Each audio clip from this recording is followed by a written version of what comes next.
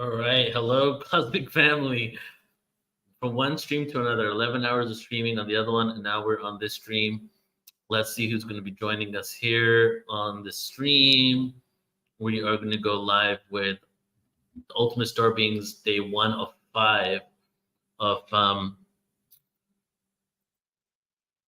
the 2023 live stream. So we're just tuning in here to see who's going to join us for this, and in about a moment, we'll go ahead and play the recording for that.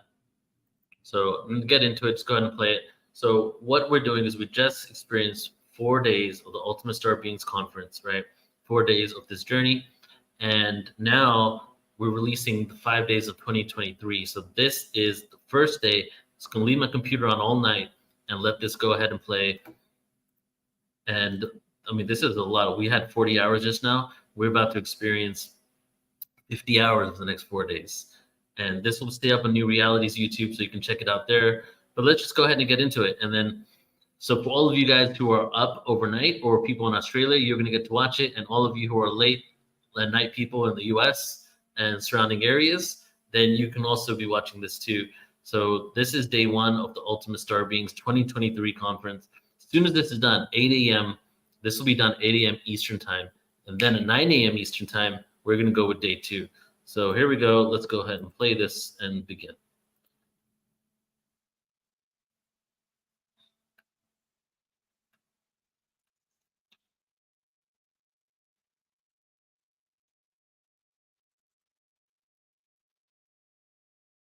Really inspired to just keep the content rolling when it comes to the star being information and awareness. Just get this out there. Really infuse the timeline with a lot of this info and awareness. So in this event, you know, we just had 33 speakers on the one before. This has 55 speakers over these days.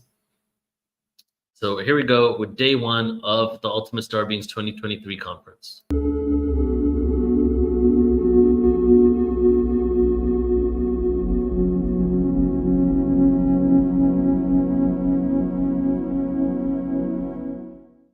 Like, this is such tremendous work. It's a one-of-a-kind conference. It is. Neil, are we live? I want to acknowledge you once we go live. Are we live? We can officially begin right now.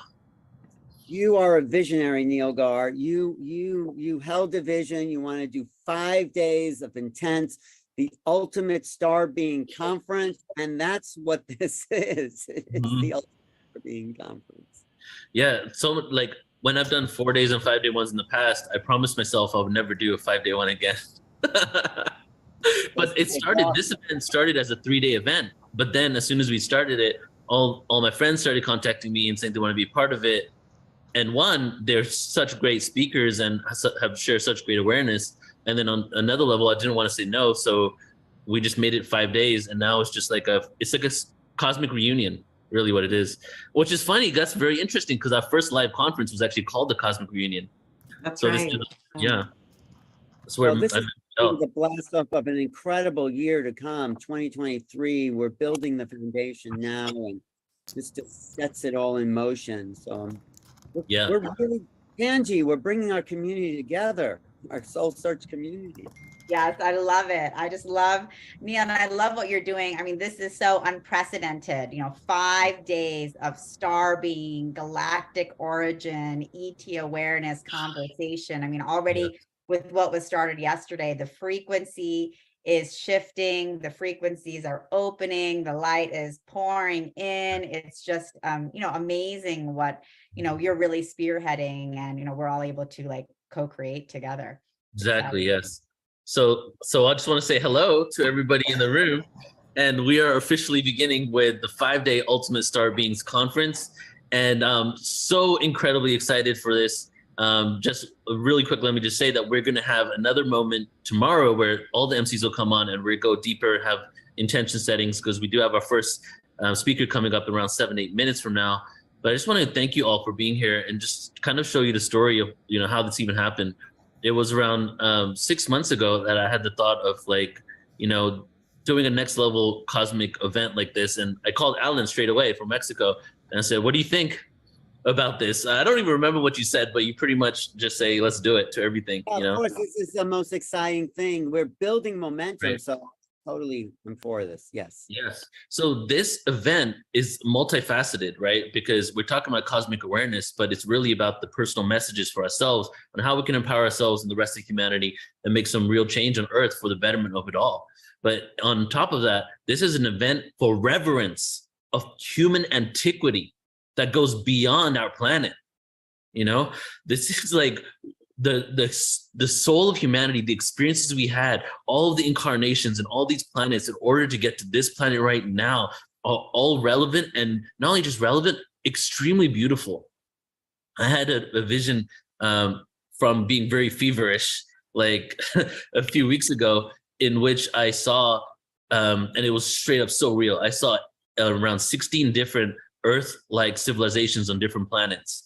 And I woke up like with tears in my eyes because I saw like this water planet with this like civilization on these huge rocks. I saw an elven kingdom, and it was almost like this beautiful story of all the incarnations that we've had and what is happening throughout the cosmos on these other planets and civilizations that exist. And I felt in my heart this huge connection to them and their soul.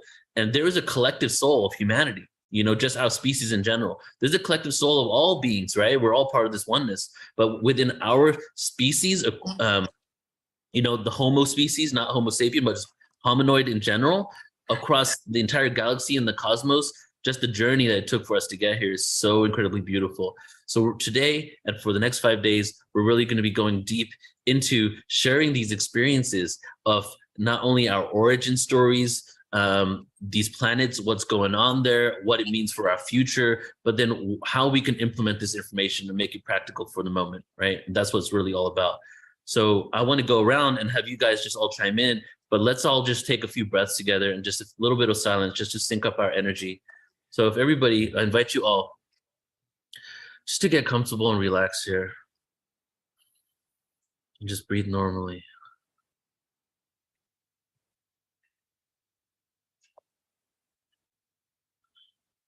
We're going to take 3 deep inhales and exhale out of our heart, expanding our auric field to encompass all of the planet and then all the solar system on the second breath, and then the entire galaxy on the third breath. So let's start after your next exhale. Take a deep inhale out of your heart around the entire planet.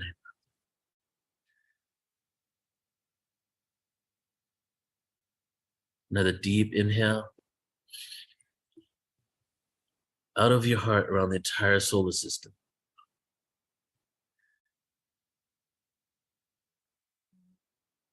Deep, deep inhale. Expand into the entire galaxy. You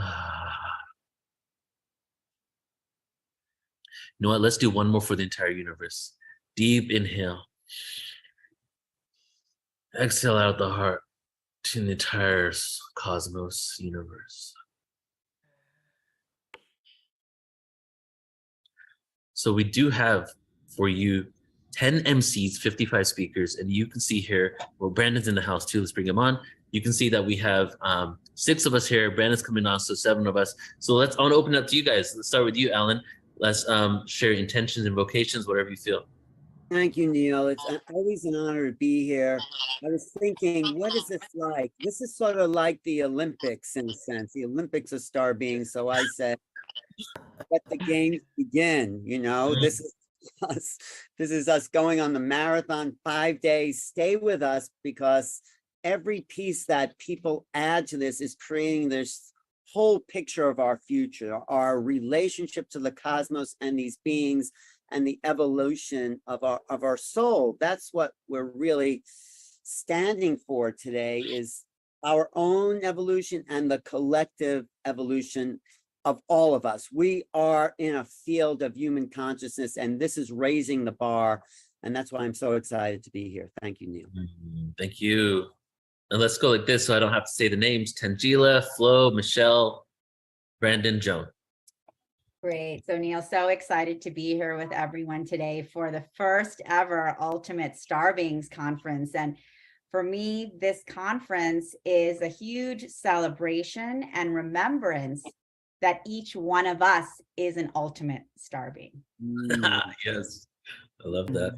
We are each part of this incredible, huge cosmic star family that spreads across the multiverse. And in these 5 days, we are really beginning to embody our awareness of who we truly are as one ultimate star being in a huge family, in an infinite family of star beings. And how amazing and powerful is that? Because we are going to be diving in with all of these experts and experiencers and contactees and exploring all of the multidimensional realms together.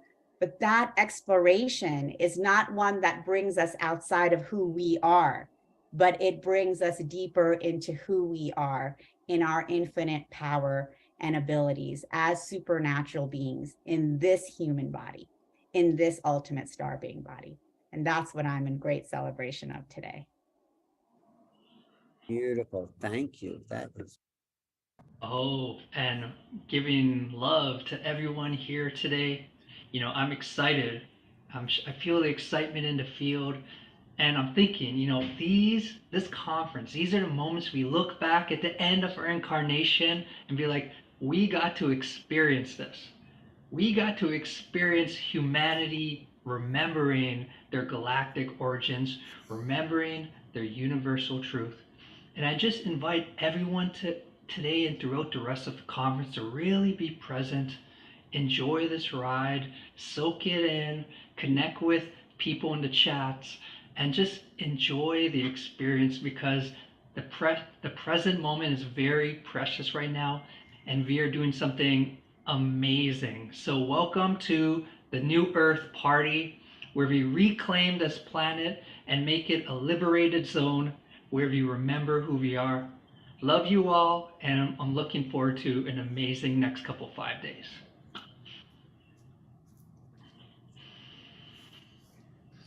My gosh, am I next? I'm not sure. go for it. Yes, you are, Michelle. Okay, I'm so honored to be here with all of you superstars, and it really does feel like exactly as Tanjil said and Flo said and Alan and Neil, what we're stepping into is our soul's mission, our assignment. It's almost as if our star families are saying, you're up, this is it, game's on. And each one of us who are showing up today are embracing and embodying what our role is to help the human species evolve.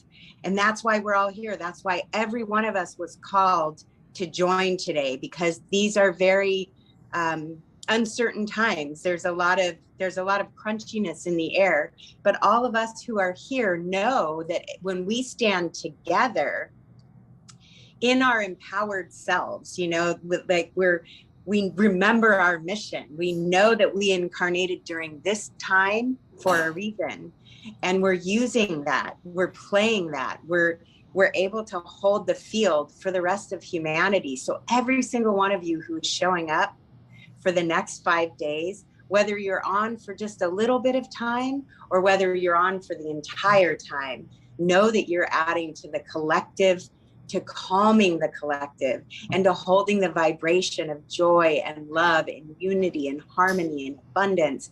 We're all doing that together. So thank you, thank you, thank you for being here. I think it's Brendan next. Is it Brandon next? Yes. Yep, Brendan. Hi guys. Oh my Awesome. God, the baby. The It's the baby baby's now. here. Yeah. Yeah. So speaking of star beings, and honestly, just holding my son River here, one of the things that comes to mind is this idea that we are the new ancestors, you know? And so when we're talking about this whole concept of star beings, we have to kind of think ahead. Like, what we are doing here is setting the groundwork for the star beings who are on their way. And if you just kind of like take a moment to kind of like feel into that, for me, it kind of like, I feel my heart well up. Like I almost start crying when I think of that, because I'm just kind of like, oh yeah, like going back to what's already been said, it's like, ain't that right? Like that's our mission. Our mission is to kind of like prepare the path, you know, to like get things ready for those that are still on their way. And so even right now, it's like a lot of it is just figuring things out and getting things organized. And that's why I think, again, what Neil has done to bring us all together, it's so much within our nature to gather in council. And I think if you kind of like think back to the concept of star beings, there's always these stories of councils, these high councils, these light councils, angel councils. And so when you think about it, it's like, that's what we're doing here. We've created this council. And within this council, what do we do from it? We put our wisdom into the center of the circle, and then something new grows out of that. And so I think, again, from here, it's really inviting in for each of us, you know, the people who have specifically chosen to be attendees here at this event, as well as all the MCs and the speakers, is really for us to really be able to align ourselves with this calling in our heart to see ourselves as ambassadors, to see ourselves as, again, you know, like to take the wisdom and the experience and the practice. A lot of this is practice. We're practicing coming into council and sharing wisdom. It's because we still got to, you know, years ahead of us to get even better at it, and then to be able to, again, bring this wisdom out with us through our field, through our conversation, through our actions, through our virtues, through our character. So what does it look like to be an embodied ambassador of the star beings? And again, really being able to know that there are those who, from my opinion, who are kind of like seeing things from the top down, and who are kind of like looking at us, and they're excited. They're like, ooh, like I can see where things are going, and I'm excited to jump in. So let's really just honor the star beings that have come before us, the star beings that are always with us, and the star beings that are still on their way here into this beautiful place that we recognize as the dimension of Earth, or the plane of Earth. So yeah, and for those of you who heard me on the experience panel, you guys will know that, you know, my son River, in some ways, and without me even having to like say this is 100% fact, he is in many ways like his own star being, as many of the crystal children and the indigo children and the rainbow and the diamond. But for myself, it's like this connection where it's like the short story, for those of you who missed it yesterday, me and my girlfriend had like a human initiated peaceful contact experience where we called in a UFO. And then a year later to that date is when we found out we were pregnant with River. And so it's just kind of like, was that him? Was the UFO, was that him? And me and Lacey kind of joked about it, and we were always kind of just like hesitant to kind of like put it out there into the public. But now that he's here with us, it's just like, what a great story that would make. And who's to say that story is not the only story? Because I think that story is happening in a lot of ways. So I think if we open our heart, we can really feel into the idea that the star beings that are on their way are already here with us now. And they're here through our heart space and our dream space and our intuition. So yeah, that's all I'll say for now. I think that really just what I wanted to share. So thank you guys. Thank you. Whoa. So Brendan, just to see the baby here, just to feel the continuity of these sacred circles, of which all of us, you know, everyone out there, all the panel, we've all been a part of this. This is our destiny. So I just want to say and add my contribution to this is that, to me, this is a galactic expansion, and an expansion into advanced training on how to step into this new era and how to step into our new concept of ourselves as leaders and as soul beings and as star seeds, because we are the ones we've been waiting for. And the dark night of the soul that the planet has experienced has been the fuel for us to really remember our greatness and remember we chose this assignment right here on planet Earth. So I'm considering these next 5 days as receiving instructions, receiving this awakening of the next level of how we can embrace our really galactic selves and our new awakenings, and really walk through this world as students and masters of this information. So I'm honored to be a part of this. Neil, I love being a part of your visions. I feel like every day Neil has a new insight as to what's the next level of teachings. And I've been really feeling this as part of an ancient mystery school. So welcome everyone. This will be that experience. Love you. Thank you so much, Joan. Thank you to all the panelists. Love you guys. let the show begin. So I'm gonna hand it over to Tanji. We'll all go off camera here, and let's begin. Tanji, that's all yours. Wonderful. Well, Neil, I want you to tune in for a little bit and join me for a minute when I'm making this intro. So, I'm super excited to be introducing Melissa Fike. She is a soul sister, galactic family of mine, and also a best-selling author and channel. And she supports spiritual adventures to help you raise your vibration and align with your authentic path. Melissa uses metaphysical topics, ancient practices, and the Akashic records to support healing and transcending past lower frequencies so that you could anchor in more of your higher consciousness and live your life on purpose and mission. And she's the best-selling author of A Radical Approach to the Akashic Records, Master Your Life and Raise Your Vibration. But I also want to say Melissa is highly multidimensional. She, beyond most people that I know, really truly remembers and connects with so many of her off-planet and multidimensional lifetimes in ways that we cannot even begin to imagine that exist. And it's so profound to be able to work with her. And I know that Neil, even in his dream state, had an experience of the multidimensional Melissa. And Neil, if you want to invite you to share a little bit about what you experienced. Yes. So when I was speaking earlier about the feverish dreams, so the whole story is, I was like trying to sleep and I was getting these feverish dreams, and I was at this UFO conference that Melissa was speaking at, and it was like, I knew it was a UFO conference, and it was just like completely dark in the room. And then I see myself sitting like on the ground, like listening to Melissa, and she was saying some really profound next level information. And so when she was done talking, I was like, I need to talk to this lady. I need to go up to her. So I went up to Melissa and I said something to her, like hello or something. And she turned around and was about to speak. And when she did, her face turned into this kind of like TV screen thing with static. I fell on the ground, and my eyes started rolling in the back of my head. Like I was like this, like some sort of like Kundalini awakening, or straight up like dream state Kundalini awakening. And then Melissa's face changed. The screen in her face changed to 16 different civilizations. And that's what I was speaking about earlier.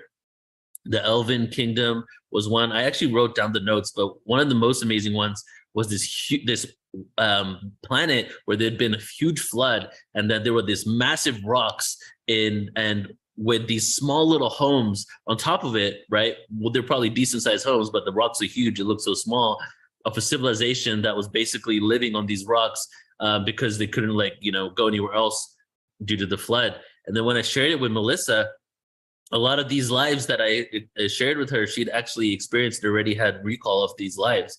So it was probably, one of the most profound experiences in regards to a tangible experience of something otherworldly.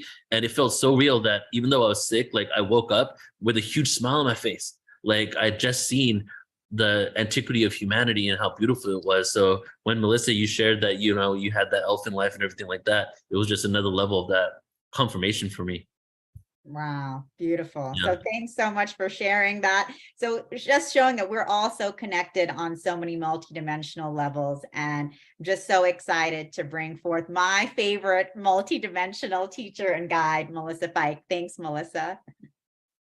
Thank you, guys. I'm kind of in awe and humbled by your sharing that. It's not about person, it's about the fullness of all that you are. We're all here together. My experiences are your experiences, my abilities are your abilities. No one is unique. We're all here for the awakening. We're all here to connect to our own interdimensional selves and to become all that we are. And no one's special. And what you have to recognize as you're watching all these people, you are them and they are you, because when you are witnessing this experience with them and how they're speaking and what they're talking about, you have the ability to embody that as well. So today I'm actually going to share with you some multidimensional star being information, some information of the wisdom that's being imparted to us. I actually work with what they call the Ascension councils. And the reason they call them the Ascension councils is because they're multidimensional beings.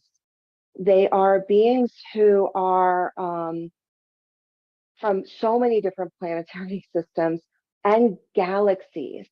And it's not just our universe.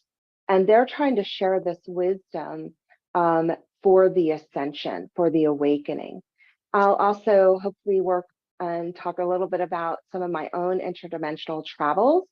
That's super interesting because when you hear people speak on these topics, you also get some downloads and some wisdom, and you're awakening, and something may trigger in your own energy system and in your codes.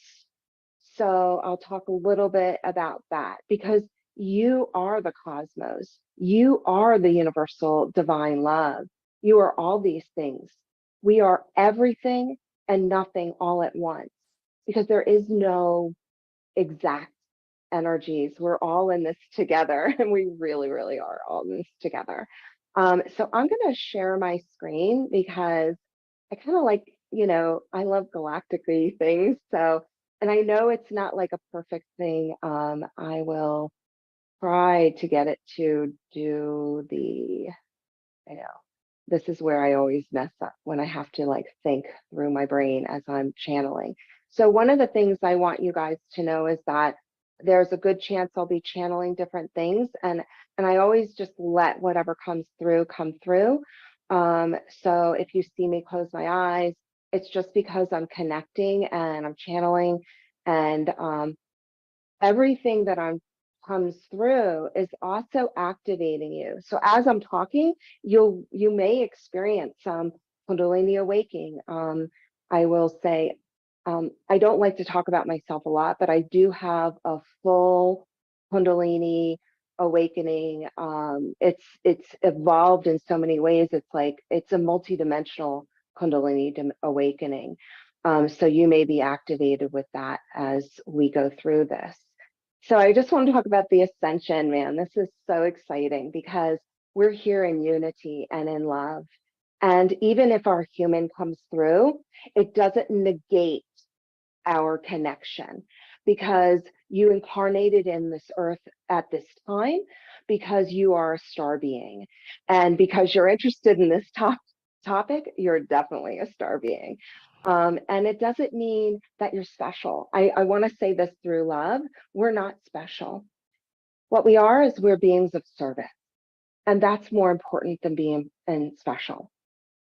When we chose to incarnate here, you chose from a place of, I love beings, including the beautiful human in all their flaws and all their glory. I love them so much, I'm going to come here in service.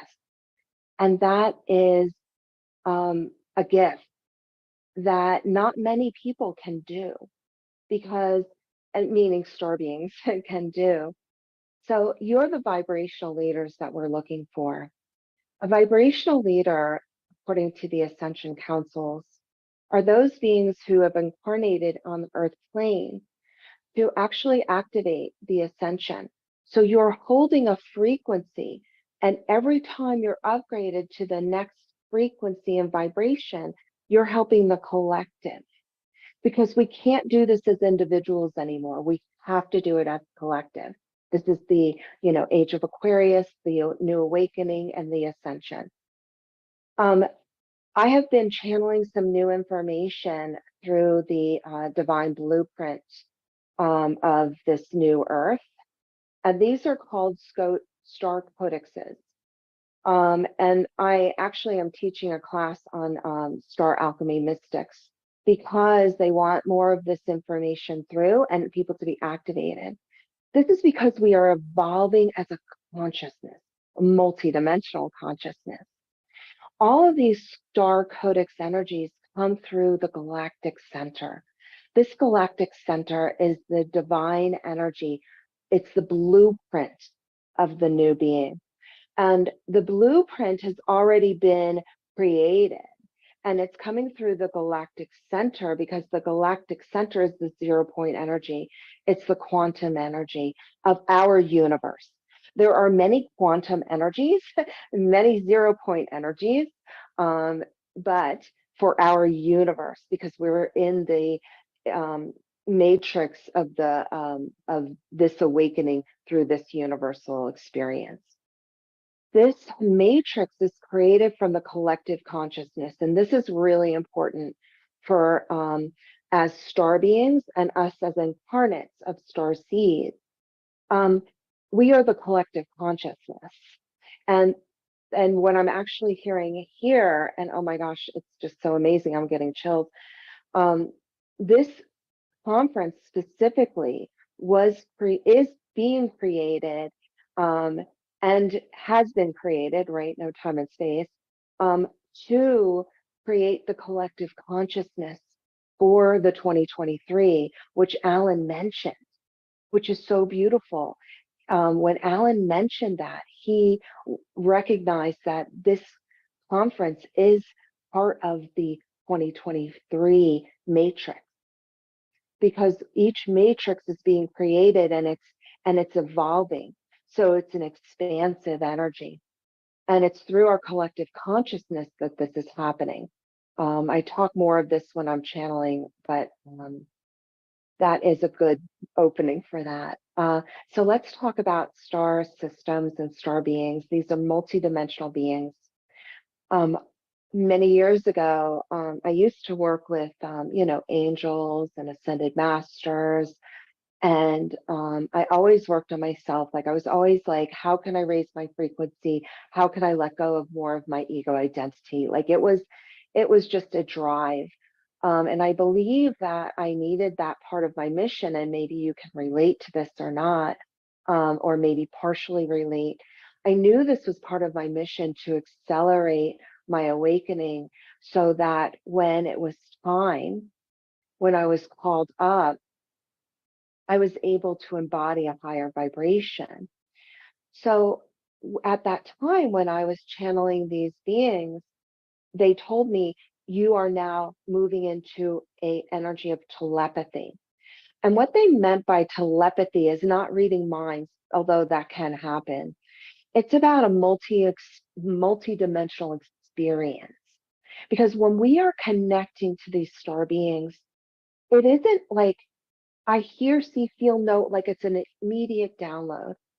When I was downloaded with my book, A Radical Approach to the Akashic Records, it's about the Akashic Records on the quantum field.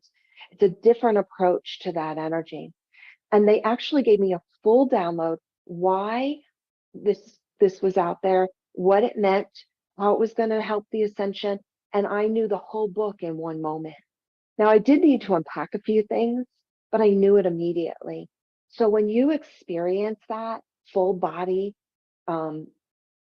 connection, this is a telepathy or a visceral experience.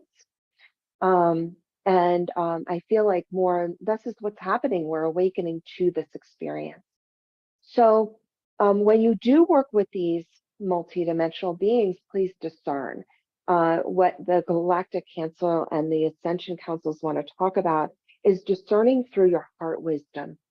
The reason is our spiritual heart is our all-encompassing energy.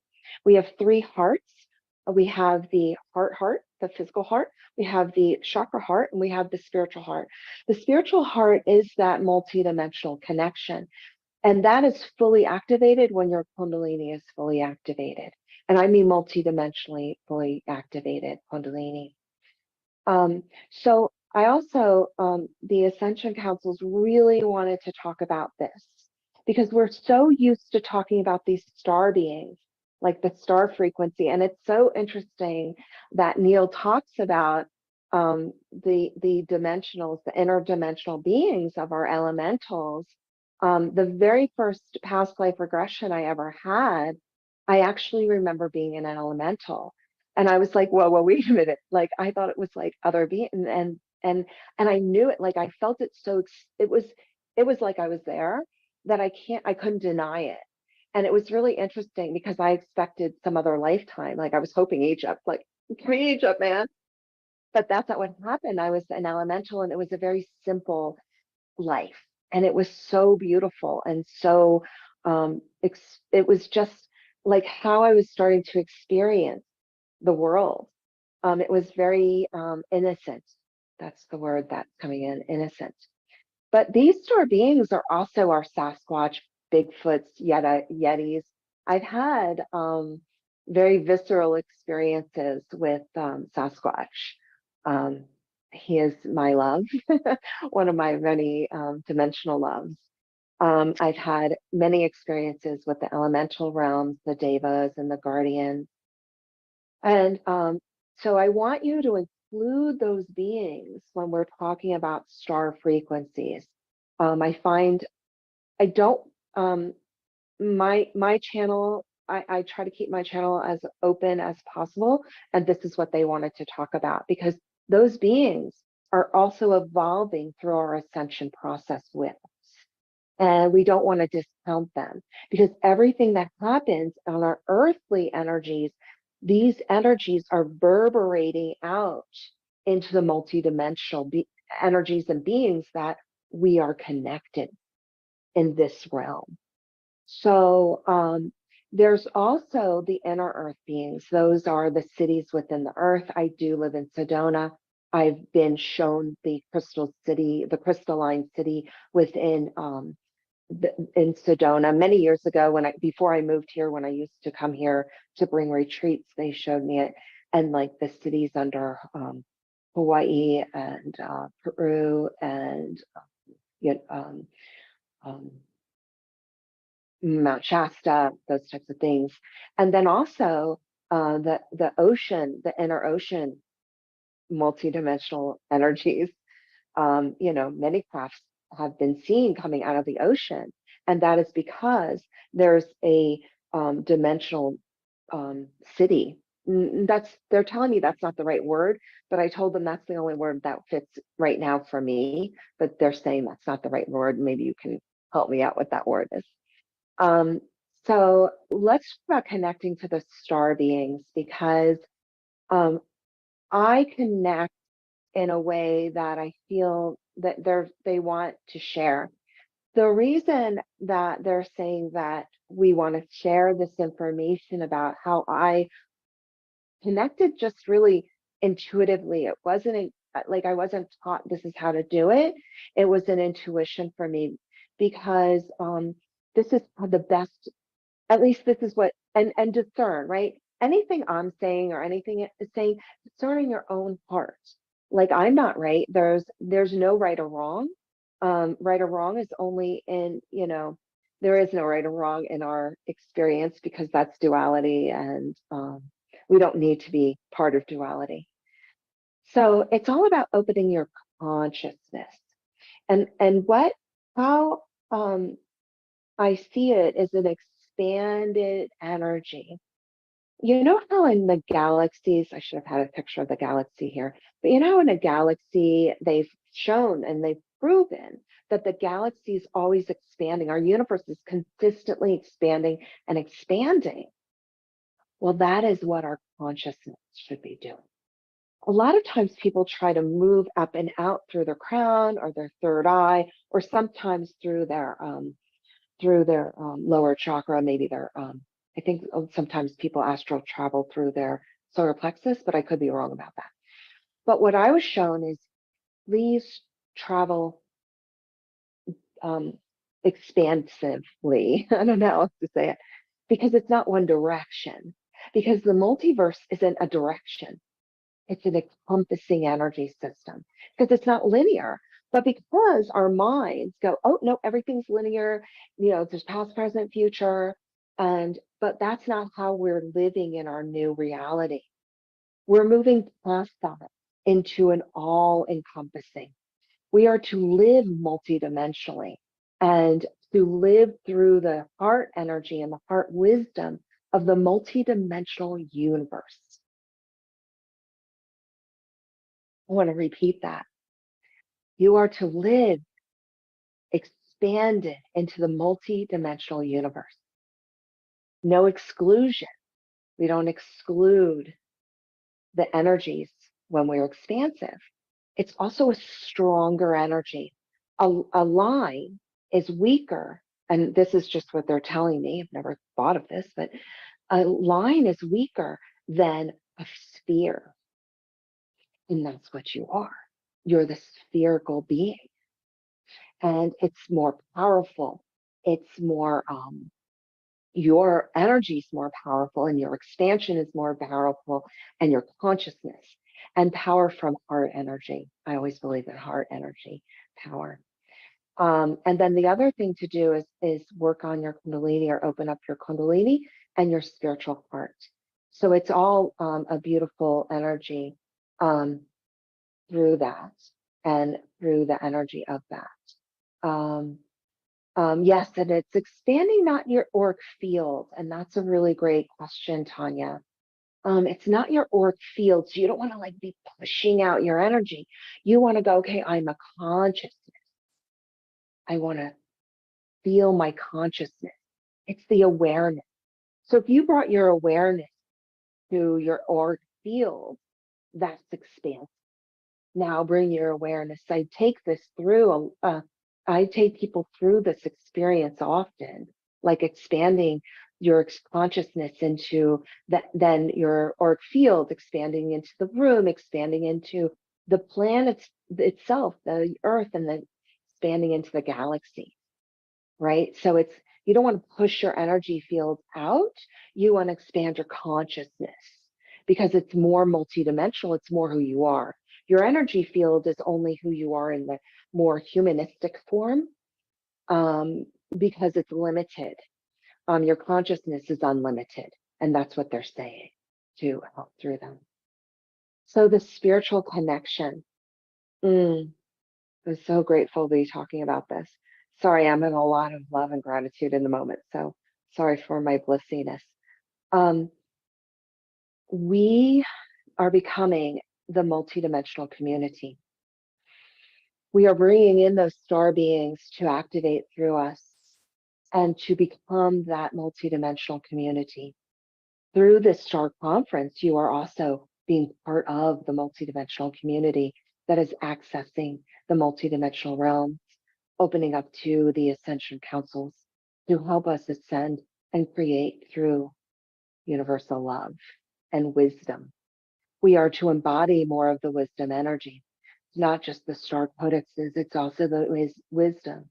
The wisdom through that will help all beings who are through this ascension to expand and create.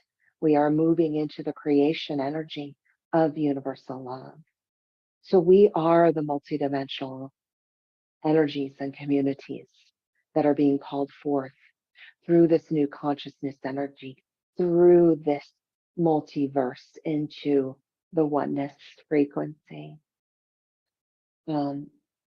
We are so grateful for this energy and this experience here, and speaking to you so viscerally. We recognize that there's still a lot of duality that so many are experiencing, even through the star being universe. But that duality is shedding its old energies.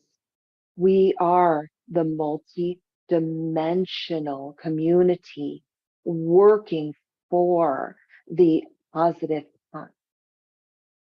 And anything within the duality is pulling you into the negative or the lower frequencies. We are asking for the expansion into the oneness frequency of the positive energy through the law of one of the positive pen.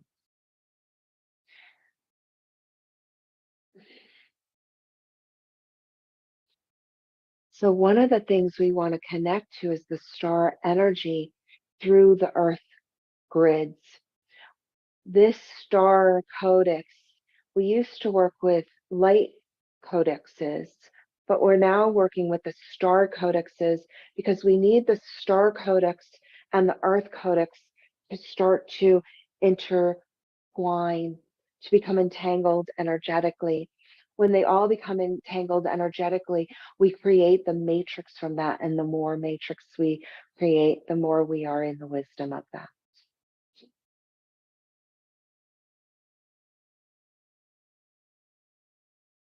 We are a multidimensional consciousness. This consciousness, and you may actually be feeling some really strong codexes coming through. I just suggest close your eyes and let it ride, because when the councils start activating, they activate, and it's just happening.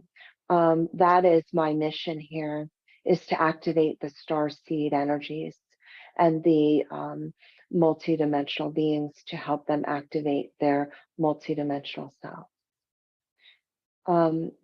So let's talk about interdimensional travel. You're expanding into the energy. You don't want to travel just through your mind's eye. You want to expand through consciousness. And that's kind of the key. You are connecting through these star beings. It has to be through the expansion. And when you expand into the multiverse, what starts to happen, you just fly through these like tunnels, these wormhole energies. That is how I was pulled through. I was pulled through these galactic energies. And that's how I started. It started happening with me. I was just pulled out when I was expanding, and just pulled in and pulled out. And this energy was a vibrant tunnel of multidimensional. It's almost like the pictures behind me, it looked like. And there were all these energies, and I would land on these planetary systems and get a download, and then I'd go to the next one. So they're very brilliant colors. There's a lot of energy and sounds like you've never heard, like I've never heard on the earth plane. It's like multidimensional sound. It's so viscerally experienced. So yeah. So I want to talk a little bit about what I channel, because this will help you understand how I travel multidimensionally. So I don't just channel these ascension councils, and a lot of, well, let's start with the ascension councils. Actually, that's where they're telling me to start. The ascension councils, the thing is that many of you do connect to these councils. I'm brought to different councils depending on the people that I'm interacting with, and depending on what they want to channel. And the reason is I see thousands of these councils, and I'll go to the councils, and there's like this energy system, and I know that they're a collective consciousness at a higher frequency than some of the like Lyrans and Arcturians on that council. And then I'll be brought to another council where there's like a bunch of human like beings, and then I'll see also some elementals and other beings that are part of the earth plane. So it's like it's not one thing. And that's what was really fascinating to me, is I was like, wait a minute, this isn't about one council. This is about the multidimensional councils, because it's not about the duality anymore. It's about the fullness and the wholeness of all of this. And that's where we're really headed right now, is the fullness of this. Most of the time, the channeling are either directly from the ascension councils, and at the same time, a collective consciousness. Now, these collective consciousnesses are beings that have already ascended. So, like where we are, when we become a collective consciousness through the 6th, 7th density energies, that's what I see. So I know it isn't a being. It's like a full consciousness that is so it's so hard to explain. It's like being in the most, it's being multidimensional yourself, and knowing and hearing so viscerally, and recognizing the wisdom of these beings. Like I am in such awe and humbled, so humbled by their love and service, that it's just amazing. So, you know, when you're channeling in your future, where are you coming from? Are you coming from higher wisdom or fear? And that's always really important. These are the beings that, the multidimensional beings that I've experienced. And I'm just going to hit on this a bit.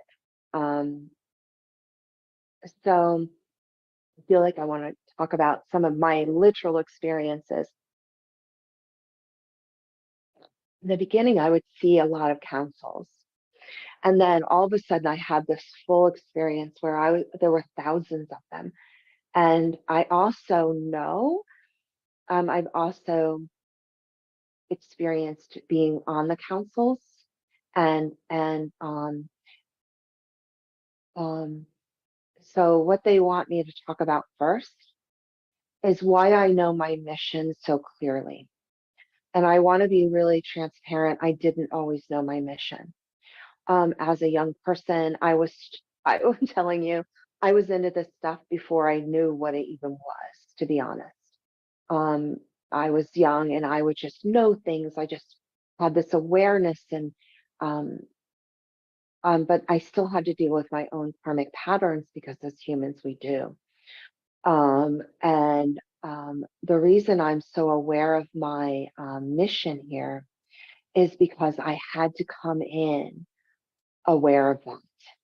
Now, it wasn't fully activated, and that is because I sit on councils, and I'm not special. This is really, really, really, really, really important. It doesn't even matter. It's so unimportant where I sit, who I sit with, what I've seen, what I've done. So unimportant, because I'm here for service. I'm here for you.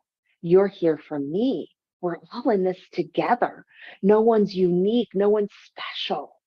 Really important for you to know that. No one is special. We're all in this together. The reason I know my mission so clearly is because I have to be fully activated for my mission to be channeled through, so that the frequencies and the codexes that come through in the energy system that I work with, they come through clearly. And I don't like talking about that, because I feel like that's like, oh, it's so important that you're doing that, but I'm not the only one, right? So is Neil, so is Alan, so are Michelle. I saw her multidimensional self when she was talking. So I get that, I see that in everyone. I see that in everyone. So that's why I know my mission so clearly, because of the ascension and the timing. I had to be completely ready, right? They would like push me out of my comfort zone to be ready for this time. The Lyrans, I've had some really visceral experience with the Lyran race and the Arcturians and the Hathors and others. It seems like I know so many of them, but the Lyrans, I actually remember lifetimes there. I also have been really connecting with my Lyran family. I remember being one. I have my heart love is still there, and she and I connect very intimately, especially when I need to connect to feel, like to deal with my humanness. And this is a really cool one. This is super cool. The liquid light beings. So one of my interdimensional travels, and this is interesting because they wanted me to talk about this, because the liquid light beings, when I was traveled to this universe, and I was just shown these liquid light beings, and what they told me is that they are collective consciousness, and they merge into this like plasma like energy, it was almost like a pond, and it was just easier. Like they try to use my own awareness, but I know that wasn't really what it was. Like, but they brought in my awareness, and I watched them, and they were like, and then we can be, you know, we communicate together, and then we go out in individuals and we work with light workers. They do a lot of healing work and a lot of interdimensional work. And but it was so interesting how they like they melded with me, and how they showed me how they interact with each other, and what it's like to be a full fully dimensional being. It was really profound for me. So what I'm saying is, it just isn't the planetary systems. There are so many beings out there, and they're all working, helping us. Not all of them, but I choose to connect to the ones that are, because that's my mission. My mission is to hold the light and be the energy of the positive path. So a lot of collective conscious beings and other beings like that. I have a few more minutes, so I'll just keep on going. I want to talk a little bit about the star code activation. This is so beautiful. These activating your star code connections. This is a multidimensional energy and a multidimensional wisdom. It's bringing forth. I've done light code activations for like really kind of before a lot of people did them. Spirit taught me exactly how to grid a space and to do activations. And then since then, they've just become stronger and stronger and stronger. These new star codexes, which also have similar energies, are to for the next phase of our awakening. This is the next level of that. So this is all about opening up to your multidimensional wisdom, right? Nobody has the one key. We can't all have one key. Like we all have to have keys that fit together to create the fullness of our grids, of our creation grids. And you're activating your spiritual heart through spiritual wisdom. Because that heart wisdom is really where we're headed. So I'm glad. Woo, last slide, all in perfect timing. So what I am, one of the missions that I have here is to help people understand the matrix, especially the new paradigm matrix that's being created. This matrix is a living frequency. It's a living energy. And the builders are the beings who literally take the blueprint. And there are other planetary systems who have come through the same awakening system that you are coming through. And because they are coming, that blueprint has been created, but your blueprint needs to be uniquely created. We do bring some of those codexes and blueprint energies. Of course, the universe is economical. So we're bringing through those same blueprint energies and then revamping, recalibrating, recreating, because you are part of that and we are building it through from your conscious energy as a collective. More and more of that energy is coming out, and the star codex's energies are what's really happening and creating through them, feeding into the new matrix, feeding into the creation energy. And I just want to leave you all with this as the human self. You can find me at melissafike.com, FEICK.com, and I am doing a codex activation for the Star Alchemy Mystic. Okay, so much love to you all. Thank you for allowing me this time, this space, this beautiful panel. Oh my gosh, Neil and Joan, who I know more connected to, and everyone else here, all you beings who are here ushering in the light. I am so grateful. The Ascension councils are grateful, and thank you for your time.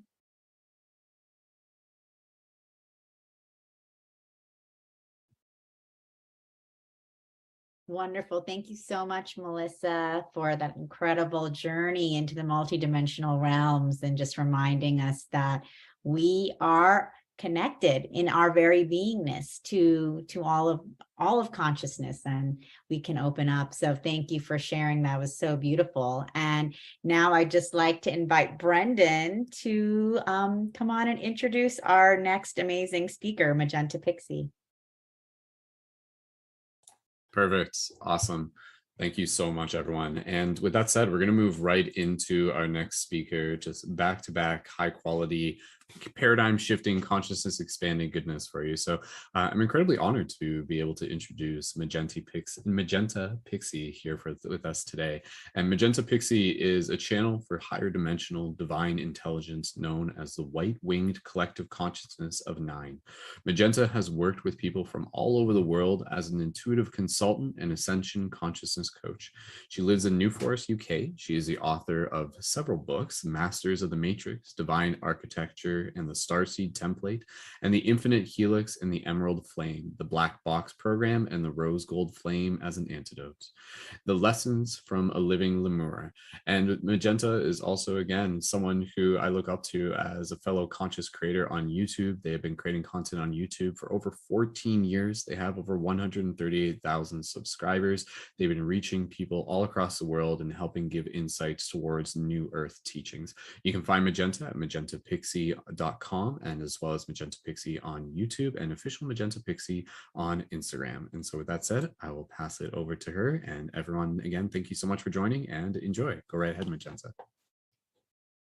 Thank you so much, Brendan. That was really lovely, and it's lovely to meet you. Thank you to Neil and Joan for asking me to be part of Portal to Ascension. I'm really honored. And so what I have done is I have asked my guidance system, the white-winged collective consciousness of 9, to come forward and respond to a couple of questions specific to the topic of star beings. So I'd just like to bring forward what they said to me and then talk about or analyze what they have said if there's time at the end to do so. So thank you so much. It's a wonderful energy here. I caught the tail end of the previous speaker, Melissa, and what she was saying was lovely and very much in alignment with the information I also have. So that's wonderful. So my talk is entitled Ascension Earth, Star Knowledge Through Celestial Memory. And I would like to bring forward the 9's responses to my questions.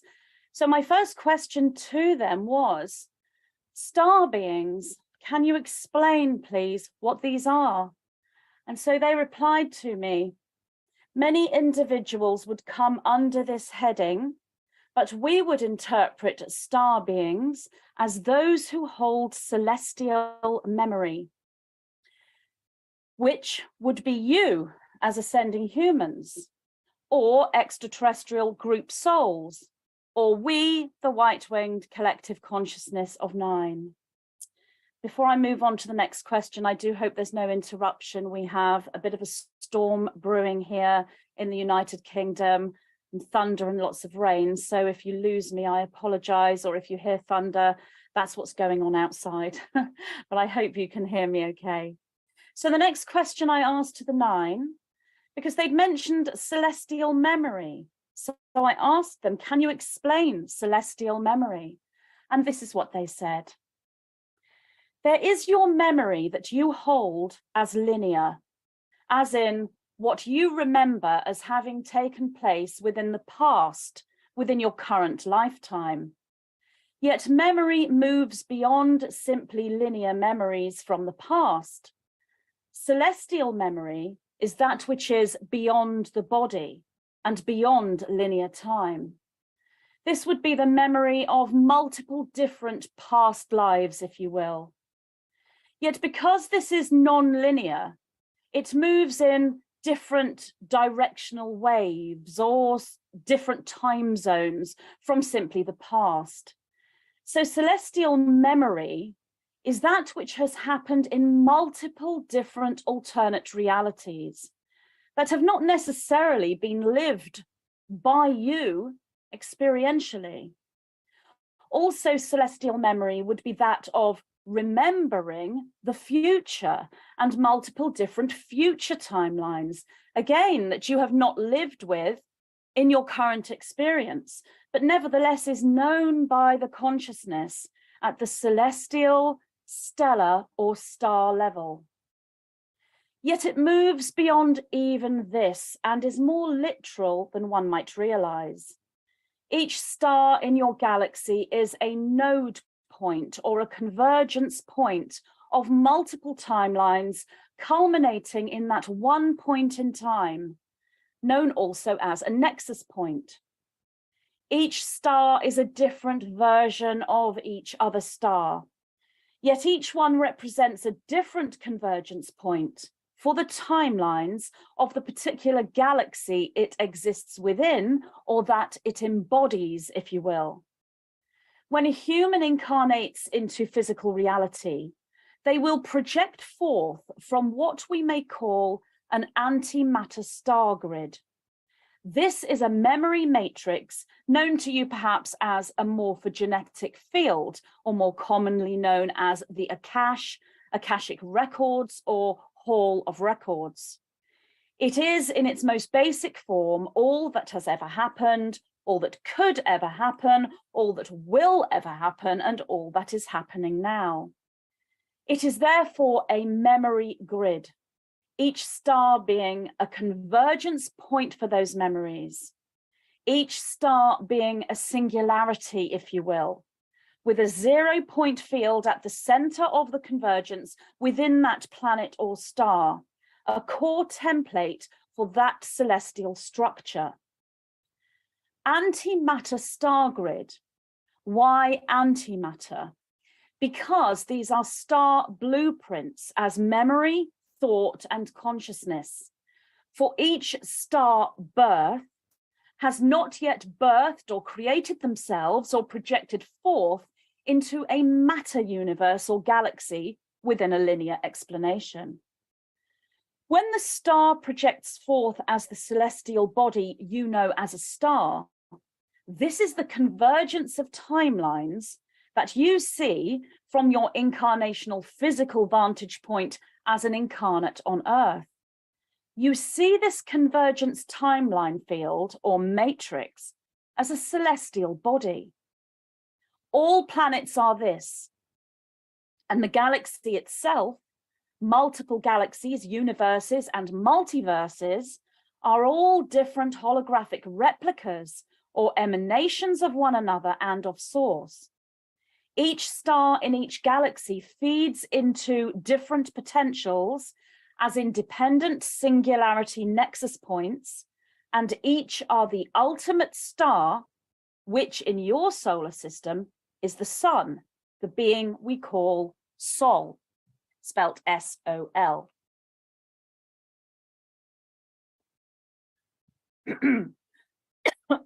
Excuse me.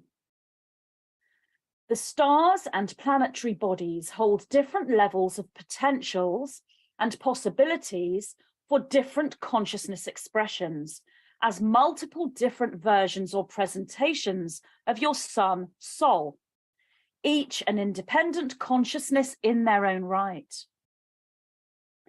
Sol, your physical sun, holds the memories and collections of multiple potentials for each star, planet, and planetary body within its consciousness, and stands as a gateway or portal for the entry and exit point for your particular solar system. An entry or exit point for individualized consciousness moving into your solar system, if you will, with each star system being the memory grid for each incarnating physical being at inception point, which is the very first thought or spark of all that is you as a human being. So the incarnation's human consciousness, moving into the newborn physical vehicle, the newborn baby, in a healthy, aligned, functioning solar system, enters through your antimatter solar gateway, your sun, the Innerverse sun, which is the exact hyperspace replica of your physical sun. From our perspective, as the white-winged collective consciousness of 9, it is the same place. The sun, soul, is an emanation of multiple other suns, central suns, grand central suns, and great grand central suns into infinity. These suns would be known as the solar consciousness and would be the place of memory or knowing you hold if you are said to be moving into your solar light body or moving through solar ascension. Yet your quest was regarding the celestial, stellar, or star, which equates to what you know as fifth dimensional, or fourth density, depending on the model of reality used to explain the memory grids and matrices we speak of. The star as a celestial body imparts material, let us say, of itself at antimatter level. And this is held as a code or an activation within the incarnating human being. The substance you would know as plasma in truth, but can also be seen, if you will, as stardust, for it is made of a photonic light particle from a particular star or star system. This substance or light or plasmic stardust is held within the DNA fields of each incarnating human being as a dormant code, a dormant memory code. When the individual activates that memory code, as is occurring upon your planet Earth in your current now time of November 2022, much longer than that, but they're talking about now, November 2022, the celestial memory, if you will, comes online. For that individual has activated the memories of the particular star or star system that they were seeded from, as in the plasmic stardust they hold. These star systems that seed the plasmic stardust memories are predominantly known as Lyra, the Pleiades, or Sirius as the most common three. You yourself, Pixie, hold the seeding stardust from the Pleiades. The term starseed is therefore so much more literal than most awakening individuals realize. It does not simply mean you are from a planet or star system outside of your Earth in a philosophical, metaphysical, or metaphoric way. It means you literally were seeded energetically and physically as photonic light memory from a particular star, from the actual fabric of that star, star particles or stardust or plasma. Through the memory codes you hold of that one particular star system, which is an infinity unto itself, you can access the entire history of that star system, the planetoids and moons surrounding that system, and indeed all other stars and planets, including the Earth you exist upon, and thus the galaxy, as you activate galactic energy points or galactic chakras, if you will, and eventually move into solar memory, which is beyond the scope of this particular transmission in accordance and alignment with your question. So that which you experience as a star seed or a star being would be celestial or stellar memory. This awareness moves beyond memory as it is no longer linear, as we have said, and it becomes knowing, or indeed it becomes a paradigm or a consciousness. You are thus stellar activated, holding a celestial unity awareness, which you know as fifth dimensional consciousness. This leads to one law, which is presented in all celestial teachings from all star systems, and that is the law of one, which is the understanding and awareness of alchemical unification, which is the true unity, as in all things are unified and are thus one. This is the predominant teaching for you as starseeds incarnated upon Earth. For the teaching you receive regarding this unity, and thus the teachings you then deliver to others, which in turn shall activate their own stellar memories and celestial consciousness, is that which shall return your planetary system and humanity into true freedom through liberty templates, sovereignty, and higher creation to your planet Earth and all of humanity. Your planet Earth then moves through a transformation through what we call a Terra gateway, or pronounced by some as Tara gateway, known also as the green Tara goddess alignment, which would equate to a fourth dimensional field, known also as the astral levels of existence, into the Gaia grid, which is fifth dimensional. This is when your Earth moves from existing as a planet into existing as a star, explained on a more logistic, physical level, let us say. Are we saying your planet Earth is becoming a star? Indeed, yes, we are saying exactly this. This is as it is and is the most natural order of all source-aligned planetary systems that you would know as planets. Or indeed, your Earth is more accurately becoming a star system, as there are multiple Earths within that which you may know as multiverse. The Gaia grid stands first as a consciousness, and then births that consciousness into physicality through you, the human, aware and awake and activated souls moving through celestial ascension. This is also known as a crystalline transformation, for the codes within the DNA begin to replicate this original plasma stardust that you incarnated with, which is photonic light consciousness, holding expansive memory of that morphogenetic field of all that is.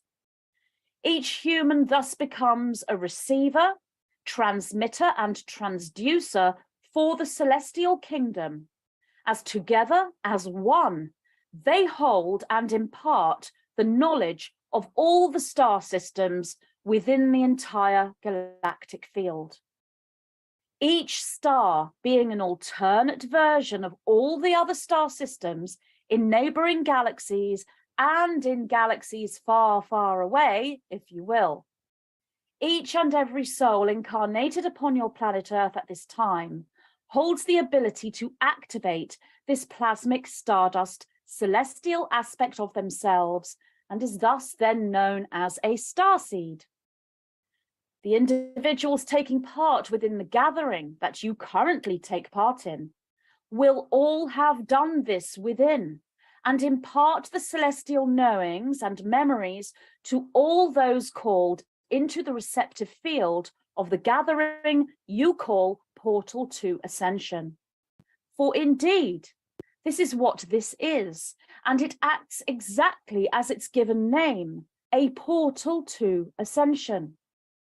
For each celestially activated individual stands together.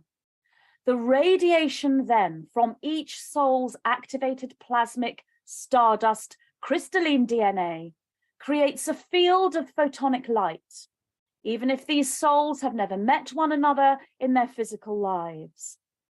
This creates exactly as is said here, a portal.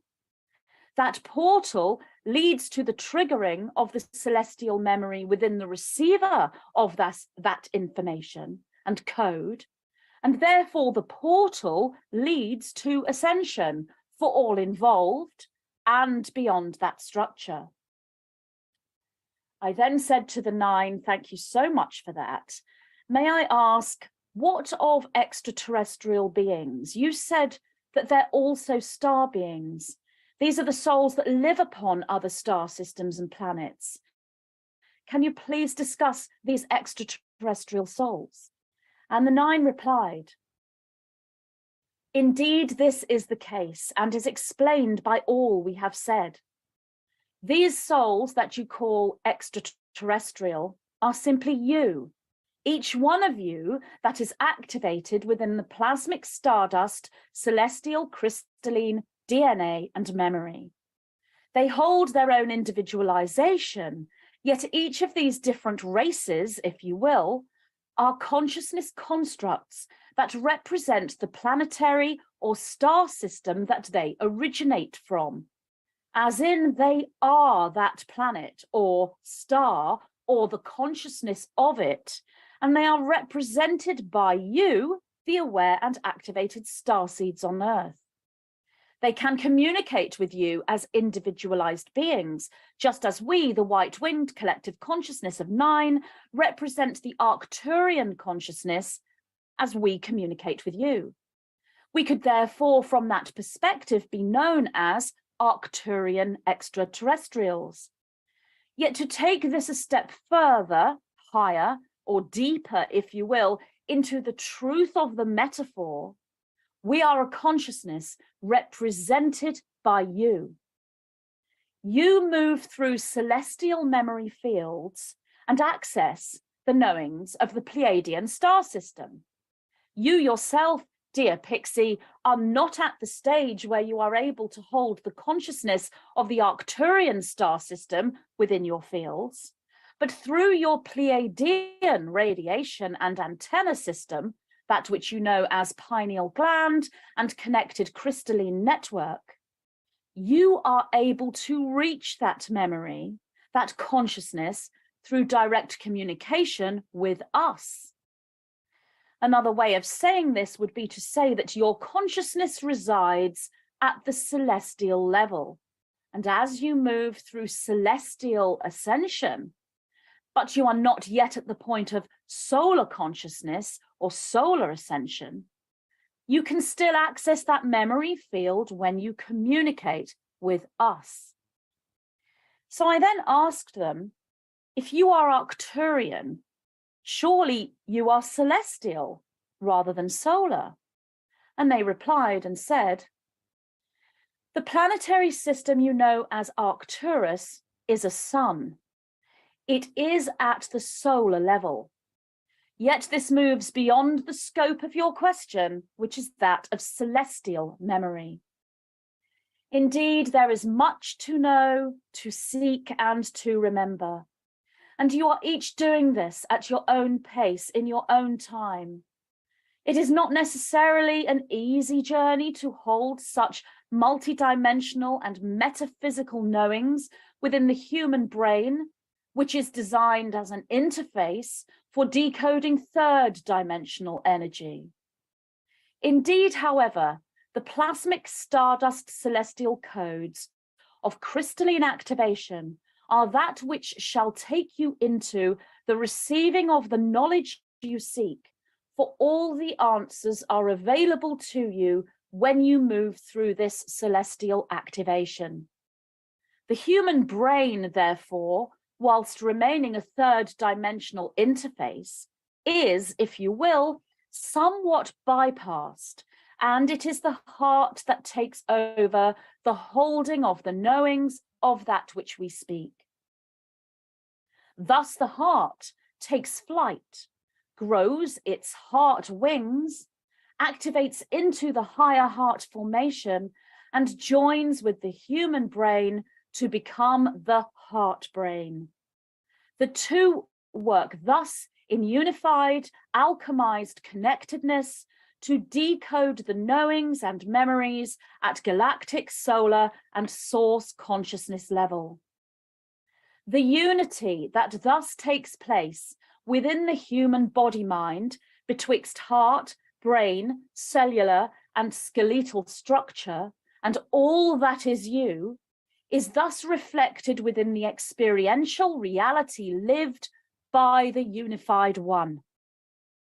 This, on a consciousness level, when this is achieved by multiple star-seeded ones en masse across your planet Earth, the Terra bridge is crossed and the Gaia star is created. Ascension Earth thus takes place. This is that which is currently being undertaken across your world at this time. And for us, and for all star beings with eyes upon the jewel planet that is Earth, and beloved humanity upon her, it is indeed a joy to behold. We are the white-winged collective consciousness of 9. So this was their reply to me when I asked them these questions. I wasn't expecting such a long reply. I just thought, as we were discussing ultimate star beings within this conference, that I would ask them these questions and see where they would go with their replies. So it really seems as though, from what they are saying, that the stars themselves are so much more a part of us as humans than we could ever imagine. And it's not just a metaphor or a metaphysical discussion to be had.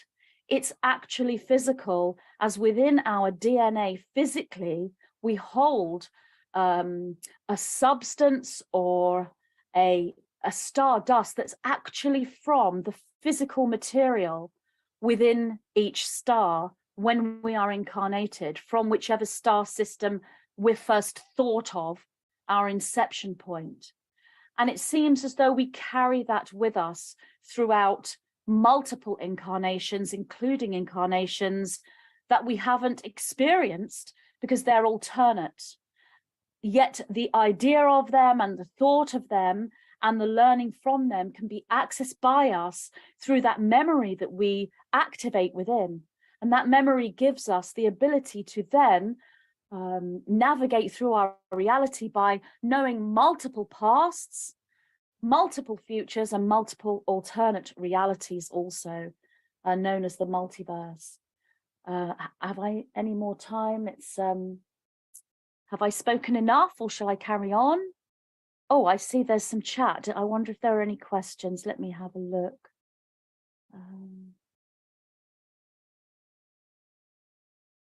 Oh, I didn't see any questions, just a few comments. Okay, so I'll carry on talking, and then, Brendan, if you want to stop me when I've said enough. So I'm going to go back to the part where I ask the 9, can you explain celestial memory? And go through what they're saying here and sort of analyze that somewhat from my point of view.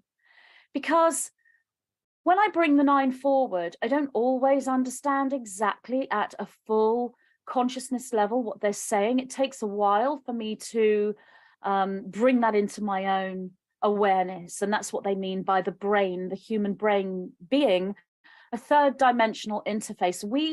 We interpret everything in a 3rd dimensional way. And obviously what they bring forward is multidimensional information. So we have to decode that. So when they answered my question, can you explain celestial memory? They talked about our memory as linear, the past, the present, and the future. Everything we remember as having taken place in our life. Yet what they're saying is celestial memory moves beyond that. It's beyond the body, it's beyond linear time. As I said, it's the memory of multiple different past lives. It's the memory of things that haven't happened to us, multiple alternate realities, which can lead into realities that are very, very similar to the one that we are experiencing, but it can also lead to alternate realities that are completely different to the one that we are experiencing. So we can look at all these multiple different timelines, but timelines, again, is just the way the 3rd dimensional brain decodes this. The 3rd dimensional brain has to have some kind of direction, past, present, future, forward, backwards, sideways, up and down. And yet in truth, this is a oneness, this is a unity field. There are no directions within that. That's just the way that we decode this multidimensional presentation of reality. It's very difficult for us to talk about unity in its expansive 0-point field presentation. So we find these different ways to decode what it is. So this is what the 9 are meaning when they say that this moves beyond linear time. It moves in these different directional waves or different time zones. So celestial memory is that which has happened in all these different alternate realities and futures also. And it moves beyond even this, they said, and is more literal than one might realize. Each star in your galaxy is a node point or a convergence point of multiple timelines, culminating in that one point in time. So when I speak about timelines as different eventualities and different probabilities, I would see them perhaps as timeline A, timeline B, timeline C, timeline D, and they're all different alternate realities. But there is a point where all these timelines converge together in one point. And what that means is the same outcome exists in all these different timelines. The new information that has come forward today, that the nine have told me, is that a star that we see when we look out of our window or through a telescope from our third dimensional existence in the physical body, we look at a star. The star is a physical representation of the convergence of timelines. It's been created by this thought process that we're all going through and by our experience, by the experience that we've lived and by the experiences that we haven't lived, but that we can access as potentials that didn't occur. The star is the convergence point star in the galaxy and the galaxy itself. And that's new information. I didn't realize that the stars were this. I didn't realize stars were convergence points. Neither did I realize that Earth is moving into becoming a star. Now, I understand now, it makes sense because they have spoken to me about what's occurring on Earth. We're moving into this convergence point. So for many thousands and thousands of years, there've been multiple different timelines. But now, at the time we're in now, which they call end times or planetary completion, every single timeline moves to the same place, which is a singularity and an inevitability. So when that occurs, when we actually reach the point of everything in all these different timelines is all culminating into the same place, that's when Earth is becoming a star. And we're very much on that journey now, because what's happening now in our reality, this great awakening and this coming together of all these aware and awake individuals, that's part of that inevitability. So I'm not sure how Earth physically becomes a star, but I can see how Earth becomes a star in a consciousness sense, in a thought sense, and how we're creating that through our experience and our thoughts. But how that actually happens physically, I would have to speak to the nine more so about that, although I'm sure what they would say to me when I ask that question is that trying to get this puzzle into my thoughts is a third dimensional way of doing this, and it is far more than that, because there's more than one Earth. Because what our Earth is becoming, they said, is a star system. And I feel what that may mean. This is my interpretation. I feel what that may mean is, as we become aware of all the different multiple playouts that could occur for us in our individual lifetimes and in the lifetime for the planet, we then begin to see and feel and experience multidimensionality. We're no longer living a linear journey as a one mono path. We live and think multidimensionally. That is what we are doing with this stellar consciousness, this celestial consciousness. So as we bring our awareness into our thought process and decode it within the third dimensional brain, we're seeing these multiple different timelines, multiple different Earths, and through our awareness of it, we're creating a star system within our own minds, which is a reflection of our own DNA and our knowledge. And all that occurs at antimatter level, which the nine said is the Innerverse. So everything within our mind, our thoughts, our knowings, our imagination, our channeling, everything we see in those inner worlds, collectively together and individually, is an innerverse. And they are telling me it is an exact replica of our solar system, multiverse, universe. Everything we see out there that we interpret as planetary bodies and stars and moons and suns are physical representations of what is inside us, the innerverse. So they're the timelines culminating together, created by our thought. So this is what they mean when they say looking deeper and looking beyond into the metaphor.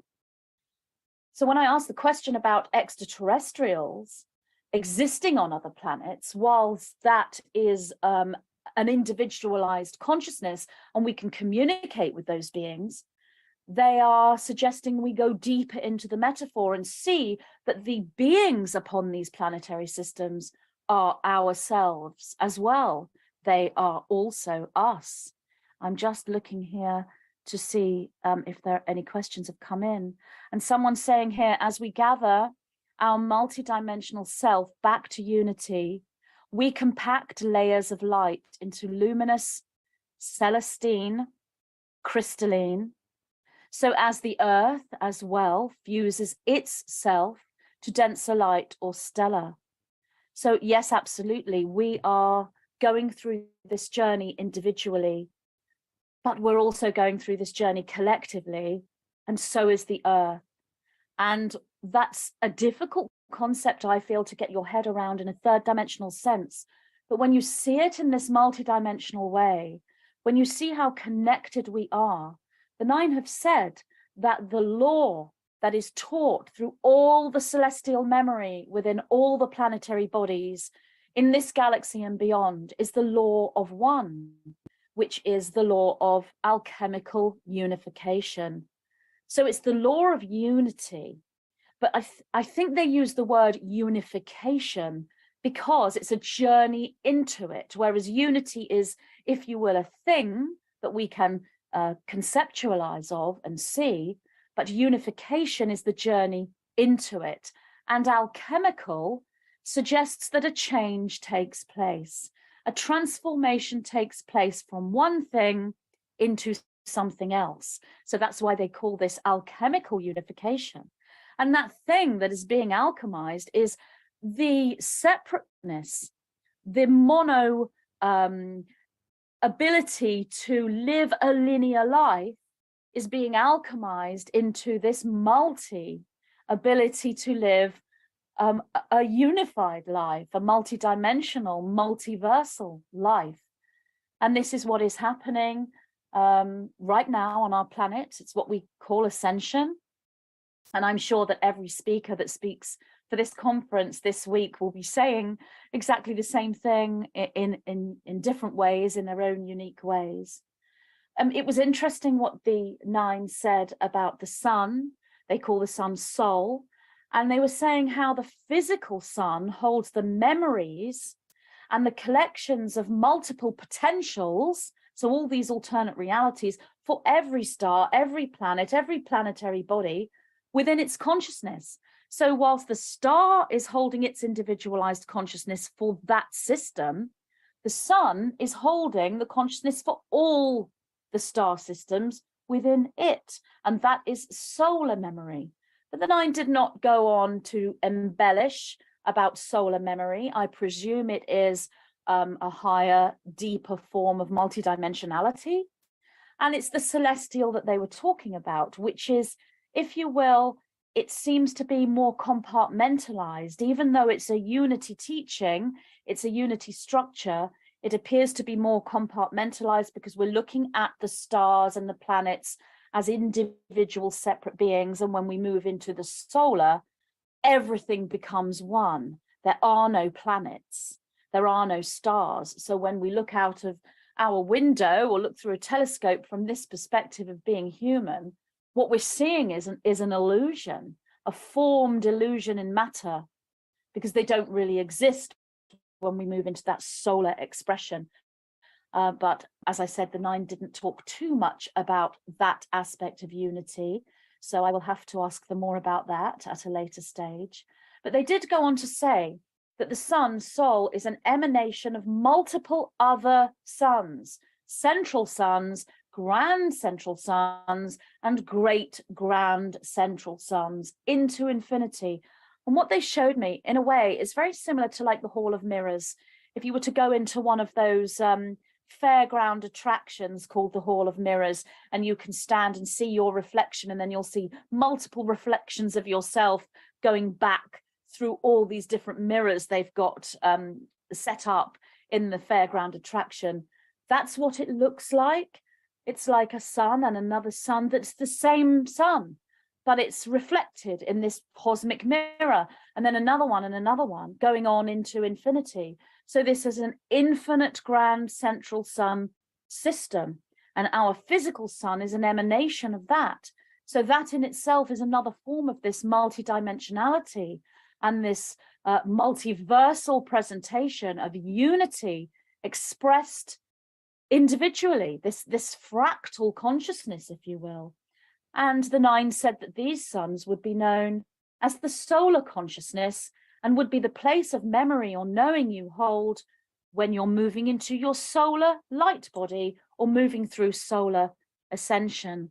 And somebody posted here, suns are with every parallel Earth in every timeline, every universe of infinite existence beyond numbers. And that absolutely sums that up.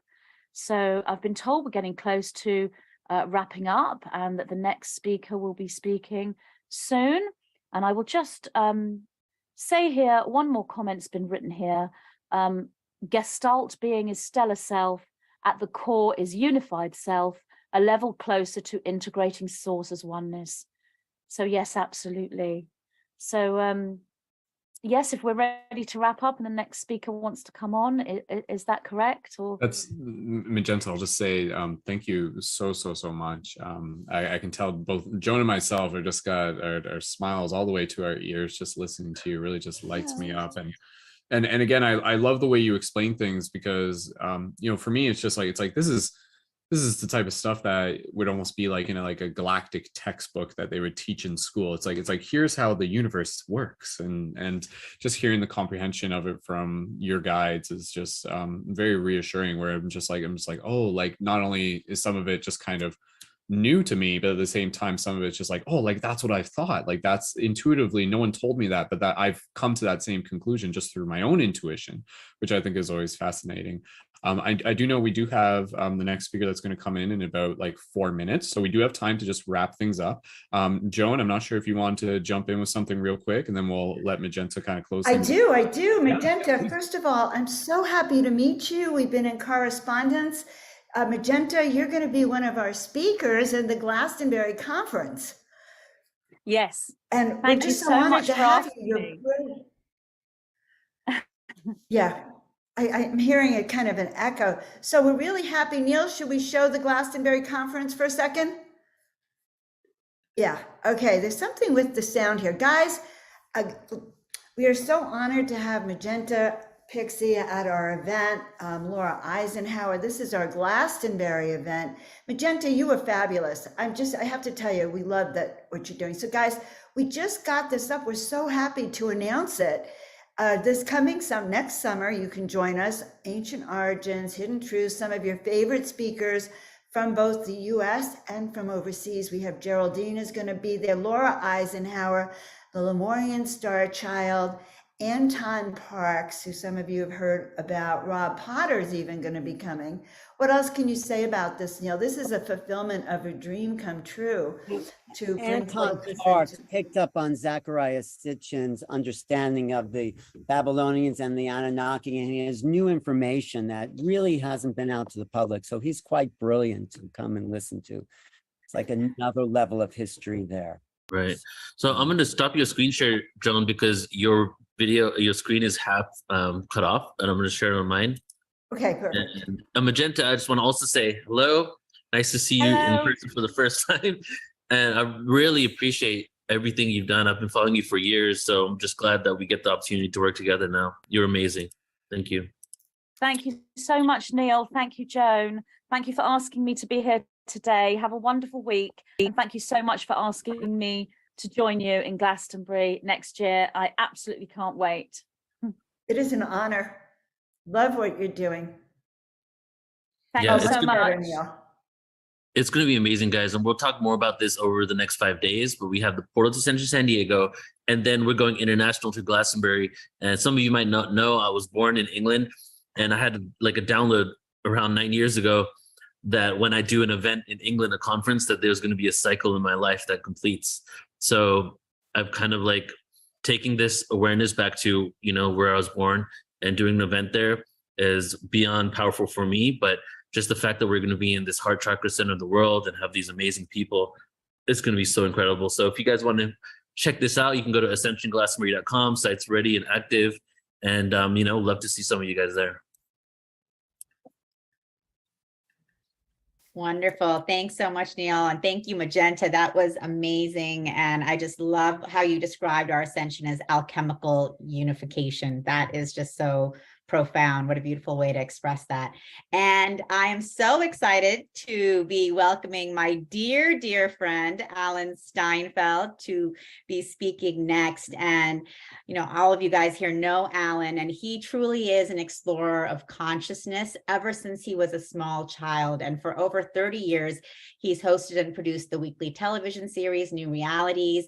He has over 70,000 subscribers on his YouTube channel, and he has interviewed all of the luminaries in the field of health, spirituality, and UFOs, such as Deepak Chopra, Ram Dass, Marianne Williamson, and he really does inform millions through his website, lectures, YouTube videos, and weekly TV programs. And Alan is also the author of Making Contact, Preparing for the New Realities of Extraterrestrial Existence. And Alan has just been on the leading edge of bringing forth all new realities and galactic information and the forefront of spirituality, health, and wellness for all of us, and really has paved the way for what we're doing here today as part of this Ultimate Light Being Conference. So, Alan, we're so excited to have you here as part of, you know, the Ultimate Star Being Conference. Thank you so much. We're excited to hear what you have to say. Well, I'm excited to hear it too, because I never know what I'm going to say. So,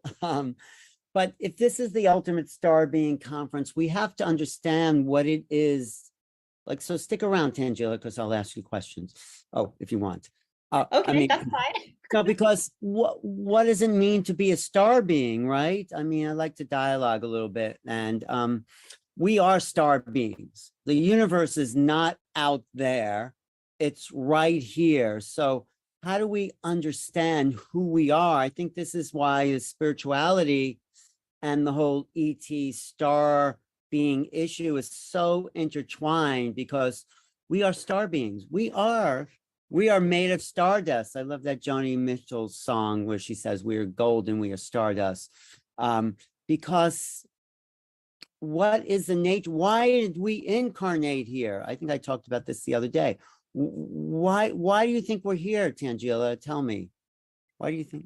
Yeah. Well, we're here, you know, from my perspective, we are conscious, you know, we are frequencies. We're frequencies of consciousness, and we are here experiencing the human form in all of its density of that it is. And we're also here evolving the human form from the density with which we have, from which we have come into higher and higher levels of consciousness. And we're doing this simultaneously across all of the interdimensional and multidimensional realms. You know, so when we're speaking about our galactic selves, it is so far beyond the linear way we described it, you know, in terms of our past lives, present lives. It's all simultaneously occurring. And we have this, basically this cosmic soup of who we are, shifting and learning and developing. And one of those, one of the elements of that is our human form, where we are here to ascend together. That is beautiful. No, that is a great way of understanding this essence that we are. Right now, I think we're in a moment where the past is rolling itself up. It's like we can hold on to the past, you can hold on to your history, but you're not, the future doesn't lie in the past. It lies beyond what we have known. So to be the star beings that we are, we have to open our minds to the impossible, the unlikely, the something beyond imagination.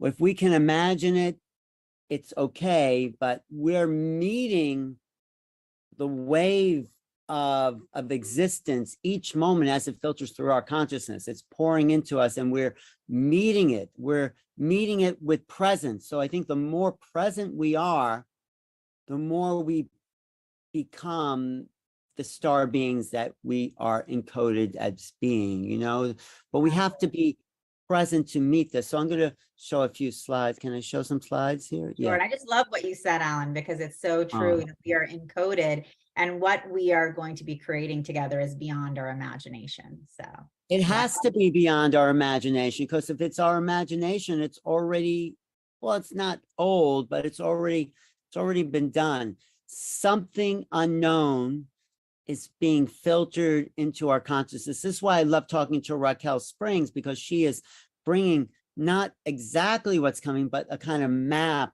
to measure the moment of existence as our relationship to the stars. So do you see this on your screen here? Yeah.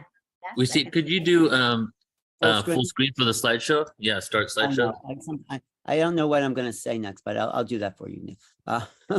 No, the responsibility of your life and your world is yours. It's not been forced upon you by some outside agency, although people think it has been. You know, I think we have been kept from the truth by forces that don't want us to know that we are the manifestors of reality. But if you can know that we're here to overcome the limitations and start to live by your dreams, you form your own dreams, you form your own physical reality. The world is what you are. If we can take that more on as a way of understanding the world, not being victims to the world, but being the great mind. You know, these ETs, they're not greater than us. They're just more aware of the ultimate realities. So the world we make is ours. The world is ours. It has to do with the feelings that we are. The world is a physical materialization of our inner self, which has formed it. I love that saying, because this the mind is all and the all is mind is what the ancient teachings of the Kabbalion said. So this is all a projection of our mind. And how do you relate to your mind? Do you love it or do you resist it? This is sort of the challenge of our time. So let me just go on to the next slide. Now, what's important about time, space, and gravity is that density creates gravitational waves. The power of consciousness, it can distort our time-space continuum. So thoughts are things. They actually are things. And the greater the power of your thought, the more capable of is bending time and space. Just like mass, this is, in a sense, what I think Einstein discovered. There's no gravity per se. It's the power of mass to intersect with the time-space matrix. So the heavier the mass, the more it distorts time and space. This distortion here is of space, but gravity also distorts time, or mass also distorts time. And that has to do with the power of our thoughts. Since thoughts are things, the more powerful the thought, the more the ability to distort time and space. So just think, when you're deep in creation, when you're creating things, time stands still. That's not an illusion. That's not something you imagine. Time is a fabrication of the intensity of the mind. And this is what makes some of those ETs different than us, because they know that. It's not just that it's all consciousness. Consciousness is able to be manipulated by, I want to say mental capacity. It's more than mental capacity. It's the application of consciousness. It's like these huge systems of time space, like galaxies. There is a distortion that happens in the field, but we are just as powerful. We are capable of creating our own galactic field. That's part of why I'm bringing out these slides. So if we all get together and focus on one thought or one intention, that intention creates a warping in time space. It creates a gravitational field. We've been so at odds with each other that we haven't had a chance to unify our star beingness and focus on creating the time space continuum that we want to live by. So that's a big part of understanding the power of who we are. So I talk about this way of cognizing the world. So that's an old lecture, but I'm going to talk about some of this. So there's the cosmos and the chaos. So we come into this world and it's chaos. There's nothing we can understand. We are taught to distinguish reality. We're taught to distinguish things. We're taught words, and words then define the world around us. And if we didn't have those words as distinction, it would be chaos, but it wouldn't be unknown. There's ways of perceiving in the chaos if you come to center. You come to center. So you can be both in the cosmos, which means order, and you can be in the chaos, which means you're moving in the flow of the unknown. The unknown is it's chaos, but it's not chaotic. There's a structure to the unknown as we surf time and space. So it also has to do with apprehension and comprehension. When you comprehend something, you collapse the wave function. You collapse it into form and you say, I know what this is. When you apprehend something, everything is fluid. Everything is turning into something else. And this is what the time of the sixth sun is all about, as Neil talks about the sixth sun. It's moving from the tonal to the nagual. This is terms Carlos Castaneda uses. The tonal is the concrete world of Newtonian physics. The nagual is the world of quantum physics, where there are no particles, there are only waves. And when there are only waves, it's hard to comprehend something, but you can apprehend it. When you comprehend, you say, this is it.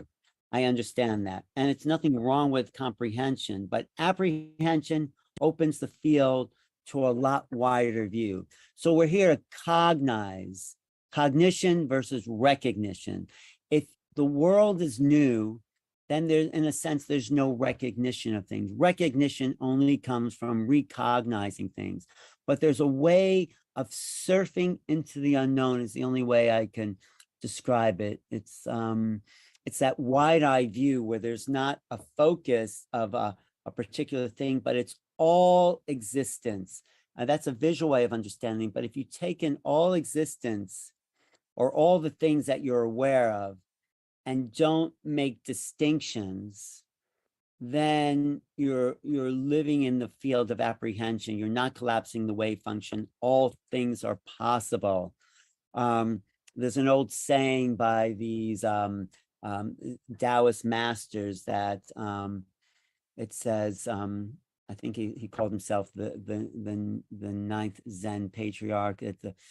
What does he say? That the great way is not difficult for those who have no distinctions, but make the slightest distinctions and heaven and earth collapse. They fall apart. So like you're living in a world, I'm not saying as opposed to making distinctions, we have to live in both worlds, but if you live in the field of wave, of form, of energy, without making distinctions of the left brain, then things can flow at the rate of the speed of light into our conscious field. So out of information comes formations, formation, and then information is the coming in of our consciousness of distinctions, of forms that becomes for information, because we're taking in information. But without information, everything is just form and formlessness.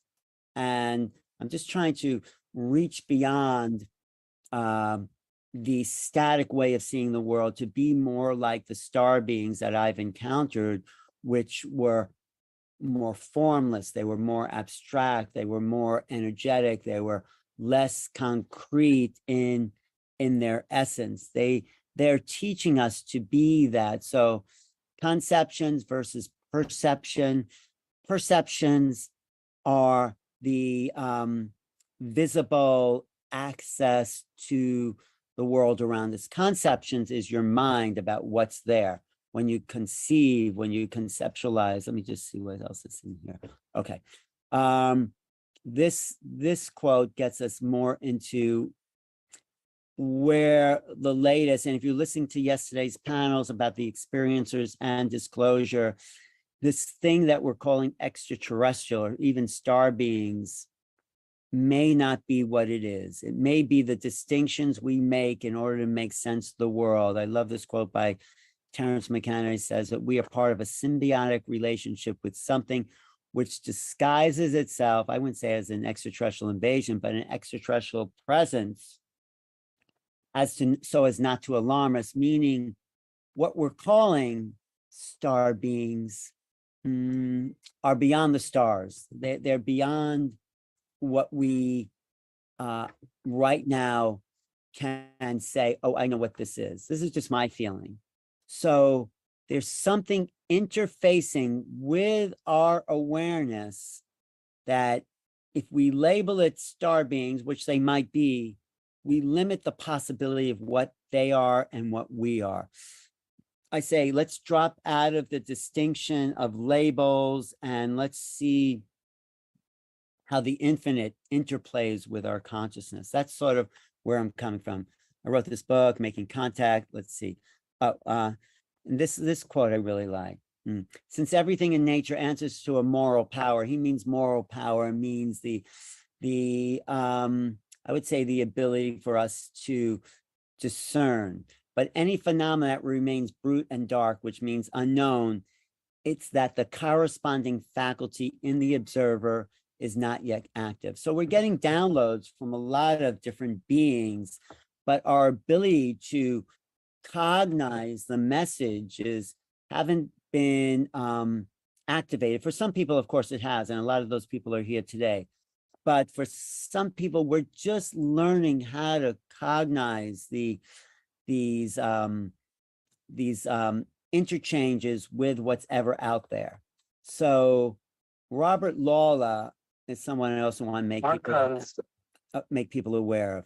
He talks about another race of star beings that we have to be aware of, and they're called the Archons. Archons are a interplanetary species. They evolved on the now destroyed 5th planet. And remember, the Earth means terrestrial. Okay, sorry. It means the TR is the root of 3, and 3 is the first number. And so the Earth is the 3rd planet, but the Earth process, I believe, was undertaken on 3 planets, the 3rd, the 4th, and the 5th. I mean, the human species. Yeah. And probably the 5th planet, being that is the planet of the golden mean, and also the 5 sensibilities of human and the 5 senses, and it's not only the shape of the human body, but the shape of human consciousness. The 5, yeah. And we have 5 elements of teeth, tongue, palate, and lips for speech. We're a 5-fold creature. And so the Archons were born on the 5th planet, and they advance more rapidly. The intelligence is that planet was devoted to that, and Mars was the emotional, physical planet. Yeah. And the Earth was the spiritual. And on the internet now, that I've seen photographs from what they've gotten from NASA, and there's city plans on Mars. You know. Well, obviously, Mars had a civilization. You Yeah. can see by the remnants of the pyramids that face on Mars. But the Archons, what happened with them? They developed their technology, the development of the intelligence was so great that they made technologies that destroyed their planet. And how did their consciousness interrupt our human cycle? They, when they destroyed their home planet, they had to inhabit a second planet. And that planet also was deficient in minerals. And so they have been mining the earth and using people as sort of soldiers and slaves process. And they genetically modified the development of humanity and changed it from being really a reflection of the earth. We no longer identify ourselves as humans. I mean, no species goes around and killing other species over a few words in a book. And, you know, it's so bizarre. We are no longer fully human. We're no longer earthlings because of this modification. And this is why this Kali Yuga has we will gain very valuable experience from going through this. Maybe the next time around, and we confront the potentialities of focusing on the manipulation of the material world to serve our desires and needs and enjoyments. We won't choose the technological way of doing it. We'll, at some point, we'll have to understand we have to be born fully through the earth to fulfill the goal. Like we didn't have a choice, did we? Because this thing invaded our consciousness. That's right. I mean, this is a cycle we've had to go through, and we should be learning from this archonic manipulation, not to ever allow this force to overtake us again. The natural here's a little ending here. World is infinitely malleable. However, when a civilization centers itself upon the manipulation and exploitation of matter, it is a certain sign of degeneracy. Right. So this is our challenge at this time. This is our challenge, is to be fully human. This is what our star being mission. We're here on Earth to embrace humanity. That is our abilities, which makes us human, to feel, to love, to send out healing energies. It's not about the manipulation of the physical world as much as living in the center of who we are. We're here to be terrestrials in a way. Of course, we're star beings, but we've come on this mission to embody our earth beingness. And that's the key, I feel, to our awakening as star beings. We're never going to awaken as star beings until we become earth beings. The earth beings are the feeling, loving beings that are looked to by the cosmos.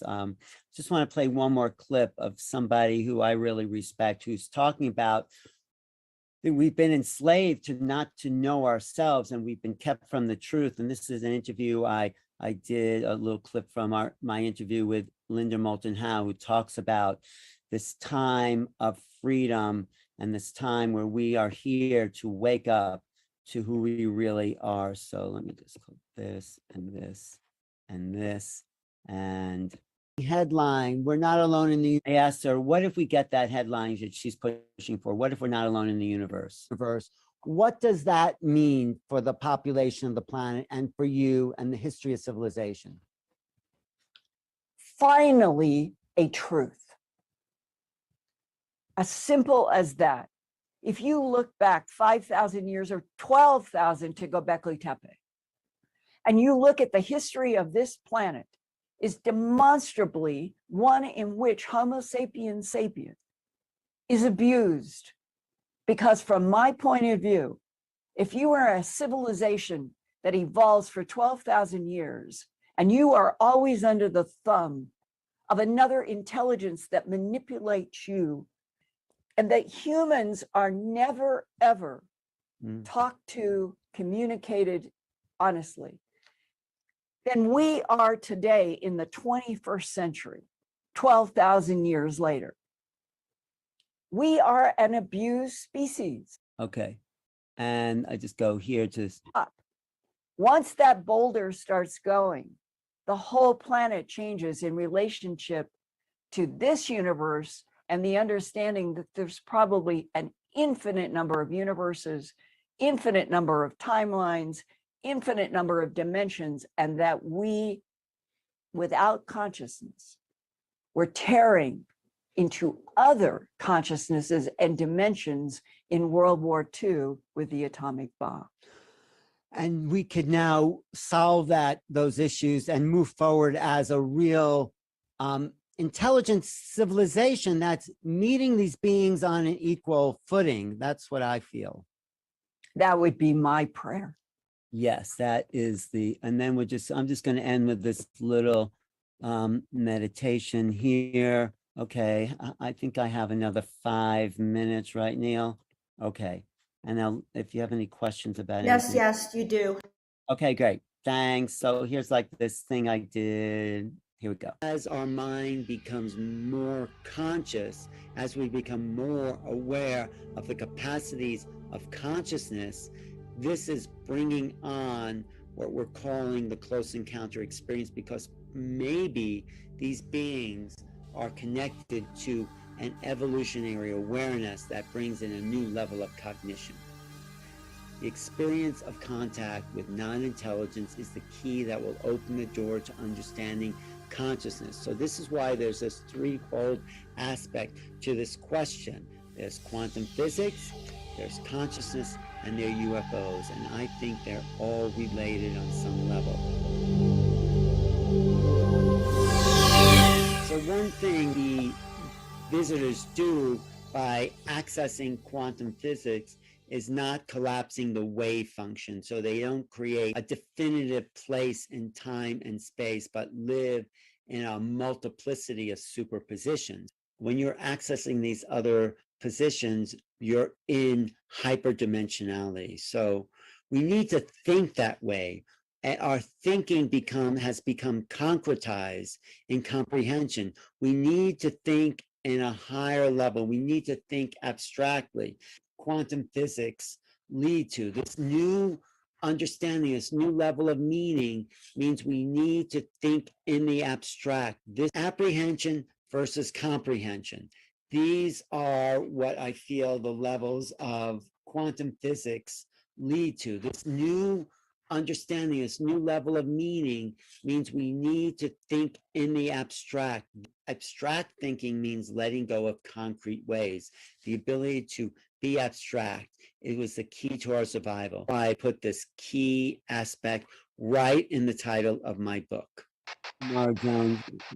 Okay. As our mind becomes more, and use of the asterisk bestows a variety of associations, such as a distant star, the possible origins of an extraterrestrial existence, or it could mean a new star is rising over the ill-fated stars of the past. On another level, that asterisk placed between making and contact is like the center point of a compass, representing the way consciousness reaches out in all directions. Whatever your association to the asterisk is, it is the initiation into a new way of knowing. That symbol as a nonverbal communication from mind to mind. It is the point of contact.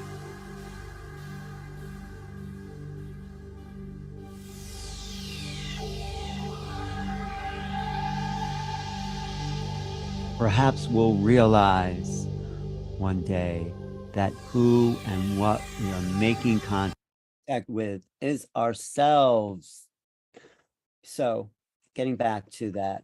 So this, if you see the title of this book, Making Asterisk Contact, that asterisk, which actually means little star, is the summation of that whole book. That star, whatever, because the world is symbolic. The world is made of symbols. Even words are symbols, sounds are symbols. So if we understand, or not even understand, I'm not talking about not understanding. I'm just saying understanding is part of it. Feeling is the other part of it. We need to be whole brain. Symbols talk to our higher intellect. So symbolic thinking, the world around, people in your lives, you know, they're symbols to the emotional body and to the soul, because the soul is here to understand the nature of reality by having experience. And it's experience that is then owned by the soul, which starts the wave of ascension. When you can own, when I say you complete a certain level of experience, that is found as wisdom in the soul. Your soul owns that human realm, that part.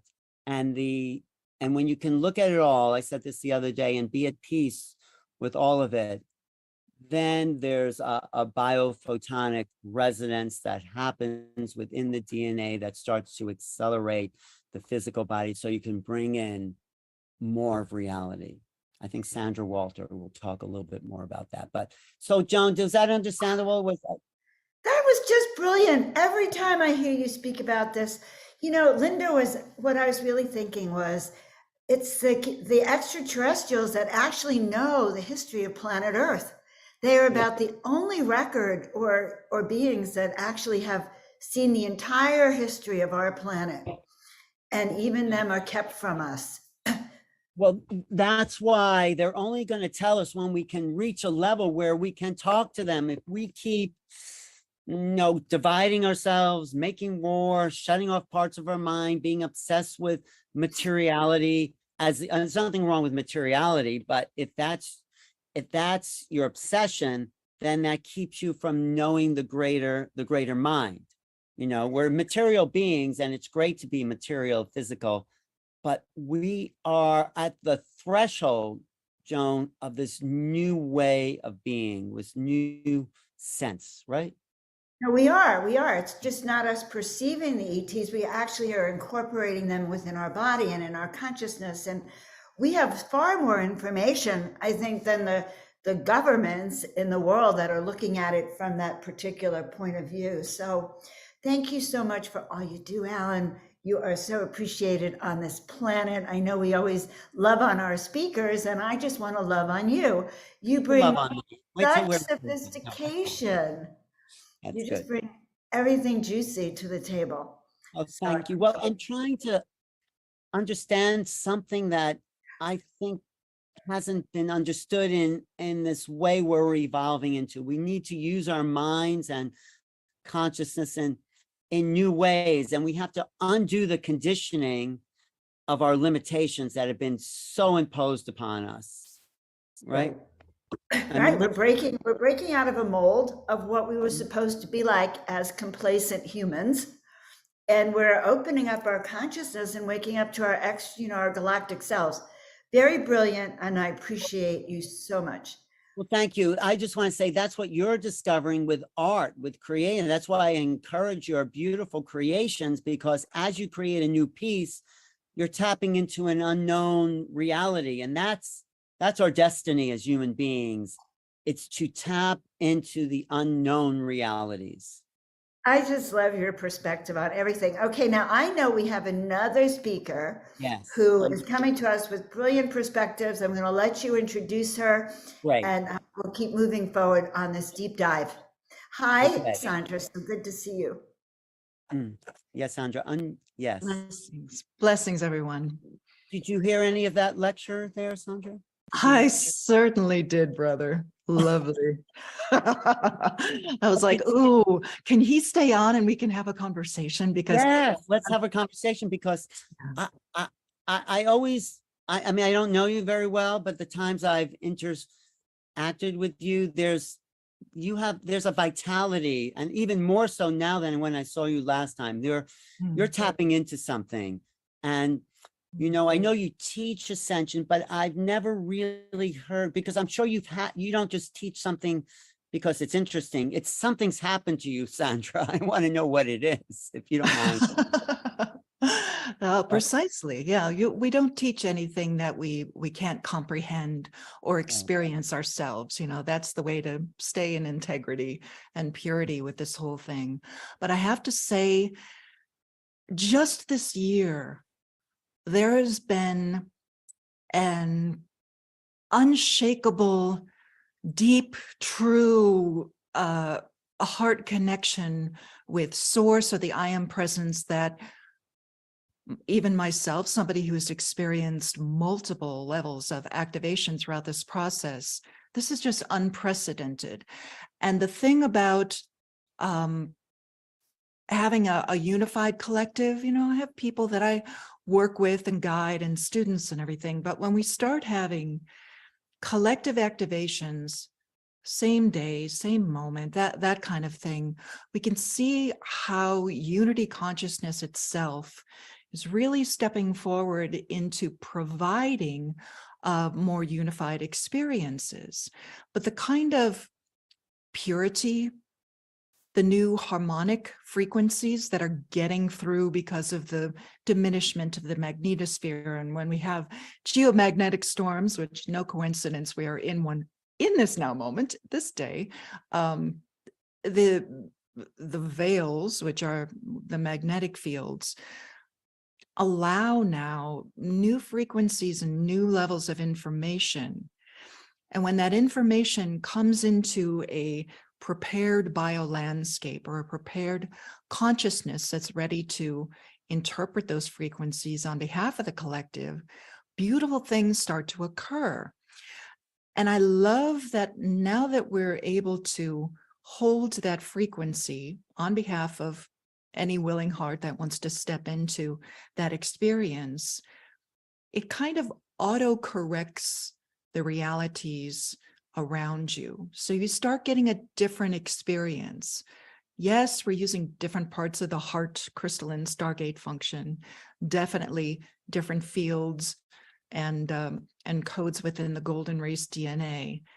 But the most interesting thing to me is the experience itself. It's really washing away the past, washing away narratives that are just not applicable to that level of consciousness. And the beautiful thing with having contact, if you want to call it that, or being a conduit for star family information or higher realm information, is that you start experiencing realities or levels of consciousness or experiences here in the way that our star families always have. So for me, somebody who's had contact since I was a child, it was always fascinating to me, their perspective, right? That cosmic perspective that was unified and calm and wasn't concerned about drama and ill trajectories or anything like that. They were like, put your focus here, right? Put your focus here on the ascension. And that now is unveiling just different ways of walking in these worlds, different ways of changing collective realities. And it really dissolves all the flotsam of the old paradigm very quickly. But you know, when I see you, and I think I've seen you in person, yes, at your thing, you have an illumination. Something's happened to you, which is an accelerate. Can you talk about that a little bit personal, if you don't mind sharing? Because I see it in you. I see the energy, even on video here. Something's going on there with you. And it, you know, it sounds wonderful and it's lovely that you can witness that, but I have to say it's not it doesn't feel like a personal thing, right? It feels like source is starting to create a different experience right through all these crystalline or Christed conduits. And the path of the ascension that was laid out for me to interpret and facilitate here always included this Christed, crystalline, unity, crystal, you know, it all means the same thing, but it included this frequency of consciousness that would unify the lower self, if you want to call it that, with infinite creator, with other aspects. So suddenly you don't get the experience of separation. But another focus of the ascension process was the biophotonic metamorphosis that we're all going through, where it's like, look, in order for a divine human to express on this ascended planetary consciousness that already exists, right? We're just migrating realities to that already ascended planet in the perspective of what I've received. So that already ascended planetary consciousness is a platform for beings that can exist in the old form. So all this emphasis on crystalline DNA and getting into the Christed state and activating that crystalline stardust within was purposeful. So you're literally going to express as a light being. And even though it seems like, 20 years ago, 1999, when I first started receiving information about that, it seemed far-fetched. It was very hopeful. It was like, I don't know. And you follow and you walk the path, and the next thing you know, you've got sparkling skin, like literally, there's like crystalline, people call it God's glitter, but literally you can see the crystalline particles and the crystalline structures that we've been calling forth for all these years, suddenly becoming very physical. And then they become receiver generators of this new level of consciousness, but it's also light-based, right? It's a very light-based technology, a light intelligence. It's coming into form. So to be able to witness it in my own journey is remarkable. But I have to say that the connection with star beings, since we're talking about star beings through this whole thing, becomes quite seamless. It takes away all of the sensationalism that was around contact and extraterrestrials, if you want to call them that, of the early days. You're just watching those stories kind of fade. You're like, yeah, was the old trajectory. That's interesting, right? So the parameters for our reality suddenly widen. You start getting the cosmic perspective, and that cosmic perspective does not include focusing on drama or what went wrong. It's very much put your focus on creating the new. You have to learn how to be a creator being again within the parameters that Gaia is providing for that 5D, 9D, 12D, ascended new earth realms. Does that make sense? It totally makes sense to me, because I feel the reason we've incarnated is to be creator beings, to emulate creation.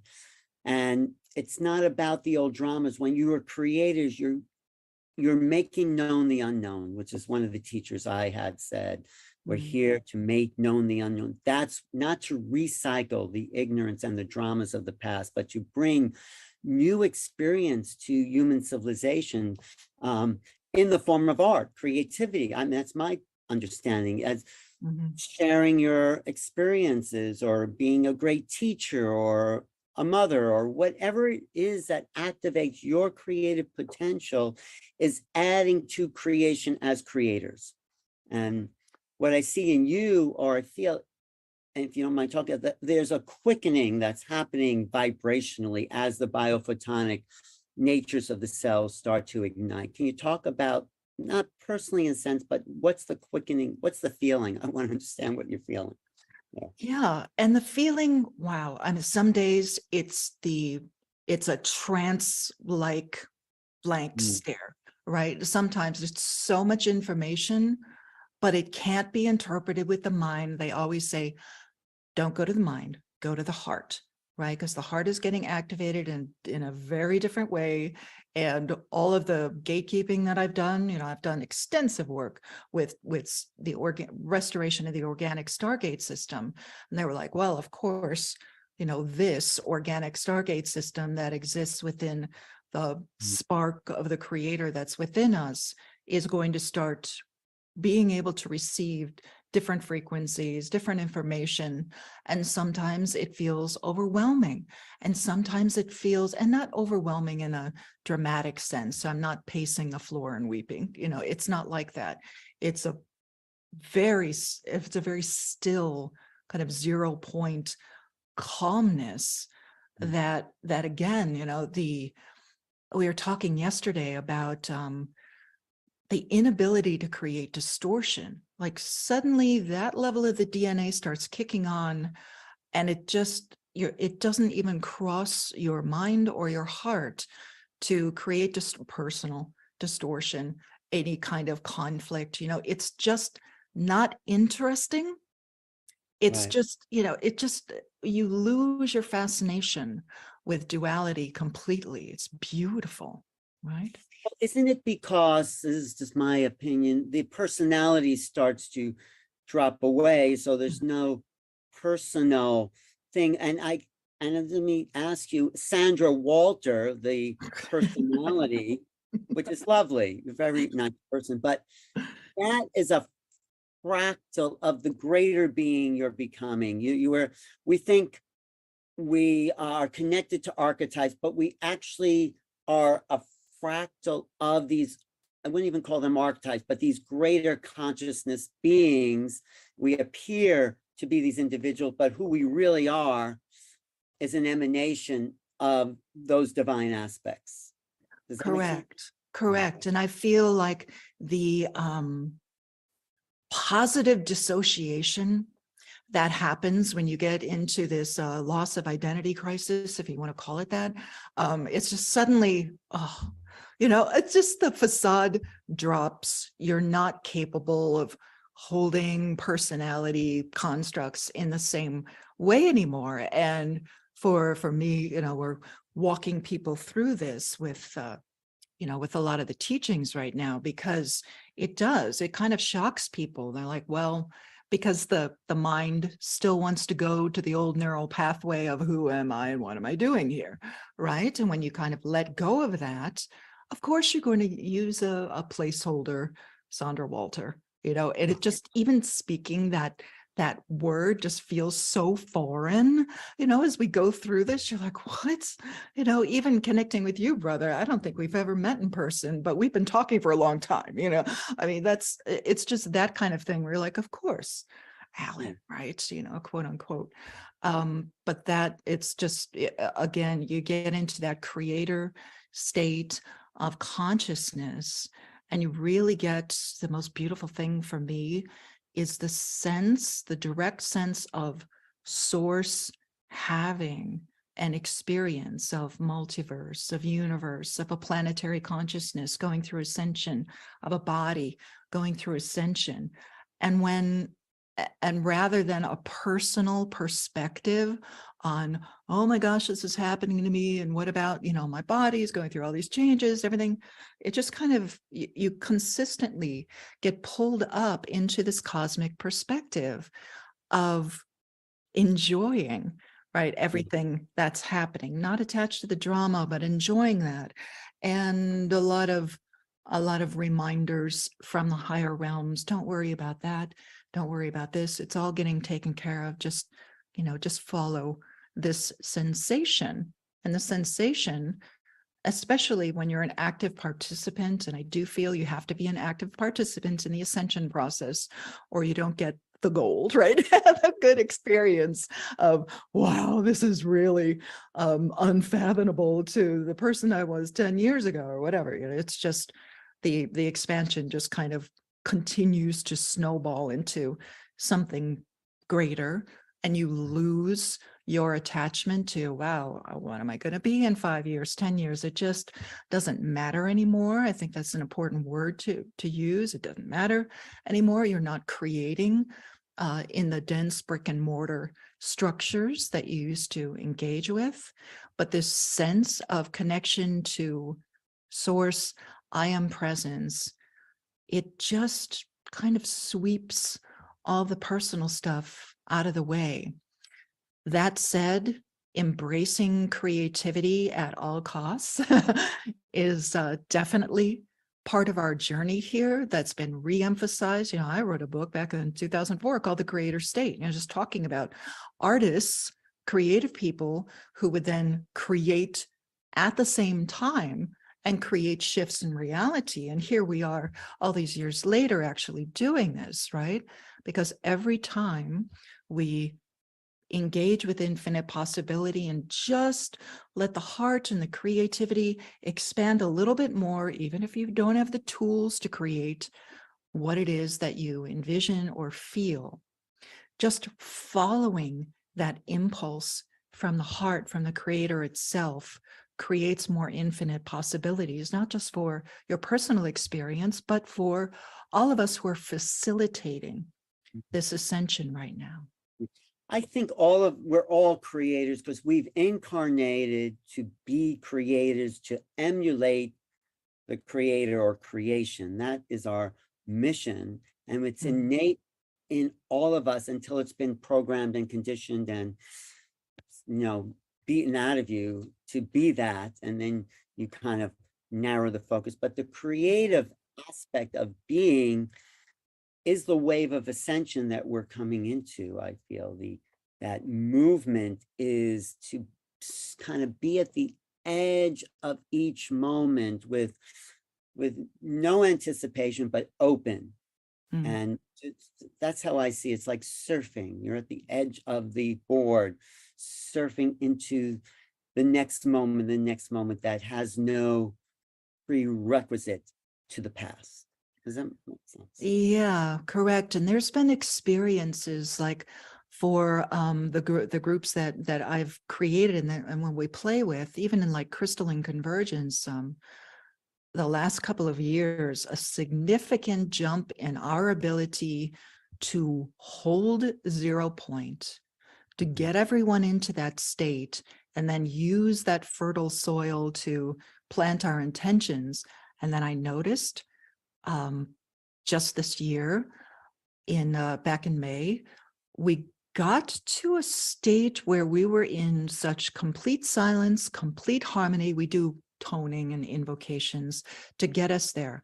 But once we had reached that and we have singing bowls playing, we're all toning, you know, getting into a pure and pure and pure state of 0 point together. And then the entire event ended in silence, right? Nobody wanted to leave that field. And then we noticed that because collectively, right, we're doing things with our DNA, we're doing things with our consciousness, all of our trajectories changed, right? Everyone was just in calmer states, more peaceful with their own journey. And if that's something that we can then disseminate out into the collective just by a few of us getting together and doing that, that to me is very exciting because it'll provide stability through the more intense ascension frequencies and narrative shifts and changes in trajectory that we have coming over the next couple of years are unprecedented. I know that word's used a lot, but it's true. It's true. You know, that's an accurate description of what's coming. Well, it's true because there's the density of the old grid that's still holding on to some of the DNA, and I think it has to be shaken loose. And that process is about shaking it loose, the past, the grid of limitation, whatever you want to call that, until we get to where you're leading people into a field of harmony and resonance that's at a maybe fifth dimension, whatever you want to call that ascension level. But and you're doing the work on yourself, I can feel it. So you're resonating the field that people can then step into as well. So that's why I totally appreciate what you're doing. I did see the end of one of your conferences. I saw you at the Creative Life Center, and I felt the energy of that field. So, yeah, and then more is coming to you. It's like you're just opening up to those. I mean, not just, but I feel there's so much more coming in. It's, as you know, you call this placeholder. That's a great way to put it. The placeholder starts to dissolve, and Yeah. and Yeah, and you know, my motto was always let us show humanity what is possible with ascension, because when a soul is experiencing the kind of dreamlike density, it needs to, you know, a lot of people need to be shown what's possible in order for them to go, oh, okay, now it's safe to go in that direction. So I feel like all the collectives that are working on demonstrating what's possible with not just human consciousness, but what's possible with the form being able to carry more source, more creator state of consciousness, the Christed state, that unity, trinitized beingness, the more people will trust it, right? But it does have to be a personal experience at first, right? Yeah, It it's all not begins with choice. I think for you and what you're teaching, it's not just trusting, it is that, but you're emanating it. You're actually transmitting it, as you know, because you're holding the space and you're creating the field. As you walk into the field, if you're willing to be there, you let go in, and it initiates that acceleration. That's what I'm feeling as you emit the ascension possibilities. Have you heard of the term the assemblage point at all? Do you know what that means? Yes, I have. Right. So I think that's one way that the Toltecs use to turn their body into light, you know, to what they call burn from a fire from within. Right. Focus on that. Right. And so the assemblage point assembles realities, and it feels like you are elevating people to these other realities that you're. Well, that's the beauty of contact or being a conduit. Is we've been talking about this for a long time, right? And it has been demonstrated on this planet before, kind of a one-off mastery or star beings coming in and going, this is what you can do, and then they depart, right? And there's all the stories and they get distorted. So now that it's a collective thing instead of kind of a one-off mastery kind of situation, there's definitely a washing away of the barriers between ourselves, as if you want to call us a human race. You know, there's definitely the creation of something new going on with the divine human genome, which a lot of star races seem to be interested in. But I feel the more, like, my relationship with star beings or higher levels or ancients of days, or like my source spark coming through, like Paradise Suns, which is a star consciousness. There's such an intimacy, and this is something that if I could just wave a wand and grant everyone access, I would certainly do so. But there's an intimacy with higher levels of consciousness, even beyond form, like Paradise Sun, just beyond form, that is so beautiful and so gracious, and provides a stability for walking in these realms and walking through all of these energies that is so precious to me, and something that feels like if there's anything sacred, that would be it, besides source itself, is that intimacy that you start feeling with other forms of consciousness, other realms of consciousness, that then, rather than it being kind of the old-fashioned way of here's a message from so-and-so, here's a message from so-and-so, like all of that just that dissolved very quickly for me. I was like, I don't want to be that kind of channel. Period. Like, I'm not talking to you. No, You know? I know you. That's very mundane. That's very what you're bringing in. It's served, right? It's served. I don't want to criticize it at all. It's no judgment. It's just, it's served for a while. And now we are open to levels of consciousness that kind of want nothing to do with, I'm going to give you a message about what's going to happen next January. It's just, it's so seamless like, now. I know it's so old. And I mean, because it's not about the personal anymore. And yet I love what you said. It's intimate. It's intimate without the personal, me, my history, all that. It's intimate in a way that's beyond our own personal self of ego. Maybe I'll say it that way. Or even the collective ego of thinking of us as like, oh, this planet is so important and the human race is so important. It's like, okay, what's really going on here, right? This is source having a beautiful dream, a beautiful experience. And if you can kind of resonate with that, even for short periods of time, you start getting a different perspective on this entire thing. And then it becomes quite beautiful. Even the distortion and the dismantling of distortion is beautiful. It's not something to like push for, fight for. You're like, the vibration will handle it. If you put your focus on amplifying that higher vibration, it's a natural effect of quantum physics. The higher vibration shakes apart the lower vibration, and it either dissolves or it gets absorbed, pulled up into the higher thing. And if you can just put your perspective there and then treat your personal journey that way, you then start becoming part of this larger consciousness that's having this overhauling of the realities, right? Changing the entire paradigm of a universe, of a multiverse.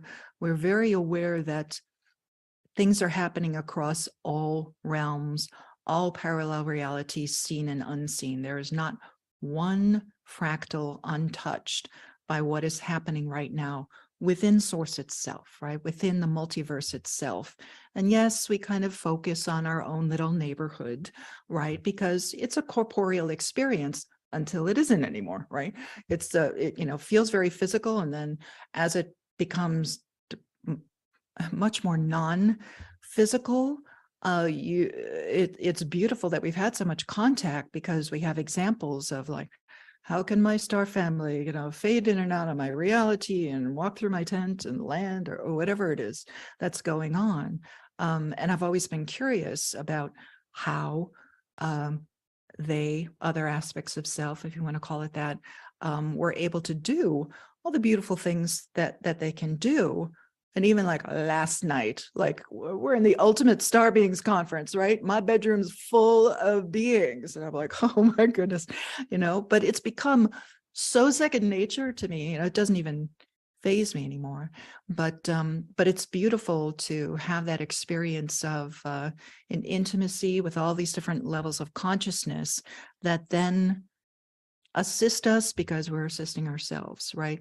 Assist us with, yes, and a little bit wider, a little bit more perspective, a little bit less density, a little bit less duality, stay on the path, and beautiful things will unfold. And I feel like the experience, because it's been anchored by so many people this year, of that direct connection with that calm, beautiful presence, and a level of heart coherence and crystalline light body coming online that provides a different experience. I know it's going to be widespread, right? It's always domino.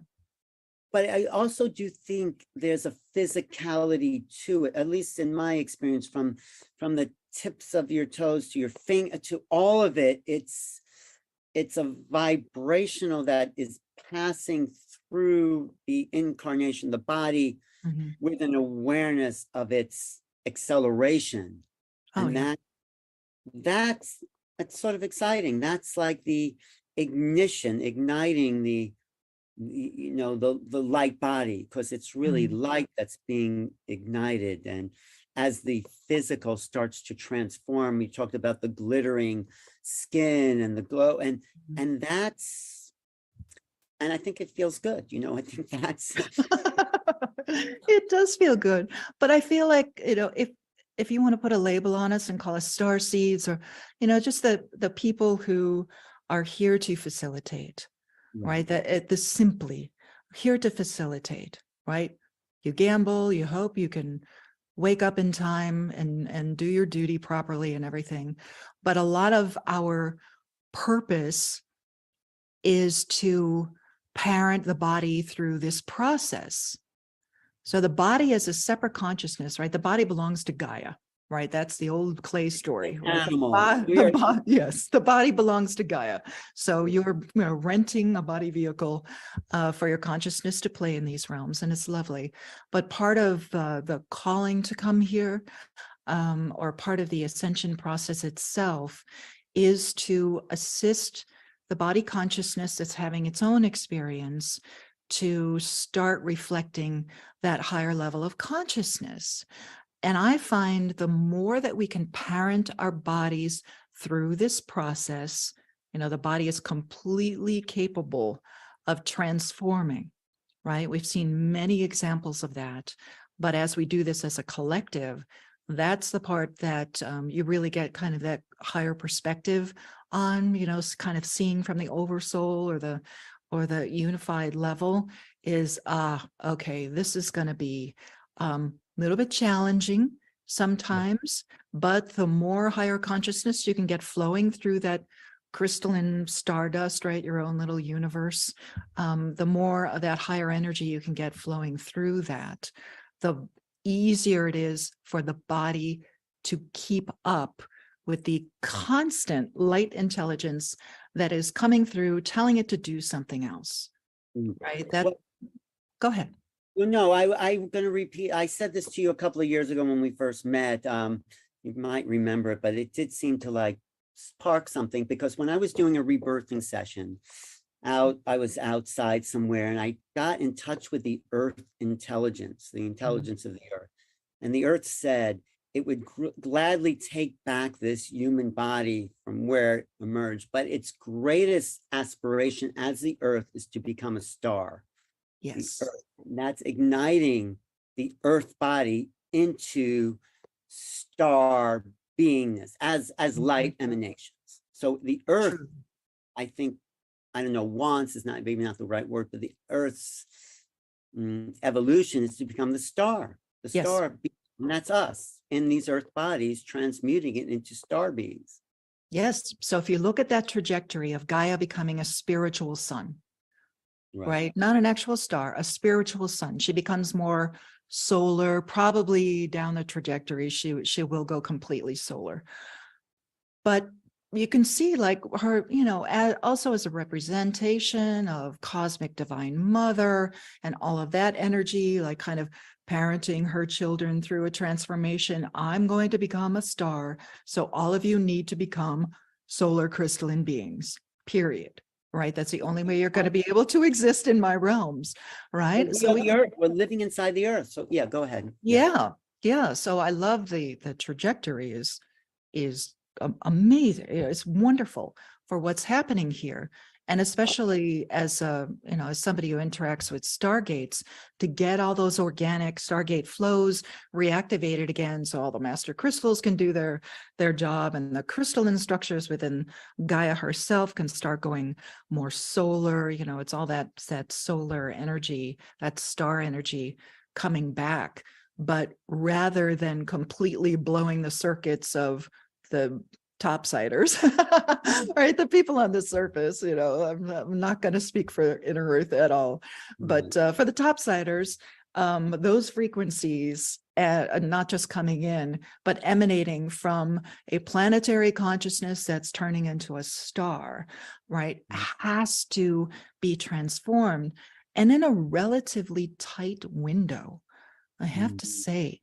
It goes very quickly. Everyone is very aware of the acceleration of time, and now loss of time constructs are completely breaking down for a lot of people, right? It takes so much focus to show up at a certain time in a certain window, right? It's just, it's that causes me anxiety sometimes, because it just, the loss of time constructs is a very real thing to me. So when you're in bindi state or flow state, most of your day, you're like, oh, you have to remind yourself to kind of plug into, linear constructs.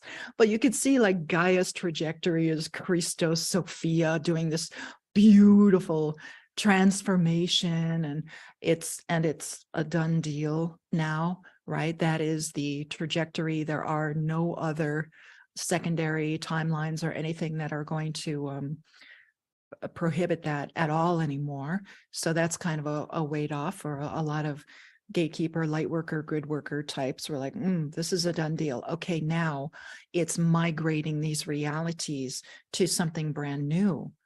And but the transformation of the body can only be done through the embracing that higher state of consciousness, right? It's kind of like the pass key, right? It's the only way it works is to get into unity consciousness, which is the highest level of technology I've ever been exposed to. Well, then how do can you give us some tips of how you do that, we do that? Because I think there is a practice to it. It's not, it just doesn't happen if you're out at the ball game drinking beer or whatever. Well, I don't know. For some people, they might find so much joy in that it would just wonderful. Oh, there's a snowstorm in Sedona right now. I'm so excited. It just lights me up. I love the snow.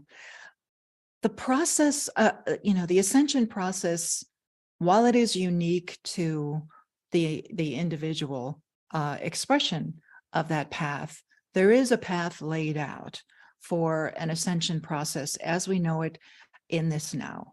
And it continues to accelerate. So a path that used to take 20 years can now take 10. And I'm sure in a couple more years, it'll only take, moments to go through the purging of old consciousness and the embracement of the new. But when it comes to interpreting the frequencies now, it all begins with choice. So until you sit down and make that actual choice, this is the incarnation where I choose to have this experience, and I'm going to go for it, and I'm going to do everything within my life stream to embrace a higher state of being and to transform everything that I'm doing. And not you start with a personal choice, but it really has more to do with service than anything else, right? If you're actually going to be in service to the whole, that adds a whole nother layer to your journey. But then you start with, the basics, the groundwork, the platform for you to stand on has to be built on unconditional love, or the structure will fall, crumble apart, and you'll have dark night of the soul and all the other things that come with that. There's definitely a little bit of shadow work that comes with any part of the process now. It's not decades or lifetimes anymore. You fly through it very quickly, and there's definitely a bazillion different ways to get through those levels of consciousness. But the consistency of decreeing your reality, meditating, movement, dealing with things moment by moment as they arise. And then the more advanced you become, the more skilled you become at qualifying all of the light emanations that come from you, from your own consciousness, and really learning how to become a crystalline conduit. That's definitely part of it. And there's something that happens when you're very conscious about qualifying your light emanations. That means no more distortion, right? You catch yourself, call that energy back, requalify it, and go in the proper direction. And the more that you train that muscle and you train the heart to start creating those fields, there's definitely a level or a field of the DNA that clicks on, and suddenly you're like, oh my gosh, hands off the wheel, right? All of a sudden, the Christed state takes command of the journey, which is something we've been invoking for all this time, right? Higher levels take command. Body vehicles, show me, over and over again. And in the beginning, it's several times a day, and then it's once a day, and then all of a sudden you're on autopilot because you've built completely new pathways for the consciousness to give you a different experience. So right now, with all of the bombardment that's hitting the nervous system, and if we remember, the nervous system is responsible for crystalline light body. It's responsible for receiving light codes, if you want to call them that, new frequencies. It all lands on the nervous system. And there's been a lot of warning over the last 10 years about concerns about psychological fallout from the shift in consciousness, because it is a lot of energy that, you know, the nervous system is just the delivery system for that.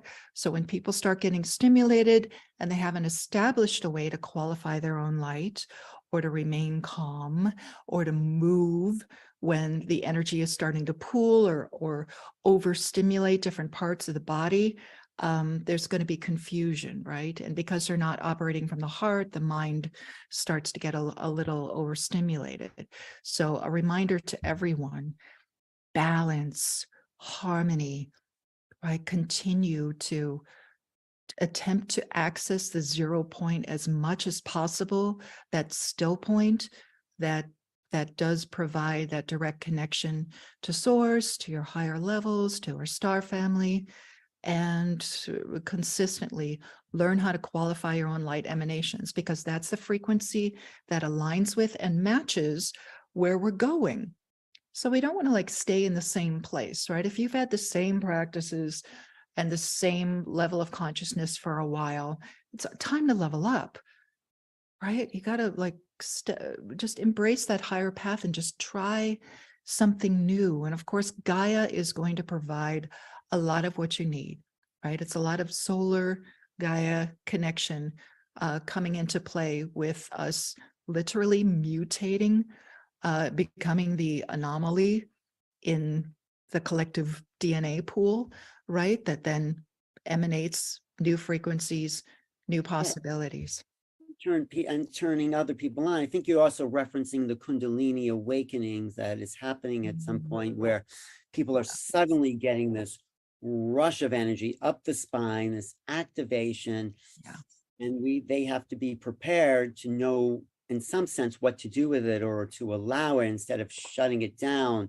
And because it's the God Christed consciousness that's infusing the body with awakening, and probably see more and more of that happening. Yeah, and to really embrace those mastery qualities. There's something, I had a huge emphasis on divine neutrality a couple of years ago.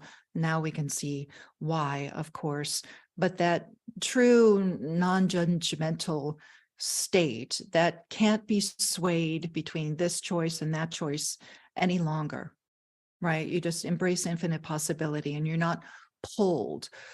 That level of discernment is so key to the experiences of, say, like a Kundalini rising or an activation, or suddenly a higher level of your own consciousness wants to deliver information to you or whatever. You know, discernment is key, but divine neutrality teaches us how to just avoid the whole fear construct completely. And rather than deciding if something is good or bad or scary to your personal consciousness or not, you know, it really allows you to kind of step back, get some cosmic perspective, and be more of in the witness state of what's going on. That has really been a strong part of my journey to maintain stability, not just as a conduit, but just as a person walking through this incredible process. You know, there's been, it started with a lot of discernment, right? And I was always told, don't listen to narratives, right? Because people have a lot of stories about what has and hasn't happened on the planet, and it is what it is. And it was a beautiful part of our journey. But now that we're coming into higher states of consciousness, it just kind of washes it away. Right. Yeah, and there's a new story. It's not a story, you know, the neutrality of even watching your own story as it comes up and dissolves. It's all that neutrality of watching, of witnessing, of observing. And if we can do that long enough, the next story that's not a story, but the next wave of different types of experiences start to come through that are not of the me, my personal, but it also is intimate. You know, it's that new way of being. From what I'm sensing in some of my own experiences, it's something new. The new humanity is arising, and it doesn't look like anything like the old humanity, I think. Correct. And that emergence, that presence is so strong, unique, and radically different from anything we've experienced prior to that. You know, we always heard the all this and more story. And here we are in the and more, right? We're starting to become conduits of a brand new experience. And I feel that, just to kind of loop it back to star beings and that presence, you know, anyone who's had, let's say, an authentic contact with a benevolent, either higher aspect of self or another star race, if you want to call that that. Even the term race is just kind of like, woo, just kind of drifting out of my reality right now. I'm like, wow, that isn't what that is at all. You know, it's just different perspectives, right? But to be in their presence, you know, there's a lot of say mastery type consciousness or star being consciousness that would show up in your reality vision, right? And there would be just the frequency of that presence would deliver everything that you needed when you needed it, right? It just showed up. Right. And a lot of it, I'm finding a lot of the communication kind of straying away from words, which is beautiful, right? Because there's a lot more information when you go nonverbal.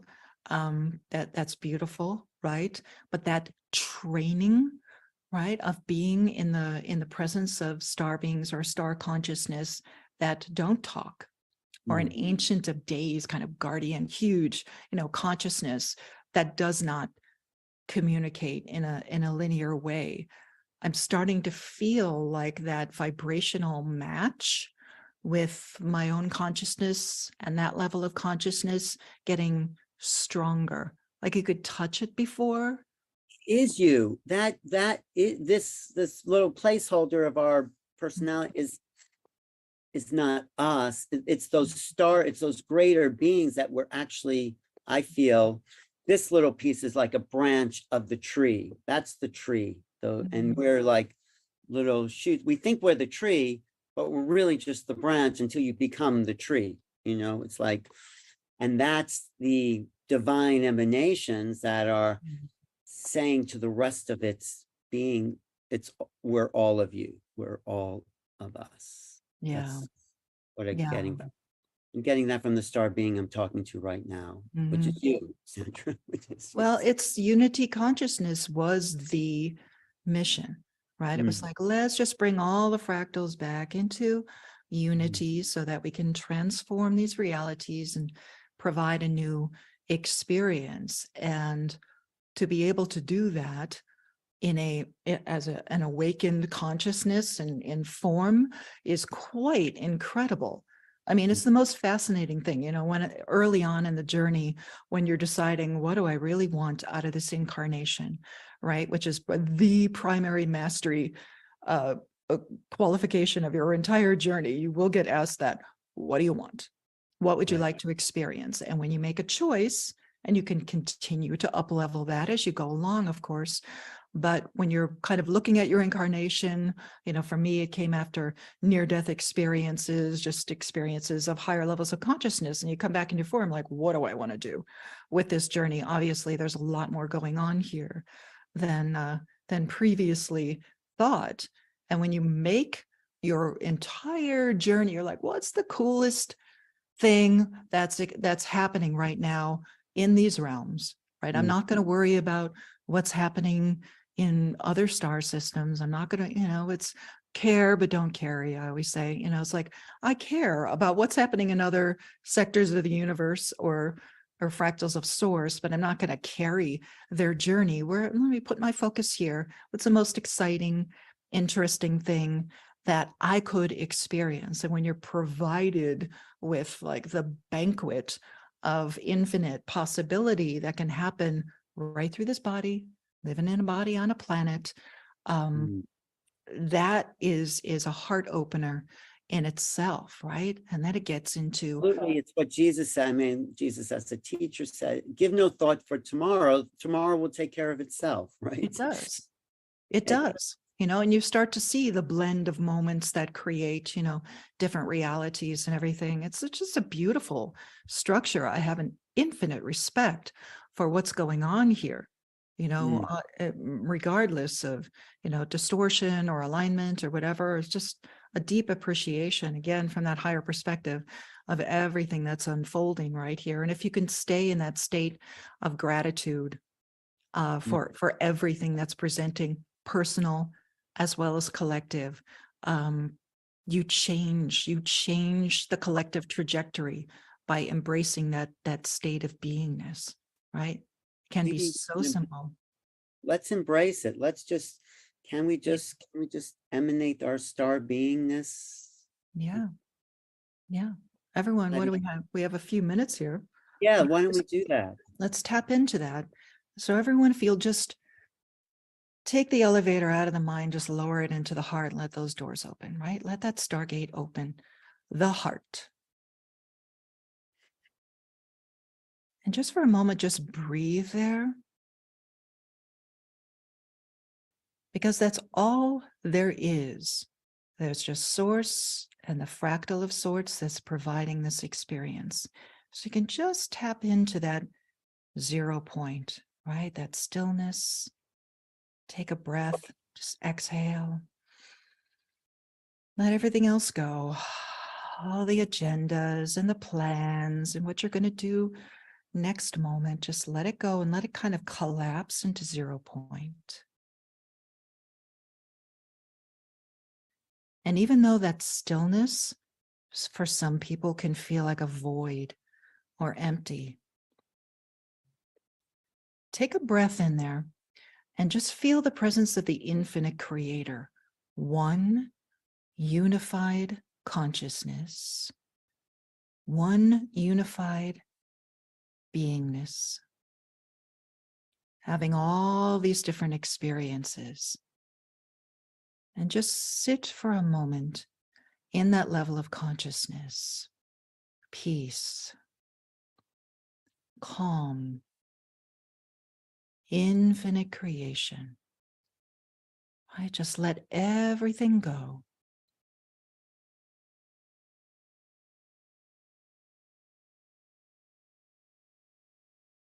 And you can start to feel what we call the infinite Christ field, starting to emanate just by your choice to tap into the source within. And in that stillness, you might feel the spark, the crystalline, maybe a golden ray starting to come forth. As in order to create our experience, we go a little bit solar and a little bit crystalline and start fractalizing out from the core, from the oneness, into all of this myriad of experiences. So hold your consciousness at 0 point, feeling the oneness, and then simultaneously embrace your multidimensionality and start to feel all of creation. That state of unity consciousness, feeling all of the fractals, expressing as stars, universes, unknown realms, planetary consciousness, a soul inhabiting a body on an ascending planet, turning into a solar, star-like emanation. Feel it all at once.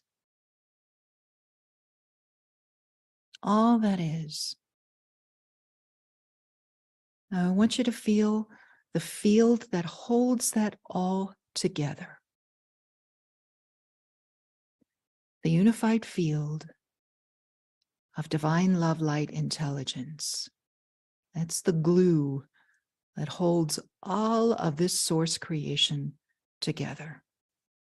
Which is why we say source is unconditional love. Source is infinite love, infinite light.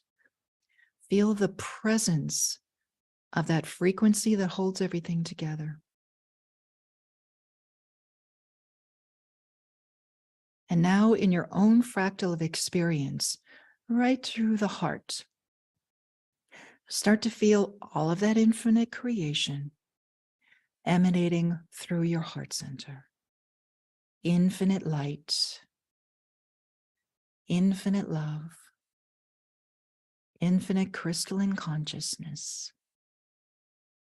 Before it has a chance to personalize the experience, feel the heart as the true crystalline stargate to all that is.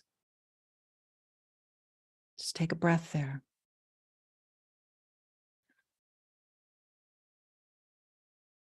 Beautiful. Now our challenge in this now moment is to open your eyes, come into awareness of these realities, and hold that open crystalline stargate of the heart of pure source emanation in these realms, across all the different realities, all the different experiences. They are what they are, it is what it is. But we're holding that open door to source in these realms so that source, infinite creator, the love light intelligence can start creating a new experience. Let the light do the work. Let the love hold the door open and become the presence in these realms. Just come back into waking consciousness. You can kind of feel the field kind of active with that frequency. And for those of you with open hearts, you're going to feel like this, it kind of blows back the consciousness sometimes. Becomes very palpable, right? You can kind of feel the field and work with it and walk around with that emanation, and you're going to notice little miracles, synchronicities, all these things start to autocorrect around you simply because you're holding that frequency. And that is where the ascension is at in this now. Beautiful. I felt my ego personality starting to slip away in that, to dissolve the me, the story. And part of me wanted to run after and say, no, don't go. But the other part, just let it go and just, became nothing in the sense of story. And that's a new experience when we can be trusting that, right? Trust source. All of us need to learn how to trust God again, right? So here we are. When you trust that emanation and you allow it to just show me a little bit more, a little bit more light, you'll find the natural progression of the ascension is just glorious. But the first part for me is becoming nothing in the sense of, and then trusting, like you say, that there's something that's beyond that. Yeah. And that's the process I'm in, or was until this moment. So nothing, meaning that all the illusions of the mind, the personality, the story, the history, it doesn't have to, it's gone. It's there if I want to bring it back, but there's a concretization that happens when you are holding that, and when you let go of that, then it's just something new is possible. Right. Beautiful, brother. Oh, it's been lovely connecting with you. I know we have to roll. Right. I'll visit you in Sedona. We'll have tea and maybe do an interview there. Yum, would love it. Is there Beautiful. a reason, is Sedona an acceleration place you feel to be in this energy, the ascension energy? It's definitely a node, if you want to call it that. And it's transforming. It's transforming right now. I've been here for 3 years and I've watched it just level up to a more crystalline conductor. So quite beautiful. And so tell people what's coming up for you, not personally, but your organization, what's happening and how they get in touch with you. Oh, just quickly go to ascensionpath.com, sign up for the light letter, and you'll find out everything that we have going on. There's all kinds of new things presenting for next year. September equinox next year is our big event in Sedona. We do a lot. Sunday unity meditations, all of that. But go and sign up for the light letter, and I'll write you all about it. Thank you. Thanks so much for having this conversation. I've always wanted to have a conversation with you. It was beautiful. I know. I loved Yeah, it. Thank you. Definitely. Thanks so much, Sandra, for your time here and your contribution to the ultimate star being, because you gave us a kind of preview, didn't she, Neil, into what is it to be the ultimate star being? Beautiful. And thank you, Neil, and everybody for your time and your dedication to the Ascension. It's an honor to work with you. Thank you. You as well, Sandra. Thank you for everything that you are. And I know that you reached out to us. You might be at our conference in San Diego next year in April. Yeah, you reached out to Joan of Angels about our event. I don't know if you knew it was ours. Somebody did that for me. I don't know. Interesting. Okay, well, we'll connect about it, but I really appreciate you there and bring this frequency that you're spreading around to all of us for sure. Yes. Will do. Okay. It's on. Thank you. Thank you so much, Sandra, for your Thank you, everyone. Really Blessings. Thank you. Okay. Well, All right. I always did want to interview Sandra Walter, and she was just. Oh, that was your first time interviewing her, huh? Yeah, Mhm. definitely. Yeah. She's everything I thought she could be, is. So Yeah, thanks. yeah, incredible energy. All right, so we're moving on here. Thank you. All right, let's get into it. All right, everybody. So I'm excited to be bringing on our next guest presenter here. And this is Zayla. I worked with Zayla a couple times, which pull up his bio. So Zayla is a businessman, entrepreneur, author, father, grandfather. He was tired of selling his soul for the corporate goal, and he started the Center for Transformation, known as CFT, in Calgary. And he's been teaching for over 20 years. Through a series of teachings and events, Zayla helps his students find the magic in their lives again. We're living in interesting times, and the teachings that Zayla teaches help people make sense of their life dynamics and make the most out of life. He has been on a number of talk shows this year and before, of course, and you can listen to some of his talks at thecft.ca. But good to see you, brother. How you been? Hey, Neil. If I was any better, I'd be twins. Well, thank you for being here, brother. I really appreciate you, man. It's all yours. Take it away. Okay, so how long do I have? Well, let me check for you. Okay.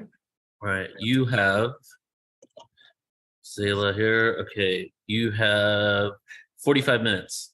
Okay, can I just start with the teaching today? Yes, go ahead, please. Okay, great. Hello, my name is Zayla. I am Zayla. I'm located in Calgary, Canada at the cft.ca. All right, I urge you to go to the website. We're the only website around that teaches electronically through electronic courses. We can teach you for a year. We've got 3 courses lined up that you can purchase that are put together by myself as one facilitator.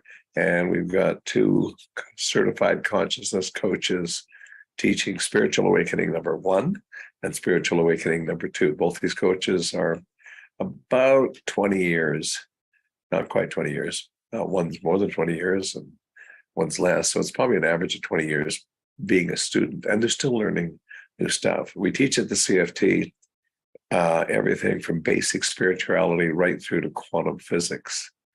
We hold retreats. And so they were a little light on retreats during COVID, but soon we'll re-engage them again. And so today, let's talk about the observer. You know, genius occurs by being the observer, which is a very difficult thing when you're in the sea of duality.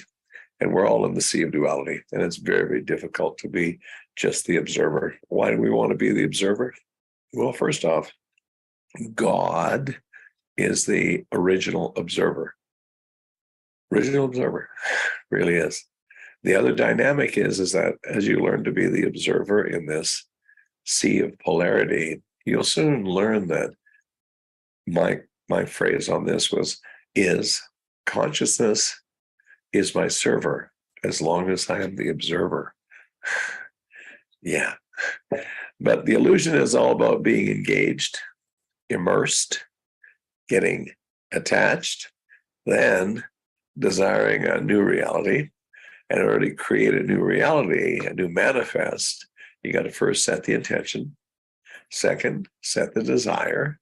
And third, you manifest by being detached. Detached means the observer. Ultimately, this is where the fruit of your consciousness is. All right?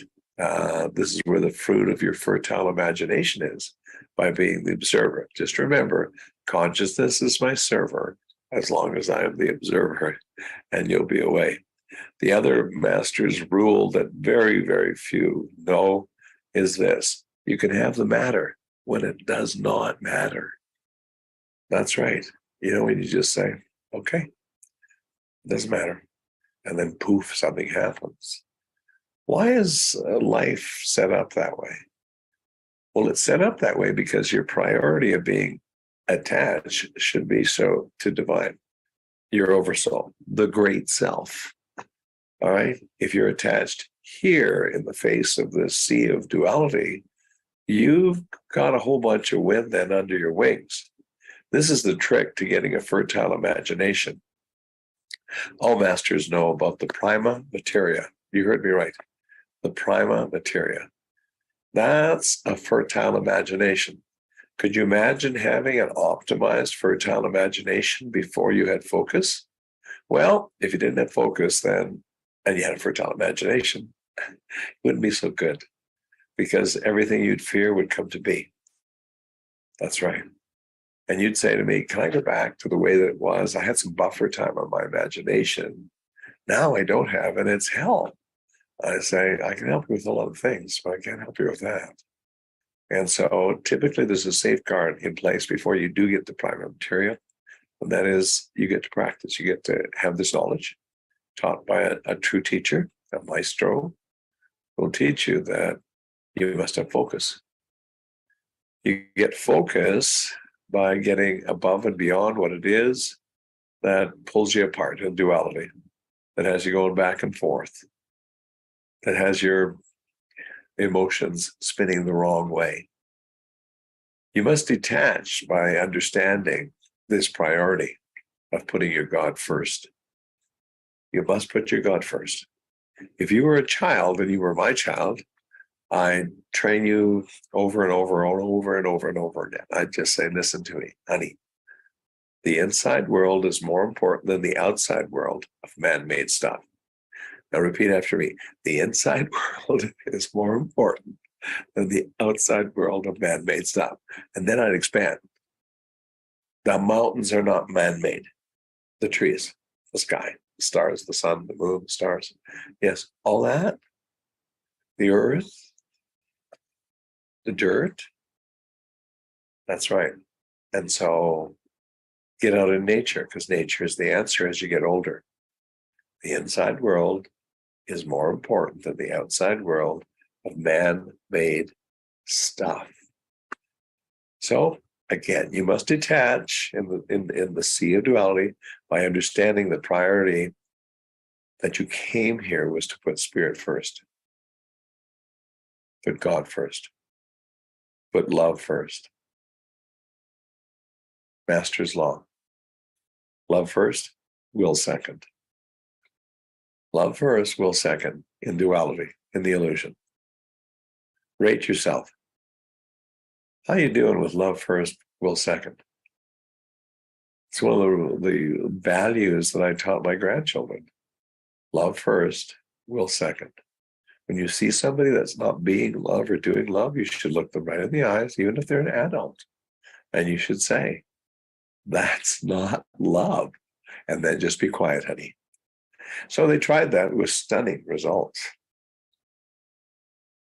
especially with their mother. I think she's still mad at me. But when you love, you're being one. You know that vitamin B1? There's a vitamin B1. There's vitamin B2, B6, B12.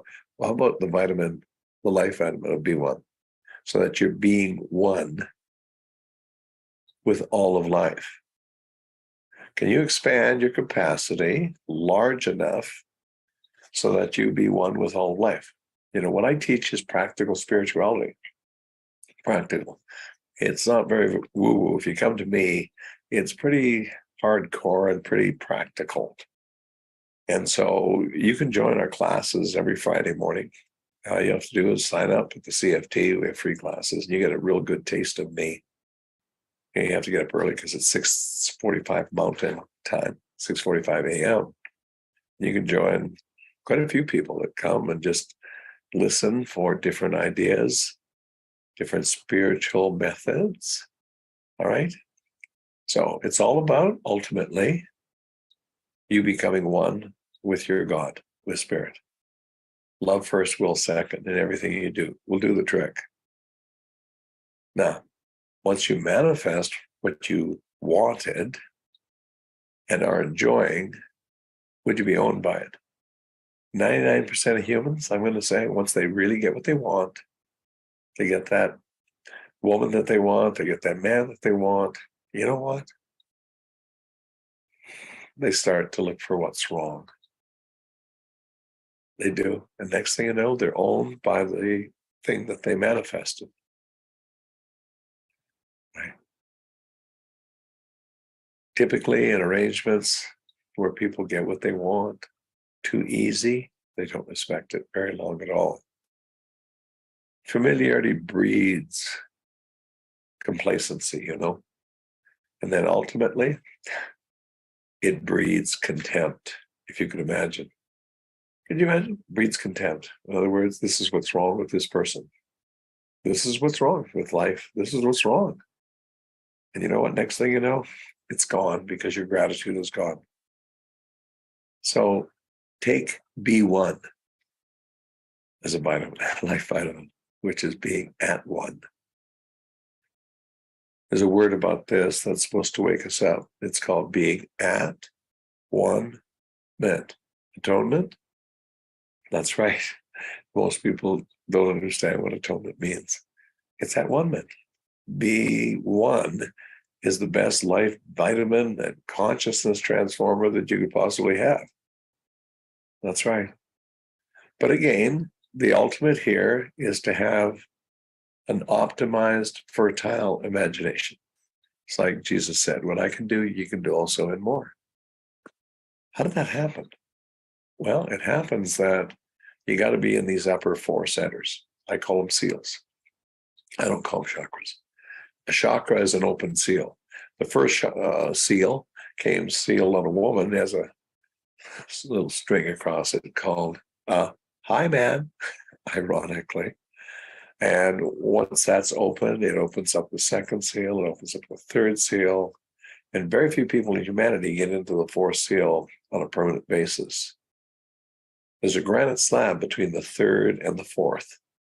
You have to leave the duality behind. You have to be complete with the duality of the first three centers.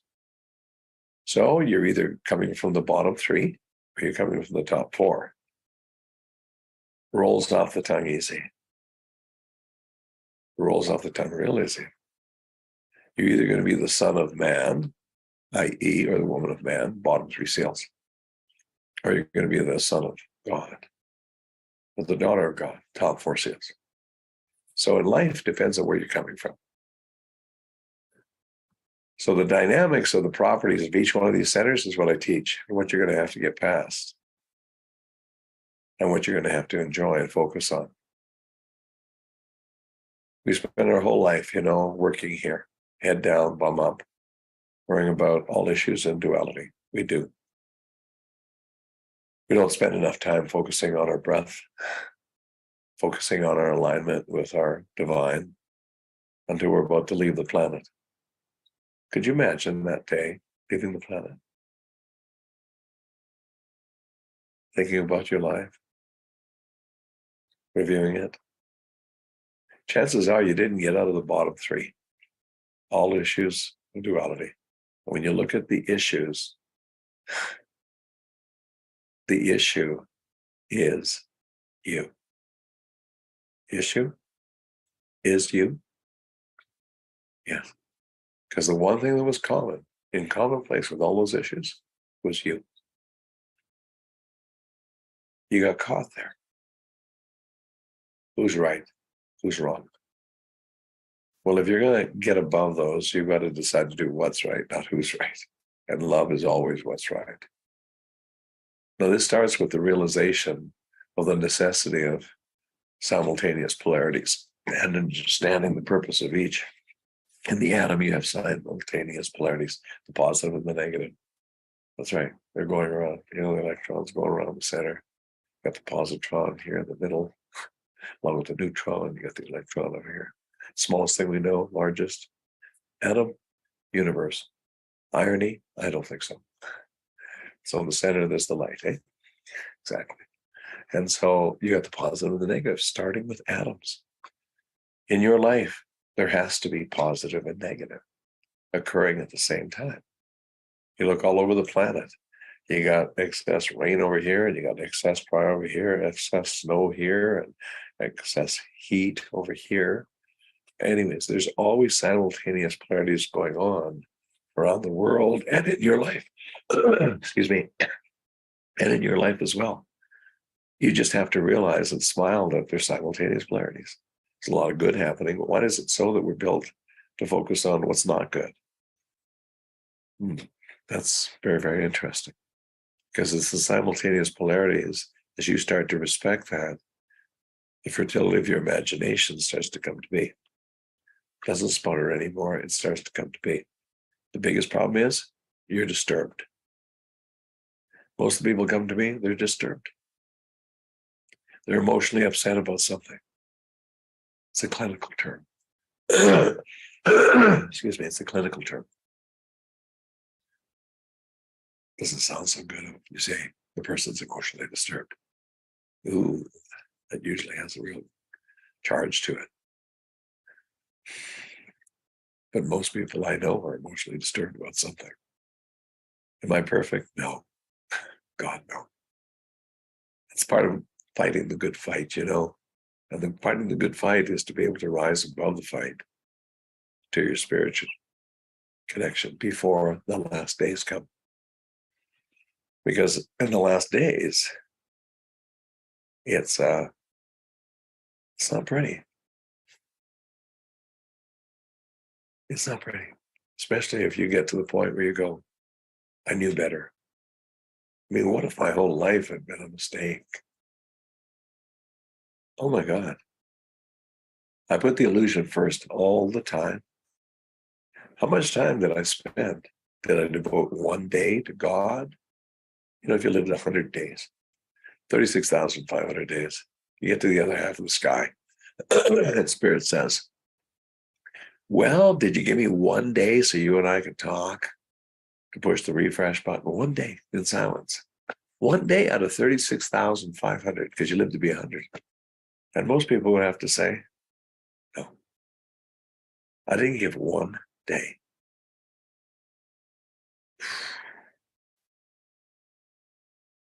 That's really something to think about. But let's come on back to earth here. It all starts with the atom, you know, both charges are necessary in the atom to form matter. But you're not going to be able to materialize and form matter until you're at peace. Because forming of matter means the fertility of the imagination comes to be from spirit to matter. How is that possible? That someone could drag that energy through 7 levels of consciousness, the electromagnetic spectrum. Who knows how to do this? Who does? Right. And even when you know how to do it, you know what? If you're disturbed, it doesn't happen. You have to be at peace. Jesus was known as the Prince of Peace. for a reason. You must be at peace and you must be worthy. But those two are kind of bedfellows, because if you're not worthy, it's tough to be at peace. You know, you can't just P-R-A-Y on Sunday and then the rest of the week P-R-E-Y. No, that's not how life works. No. You must be at peace. And peace is love. Love is peace. Worthiness. You must understand equilibrium. Understanding how everything is actually perfect in balance or is in the process of balancing. You must understand that. So if you get caught in something and you're really upset, you're in the process of balancing. It's a matter of how long that process takes, but that's going to determine you as to how you look at it.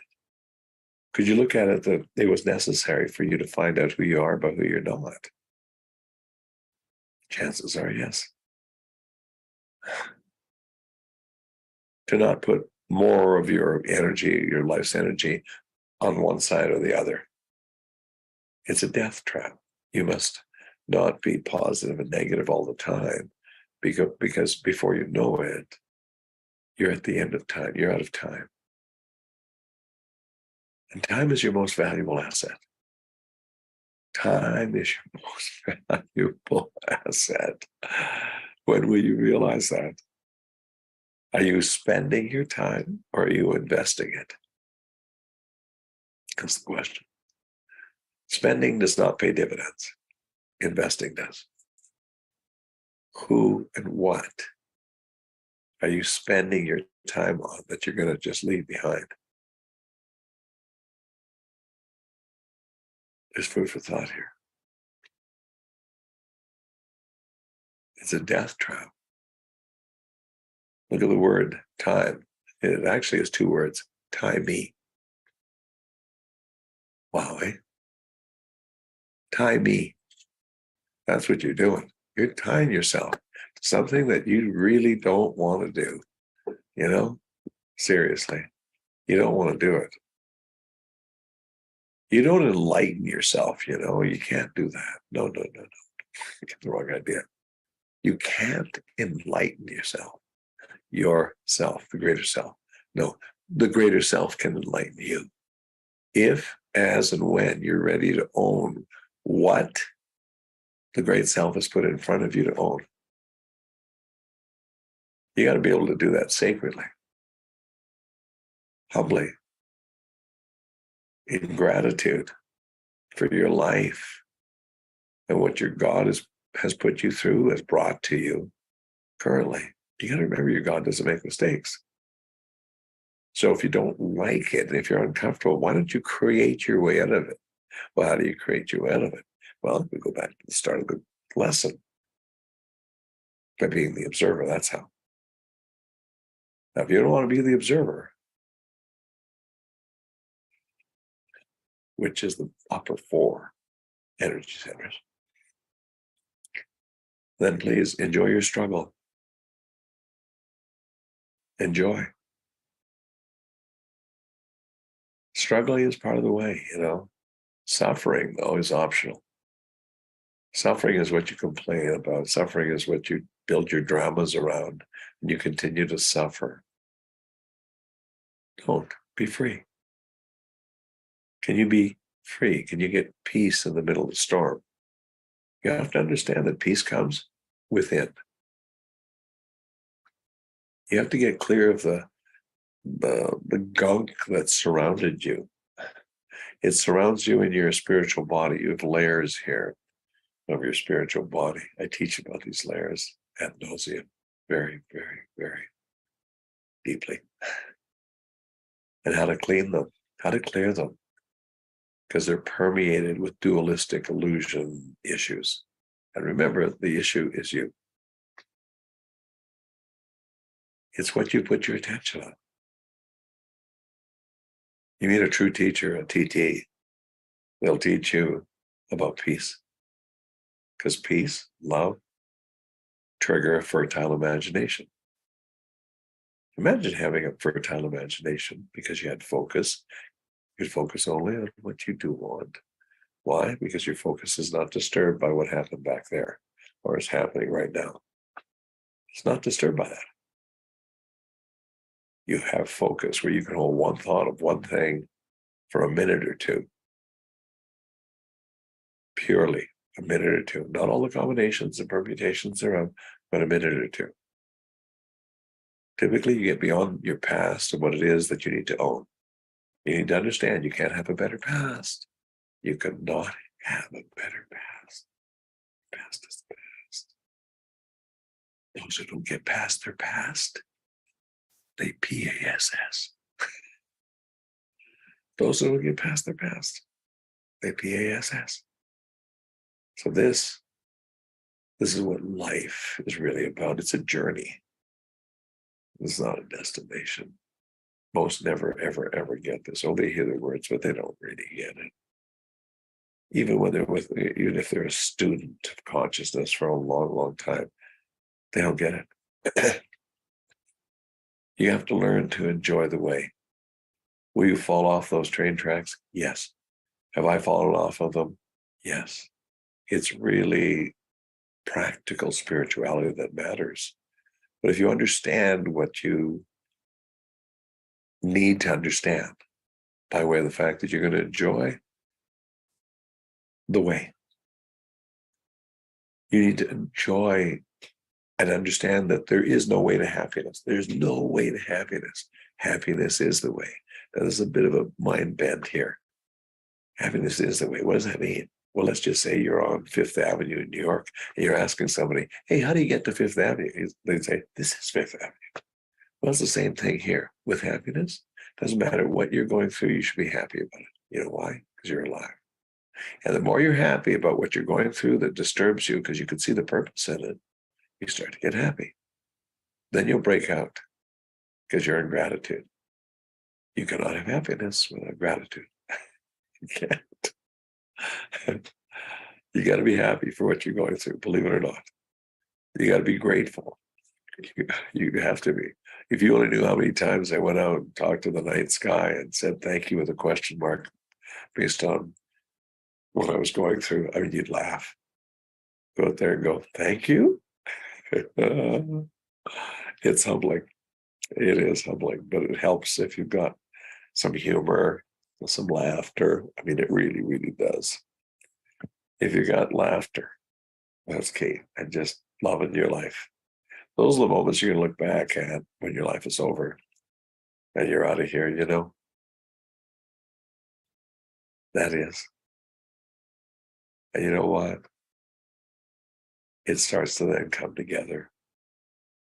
It's almost like the serial art. Serial art is the art that you used to buy on calendars in the malls. You know, where they showed you a calendar and it had a whole bunch of squiggly lines on the surface. And the salesman said, keep looking at the squiggly lines, but if you can, look beyond it. And so you look beyond it and you see this shark and you see the reefs and you see all these little fishes under the water and you go, oh my God. Well, most people come to me. Let's just imagine that I pulled Cro-Magnon from a million years ago, right here in this time. And I show him the squiggly art. And he says, first off, I'm so amazed with the squiggly art. I mean, my God, who did this? Such synchronicity, such good measurement, such incredible precision. And I say, that's the point. You can either stop here or you can try and see beyond it. Who wants to see beyond it? This is such fascinating art. And I say, I know, but if you can look beyond it, there's actually a shark underwater and coral reefs and fish, and there's a whole bunch of starfish, and this guy can't get past the surface because he's so amazed compared to cave art. But this was. Well, that's what the teaching is like. The teaching I teach leads more to Buddhism. Again, Buddhism is not a religion. It's a way of life. But the teaching itself is the truth teaching. It's not religious. Do I believe in Christ? Oh, God, yes. Do I idealize Christ? Oh, God, yes. Do I love Christ? Oh, God, yes. I do. But in order to achieve that type of consciousness, you have to be humble. And he was born humble. And he wouldn't even defend himself when they said, come on, manifest this, manifest that. Come on, we hear you're a master. Come on. You're not going to do it? Okay, well then, we'll nail you to the cross. And he endured that. And then said, okay, how about if they said, okay, how about if we poke you with a spear? Then you can heal that. Come on, get yourself off the cross. So he just let it all slip away. Let his life slip away. They put him in a tomb. He rolled his consciousness back into his body through his spiritual, because he was right here, just not in this body. Pushed the stone back, which took quite a bit of muscle to get there. Walked out and said, hey, how y'all doing? That proved the point of not putting the illusion, no matter how much it hurts, first. Right.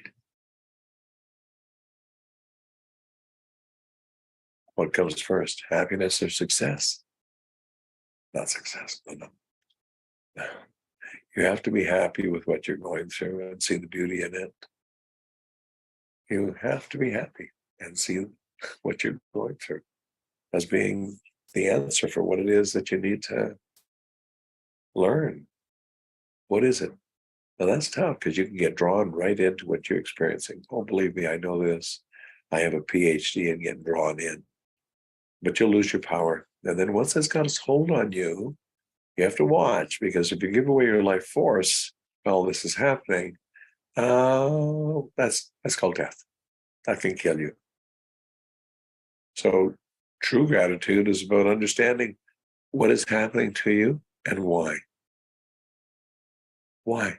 There's a reason why every day ends in a why. We're supposed to be asking why. Why am I here? Why am I doing what I'm doing? Why am I in this partnership with this person? They're supposed to be my best friend, but they never call it Christmas or birthdays. Well, why? Why? If you keep asking why enough, you're going to get down to what really is core. You're here to evolve. You're being tested in a sea of duality. And the idea is to go home and say, I was tested, I got immersed in it. And you know what? I rose above it. Was I perfect? No. Was Christ perfect? No. You know what? You know why they included the story of him grabbing those guys on the temple steps and rifling them off there, the money changers, to show that he had emotions, to show that he wasn't perfect. He held sacredness so high. You have to remember that life is a process, and you're not going to be perfect. It's a process.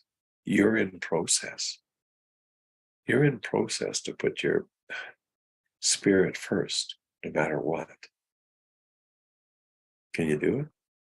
Well, you keep getting tested, like everyone here, until you get it. It's a sacred process, It's a sacred process to find your purpose. Well, what's your purpose? Your purpose is to be connected with your divine, the great self, your spirit, in the face of duality and not lose it. That's your purpose. What you do for a living is second to that. But that's what your purpose is. So remember, you can't become enlightened. No, your oversoul gives you enlightenment. But you can't get enlightened without a huge amount of pain, uncomfortable, and inconvenience. It's all about you and I. I remember getting that, every morning I get up at about 4 or 4:30, and I'm fortunate because I live on the verge of a 500,000 acre park, and I go down and I sit by the river.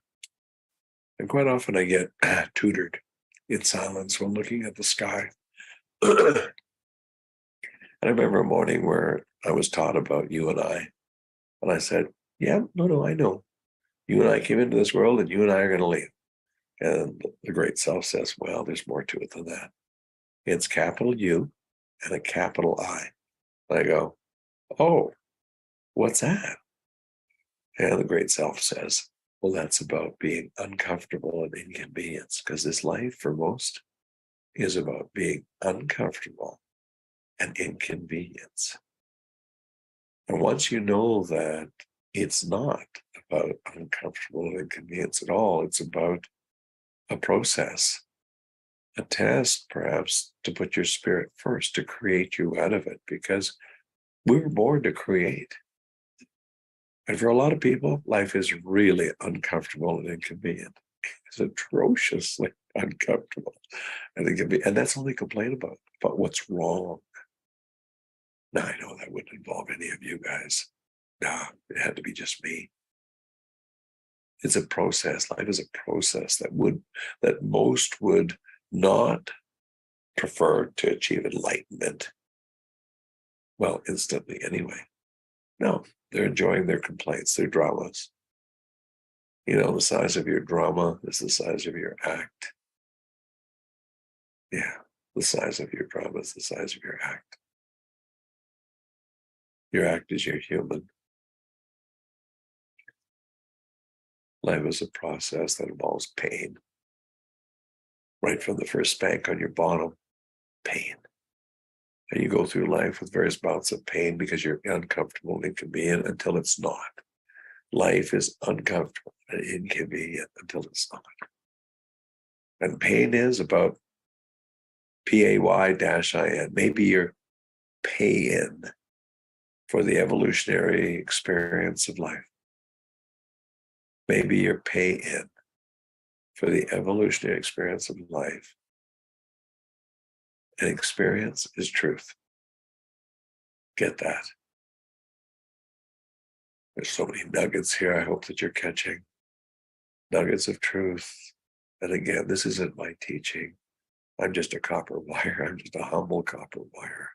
I didn't create this teaching. I don't own it. I don't. I just am a copper wire.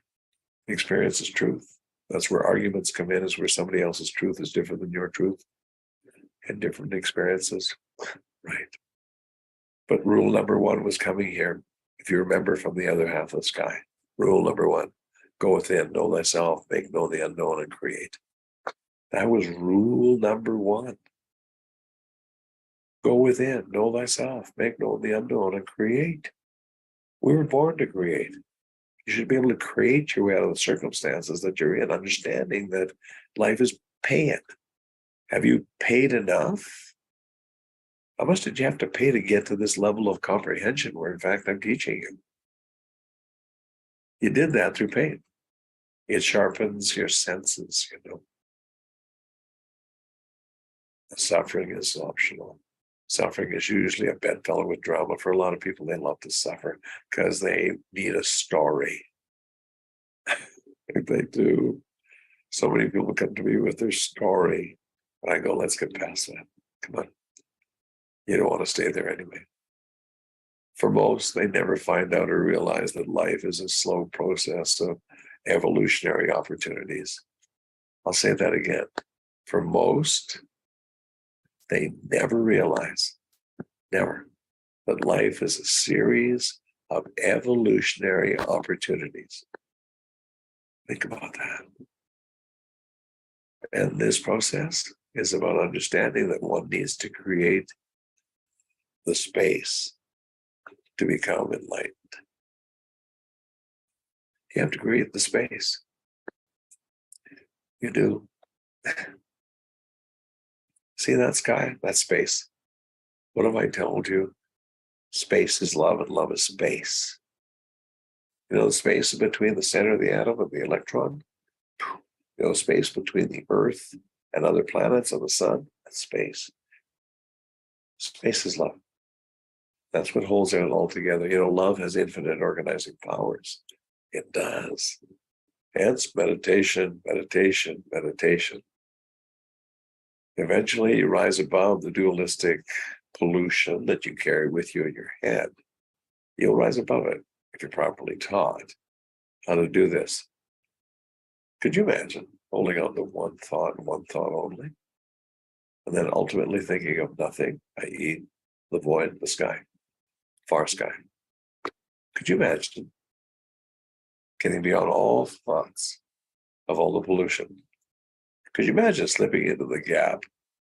The gap is between positive and negative in your life, all this stuff.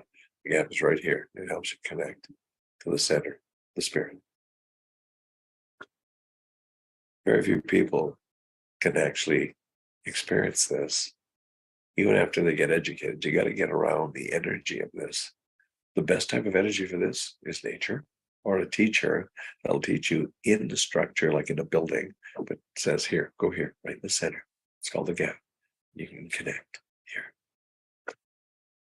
Well, this is the start of peace. This is the start of a fertile imagination. This is the start of love. And love has infinite organizing powers. Remember that. It has infinite organizing powers. It's really up to you with regards to what you do, you know. This is your life. This is your life. Can you get that? Can you get all this? Can you? Not everyone can, you know. Not everyone can. If you're listening to this, chances are you're ready. You're ready. You can find me at the CFT.ca. Anytime, I'm there. The CFT.ca. Come and look at our courses. The best investment you're going to make is connecting with yourself. The teaching is open to anyone, but it's not for everyone. It's not. You got to be a serious student if you want me to teach you. And the truth will set you free. It really, really will. B1 is the best vitamin for life. Thank you, Layden. Neil, back to you. Zayla, thank you so much, You're brother. mute. You're muted. Oh, can you hear me now? Yeah, my sound's coming through. It's working. Oh, second, baby. I've got you muted here. Go ahead, Neil. Brother, thank you so much. I was just having a lot of revelations, profound experiences with words that you were saying. I took notes, you know, it's a rare thing for me to take notes, but the B1 was golden. But I just want to ask you, like, what is the process to get past our past, you know? And then just to add to that, how do we get to a point where the uncomfortableness becomes, we no longer need to experience that? You have to remember that in order to get past the past, you have to understand that it was all purposeful. And you have to look for what it is that your oversoul was putting you through, the great self. What did you learn? You're not going to get past your past unless you come to the conclusion that this was purposeful. I can see the beauty in it, and thank you.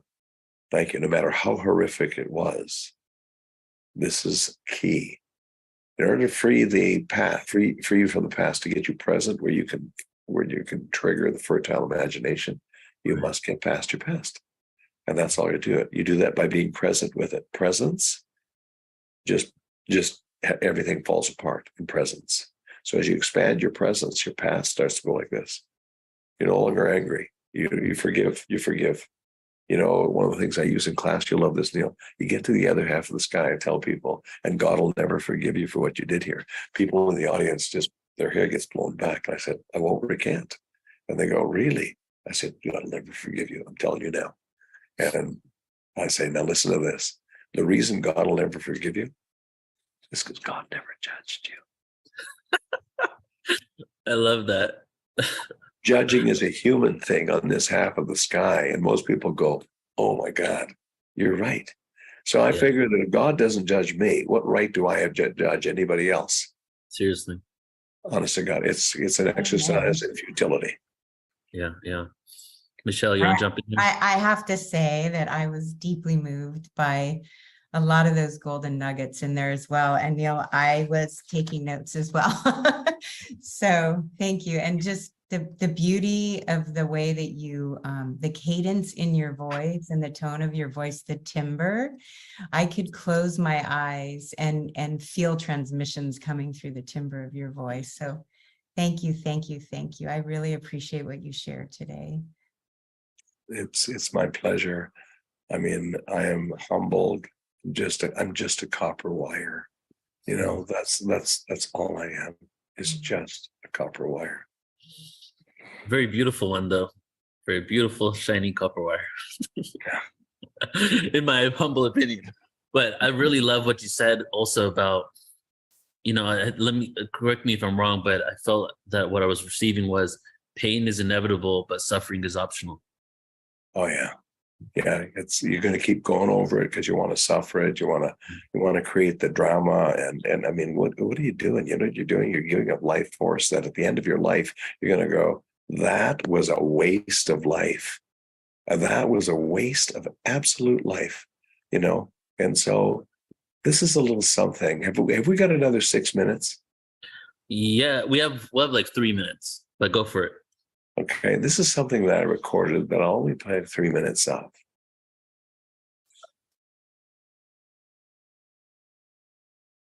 Oh, say that one more time. I didn't hear that. This is something I recorded. Can you hear it? No, we can't. You cannot hear it? Nope. Are you playing it on your computer? Yes. So you need to share screen so we can hear it, and then click share sound. Okay, just a second here. This is something that I guarantee you, if you were impressed with the first part of this, you'll be impressed with this note here. Okay, so make sure you click share sound when you do it. Share sound. Okay, let's see if I can do it now.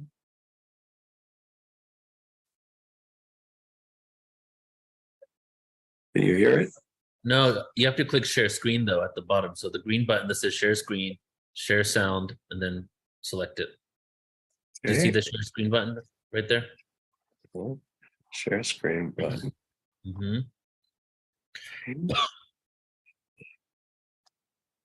Just anybody's time here. Okay, share screen.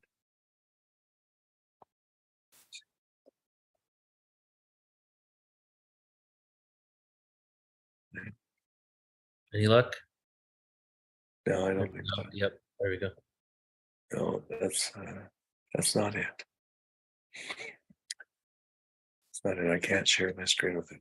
I thought it could come over this, but it can't. Perhaps we'll do it another time. It's a recording that I went to the studio, and it's about the transition, about your life. And it's about how you best take advantage of what it is, the peace that's provided to you while you're here. So the opportunities can melt away as you are complete with the other side, because you might be finished with something, but you're not complete until the emotional charge is complete. Flat. You may be finished with that person, place, thing, time, event, but you're not complete if you still have emotion. So that's where you get freedom, and the idea is to get that before you transcend. Right. That sounds very vital to where we are right now for many, many people. And if there's a way that you could share maybe a link, if you have it on YouTube or something like that, that would. Or even an email address, however they can connect to get that. If they can connect with you and you can play it for our audience. And anytime anybody wants to hear it, they can just come to me, and if I'll get a cluster and I'll play it, because I use it for private use, because it requires a little preempt as to who I am before. Okay.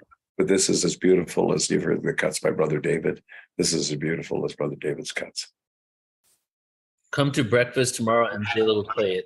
That's what Layden said. Okay, I'll play it tomorrow at breakfast. You bet. I mean, I guarantee you it'll bring tears to you. It will bring tears. You will hear something that you didn't hear before, and you'll know that it's soul to soul that's being taught to you. Zayla, brother, thank you so much for your energy and transmission. I appreciate you, man. Thank you, Neil. Thank you, Michelle. Thank you. Pleasure to meet you both. Take care. I'm here. Take care. God bless. I love that.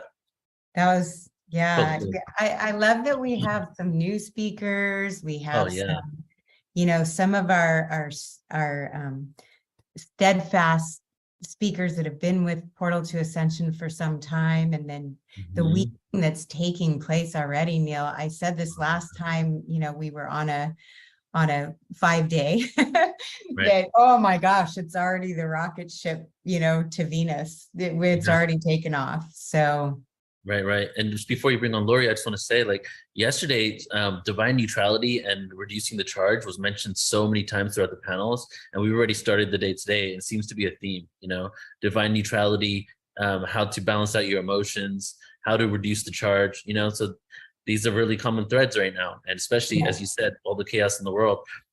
We really can make we can have more of an impact and make real change when we don't come from a trigger or from an insecurity or from fear. Right. that's so true. Yeah. So I'm really feeling it. And I love what Lori's, you know, what Lori will share and bring us into, because she gives real tools, you know, for us to use as well. So one after the other, this has already been amazing. So thank you. And I would really, I don't want to take away any time from our dear sister, Lori Spagna. Look at you. Hello. Uh-oh, you're muted. There we go. Hi, everyone. Hi, you guys. How are you? Hi.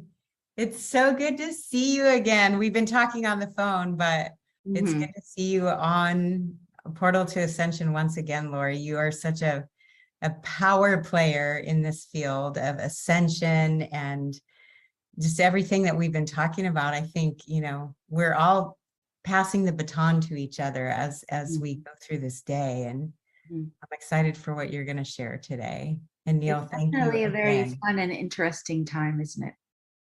It I is. mean, it's pretty incredible. But thank you so much for having me here. And Neil, I'm always just so grateful to you. same. I love you so much, Lori. Like, I feel that way about you too. one day maybe you'll really know how much I love you. You know, probably next time we hang out in San Diego. You make me cry. That's so sweet.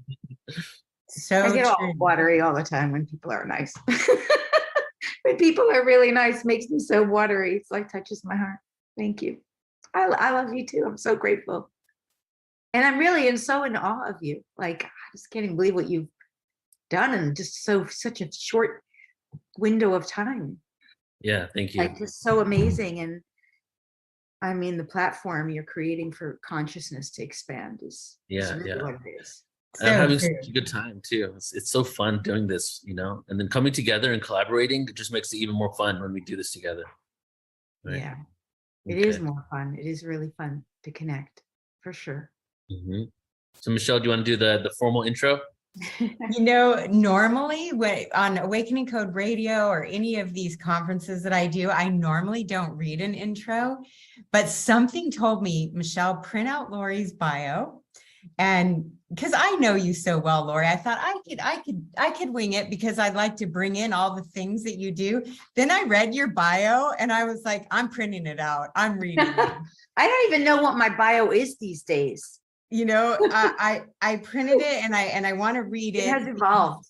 There's a lot here. I mean, yes, we know you're an author, a luminary, you are a visionary. And your bio says Lori Spagna is perhaps most well known for her recognition of the deep and intimate animal-human connection in terms of how animals mirror their humans' behavioral, physical, and emotional tendencies, and for her programs that focus on the interconnectedness of all beings. And I feel like we are so right there right now.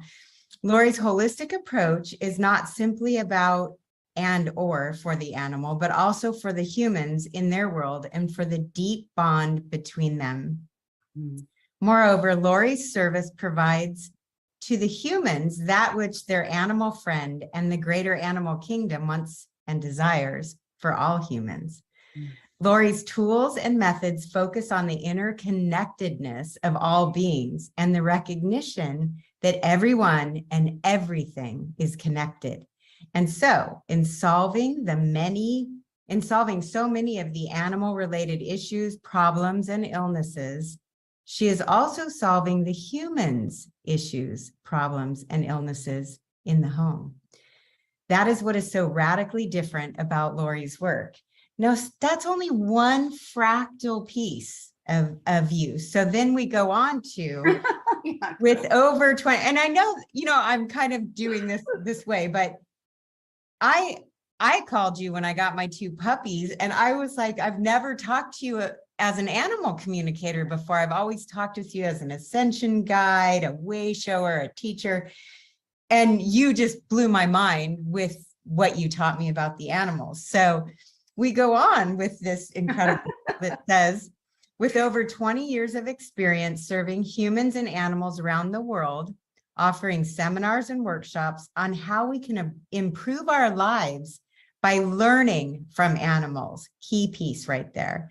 Lori has become recognized as an international expert, speaker, author, visionary, light worker, intuitive, and healer for both 4-legged and 2-legged creatures.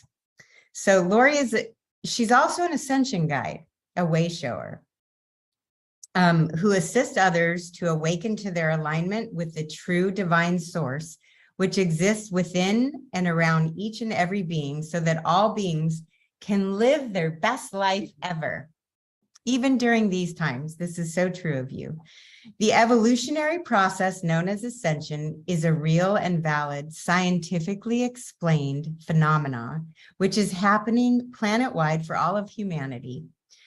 Ascension, which includes a conscious and deliberate choice on the part of each individual to engage and participate in humanity's physical, emotional, mental, and spiritual evolution, is well underway on Earth.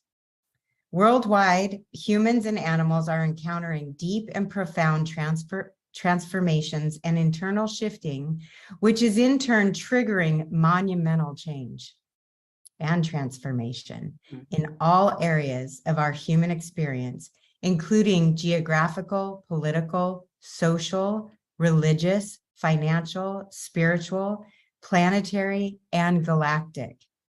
As this shift continues to unfold, people need support, guidance, assistance, and clarity regarding these dramatic changes they and their animals are experiencing.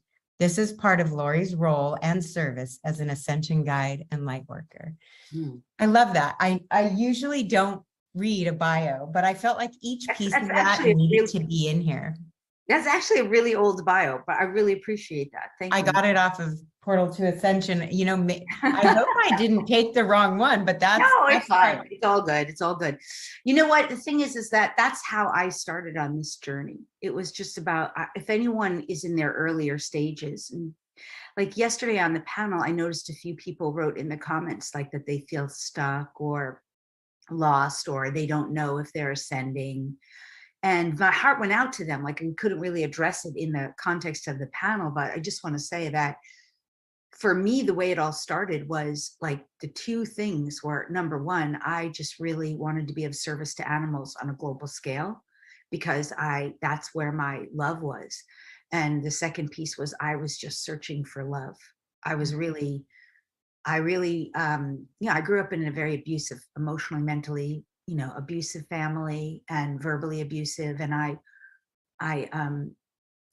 was really like a lot of star seeds, like especially indigos, like if you're familiar with the concept of type 2 indigos, we have to like work through as much shadow aspect as we can possibly handle, so that we can anchor in the light. So it doesn't matter what's thrown at us. We have something in us that's like unrelenting, like search for the truth, search for love, search for divine love, divine truth, divine light, like the frequencies of it, because we cannot settle for every day. So I was like on that search for love, and that's how I started. So to the people who maybe feel like they're not sure, or they don't know what that's about, or they feel stuck right now, like first of all, we're in the middle of an eclipse window, and the astrologicals right now are just squaring off head to toe in every direction. There's just hard angles everywhere that are kind of like, bringing up to surface whatever it is that's, dense in our field. So anyway, but I just wanted to hopefully inspire some people, because, you know, like my whole thing was I was just miserable. I mean, I was really miserable for a long time. And it wasn't until I finally, you know, took a leap and said, all right, I'm going to give it up to God. I just want someone else to take over, because I'm like not doing it right. And I just kept saying, I want to be of service to animals on a global scale. And that's really where it started. And then I had a first contact experience while I was living in Maui, and I was just doing animal work. I was doing animal communication. I was doing energy healing with animals. And they were telling me, we're going to teach you. That's what they kept saying.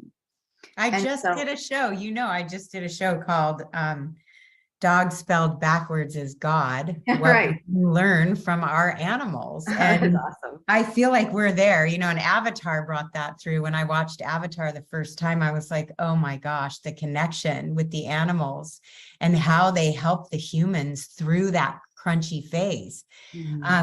But one of the things that I love about you, Lori, is you give really practical tools on how we can help ourselves. And when I was in that twilight sleep this morning, and last night before I went to bed, I put it out there, you know, how can I really highlight Lori and what Lori Spagna is all about and what she does?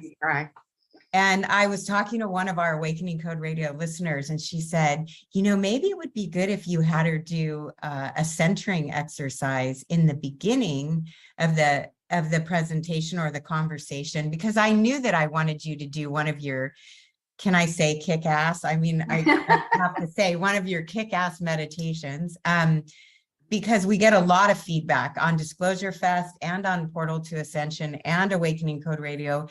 We get great feedback about your meditations, but one of the things that I think when you highlighted, we are in this eclipse window in between, and I'm not an astrologer. I know that you do dabble in astrology and namology as well.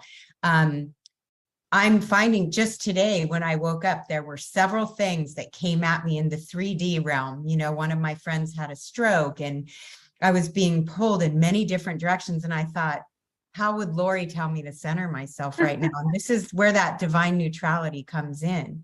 And so I would like you to take our audience here through what a quick centering exercise looks like before we get further into our conversation and your meditation. I mean, I can talk you through it. We can do it together. And one thing I do want to mention, what we can do to help people today is to do some sanskara clearing. It won't do like a huge amount in a group because it's going to be collective. We'll do it for the collective of everyone listening live and in delayed playback. And I'll explain that, but let's do the centering first. I'll talk you through it and we'll do it. It's so fast and easy and so effective. This is how I do my centering exercises. I do them almost like maybe 10 or multiple times a day, lots of times in a day. I take 3 long, slow, deep, relaxing breaths. So, and I identify the breath as a frequency of primordial, and you can choose your frequency: love, peace, harmony. Those are 3 of the kind of most effective ones to begin with. So any one of those, primordial is undiluted from human interpretation. And I connect with the breath. Let's all connect with that breath as we breathe it in. Feel it. Feel it fill up the head, the whole brain. Exhale, release. On the exhale and release, expand around like a ripple effect of coming out around you like a pond. Fill up throat center. As much as you can, mind's awareness there. Ripple out the exhale. Right? Building the auric field around you with the exhale. Next breath in through the heart center. We're just traveling through the core pillar. Ripple out on the exhale. So you let yourself feel the energy that you release on the exhale, which is also primordial love, because ultimately that's all there is, right? So feel it expand around you. Inhale, bring it down into the solar plexus region. And really feel yourself fill up that area. Breath of love, release, expand out. And you're just relaxing. And now you're noticing like your buttocks and your knees might be a little locked up. Next breath, breathe down into the tailbone. Fill up and expand. On the next exhale and release, Put all your mind's attention on the buttocks, space of the spine, and also immediately on the feet. And with the breath, the next breath, relax them open as if you release, like a kind of like a plop release. Now you've just opened your base and root chakra at the same time. The next breath, you're just still breathing in your own comfortable rate. It goes right down to Gaia Sophia. With intention, you just let it drop all the way down. All your love goes down into Sophia, Gaia Sophia. And you can begin to feel that connection right away. You feel it. Now take your next breath as if you're breathing through the heart center. Literally allow yourself to perceive that you are breathing through your sacred heart.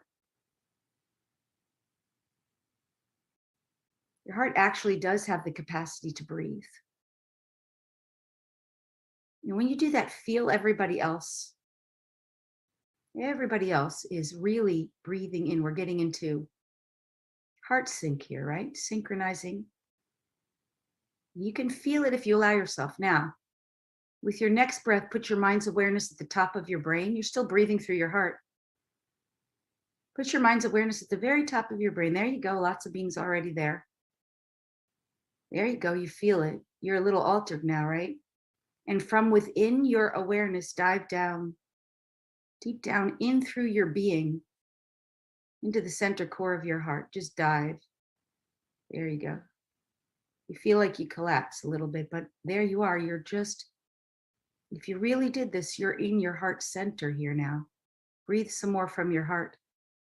This time, let's take in the frequencies, I'm going to ask, of God's source creators, primordial Shakti, the life force of God.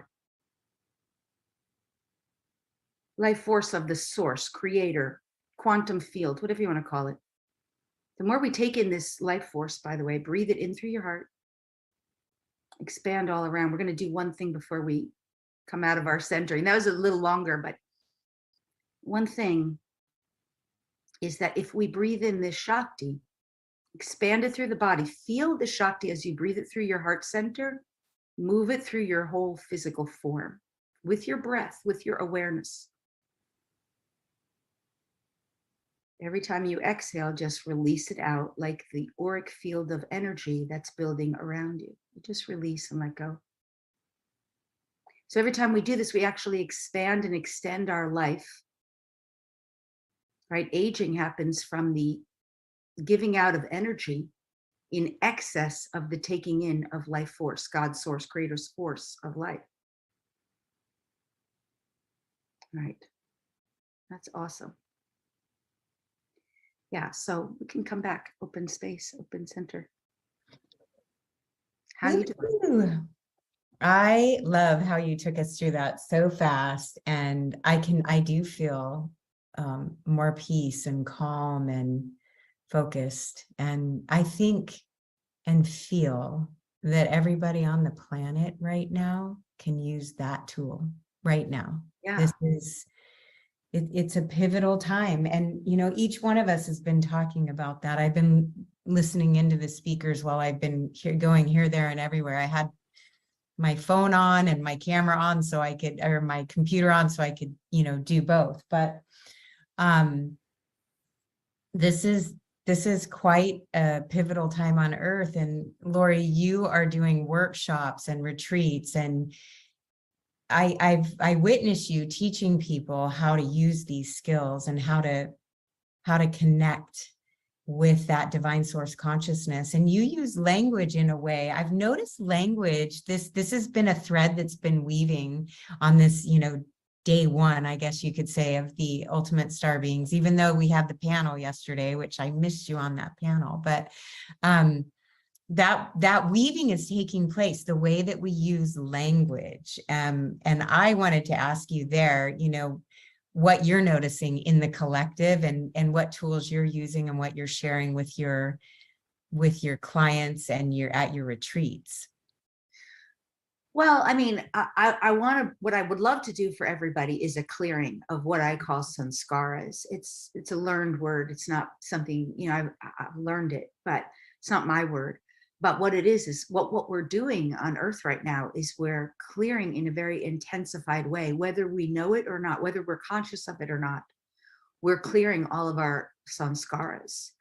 And what those are deeply, deeply held traumas and wounds, are wounded aspects that exist in time, space, dimension, reality, throughout all time, space, dimension, direction, right? So those wounds are not only from this lifetime, right? And there's somewhere where some part of us as an aspect of divine source is fractaled, separated in some wounded state. So this is why we're feeling things so intensely, because it's there on the table. There's no way we could know they were there when we were existing in a more unconscious way in the so-called old paradigm, right?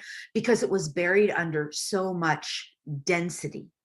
But because of all the work that so many star seeds and light workers have been doing, and because so much more pure frequency is pouring in, both from Gaia herself, like in a sense up from Gaia Sophia and the crystalline core, and in a sense you could say down from the multidimensional realms and the beings of light that we're working with in the non-physical at so many levels and layers of consciousness. These frequencies are clearing out and bringing up to the surface what used to be hidden to us, what used to be so dense that we couldn't access it. And the easiest term to me to just encapsulate it is samskara, because we don't anymore even need to identify a lot of it. What we need to do is to receive the gifts, which I'm so sorry, I forget his name, but the speaker earlier was saying that we must receive the gifts of consciousness so that we no longer need to perpetuate these wounded patterns, so that we never bring them again into the future, because the future of humanity does not include wounded aspects. So when we intentionally unify in a field of this pure sacred, it is referred to oftentimes as the sacred neutral, but I would say even more than the sacred neutral, it is the sacred heart center, the multidimensional chambers of the heart that are so magnetic that when we open up this field through breath and intention, we get into that state that does feel quite blissy. And from that space, we're now, it's even more than sacred neutral, because sacred neutral could be, all right, I see it all, it's all good, love and light, no problem, I'm not emotionally charged or triggered. This is even deeper. This is where we can get ourselves into a state of such peace, love, and just kind of bliss, or a type of euphoria almost, that there is nothing pulling or swaying. And from this space, any samskara that is brought to it gets immediately dissolved, transmuted, returned to source. And what is left, what remains, is the gifts of consciousness, the gifts of the lessons learned, claimed, done, and complete.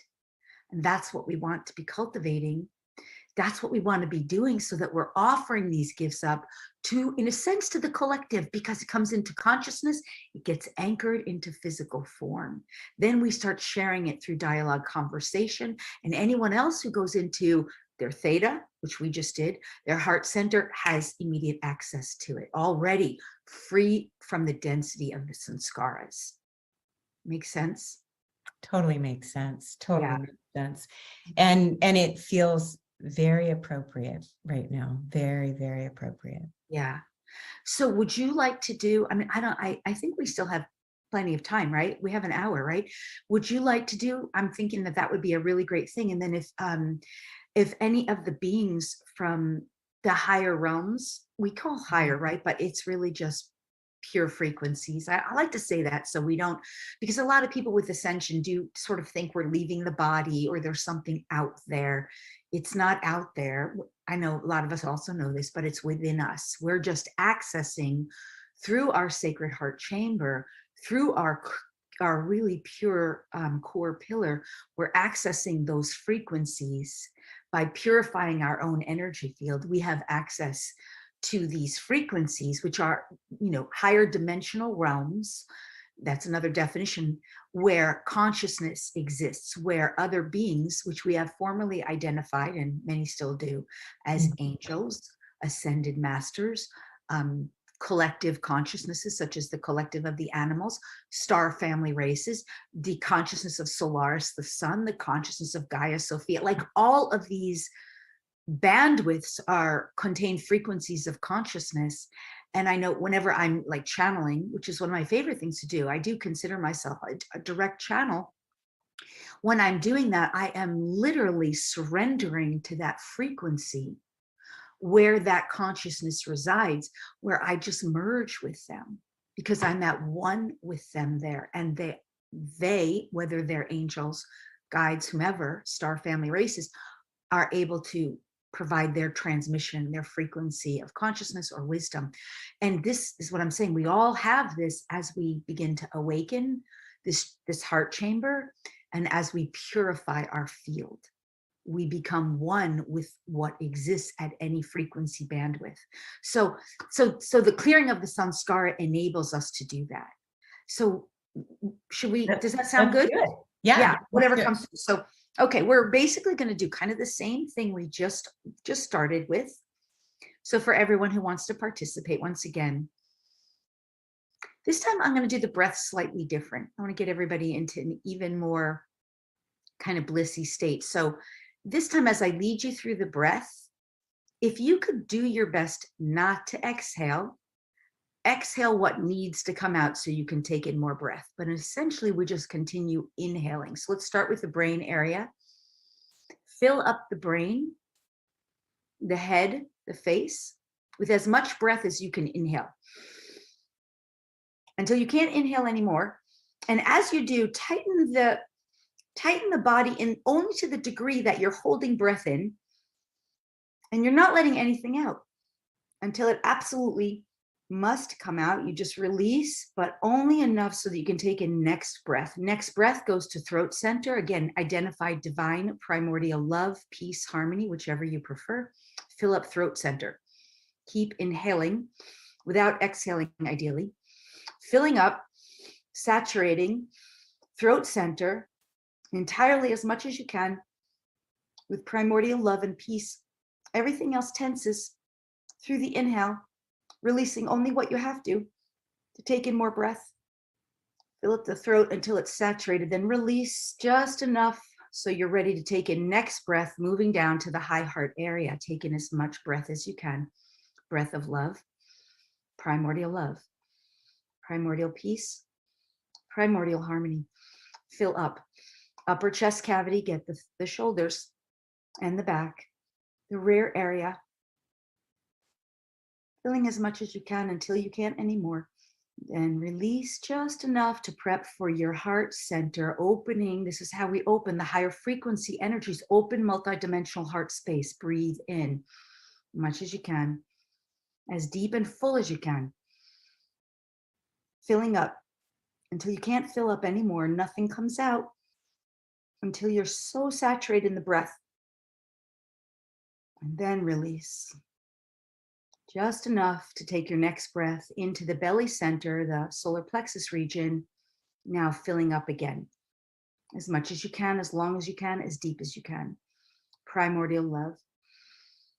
Make sure with your mind's awareness, you get all of those organs inside the inner core pillar, and get the kidneys behind you, fill up, and even the mid-range of the back behind you.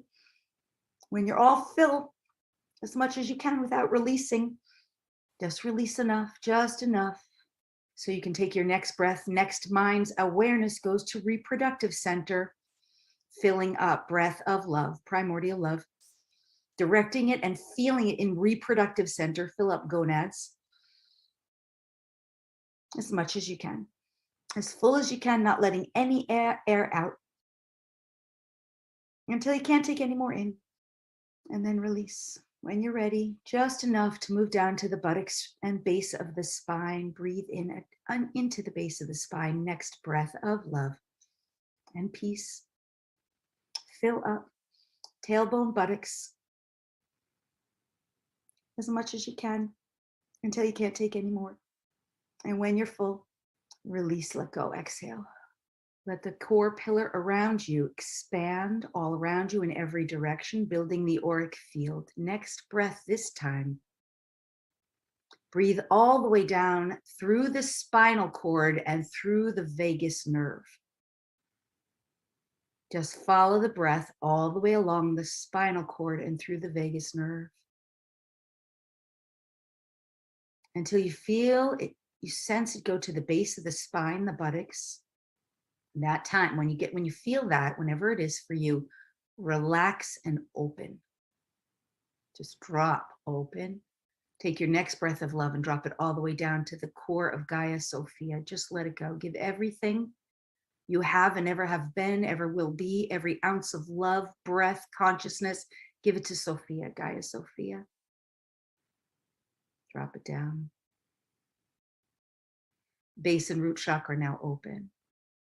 We're just going to say a prayer. The next breath I want you to breathe, I want you to drop it down. Sorry, let's go to the crown again. Next breath, reach for the crown, top of your brain.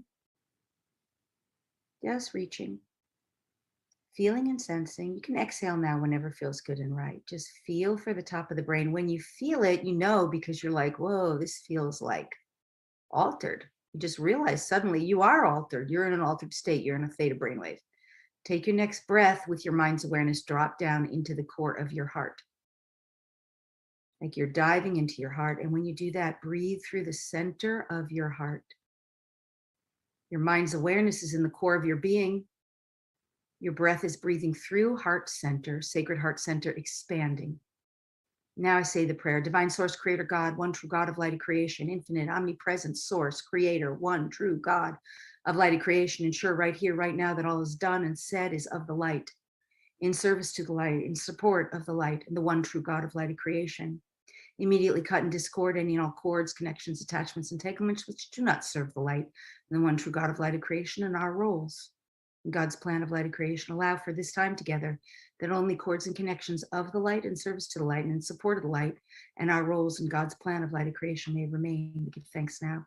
Send down the dove of Christ, the white light, Christ, the white light. Let the white light, great white light descend, and let the great white light ascend in and through us now. Expand the great light and the great white light of consciousness, source, creator, God, consciousness, in and through each and every one of us now. And as we breathe now from the sacred heart center, we give thanks. We give thanks to source, creator, God, for ensuring that all that is done and said here is 100% of the light, 100% in support of our roles in God's plan of light of creation, 100% in service to the light. We give thanks. We let it be. We know it is done. It is done. Thank you, thank you, thank you. We call upon our brothers and sisters in the non-physical realm, the ascended masters, Sananda and the host, Melchizedek order, star family races with the most benevolent desire and intention to join us in the sacred circle, animal kingdom, members of beloveds of the animal kingdom, and our own eternal ever beings now coming forward here with us.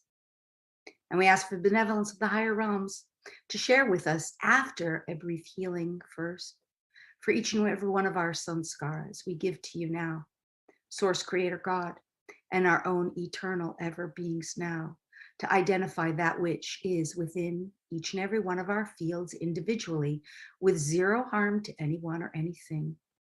Any and all energies, frequencies, vibrations, samskara energies, deeply wounded, traumatized parts of us, wherever those exist throughout all time, space, dimension, and direction, identify them now. Lovingly, kindly, benevolently, and as is uniquely appropriate for each individual. As they are identified, transmute them now, leaving behind only the gifts of consciousness we are meant to receive. Allowing those gifts to be source, creator, God, consciousness, truth, point of view, perspective, understanding, definition, unifying with our own, bringing ours into alignment with source, creator, God. Regarding these gifts, we give thanks as this is being done now for all those consenting. Just a side note for me, you do have to consent here. Your consent can just be a simple yes or deeper breath. Yes, please. Yes, thank you. Or just a surrendering even deeper to your multidimensional heart. A no is no, thank you. That's all. Your free will matters. It is the driving willingness. It is the willingness. Let's just activate, energize, amplify, and anchor even more of this light energy in and through. Activate, energize, amplify, and anchor. And you, whoever you are, wherever you are, live or in delayed playback, you simply accept, receive, and allow, which is simply breathe, breathe, accept, receive, and allow.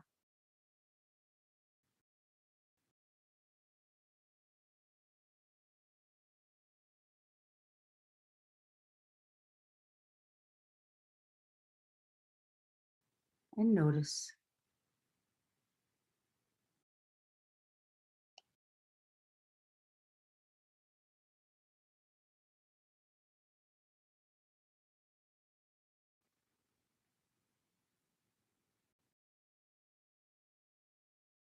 Now we could stay here silently for quite a while.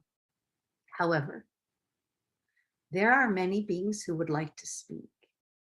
And what they're saying to me is that the healing for those consenting will continue, even though there is conversation. This is to address the experience of linear time, or to compensate for the experience of linear time. That healing, which we have already called forward, will continue during the time information is shared. If this is acceptable. Michelle, how are you? Is this good if I talk while we? Okay, all right. So everyone can just stay. You can stay in your sacred heart center. Just keep breathing and dropping into your heart, because there's a lot of healing going on for our group. What I'm being told is that each and every one of your own eternal ever beings are working with you directly, while at the same time, the collective of beings from the multidimensional realms, whom we have called forward, including Source Creator God overseeing and orchestrating all that is ensuring that what we called forward at the onset is taking place. And so we can continue.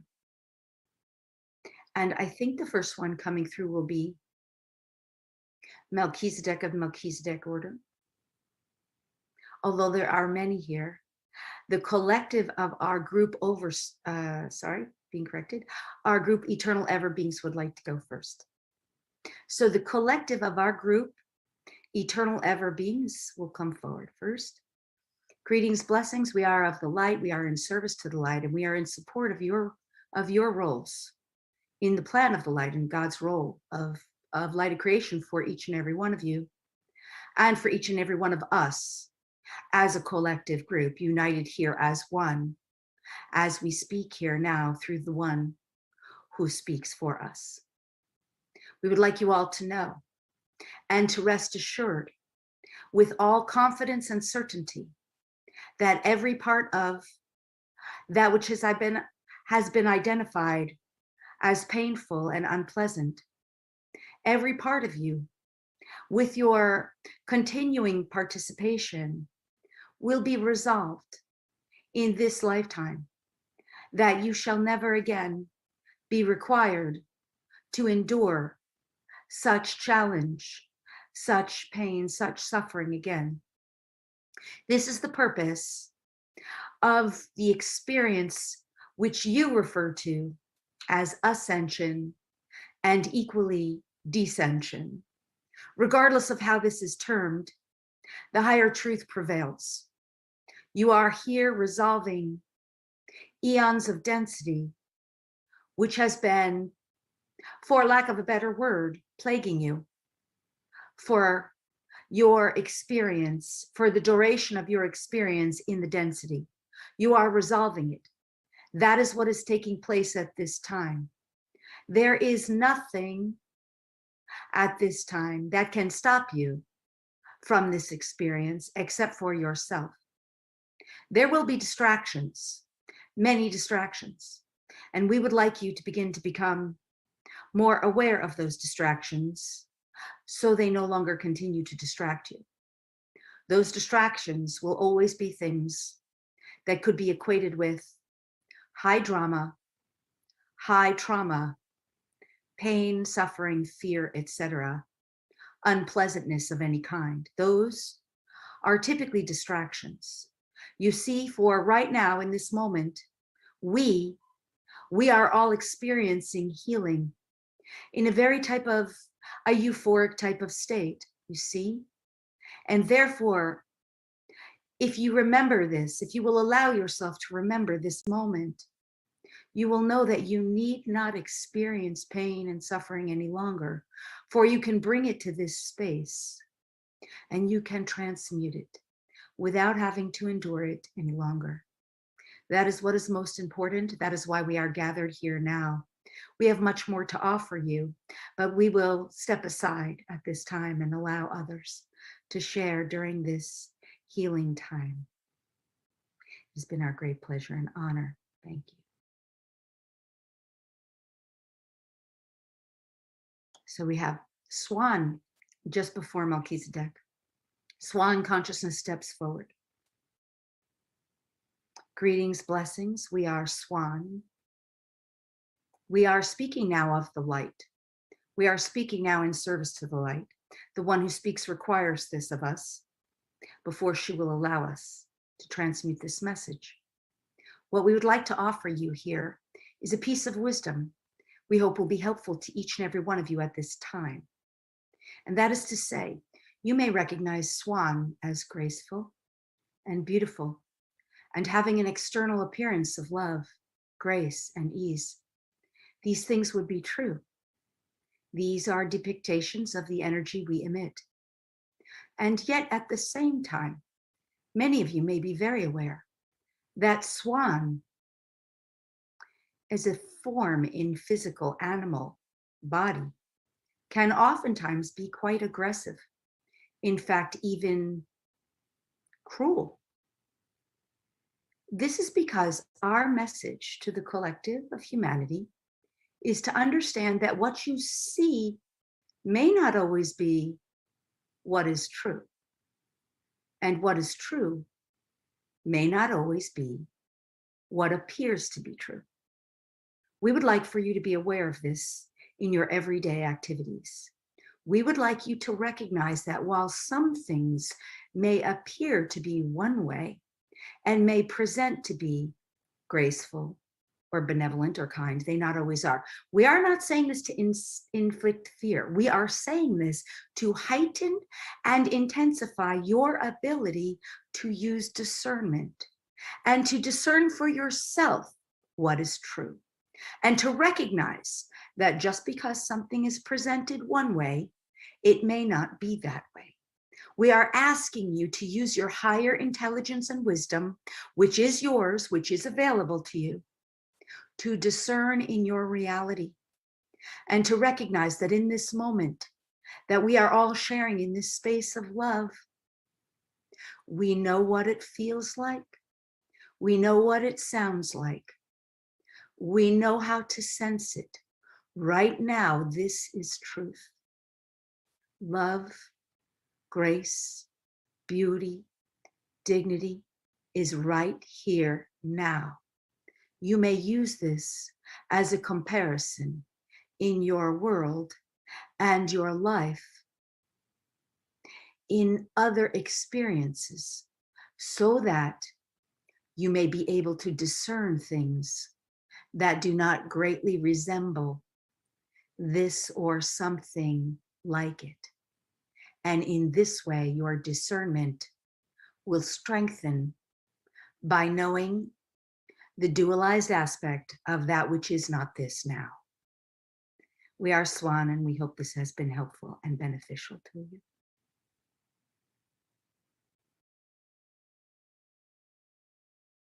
Okay, Melchizedek and Melchizedek order.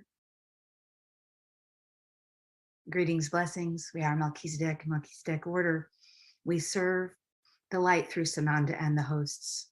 We are of the light. We are in service to the light.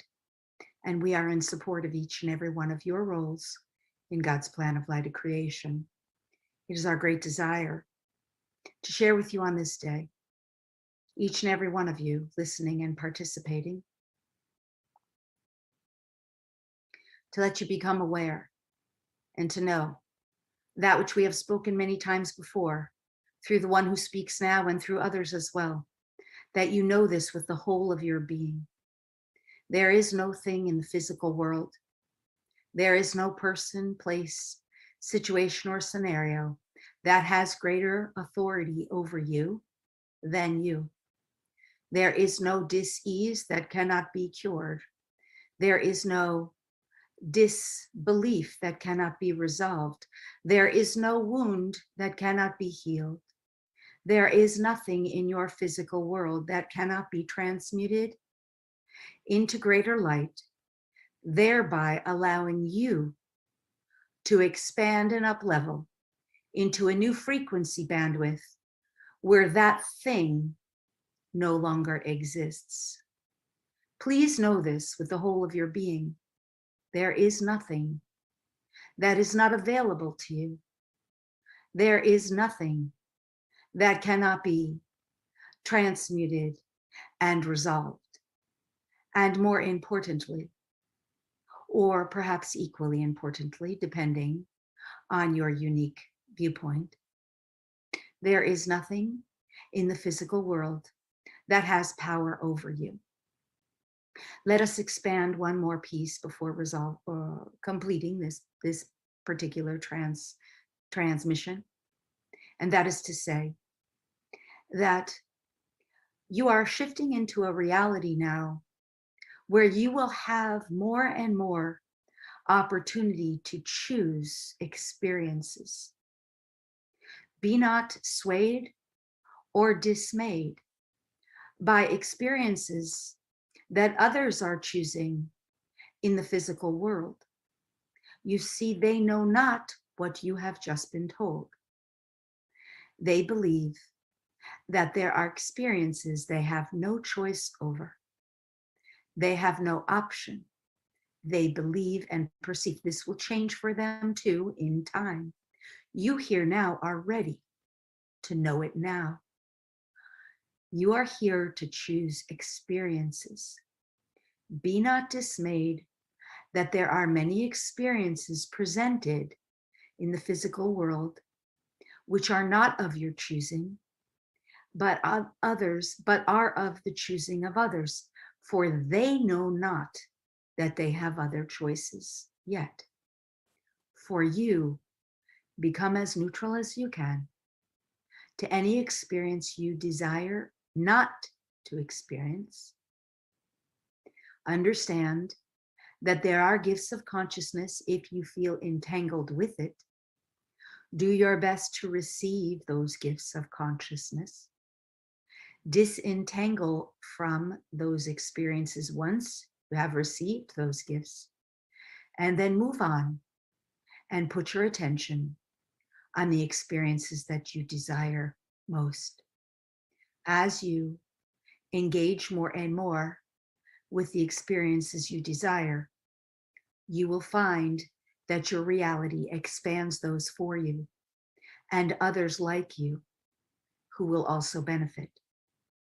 We hope you understand this transmission, but regardless of whether you do, the energy, the frequency, and the vibration shared and offered through this transmission will ultimately infuse through your consciousness and become part of your knowing, for it is here now.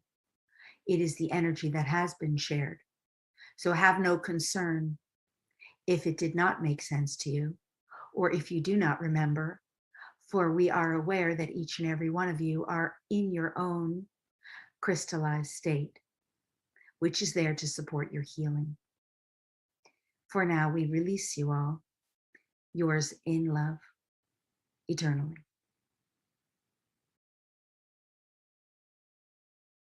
Okay, I'm just going to pause and open my eyes to see time. Oh, we're good on time. I can bring through one more. Is that all right? Okay. We have a feminine in the collective. Two feminine groups can merge. This, we can either do Sisterhood of the Rose, which includes stepping out in front is the divine goddesses we know so well: Kuan Yin, Mother Mary, Mary Magdalene, Lakshmi, Abundantia, Guinevere. Yes, we'll stick with this. There's another feminine energy presence of Gaia Sophia herself. We can do both if there's time. That's what they're saying. First, the collective, the sisterhood. They call themselves the Sisterhood of the Rose. Lakshmi, many goddesses we are aware of who have incarnated in feminine. Blessings, brothers and sisters. We are united together as the Sisterhood of the Rose, here to bring forward to you information and energy to support you in anchoring in more of the sacred feminine energies that are being anchored in more wholly and completely into the physical earth experience at this time, to restore balance to your physical experience. For as you well know, for quite some time, the earth and the inhabitants here have been greatly off balance in an overly masculinated energy. This is irrespective of gender. We are simply here to offer you an experience of feminine energy and to assist and support each and every one of you in embodying more feminine energy. For as you do so, you will find that your personal experience is much more enjoyable and graceful overall, and that your personal experience is more aligned with the light. We would also like to add one more piece of information to reassure you, each and every one of you, that the scales of light and dark have tilted on your earth plane towards the light. We would also like to reinforce the higher truth that dark is not evil. That is something separate altogether. Dark is that which the light is born of. It is that simple. The two, in your experience, work together in collaboration. There is no evil in either the dark or the light. There is evil in the third dimensional physical reality. However, in this experience that you are all evolving into, you must embrace the shadow, the dark, and the light, recognizing it is part of your experience. And part of that is to embrace and embody more of the sacred feminine so that you are not off balance in the dark. And in so doing, you are shifting. And this is what we are saying. You will see this greatly in the coming year ahead. In your linear calendar, you will see with more clarity and certainty that the energies have shifted towards the light, which overall, in this case, is representative of feminine energy, clarity, free will, consent in a conscious way. In this example, regardless, allow now to experience an intensification of divine feminine energies for your benefit. If you are so willing, let it be, and it shall be done.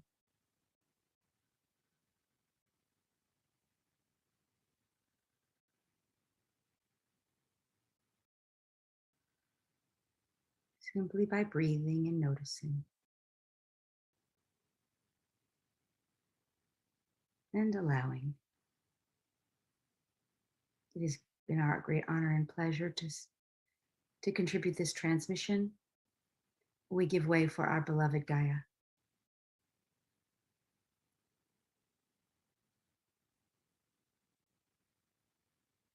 Blessings and greetings, my children.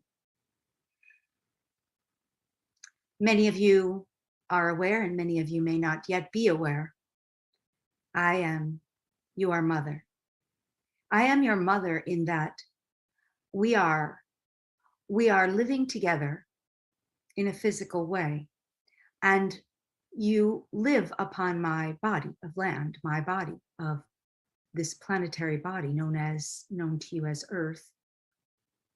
I would like you to know that as you are aligning yourself with the light, as you are choosing the light, as you are continually expanding into the light, knowing that darkness will continue to exist, as you are choosing it, you will always be safe. You will always be safe on my earth, my floor, my ground, my sacred land, my body. You will always be protected.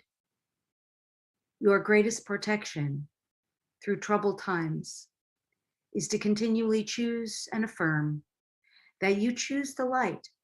For that is my desire, you see, my desire is simply to expand into pure states of consciousness along with you. So you must choose it too, you see. And as long as you choose it, I will know it. And as long as we both are aware of this, I know it because you've chosen it, you will continually find yourself safe and protected. Know this because this is my desire. My desire is for all of my children to come with me. My desire is for all of my children to expand with me and to elevate with me. And that is all I ask of you, is that you continue to choose it. It is that simple. I know you by name, by footprint, by footstep, and by vibration. Each and every one of you, I know you. You are but my children, and we are but one. Let yourself know this. Let yourself feel safe and comforted in the beloved energy of your beloved mother, Gaia Sophia. I am here for you, beloved.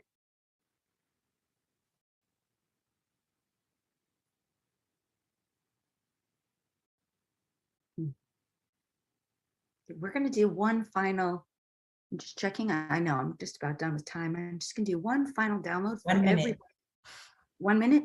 Mm-hmm. Maybe I'll just stop it there. I can go on. I'm like that. Lori, whenever you do that, these waves and waves of energy come over me, and many people have reported that back to me as well. When you go into this sort of transmission that you do, I'm like really blissed out right now. Yeah, you can just really feel that energy. So I want to thank you so much. Oh, thank you for You're having always bringing it. You're so beautiful, and I appreciate you so much. And things are really flowing. And yeah, I'm sorry, I don't mean to go over my time because I know Aurora's next, right? Aurora, look at you. Hello, Aurora. lovely. Yes. Can I just tell people where they can find me if they Absolutely. Let's do that. So certainly my website is lorispagna.com. That's my name. And if you want a free gift, I'm going to offer to people who want to know more about the Indigo family tribes, what we're here to do, the Indigo family races, and all the star families. You can head to lorispagna.com/free gifts /starseed. I'm so altered state, I can't. And if you want to get a DNA activation, you can go to lorispagna.com/free gifts /DNA. We didn't get to do, I was going to do a really cool DNA thing, but you get some great stuff there. And then if you want to get codes of freedom activated for free, go to my YouTube channel and get the codes of freedom in your DNA activated. Very important at this time. Just search my name on YouTube. There's another gifted DNA activation there for immunity and imperviousness to any and all viruses, etc. And I think that's it for my plug. Oh, and if you want to do DNA activations, our next big thing is November 11th, 11/11 Master Stargate Portal. 4 hours of this. If you liked it, you want to join us. We do tons of clearing and healing, DNA activation. And then other than that, I have a retreat coming up in January, which is at the website at lorispagna.com. And we'll see you in San Let's Diego. We'll see you in San Diego in April. Aurora Luna Star.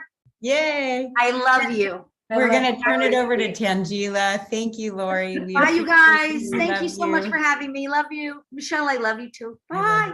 Thanks so much, Lori, for that powerful activation. Amazing, amazing. And I'm very excited now to be introducing Aurora Luna Star. And Aurora is an incredible open channel specializing in sound activations and personal empowerment. She works with the collective, the elders of the cosmos, and through them, Aurora brings forth light codes using sound, color, geometry, and light language. Aurora uses her gifts to assist you in stepping into your highest potential. Her greatest joy is empowering you to realize your unlimited nature and helping you create the life of your dreams. And Aurora works with many, many, many star beings and is a beautiful star being herself, of course. And we're just so excited to have Aurora with us today. So welcome, Aurora. So excited to hear you and see you and see what you're going to be sharing with us. Thank you so much.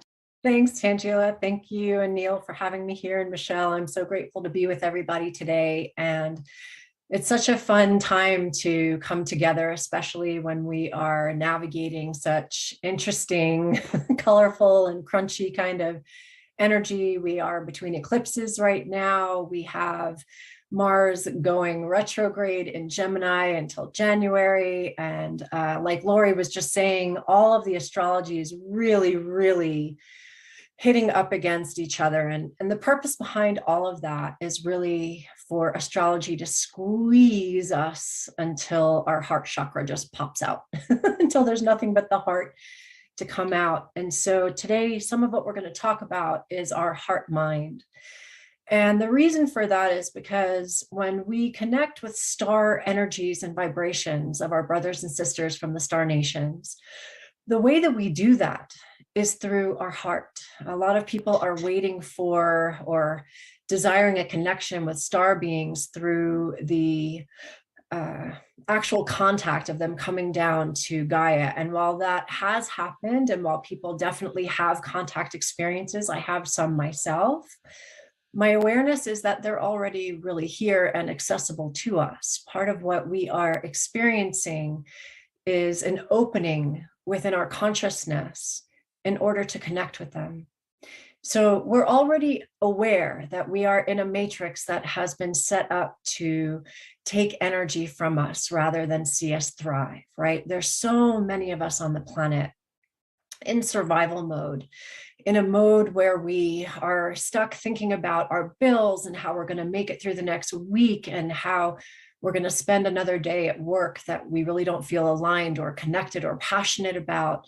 There's so much of that energy on the planet. And then we take it to the next level. How much fear is being created right now? How much separation is being created right now? There's always someone in the news that said something terrible about a group of people. And now that person becomes the reason why 2 groups or 3 groups or 10 groups of people are going to be at odds, right?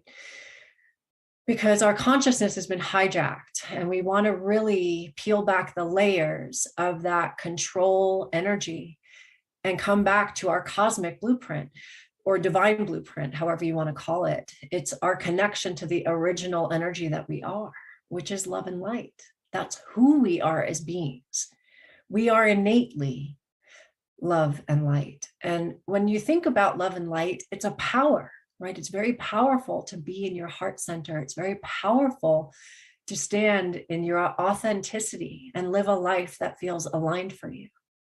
And when we think about the star beings, their interest in us is their awareness that there is a war on our consciousness right now, right? They have an awareness that we're in the middle of a mass evolution. And they're also aware that we are related to them. We all have very special DNA. We all have connections. Some of us may feel an alignment to Arcturus or to Lyra or to the Pleiades or to Sirius or to all of those. Andromeda, I mean, we can name all of them for more time than I have here, right? But the point behind all of that is what is the wisdom within our Akashic records that we've carried through into this time, space, now moment? That's the most important piece. because we have this star being energy within us to awaken and activate and bring online right now, so that we can start shifting deeper into our authenticity of being that love and light as best we can in every moment. And we all know that right now, especially in these shadow corridors of energy between eclipses, it's exponentially more challenging, because just like Lori was also saying, and some of the other speakers, we cannot carry the past with us. We can't think in old ways to create new solutions. And it's really, really challenging to look around at what we're seeing as reality and say, okay, how am I going to wake up in a good mood today? Well, we're going to choose it. We're going to choose to dance. We're going to choose to sing. We're going to choose to celebrate. We're going to choose to make every day special, every moment important, right? So part of what we deal with in our consciousness as beings in time space is that 90% of what we think today, we are going to think tomorrow. So it's so important to choose our thoughts, because our electromagnetic frequency, right? Our thoughts are electric and our heart center is magnetic. How we feel is magnetic. And that's how we manifest in the world. If we're living in a holographic field, right? If all time is now in the quantum, what are we creating with our frequency? What does it look like to wake up and choose our thoughts? Now I get it. Again, the consciousness has been hijacked. So the heart mind becomes a really important piece, because our heart mind, just like our connection to spirit, is always connected. It's always there. But we've been taught that our heart and our mind are separate. We've also been taught that our heart will always sabotage, right? Because what we've been shown is that love is conditional. And what we've also been shown is that love needs to have connection to expectation, which is, of course, the biggest disaster point ever. And I can raise my hand and tell you that no matter how many times I learned that lesson to not be attached, when I find myself attached to a person, a circumstance, an outcome, it always blows up in my face.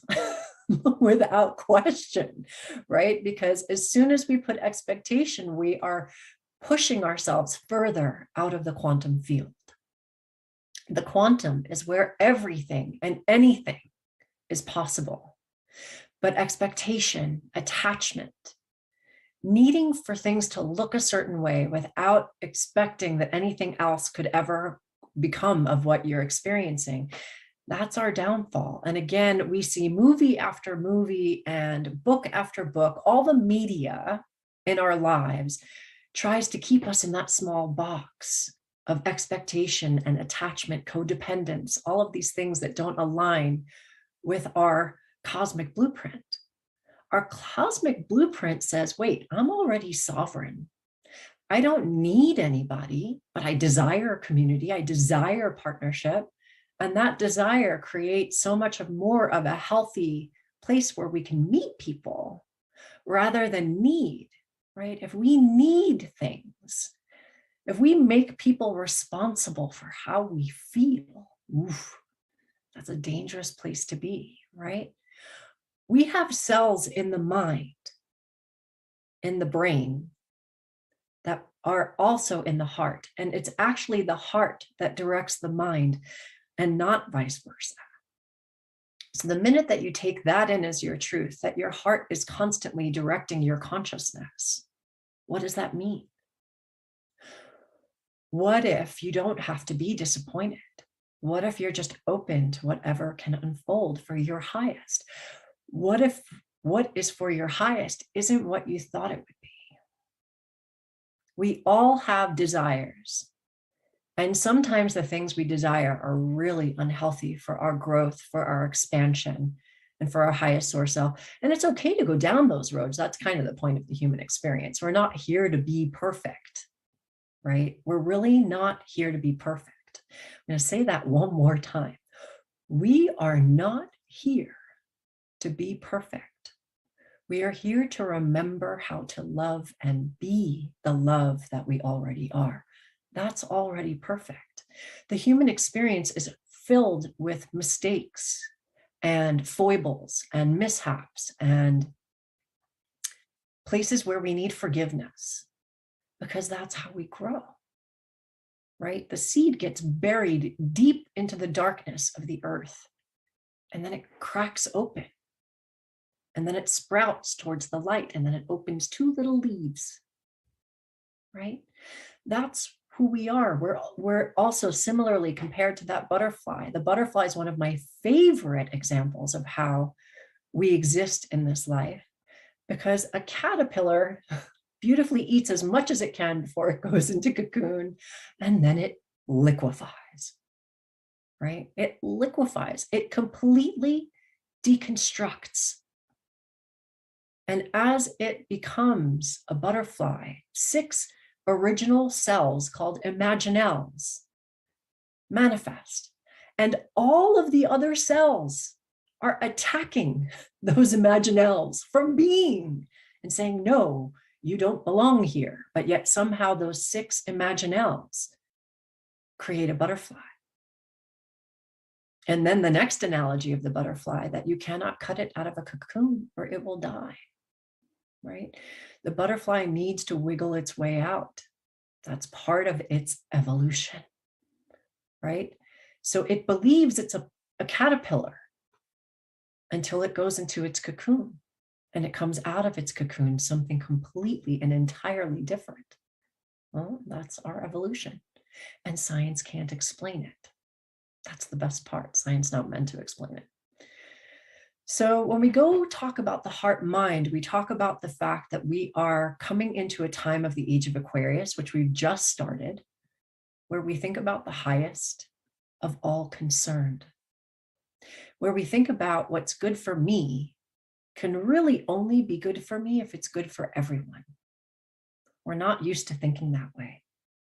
We're not used to considering every single person around us and how they will be impacted around what's good for us.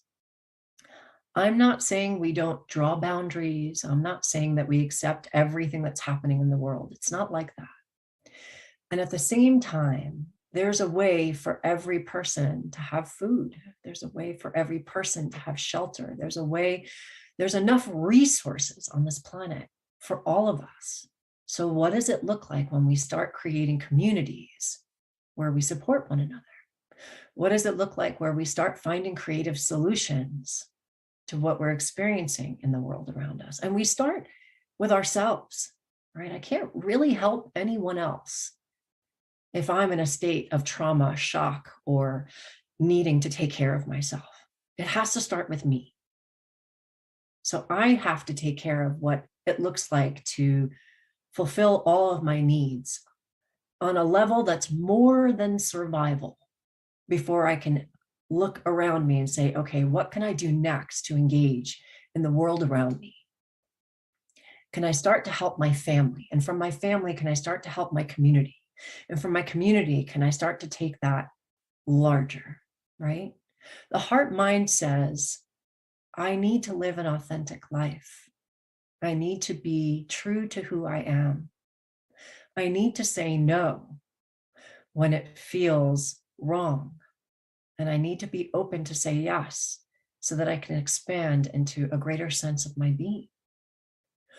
All of these energies that we're living on this planet are asking us to take care of everyone else around us. And yes, that's part of our responsibility. But again, in the heart mind, the first place we align to is ourselves. It's got to start with me. When I try to help people, or better way to put it, when people are asking for my assistance, right? It's not that I'm just going out there trying to help people. We don't want to do that unless they're actually asking. When we're being asked for our assistance, we need to check in with where we are energetically. Can I help someone right now, or am I completely depleted? Because if I'm completely depleted, the help I offer is going to be from a place of resentment. It's not going to be aligned with my heart, with my light, with my joy, with all that I am, right? The heart mind says, what does it look like to be true to me? And it doesn't have to be F everybody else in order to be true with me, right? That's one way of looking at it. But what if it's, oh, I can love everybody else, but first I'm going to be true to me, right? A lot of us have been traumatized by needing to be in servitude to our families, to our communities, right? Servitude was a program rampantly running on the planet. And now we choose service. We choose service, which is not servitude. In service, I come first. And from that place, I can serve everyone else. It's really important to remember where you are in all of this. There is no star being, angelic, ascended energy, any part of Gaia and her kingdoms that's saying you must do. The minute you're hearing that in your intuition, you're hearing your ego put something on you that actually doesn't belong to you. Gaia, source, the cosmos, every ascended, every star being, every angelic and every ancestor already love you for who you are, the way you are. No matter what you're choosing, you are loved. That is the truth, right? And so when you're hearing your intuition, are you hearing love? My awareness is that if you're not fully hearing the love in the voices that are sharing your intuition, your messages, then there's a part of your wounding that's covering some of what you're receiving. And it's okay. It's not, we're all in different stages of our evolution. So I'm not sharing that with you to now even be harder on yourself. I'm sharing that with you so that you'll love yourself just a little more. I have been navigating some deep family stuff that's bringing me into this place of needing to navigate the heart mind, because the ego is really traumatized and really wounded. And the ascended source self, the soul, the cosmic being that I am, knows that everything is a soul contract, everything's in divine alignment. And so my energy was here. I managed to come to a place of love and forgiveness. And then the family event came where I had to face everyone and go back home. And the rift opened actually even larger than it was before. And part of that was to discover deeper levels of healing that need to take place for acceleration. We're all being brought with our feet to the fire to things that need accelerated healing in our lives, so that we can be the difference and the change we want to see in the world. And of course, we need to think of ourselves first and what we needed in order to make that accomplished, right? In order to take care of that. Ultimately, the shadow is nothing to be feared. Ultimately, the shadow is our treasure trove to the light, right? If we can't look at it, we can't heal it. And if we can't love it, if we can't accept it, then how can we heal it? The heart and the mind need that connection. The inner child needs to know love. And the inner child is jealous, temper tantrums, anger, frustration, feeling small, feeling not heard, feeling not seen. All of that comes from separation, feeling separate from the all that is, from the cosmos, from the galactic center, from all of it. Right? But we are in awareness that we're never alone, truly. We may feel alone. And trust me, there are times when I still feel alone. And I've been on this journey for a while now. I'm not going to say a long time because I don't know what that is. I've been on this journey for a while. I still feel alone sometimes. And when I feel that, I'm bringing in the energy of love to the part of me that believes that I'm alone. Because my source self, my cosmic self, the part of me that's connected to the all that is fully aware that I couldn't be alone if I tried. I channel for a living. I know who's out there. Well, some of who's out there, right? We have football stadiums of beings desiring to connect with us at all times from lots of fun different places. lots of them are different facets of who we already are somewhere in the time-space continuum.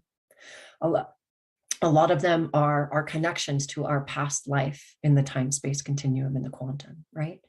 All of it's us.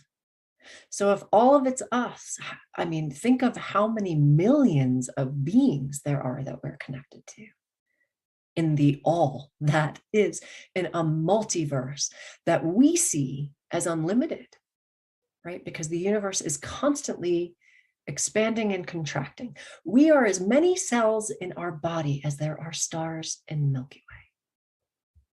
Can you even wrap your brain around that, right? Everything that we have here in this dimension connects us deeply within Gaia. And Gaia and ourselves, we mirror. That's why our lungs, the bronchial tubes of our lungs, look like branches of the tree. Can you imagine? So the tree gives us oxygen. We give the tree carbon dioxide. We feed each other. The tree takes in that carbon dioxide, gives us the oxygen, and we have parts of our beingness that are identical. These things are not by accident. They are the cosmic design. It is the geometry that exists in everything, the frequency that exists in everything to remind us we could never, ever be alone. It's not possible. Even in our darkest hour, there is beautiful presence waiting to connect with us or surrounding us. A matter of feeling or having an awareness of that energy is about connecting in through the heart space. And I know that when we're in deep pain, it's really hard to connect to that frequency. It can be, right? So the touchstone is knowing that we are in this time of shift, and you and I, all of us, when I say you and I mean all of us who are here, we've chosen to be here, to move through the Akashic of humanity. We've brought in the worst of the worst so that we can clear it, so that we can align to new frequencies. That's what we're here to do. And so I'm going to bring us through a bit of a process right now in a channel so that we can connect this heart-mind energy, that we can activate more of who we are. And what's important to know about these activations, like I loved what Lori said, that she does hers several times a day. I set alarms in my phone, and I set them at the repeating numbers like 10, 10, 11, 11, 12, 12, 111, 222, and they each have a different energy behind them. So one of them is intention, one of them is gratitude, one of them is love, one of them is manifesting, right? And what happens is when the alarm goes off, I stop.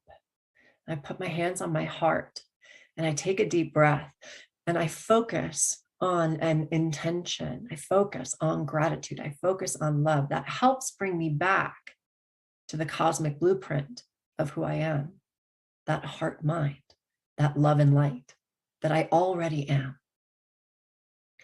Because we are creatures of habit, we do need to repeat patterns of this high kind of frequency until it's as easy as breathing. And I promise you, at some point, it will be as easy as breathing. And for now, until it is, while we're still clearing massive amounts of lower vibrational frequencies that are just looking for love, right? It's not bad to have low frequency. It's not bad to be navigating entity or all these other things that we are experiencing as star seeds. It's actually kind of awesome because we're being shown what our superpowers are, right? Yeah, we've got shadow, and for equal parts shadow, we are equal parts light because we're in an environment of duality. So you can't have one without the other right now, right? When we go through our evolution, of course, we're going to reach fifth dimension and above and be that light. And when we are, we may miss some things from the third dimension that we're experiencing right now, right? The grass is always greener. We chose physical vessels with all the pain and suffering because of all the bliss and all the love and all that we're capable of creating, co-creating navigating. We are so magical, and life is such a gift. And trust me, my journey into this place, it's still unfolding, like everyone else, but it started really dark, without protection, without safety. It started really, really dark. So if you started in that place, I promise you that there is a way through, right? So the purpose behind sharing all of this is that once we do this activation, it's not one and done. I wish I could give you a magic wand, but at the same time, we're here to ascend, right? We're here to move into our magic. And each person is a powerful part of evolution. You're here for a purpose. 8 billion people on the planet. Can you imagine? 8 billion people. We're all here for a reason. Is everyone here for evolution? No. And that's okay. What if it's just okay that some people aren't here to be a part of the evolution? What if their job is just to do life exactly as they're doing it? And then we have the loyal opposition. Everyone is really up in arms over all the challenges that we're seeing in the world around us. But these challenges are creating opportunities for healing, for evolution, right? We don't evolve in the status quo. We evolve through initiation. Yes, we can choose easier initiations maybe than we've chosen thus far. And we change timelines with love. We accelerate timelines with love. So I'm going to invite everyone to settle into the space where they are and get really comfortable. And I'm going to invite you to call in all of your teams of light,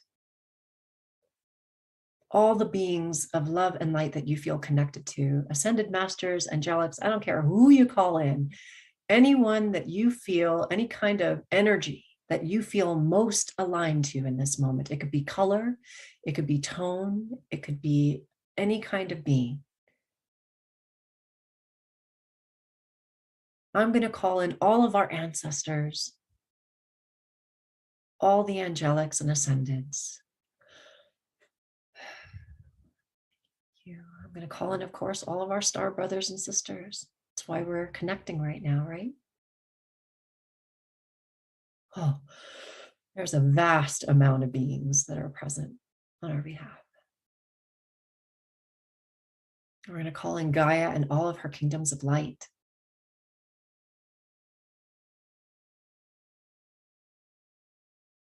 We're going to ask that source light be our capstone, as above, so below, with the diamond light, so that we are encapsulated in a beautiful frequency of love.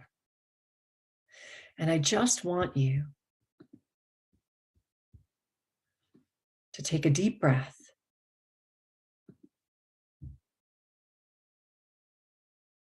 And just feel the energies all around you. We're going to bring in a lot of energy, but I just want you to feel what's around you in this moment. Feel into your body. If there's any part of you that's resisting right now, that's okay. It's just sharing with you what is asking of you to feel loved.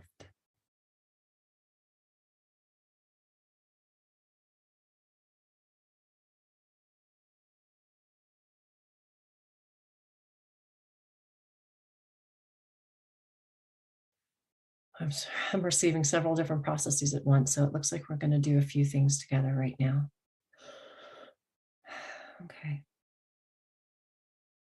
So they're asking me to work with chakra color right now, which is really interesting because I don't do a lot of that anymore. But apparently it's relevant for all of us to work with together in this moment.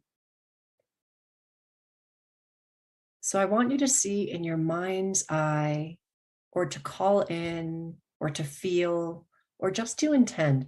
Remember that in spirituality, intention is 9/10. And then action is that 1/10 that puts it all in motion. Our intentions are so powerful. So we're going to bring in that ruby red light at the base of the spine.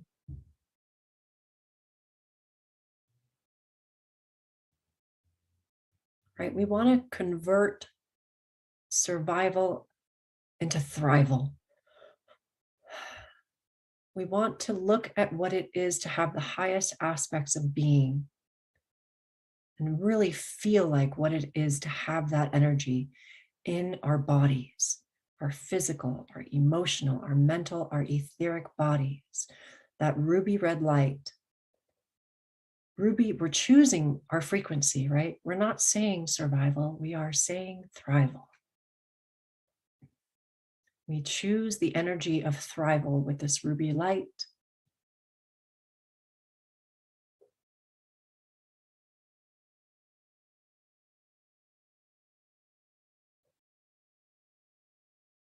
Good. We're going to bring our attention now to the sacral area, the sacral chakra.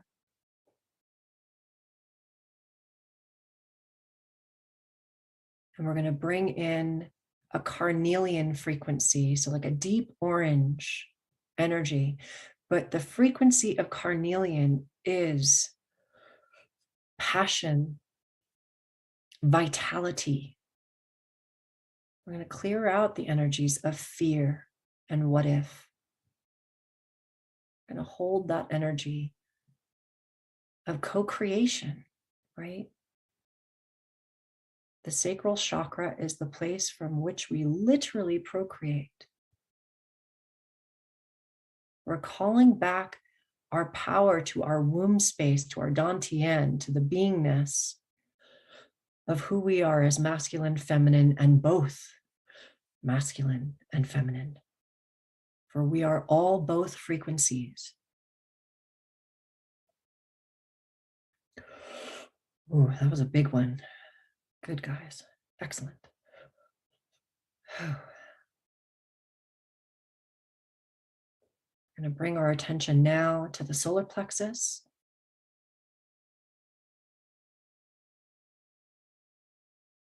I'm going to bring in citrine light, citrine frequency.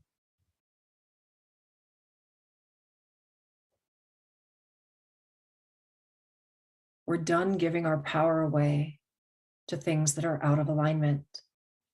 And being in our power doesn't have to be loud. It just means that we choose embodiment. It means that we choose ourselves, self-care, self-love. We draw boundaries, energetic and physical boundaries.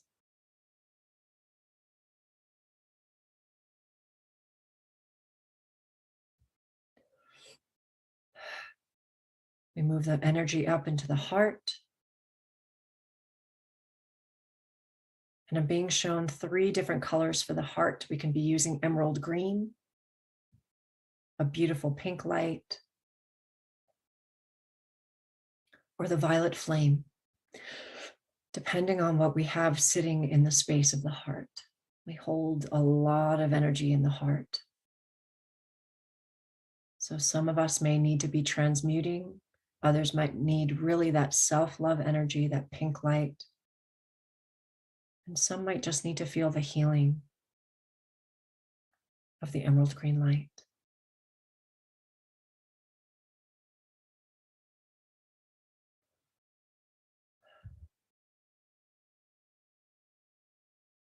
I'm going to move up to the high heart. It's right where the neck bones meet, where the clavicles meet at the center. It's a beautiful turquoise light we're going to bring into that space. This is the high heart, the place of compassion. And we need this compassion for ourselves so that we can hold it and have it for everyone else around us. Everyone is doing the best they can with what they have from where they are. And that includes you.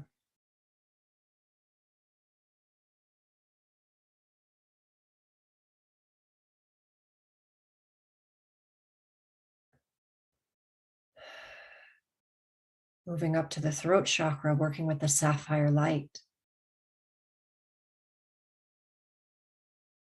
You must speak your truth. We can speak our truth from a loving place, and we must speak our truth. Allow the sapphire light to clear away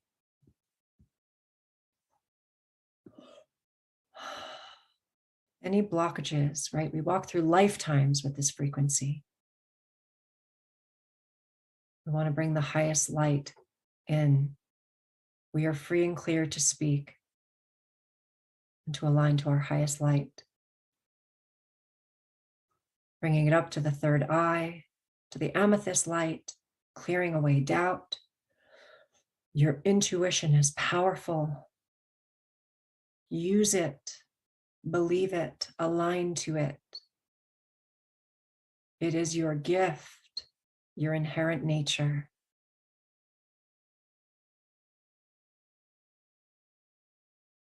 And up to your crown, bringing in that diamond light.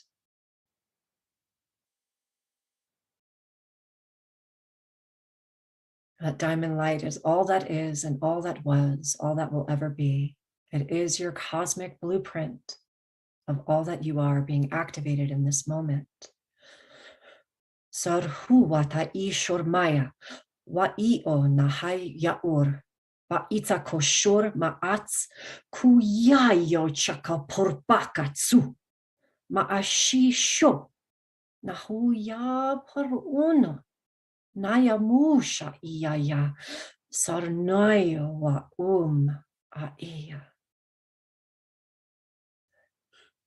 You are the beingness of all that is on this planet for this time. You are not here to be in pain. You are here to evolve through it. You are the light of all that is. You are the blessing. You are a precious jewel of beingness. We remember you and we ask you to remember yourself, the light and love that you are. For you are here with great purpose. We see you. We love you. We remember you. And so it is.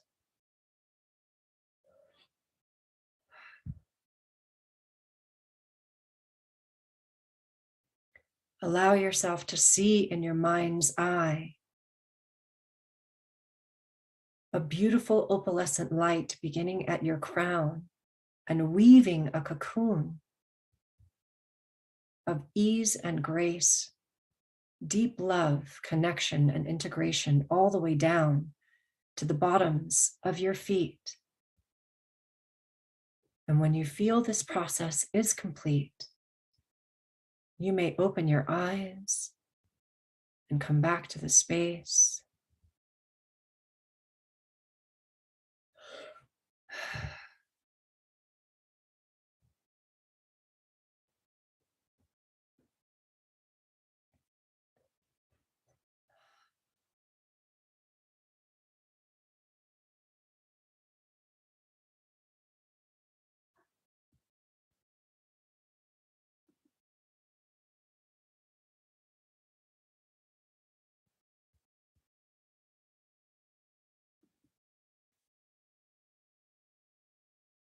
Connecting with all of you now to let you know that I am in such deep gratitude for this beautiful group of souls. I'm in such deep gratitude to Tangela, to Neil, to Joan, to Michelle for creating this amazing platform of all these amazing beings. It is so powerful when we all come together because this is truly the vision of all of these beautiful beings that brought this event together. To navigate creating unity on the planet. And we create unity by realizing that it begins with us, that we are the inception point. When we can accept and love ourselves, we bring in this energy for all of us to be in together. And it has been such an honor and blessing to be here with all of you. You can connect with me at auroralunastar.com. I have a couple of free things for y'all. So if you sign up for my newsletter, you automatically get a free gift. And then I've got a bunch of free gifts that I would love to send out just for this group. So definitely contact me there and I'll be happy to send you some really amazing free transmissions. Wonderful. Thank you so much, Aurora, for that really beautiful chakra balancing, light language activation, and really heart-opening talk. Thank you so much. Thank you. Aurora, that was just beautiful. I just want to thank you. I've been wanting to meet you, and you are so radiant. I just love your Aurora. Oh, thank you, Joan. I'm so excited to be with you. Thank you. Thanks for being a part. Thanks. And thanks, Neil. Thanks, you guys. Thank you, Aurora. Love you. Love you.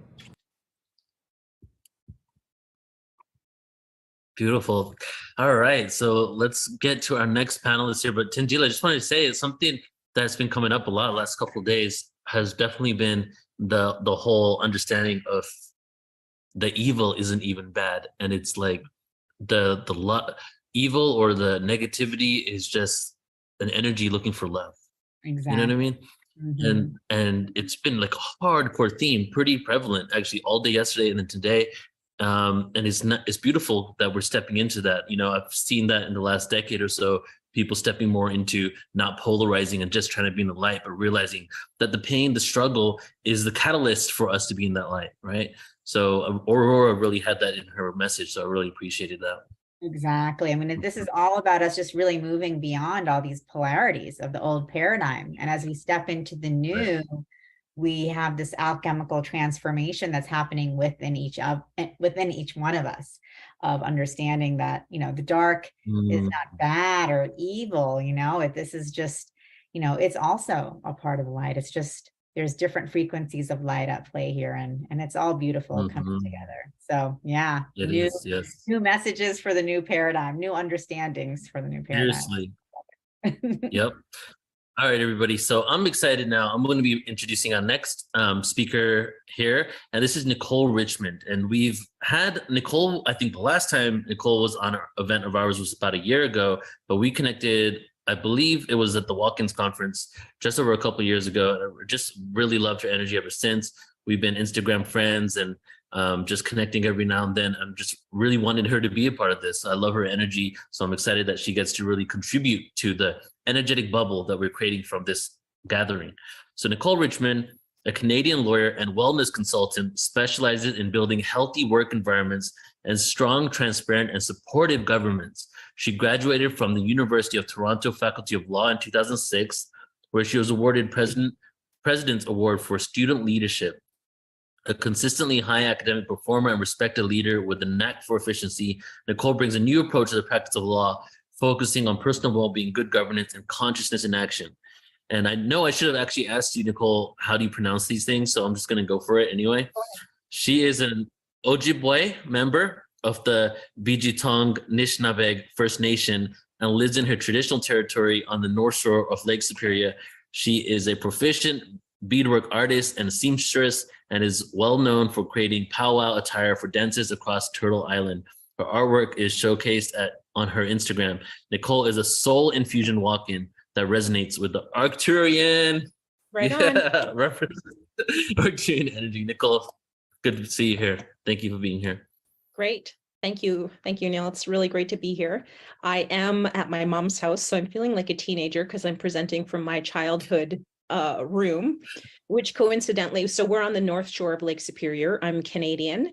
And I have a presentation that I'm going to show you, but I just want to give some context. I'm on the second floor of in a house that we're like steps from Lake Superior in a very remote location. And when we were kids, my mom didn't disclose this to us, but she remembers that there were starships that used to come and visit. She thought they were dreams.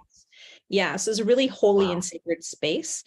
So I am an Arcturian starseed. What I'm going to do is I'm going to show you a presentation because I'm presenting from a bit of a different perspective. I know so many of us are interested in the star races and who we are. And I listened to the previous 3 presenters that were so awesome in giving, really profound teachings. But I want to talk about what that looks like on the ground in terms of how we can evolve our different careers or workplaces or professions, because so many of us will continue in our jobs. Not everyone will go on to become a spiritual teacher. And so I just wanted to give a bit of a grounded perspective from that point of view. So Neil, do you have anything to say before I get started? No, just jump right into it. Thank you, Nicole. Okay. Thanks, Neil. All right, so I'm going to show you. Oh, sorry. This is the Ultimate Star Beings Conference. So I'm going to start a share. Sorry, guys. I give so many presentations and I always get stuck on this beginning. So I titled this Applied Lightworker Living, because so many people that I talk to say to me, it's great, I'm connected with the beings, or I'm listening to all these spiritual teachers, but I don't really know what that looks like on the ground. How do I live my life? And I was very honored to be asked to come here, and I do a little bit of one-on-ones, and I have a meditation group, and I have people that I offer sessions with very irregularly because I'm so busy with my other stuff. I'm still really out in the world, like so many of you. But I wanted to sort of give some context in terms of how my life has been working. And I want to talk about what I'm learning through my own experiences, because that's the best way that I can share what I'm learning and growing through. So I have a few presentation themes for you. Just going to move this bar. Beautiful. And just to let you know, we're seeing your SoundCloud right now, not a presentation. Oh, you're okay. Stop share. Sorry.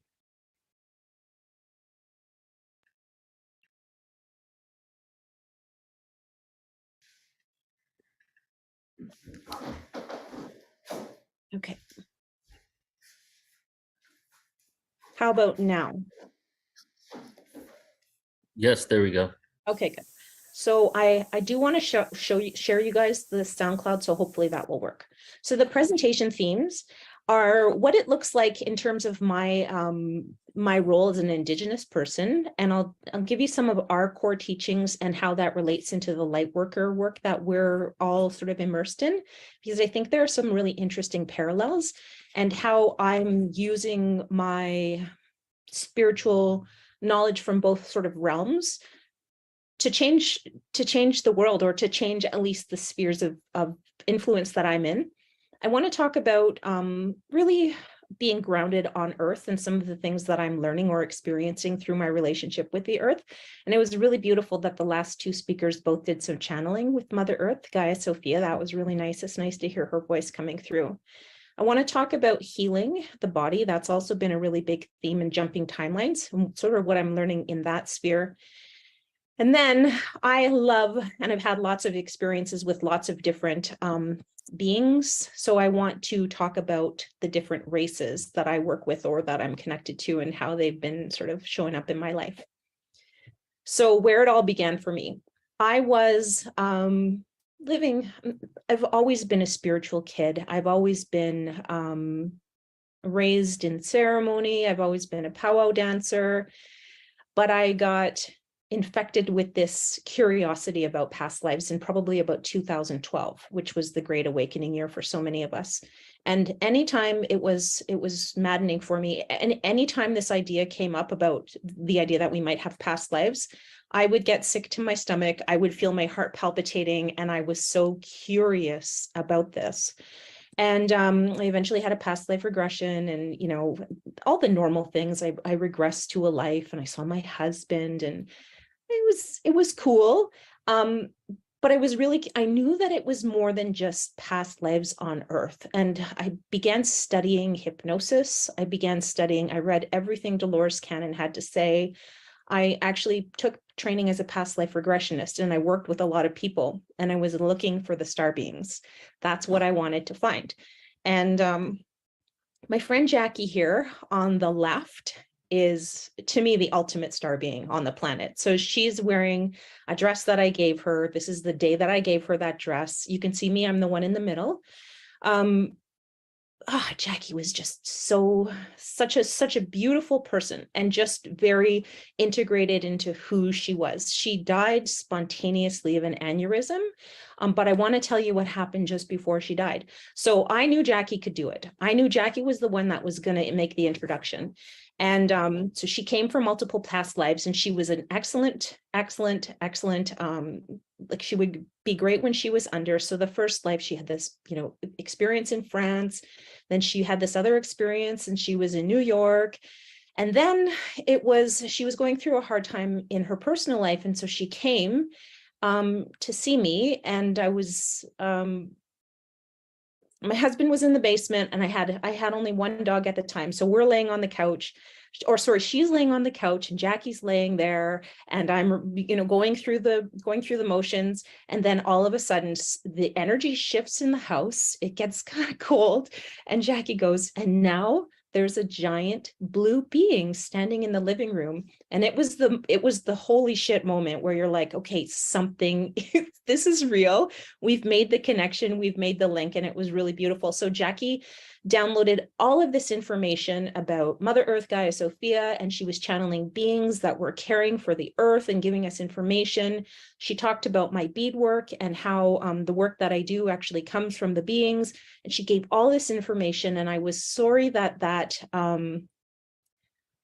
the recording didn't stay on my phone. For some reason, it vanished into the ether.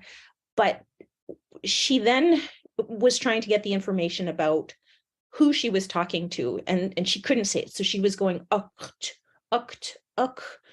and I didn't know many beings. I knew that the beings existed, but I didn't know the races at the time. And so they wrote it in her head. And when she came out, she spelled it out to me. She spelled ARCTURIAN, and she meant the Arcturians. And so that's how we were introduced to our star family. Jackie then bounces off the planet. She dies of a massive aneurysm 3 weeks later. And I feel like she just got the information out to us. So, and so after we found this, we met with our other friend, Rena, and we're like, guess what we found out? It's all real. Jackie connected to the beings, because we sort of knew the star beings teachings, like Anishinaabe people, indigenous people, we love the aliens, but it's not necessarily within our teachings to say that, like, we don't talk about the specific races. And also spiritual knowledge within our community is very private and confidential. So we don't talk in these ways. So even if other people are having those experiences, I wouldn't have known about them. And so for me, it's a merging of different processes to learn in that way. So Jackie remains an important spiritual teacher for me. She visits a lot and she's around a lot, and she's just so excited about all of this work. And I wish she would have been around to see how this has evolved in my experience and in my practice, because she would think that was so cool. And I think what happens is once we start to have these kind of experiences, it's really difficult, right? You're like, I know everything, and the beings are the ones that seeded the earth, and I'm connected to the aliens, and it's really, really hard. You want to explode with the knowledge. And I think for probably a good 5 or 6 years, I spent a lot of time meditating, practicing, learning how to connect with the beings, and practicing with a group of walk-ins who were so amazing with my spiritual development, because they're also gifted. And so regularly, hanging out with the different star races and channeling information, talking to the water, talking to the earth through these expressions or through these processes has been part of my spiritual practice. But I knew that it was important for me to be not undercover necessarily, but it's not my role to be a spiritual teacher in the way that some of you guys are. I need to stay within my profession. I need to be cognizable. I need to be normal enough within my legal profession so that I can continue to shift that profession. And I want to talk a little bit about that and what that looks like for me. And I also want to say, because sometimes when I listened, maybe earlier in my development, I would listen in on these kind of conferences and I would admire these people so much. And I would say, how did they get to where they are? And I would also think that in order to be a light worker, you had to be a spiritual teacher that dedicated, couldn't have a normal job. You had to just focus on your, growing your spiritual practice.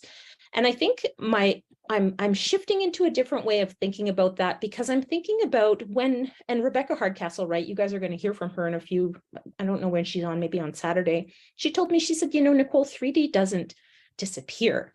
And I'm really interested in bringing as many people along as we can. And so I need to stay within my particular profession for that reason. And I also just want to honor and validate the gifts that you guys have out there. Whatever gifts that you carry are really important, and we line up. You hear this so often. This is a graphic from that movie Soul. There are so many light workers or star beings or interdimensional beings that want to be on Earth at this time, because it's such a powerful time of transformation. And you were the ones that made it. You made the cut, and we're here on purpose. So trying to navigate and think about what that looks like is really important. So my big thing is, Dolores Cannon says this all the time, or said this all the time, especially for second wavers, which is me. So she talks about the third wave, the 3 waves of volunteers, and I'm in the second wave. She says, if you're in the second wave, you don't have to do anything. You can walk through the mall and people will feel you. And that's all you need to do, is just make yourself aware to people, make your presence aware, but just hold the light. And that's all you need to do. And you'll be holding space for others to do that for you, to evolve as well. And I don't know if I'm going to be able to play this. I'm going to try. Neil, is my screen still up? I'm going to play this anyways. The following is the preamble to Anishinaabe Chinakanagewan, the great law of the Anishinaabe Nation, which was proclaimed on June 6, 2012. The speaker is Anishinaabe Elder Gordon Wandabes. Godwe Anigisit Anishinaabe. Debenjigate Gisan Anishinaabe o King. Kibetagunaga Dene Manido Wadzewin. Skode Nebe Ke Nodin Kibetagusnon We Nagade among Mompi and Skakamegan. Debenjigate Giminan which to end Aguk Anishinaaben Wanagadonjin Ninda Nijoswe Kinomaduinan. Zagedwin Deboewin Manaden de Moin Nevokawin the Baden Diswin Gwekodziwin Minwa Akadewin. Debenjigate Kiminogona Dedebinwe we Nagaden Duin. Kamanaden Dana Gabe Joebak Minwa Mego Ejoebak Minwa Giabe Wabe Joebak. I'm just going to close that. This is, I wanted to share this with you because this is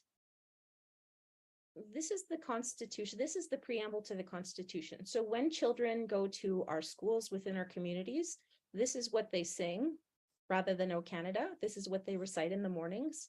When I lead meetings or I present at meetings, we start the meetings by saying this, and it's like something that we're encoding into our consciousness, right? This is what we share. This is what Anishinaabe people believe, and it's such a beautiful set of principles. And so this becomes the guiding set of principles that governs the work that I do as a lawyer. And I'm only showing you this as a way to show you that there are examples of people that are living, collectives that are living on the earth, that are living in a very conscious way with very different types of beliefs.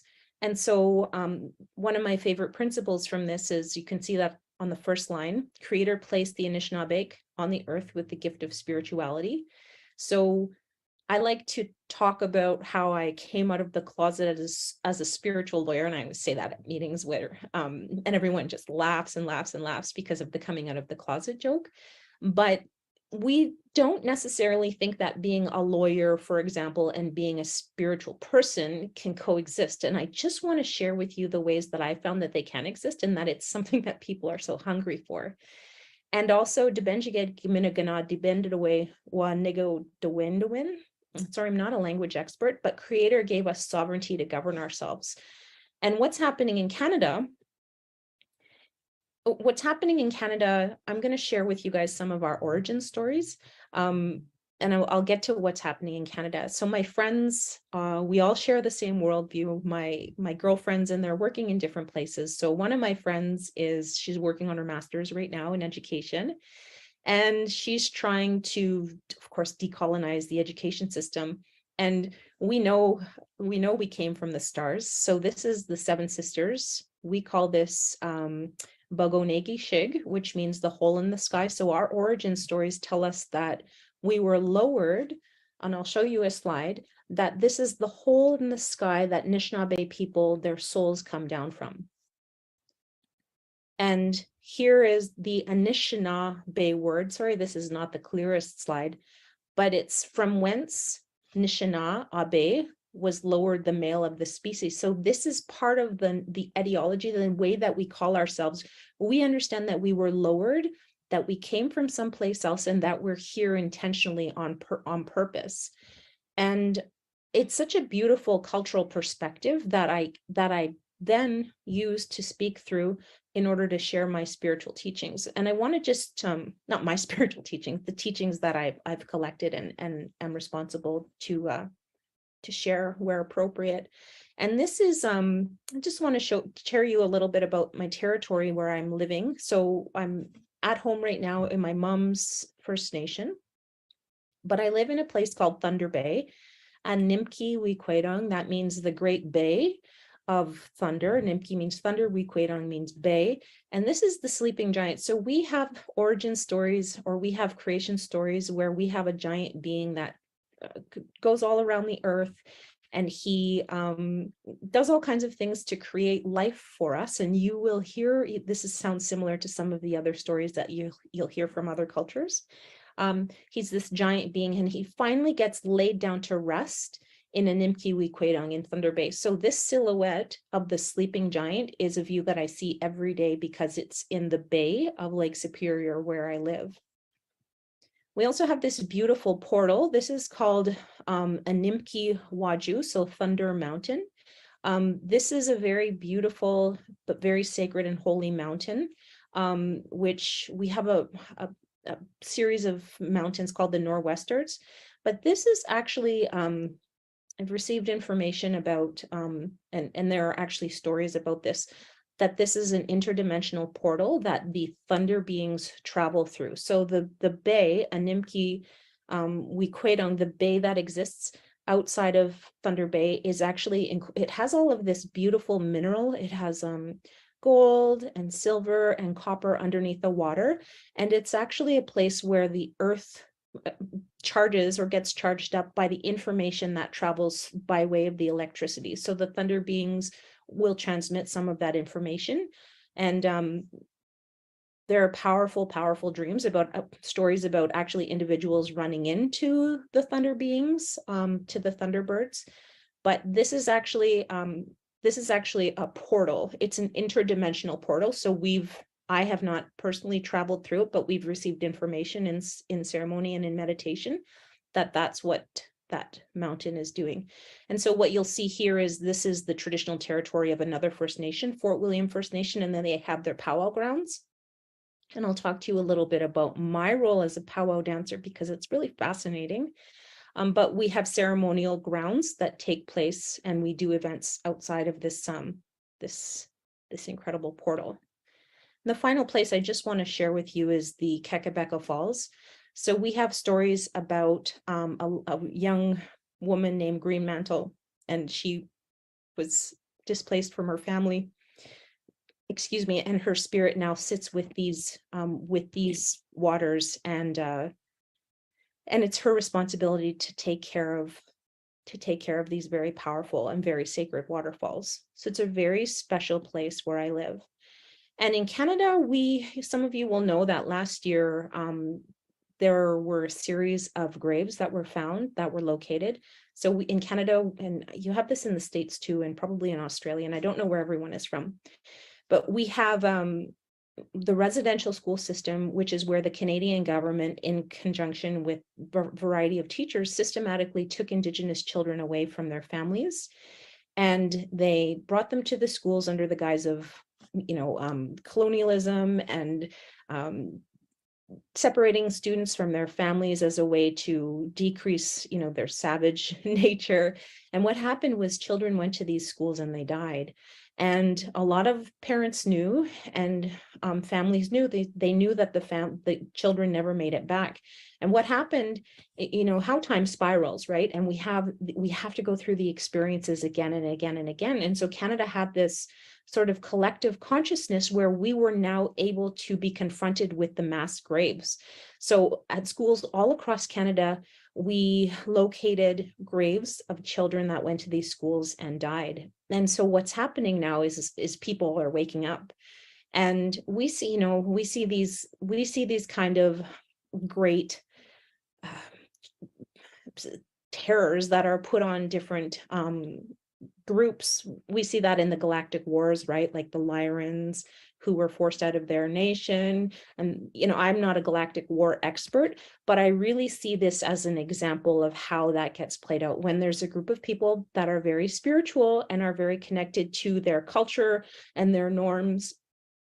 And then they get forced out in favor of a very specific way of doing, of living a life. It's a hierarchical life. And so what's happening now is the consciousness in Canada has evolved so that we can revisit this national trauma, and people are aware of it and they can feel how terrible it actually was. And so I think that's really interesting. So I just want to also give you this context to let you know that people are really more ready, I think, than ever, at least in my country, to heal, especially the relationship with Indigenous people. And so I want to say that I picked a good life for me to be doing my role as an Arcturian, and I'll talk more about what I understand or what I know shortly. Incarnating as an Indigenous person and being a part of this community is really miraculous. So this is a group of women. We meet regularly to do full moon ceremonies where we share, we put out water, we allow the water to be blessed by the full moon energy, and then we drink that water throughout the month as a way to continue to cleanse and heal. So the water becomes medicine through the ceremony. We're here. I really understand my responsibility to help heal collective wounds. So it's not just about Nicole. Anything I feel that I'm given the opportunity to heal is, yes, Nicole is on a soul level, is on a sort of healing through all of my different dimensional realities, but also healing for the collective of the Indigenous group. So the Anishinaabe people or the wider group of Indigenous people. I also really feel strongly connected to the earth, and I'll talk a little bit about that. But I feel so happy that Indigenous people made it through colonialism and their cultures were not destroyed, because Indigenous people play such an important role in protecting and caring for the earth. And in my practice as a lawyer, I don't do as much of this anymore, but sometimes I've seen, for example, in the cases of mining. So in Ontario and in Canada, if a proponent, so a mining company or a resource development company wants to develop in an area where there's an Indigenous right or claim to the territory, they have to consult and accommodate the Indigenous nation. And so what's happening is in my territory, my government, my chief and council, they have such excellent advisors, they're recording their relationship with the earth. And when people come into the territory, we get to set the bar even higher in terms of what environmental assessments should look like, or protecting culture, or thinking about caring for the water. And so it's a really, really powerful place to be in. And we also just know, we understand that we're constantly moving between dimensions. We know that when we dream, we leave the body. We know that, the trees have spirit, the earth has a spirit. It's also interesting in Anishinaabe, our language, we know we don't conjugate verbs based on gender. We conjugate based on whether something is alive or not alive. And so it's just a totally different framework. I'm trying to learn the language right now. I'm taking a lot of different courses, but it's a work in progress for me. And so in my practice, I get to teach at the law school. I get to share this kind of knowledge. And in Canada, we have not at all law schools. I don't know if it's all, but at least at the law school that I teach at, there's a mandatory first year Indigenous legal traditions class that all the lawyers have to take. All the future lawyers become encoded with this knowledge. It's so fascinating, because the way I decided to teach it was to teach them about core values, and to teach them about the principles of love, or to teach them how to meditate, to teach them how to connect with the lake, or to teach them how to connect with the tree, for example. And I made this slide and I just wanted to share it because this talks about some of our Indigenous knowledge principles and things that we take for granted as cultural sort of norms. We know that there's more information available than what we can sense, or that we can sort of or that we can access through our brain. We know that there are higher levels of knowledge that we can access. And so that's just something that we can understand. So we know that if we put out an offering, we can talk to ancestors, for example, we can talk to our helpers, for example, or we can receive information through dreams or through meditation. One of the key teachings too, and this is such a beautiful, and I wish we could incorporate this into mainstream society, is this teaching about everything is true. So if you talk to an Indigenous person, especially an elder, they're not going to debate with you and they're not going to tell you that you're wrong. They'll just say where you are is reflective of the truth that makes sense to you, right? And maybe there is an ultimate truth. I don't know yet, but I know that everyone is living in an experience that makes sense to them, right? Everything is true. So if it's true to you, that's true enough. And I think about consciousness as, and I've heard this said before, it's like sort of being on an elevator. And when you can achieve different levels, at the beginning, you might, if you're just at level 1, you're just seeing the street, and level 2, maybe you're seeing rooftops, and level 3, 4, 5, you're starting to see the bigger picture. And I think we just really respect that people see the reality through the truth that's there, that's available to them based on their level of sort of consciousness or development. And in terms of intuitive knowledge, I said this already, but we use ceremonies deliberately to help understand the future and how to make good decisions. And I'm not trained or responsible. I'm not a ceremonial carrier. I'm not at that level, and I will never purport to be. But I have seen ceremonies that have been used to shift reality and I'm going to talk a little bit about jumping timelines, but I've seen that in our ceremonies as well. And so my experiences as a kid growing up in ceremony and seeing this stuff is really what planted the seed to me to say, this is possible, but how does it work? What's actually going on here? And so just to conclude on this point, in my work, I work on Anishinaabe constitutionalism. So I work with clients to help them develop capacity about workplace wellness, strategic planning, and we meditate about those things that I showed you in the first slide. So we have the 7 teachings: love, respect, humility, courage, wisdom, truth, bravery. And we talk about, what does it mean? How can we create a legal system, for example, that enables people to love more, not less? Right? And I think this is anchoring in a different legal system. This is a way that we are being moved forward into different ways of thinking about the law and the role the law plays. And when I talk about my career, because I do a lot of speaking also, which is pretty incredible, for the Law Society of Ontario and just all over the place. When I started to make my practice cognizable, both to Indigenous people and, as a lawyer, I was very nervous because I was like, this is way too out there.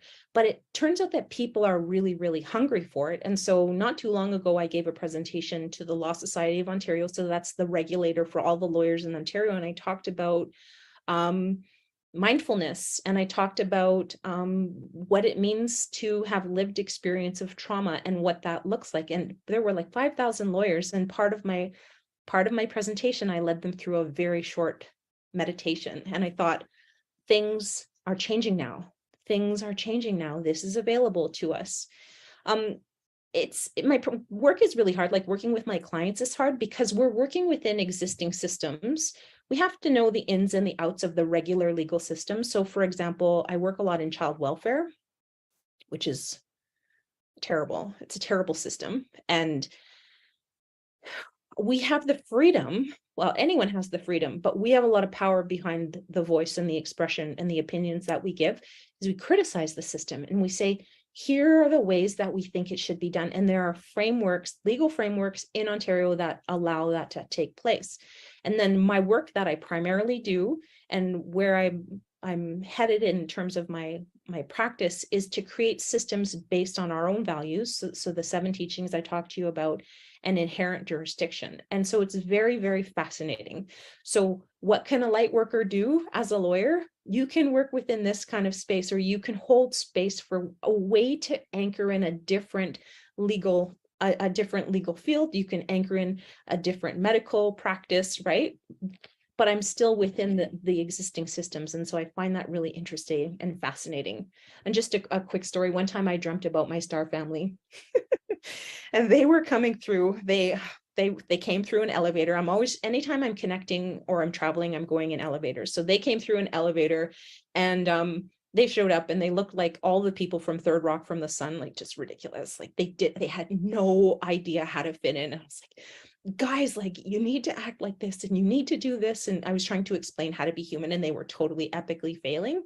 And so I think that's one of my strengths, or one of the ways that I was sent here, was to stay within, to be, I wouldn't say I'm normal, but to be able to move between systems is really important.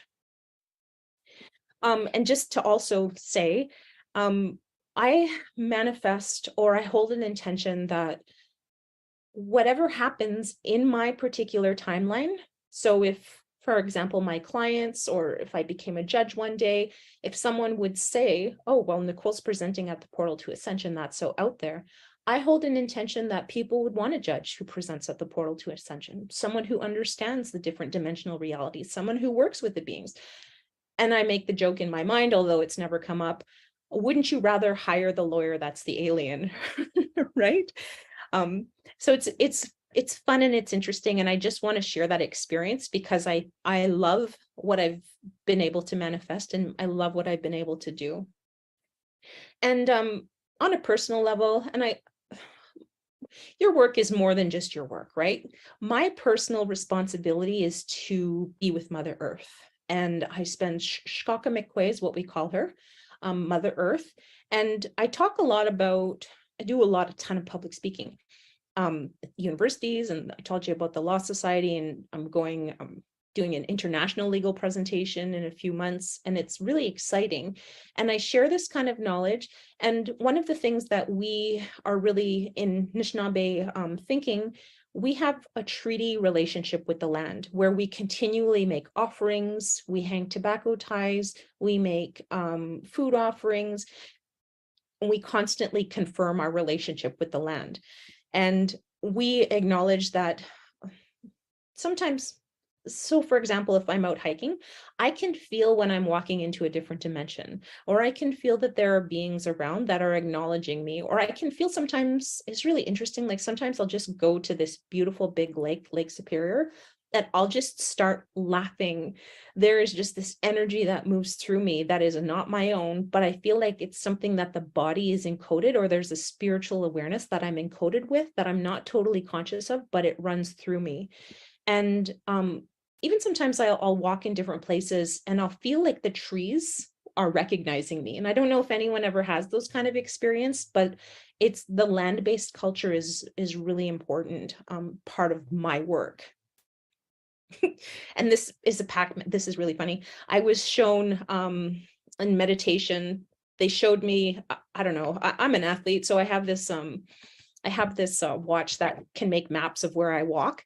And they showed me that everywhere that I walk, especially in the forest, is like Pac-Man. And I'm just out there encoding energy and creating a portal between what's above and what's below. And that there's something intentional about the way that my body is encoded to create that transmission. And I'm sure many of you guys have that as well. But this is just the way that I understand. And so just to conclude on this point, I'm a jingle dress dancer. I have been a dancer my whole life. I make regalia, as Neil said, and I go out and I travel a lot. And someone took this picture of me at the powwow. So this is at the grounds that I showed you, Thunder Mountain. And I'm standing there and it's like, I feel like it's my responsibility just to hold the space and just to be there and just to be like an anchor for energy. And what will happen often at powwows is because so many of our First Nation communities have gone through so much trauma, sometimes there's really difficult energy. And so this dress that I wear has the jingles and they make this healing vibration. And so I just walk around in circles, and it's like by walking around, somehow I'm creating a portal between the creator and the earth. And there's an intentional conversation that happens through my channel. And once you guys pay attention to this, if you're out in nature, it's really fascinating to feel that energy and how we think that we're here for ourselves, or we think that we've ascended into this dimension to have our own experience. But in my understanding, I'm actually here just as a technology that helps facilitate the conversation between above and below. And I find that really beautiful. And I'm going to talk about the ships in a little bit, but I am strongly anchored. My body is very physically dense right now. It's like I'm stuck as much as I can to the earth. It's my responsibility to be grounded to the earth. And I was doing this meditation with one of my friends, and we were, I guess I can't really say anything to you guys that would sound too weird, but I was trying to get up to the levels where I was out with the stars and, doing all that, but they wanted me to anchor to the earth and to see myself anchoring to the earth. That's what I understand my responsibility as and what I'm coded for. I want to talk a little bit about healing, and this has come up already. I heard some of the previous speakers talking about healing. Pain is your favorite teacher. And so my body has been gifted with all kinds of pain. SI joint pain. I had a skiing accident when I was 11, and then I had a motor vehicle accident when I was 34. And I've been carrying a lot of pain. And the lesson for me is always about how do I release the pain that's held in my body, but it won't release until you figure out what your body is holding on to. And digging through the layers has been really fascinating for me. So I've been finding out what's being actually held in my hip, and it has to do with patterns of masculine and feminine, and how women on earth are, especially in this current timeline, really subservient to the male energy, and how it was almost like to heal, to take that belief out of my personal body was the source of my back pain. It was so fascinating because I had to go through so many experiences and so many processes to get to that understanding. And so it was very fascinating. And this summer, I just want to say this for anyone that went through this. I went through the most terrible dark night of the soul. And I have never gone through anything. I've gone through terrible things in my life, but I've never felt this kind of pain. And I was just probably for about 2 months, I cried incessantly. And I was healing things that I didn't know needed to be healed. And I think what happens sometimes to us as light workers is that we know, right? Like we know this is all happening on purpose, and we know, we understand the big picture and our role in it, but we're still really in a very physical body, and our physical body is still following a lot of third dimensional rules.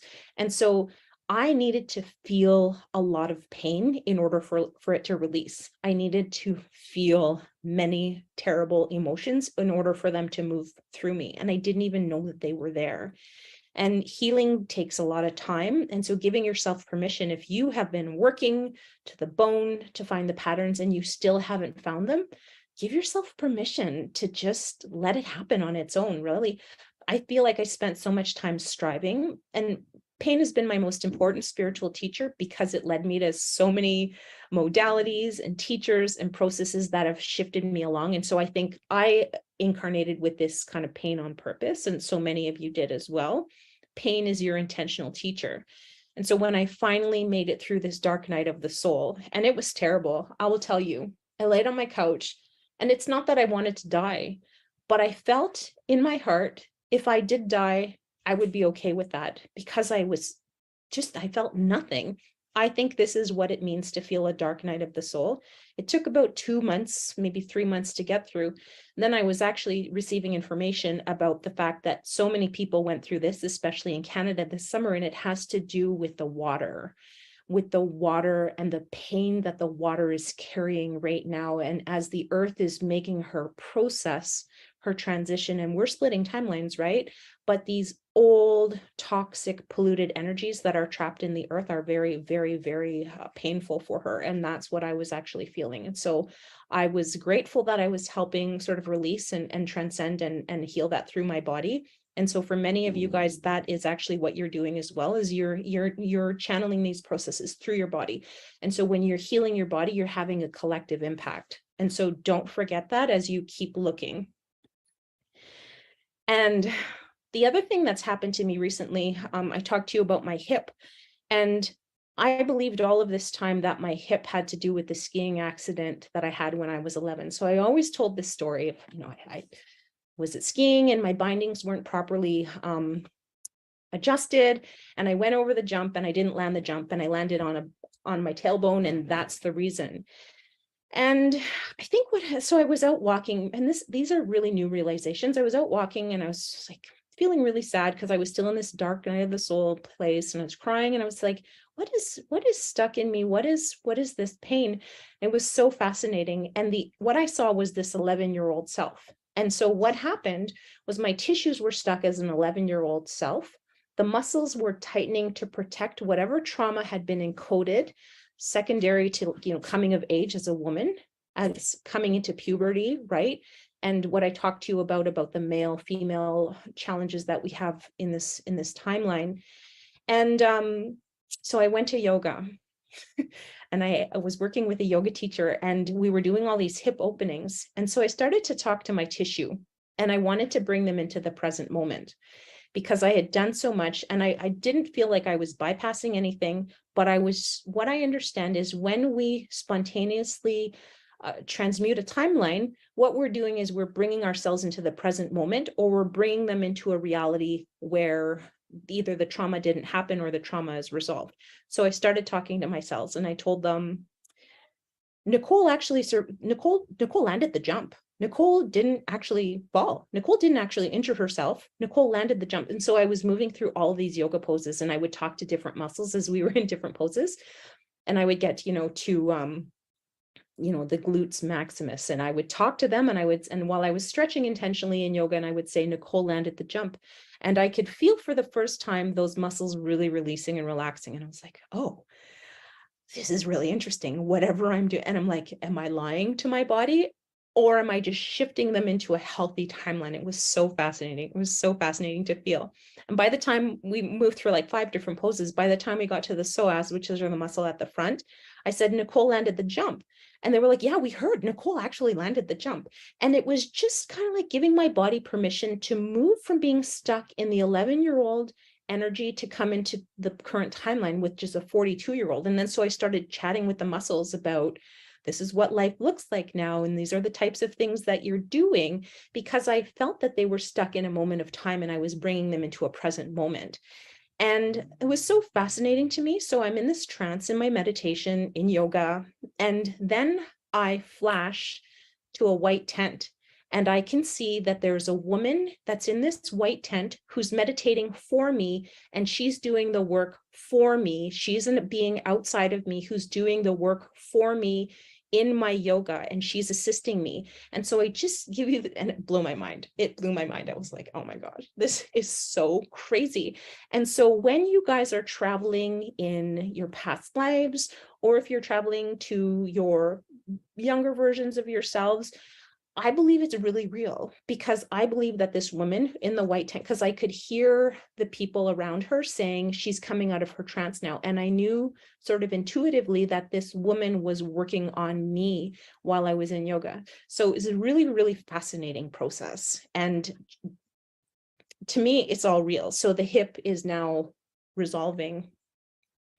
So I want to conclude this presentation with just Star Races 101. And Anishinaabe people, we love the aliens, right? So this is a meme, or this is a picture of someone, someone just photoshopped one of those little Star Wars guys in. And I just want to tell you some of the things that I've learned about my galactic heritage and how that works. So I'm Arcturian. We met the Arcturians when when I told you my friend Jackie showed up when we were doing that regression. I met the Arcturians a few times after that, directly through past life regression. So the first time in a regression, I was in a plane and I landed in the plane. My dad was the pilot, and my dad passed on to the spirit world not too long ago. My dad is non-Indigenous, and I actually think it's my dad's heritage, who's the Arcturian with me, rather than my mom, who is Indigenous. I don't know my mom's heritage. So we land in this place, and Jackie had already passed over the spirit world, and she meets me, and she brings me into this temple that looked, or this large building that looked a lot like this selenite tower. And I could see all of these beings that were lined up. It looked like an orchestra, or if you've ever been to the opera and there are opera seats, it looked like that. So there were people all around the side of this temple that looked like the selenite tower. And they were all there waiting for me. And I was like, what is going on here? So Jackie meets me, and she brings me to the middle, and she brings me to the queen of whatever this was. And the queen gives me information, and she's just very happy to see me. The second time I had a regression, I was with Rebecca Hardcastle-Wright, who I also earlier mentioned to you. She's my friend. She regressed me, and her intention was to regress to meet your star family. And so I again met this woman with this big crown, and this big crown of jewels. And I actually had this picture drawn of what I envisioned. So you'll see I'm a beadwork artist, and you'll see that picture on the left. I committed it to beadwork. So I learned that that's actually my mom, and my galactic mother is some kind of boss, empress. I don't really know, but she's in charge of all of the people. She's in charge of all of the people. And I understand that my role, I don't have any children in this life. And I was so happy to find out that I have a little daughter. So I met her in that regression. And so one of the ways that I carry this information forward is I did this beadwork, and then I carry it on my purse when I dance. And so people say, gee, I wonder why Nicole is beading blue ladies on her beadwork. And it just is like just enough to spark someone's interest, or it's like the way that light workers or star beings use light language. This is the way that I carry it forward. So the other thing I want to tell you is when I had the motor vehicle accident, I got terrible whiplash, and I carried that whiplash for like 8 years. And I have a meditation group, and it was about a year ago, and it was a full moon, and we were meditating, and one of the girls says, hey, let's go to the moon. Let's just not forget about the moon. And so in the group, we project as a group, we go to the moon. And you know, when you're in this space and you're seeing things and you're experiencing things. So we're on the moon and I bring the group of girls and I can visualize that they're all there. And then someone like taps me on the back in my meditation in this, you know, trance state that I'm in. I'm like, who is it? Like, what's going on? And it was these lion ladies from Lyra. And I didn't know that there were lion ladies from Lyra. And they brought me to they brought me inside of the moon. Oh, the other thing to tell you is when we got to the moon, I found out that there were a bunch of other women that were doing ceremony that had astral projected as a group and were on the moon. There were all kinds of women groups doing ceremony on the moon. So I'll see you guys out there if you make it. That really fascinated me. And so what happened is I met these group of women and these Lyran women, and this is just last year, and they worked with me. They hung out with me for about a month or two. They were with me all the time. I would drive my car. They would hang out with me. I would go to work. They would hang out with me. And they stayed with me. And what they did was they healed my upper back pain, my whiplash pain, which was like this chronic, terrible pain. So I don't know how they did it, but I was so curious. I was like, why would these ladies care about me? It was so fascinating. So fast forward, I find out just very recently that my star husband is actually a Lyran as well. And so I understand that so Arcturian Nicole, the higher version of myself, and whoever my star husband is, we have a treaty relationship where we have some kind of relationship. There's a treaty relationship between the Lyran nation and the Arcturian nation. So we're in a political marriage. We love each other, but we're also in a political marriage where we're responsible for our different nations, but it's sort of a political marriage where we work together and we have this responsibility. And I've seen him and I've seen her together in the astral and what that looks like, and they love each other very much. So it's not a marriage that's just political, but that's what I understand. And so I find that interesting because in my reality, it's Treaty Recognition Week next week in Ontario. So I do all kinds of speaking about treaties. And in my practice, I work on helping people implement treaties. And it's fascinating to see that I have as above, so below, right? Like, so whatever you're really good at here is also going to be reflected in where you come from above. And this is from Star Wars. This scene from Star Wars just makes me cry because this is the Galactic Council, I think, in Star Wars, and this is Queen Amidala. This place is familiar to me. This seems so real. This seems like a place that actually exists. So I don't have information about the Galactic Federation, so some of you guys might, but I get the feeling that there's a connection there as well. I just also want to talk about the Hathors because they were one of the beings that I first was able to connect to. For those of you that know Tom Kenyon, he has tons of work where he channels the Hathors. They spontaneously showed up, and Tom Kenyon's an excellent channel. He has an interview with Alan Steinfeld on YouTube, and you guys can Google that. You should watch it. It's excellent, where Tom starts to channel the Hathors. So the Hathors showed up and they travel with me in my car. They're not around as much. I mean, if I called them, but they're really tall. They're like 7 or 8 feet tall, and they do really funny things. So like, they'll just sit in my car, and they strike me as like this really proper British men. I try to talk to them. They won't talk to me. I'm aware that they're aware that I'm there, but they don't interact with me, which is really funny. And one time I was flying to Mexico, and I was sitting in first class, and I was feeling really bougie because I booked my plane ticket too late, so I could only sit in first class, and I was going on a vacation with my sister. But this Hathor came to sit with me, but there was no seat beside me. He was actually riding beside me. I was in the plane, and he was riding outside and just acting like no business, right? Riding beside me in the plane, just riding through the air. And it was so funny. So they hang out a lot, the Hathors. Tom Kenyon has very, very beautiful music as well. If anyone's really connected to the Hathors, I spent a lot of time meditating with them. they have meditations where they actually activate different parts of your brain. And so I think that was really important to my awakening, and to be able to channel and to do the kind of work that I do. It's because of the Hathors. I did one time also visit a Hathor ship, which was really fascinating. There was a lot of, I know I have a picture of Darth Vader here, but the Hathor ship was really dark and had this fluorescent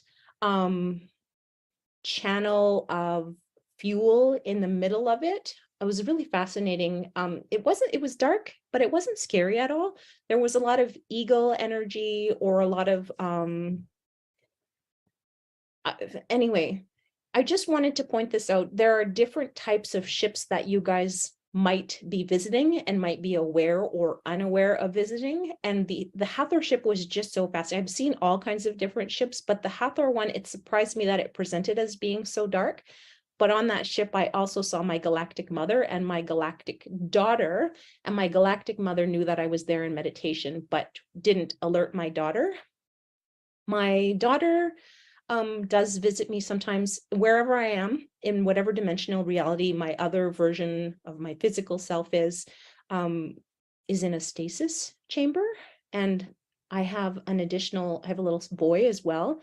And the most fascinating thing I've just found out is she's also pregnant. So I don't know how you can be pregnant. I think you come in and out of these stasis chambers when your body is in between dimensions. I don't really know how that works, but I'd like to share that information for those of you who, it's sort of like that avatar of the link unit. It's very similar to that. So the daughter visits mom. I think I'm on a ship somewhere, but it's a holographic place where they store the link unit, because it looks like it's outdoors, but that doesn't make sense to me. So I think that it's a ship. And just to say, the ships generally, for those of you who are like, I'm not really sure I'm traveling on the ships, I'm not really sure I'm visiting the ships. When I'm on the ships, I know them because they're huge. So this is a picture of Pearson Airport. I travel a lot for work, so I go through Pearson all the time. I love Pearson. It's like my favorite place because it resembles, I think, what I know as the ships. So I think, the ships are giant. So I often see them, they look like either malls. The second picture on the right here is a picture of the Mall of America. So they look like malls. My job on the ship, I always see myself, I'm not a teacher, but I'm a supervisor of some sort, of like a superintendent, where I have to make sure that everyone is doing their teaching appropriately. So I like to tell people about this just because if you're having dreams about being in huge malls or huge airports or huge universities, that is you're probably actually visiting the ships. And the second thing I dream when I'm traveling through portals, and I like to share this as well, is I see myself in elevators. And they're not just normal elevators. There are elevators that go sideways, they go diagonal, and they'll be like zip, zop, zooping all through the place. And that's how I know I'm traveling through different dimensions. And that's what that looks like for me. Oh, and Mother Mantis. This is another person who I met. This was the first star being that I met, Mother Mantis, and she hangs out with me sometimes if I don't do this very much, but if I'm doing, for example, energy healing, a one-on-one session, if I'm doing Reiki. She was just this really nice, I know the Mantis beings, people have mixed views of them, but she's just adorable and she's sweet, the lady that I met. And she talks, this is a picture from the Marvel movies. She talks with those little things on her forehead. And that's who I know. So that's the end of my presentation. You can check out my website if you're interested, NicoleRichmond.com. It's just mostly for work stuff for my law practice, but I've got beadwork on there as well. And Nicole is my Instagram. So I'm going to stop my sharing. And thanks everyone for listening. I really appreciate it. Thank you so much, Nicole. Such a beautiful presentation. I really appreciate it. And I was curious, because I didn't hear how you got to the moon. Were you astral traveling or? We just intended. We just said, let's just go to the moon. So that's all you need to do is just intend and you can go. It's really fascinating. But it's practice, right? Like once you've practiced this stuff so many times, you can astral project anywhere. My belief is that if you just believe that you're going to the moon, you go to the moon because everything is true, right? Right. Yeah. Consciousness travel. for sure. So were you in like a group meditating and you guys went together, or? Yes. So I've been working with the same group of women. There are maybe about 9 of us now, but we meditate together every Sunday and we travel together. Wow. Sorry. Now I'm seeing the comments showing up, but yeah, we've been all over the place and seen all kinds of things. And sometimes we say like, is this even real? But I think if we're like in a multiple reality place where all timelines are possible, we're in an infinite universe, everything is true, right? So everything that you can imagine is true in some fashion. So it's very fascinating. Right. Well, especially if you're going somewhere with someone and then in waking life, you can validate that you guys are both there, right? Well, yeah. And I think also when you have a group of women, I work only with women, but people bring a piece of whatever we need to experience with them. And so there's something about the collective energy that comes together. So it'll create a different experience each time. So okay. Beautiful.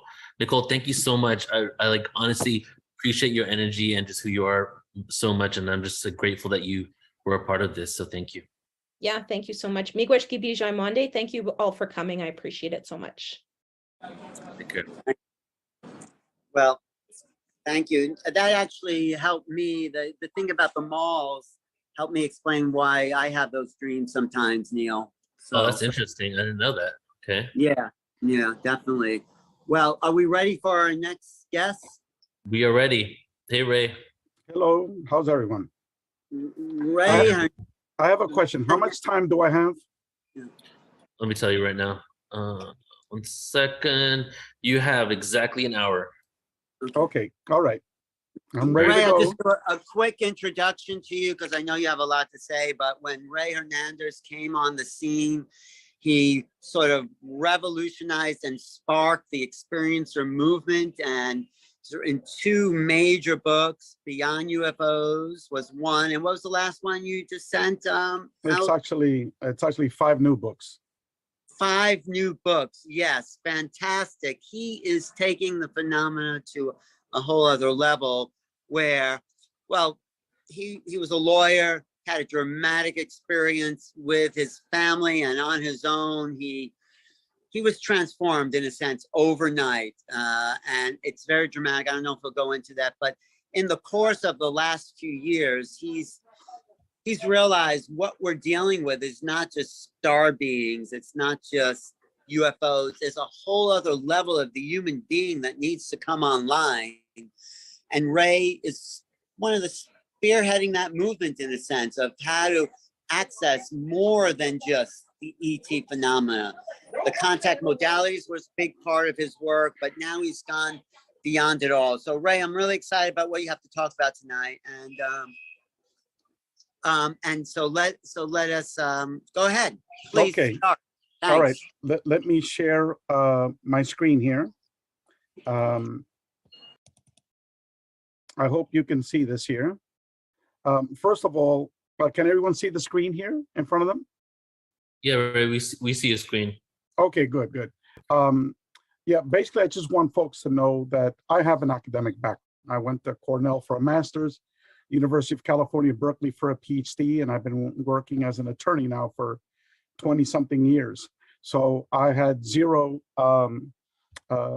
knowledge nor interest in any of these topics until March 4th, 2012. And what I'm going to do is I'm just going to speed through all of these things super quickly. In March 4th, 2012, you can see a picture there of my family.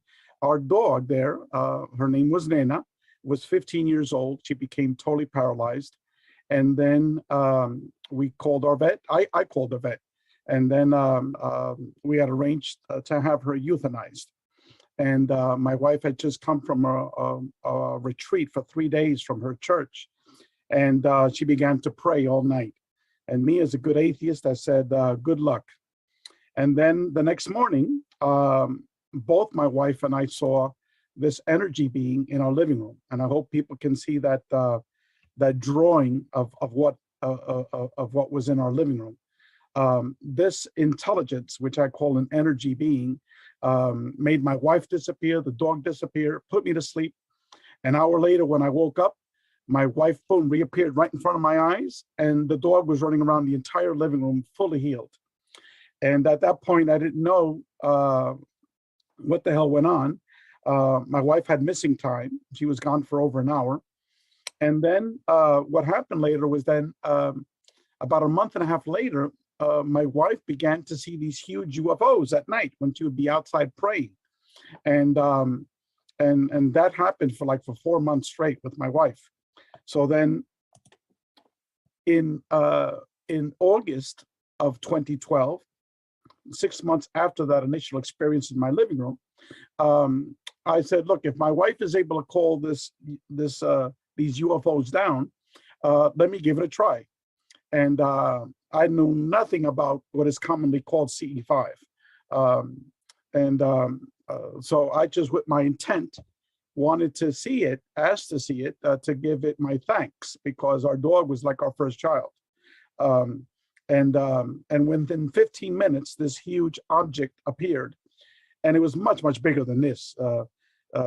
We couldn't capture the full sky in the picture that we took as a foundation for this graphic drawing, but it's like 4 times the size of this. And the bottom of that object was less than 30 feet on top of us. And by us, I meant my daughter, who was 10 years old, and 3 other friends. During that experience, there was telepathic communication that took place, lots of other really important knowledge that took place, but I just don't have the time to convey it at this point. And after that experience began 4 years of nonstop paranormal experiences, where I began to have out-of-body experiences. I began to have astral travel experiences, which are different from out-of-body experiences. I began to see different types of physical forms of humanoid type of intelligences. I began to get downloads of information, communication, and then how I was transformed spiritually was through a series of near-death experiences, which lasted over a 3-day period. And these were all, now I know, educational lessons, because I couldn't do the work that I'm doing if I had remained a complete and total atheist. And again, I cannot go into details because I just don't have the time to discuss all of them. Now, let me try to get out of here and go to the next screen.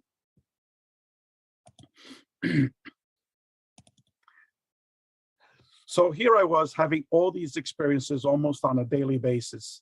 And one experience which occurred in May of 2013, I was driving my car in the middle of a traffic jam, and all of a sudden, I wasn't in my car anymore.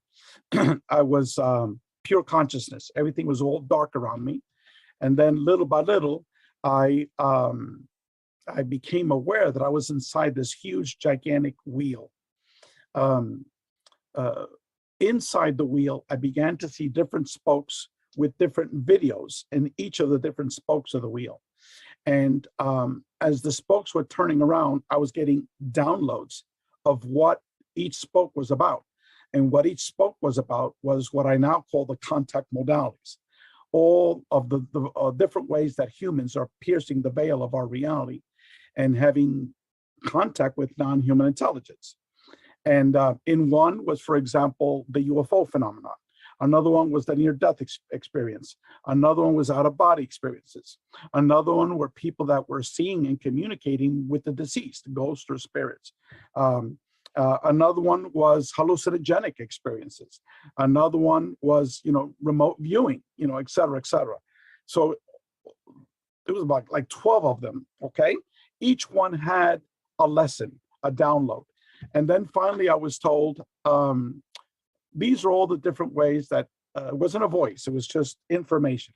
These are all the different ways that humans are communicating with us, okay? Humans are studying them as separate and distinct phenomena. But in fact, they're not separate. It's all one phenomenon. And the glue, that's the word that they use to convey to me, the glue that's holding it all together, humans are calling it consciousness.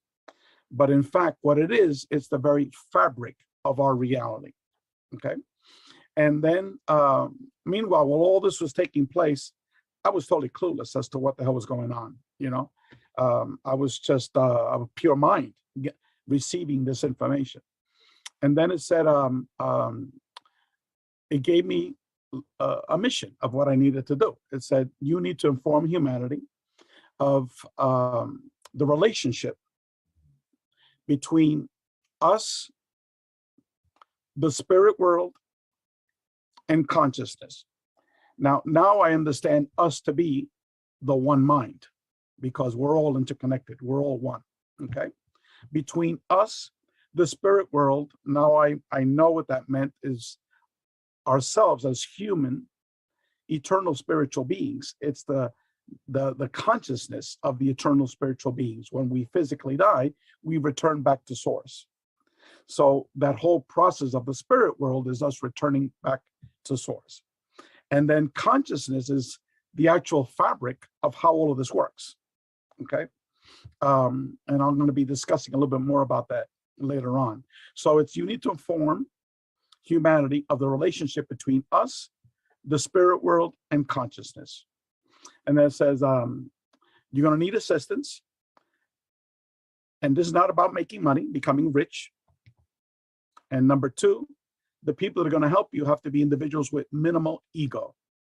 And once that minimal ego was conveyed, I was back in my car in the middle of a traffic jam, listening to the same interview on public radio station with not even a second elapsing. So I was literally taken outside of space-time. Now, the most fundamental part of all of this was that within 48 hours of this experience, I was introduced to the three co-founders of what later became the Dr. Edgar Mitchell Free Foundation, all within 48 hours. The first one was Mary Rodwell. Some of you might know who she is. Here's a picture of Mary with Dolores Cannon. And Mary is like another Dolores Cannon. People don't know, she is a major experiencer, major experiencer. And she's written several books about her work with over 30 years of experiencers of the contact modalities. Her last book that she published is titled The New Human, Awakening to Our Cosmic Heritage. Just fairly quickly, when I came back that day, I went to the office and I just couldn't do any work that day of that out of where I was brought to this other reality and given this information. And then when I got home, I got an email from Mary Rodwell. Said, "Dear Ray, I'm sorry that I'm responding to an email that you had sent me 6 months ago, but it just popped up on my computer today." And I was like, what the hell? You know, I sent that message 6 months ago. So I sent her an email back and I said, well, in these last 6 months, this is all the crazy stuff that's happened to me. And this is what's happened today. And so Mary said, oh my God, Ray, I need to talk to you. These are unbelievable experiences. So we wound up talking till like 1:30 in the morning. And then I told her, look, Mary, I got to go to work the very next day. And she said, okay, we'll continue our discussions. So the next day at 9:30 in the morning, okay, this is, 24 hours after that experience I had. And again, if anyone doubts me, communicate with Mary Rodwell. A lot of you know Mary, you have her email. Tell her, say, look, Ray told us this crazy story that you received an email that was held up in cyberspace for 6 months. Was that correct? And she will definitely say yes. And also, she will also tell you that she contacted Rudy Shields that same evening. And so the next day, I got a phone call at 9:30 in the morning, 24 hours after that initial experience, from Dr. Rudy Shields. Rudy Shields was a professor of astrophysics at Harvard University for over 45 years. We had a very lengthy conversation. I'm not going to give you the details of it because it's just too lengthy. But what had happened was that Mary had been working with Rudy with individuals, with experiencers that had received downloads of consciousness, advanced physics, etc. And so that's why he was calling me. Rudy was the one that said, look, Ray, what you had was a download of Dr. Edgar Mitchell's quantum hologram theory of consciousness. And he gave me Edgar's number. So I knew who Dr. Edgar Mitchell was, and I was hesitant to give him a call. But later that afternoon, I gave him a call. And so this is Edgar Mitchell. He is most widely known as the sixth man to walk on the moon, but Edgar should be known as the founder of the Institute of Noetic Sciences, which is the premier academic research institute on the psi phenomenon. Edgar also has published several books on the psi phenomenon.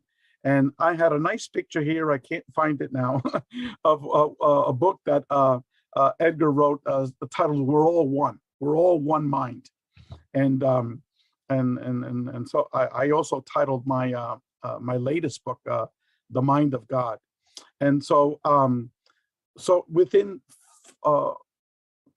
48 hours, we had the four co-founders of what later came to be called the Dr. Edgar Mitchell Free Foundation. And that was Mary Rodwell, Dr. Rudy Shields, and Edgar Mitchell. And all four were the initial co-founders and established the board of directors of this foundation. And quickly, let me go over some of the people that joined it.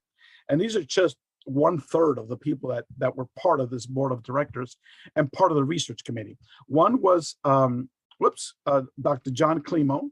And Dr. John Klimo was a professor of psychology for over 45 years. He basically researched the topics of consciousness and the paranormal. His most famous book is titled Channeling. It's the world's best book on channeling. It's an academic book, and it's been translated to 18 languages. Another academic that we had in our group is Dr. Claude Swanson. Dr. Claude Swanson received a PhD in physics from Princeton University, the same university that Einstein taught at, and numerous Nobel Prize winners taught there. So he got a PhD in physics there. Claude was always interested in the topic of consciousness and the paranormal. And one of his recent books was a book that discussed, again, the one mind, the soul of God, the same topics that I'm going to be presenting later on. But he presented from, heavy-duty physicist and scientific perspective. Another academic that we had in our organization, Dr. Bob Davis, was a retired professor of neuroscience, a professor of the brain. And he was a professor there at the State University of New York for 35 years. And again, he's someone that was interested in consciousness and the paranormal. And another person that we had there was also an academic, but Leo crossed several bridges. Leo was also an experiencer, and he worked with many experiencers over a 50-year period. Leo died a couple of years ago, I think at the age of 92. And he was part of our board of directors. He became a very good friend. And he was actually the first academic to publish an academic article on experiencers, UFO contact experiencers. That was in the mid-1960s. Leo published that article. I mean, he was always very much interested in not only the UFO topic, but how UFO relates to all of the other contact modalities. In terms of non-academics, you might recognize some of these names. One is Barbara Lamb. She has been working for over 40 years with UFO contact experiencers. Another person is goodness, my Alzheimer's is kicking in. Martin, goodness, I can't believe it. Kathleen Martin, my goodness, I'm 60 years old, I'm getting up there. Kathleen, again, for like over 40 years has worked with UFO contact experiencer. And she just recently published a book titled From Abductions to Spirituality. And that's just an example of how all of these UFO contact experiencers, the overwhelming majority, go through a stage of fear and then later on change to become deeply spiritual individuals. Whitley Strieber is a classic case. And so another person is Reverend Michael Carter. He's an ordained minister, a major, major contact experiencer. And Michael's is a dear friend of mine, and he's getting married this weekend. So congratulations, Michael. Another person who's passed away from our group is Rosemary Ellen Guiley.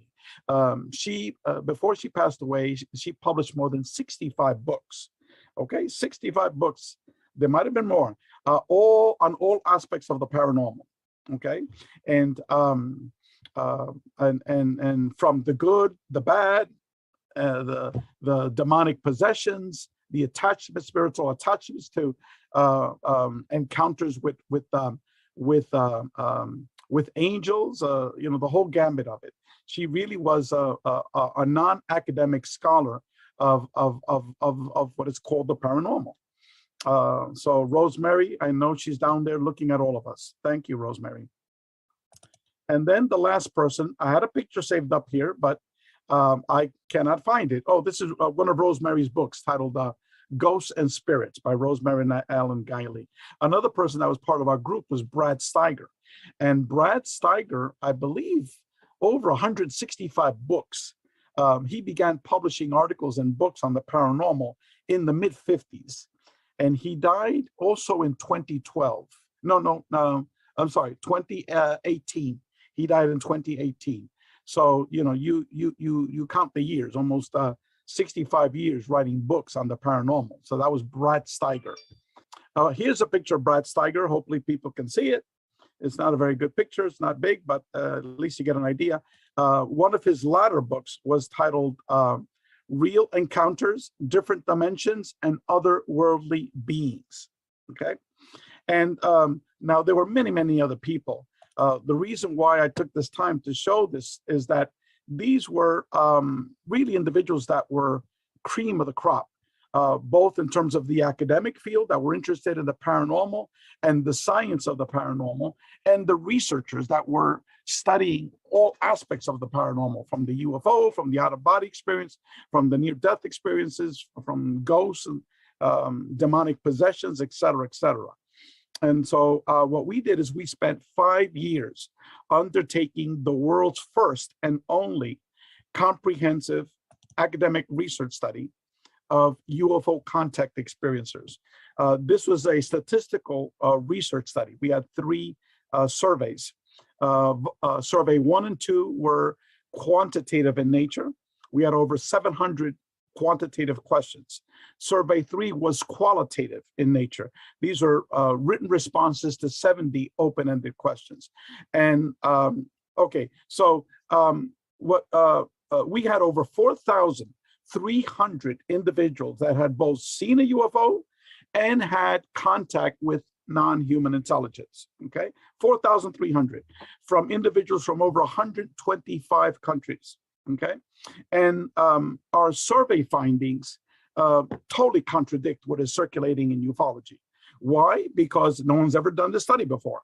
And ufology basically focuses on nuts and bolts, on flying saucers, on UFO crashes, and the physicality, the physicalism of the phenomenon, which we don't think is accurate at all.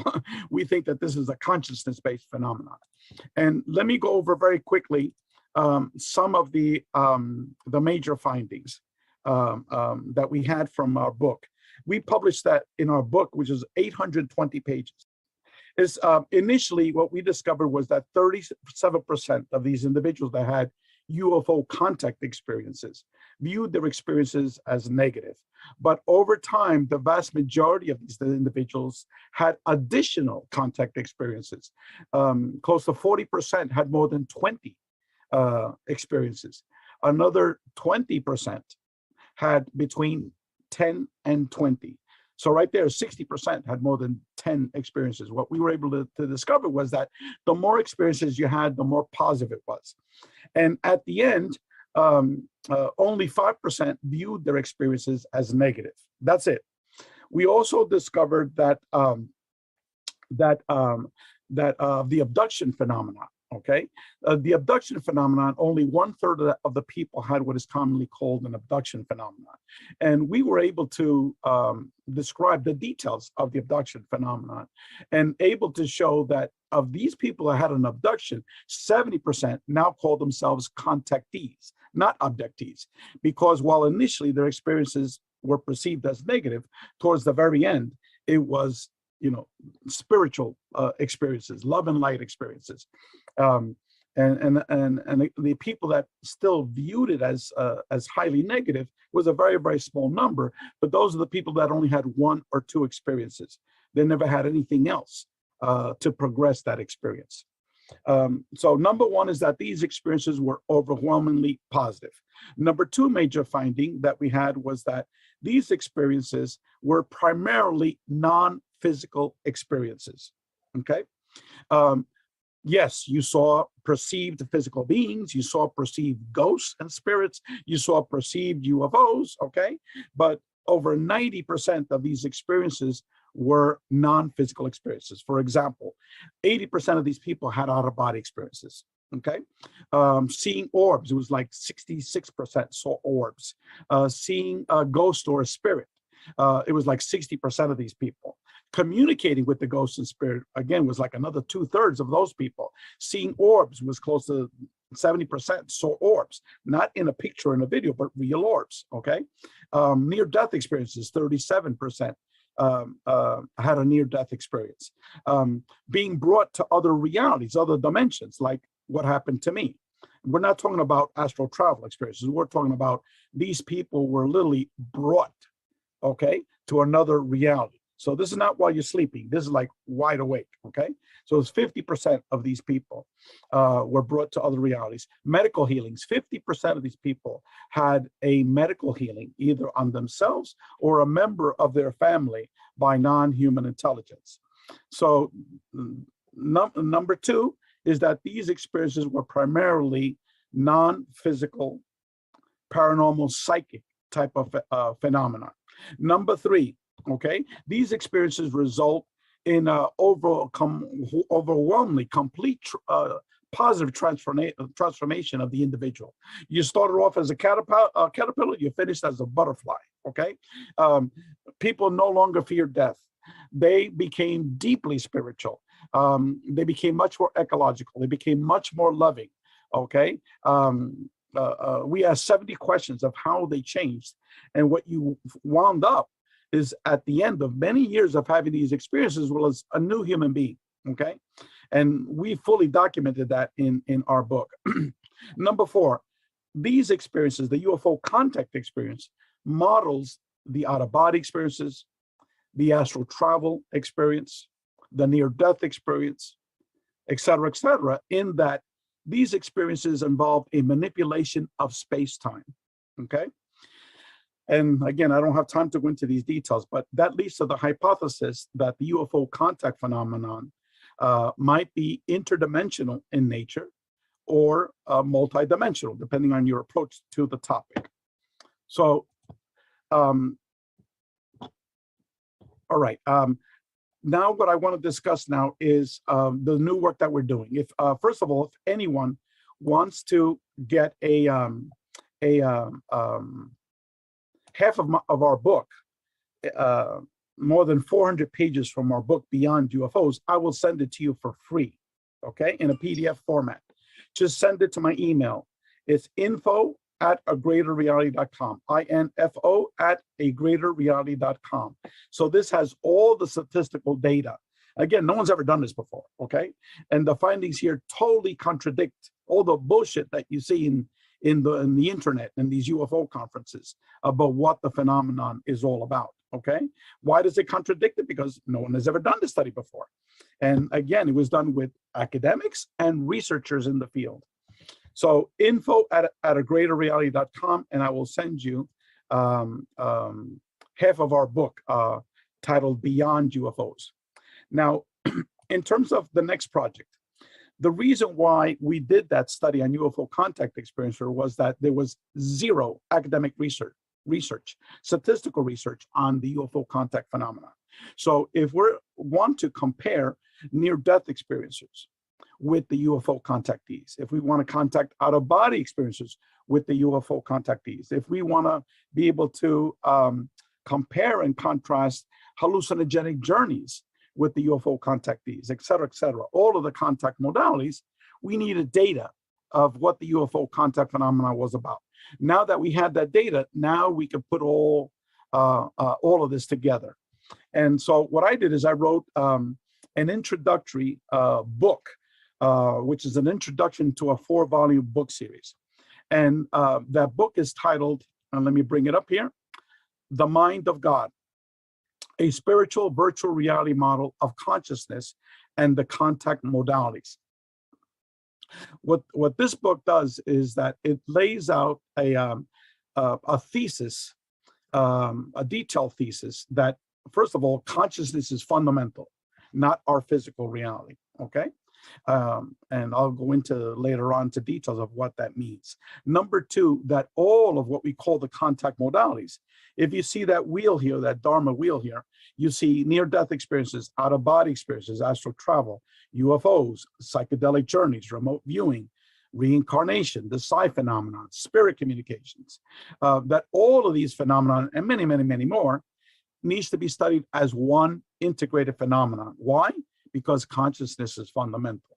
Okay, so what this book does is present that thesis, and I present it via academic research on all of these phenomena. So I looked at the academic research on near-death experiences from the book that we did Beyond UFOs, on OBEs and astral travel academic research, all the modern latest research on psychedelic research, remote viewing, all the publications and academic research on remote viewing, on reincarnation, on the psi phenomena, ESP, and then the whole history of ghosts and spirits communications. So that's what that book is all about. And in terms of certain models, for you to get an understanding of what is here. Okay, here I have a model of our 4D physical reality and 5D physical reality. Okay, what we perceive as physicality is our 5 senses. Okay, I pulled up the wrong chart. I apologize. This is an outdated chart, but at least I'll have to move forward with it. Our 5 senses are touch, hearing, taste, smell, and sight. Okay, so when we ask the questions, what is real and what is not real, we always go back to the 5 senses relating to the brain.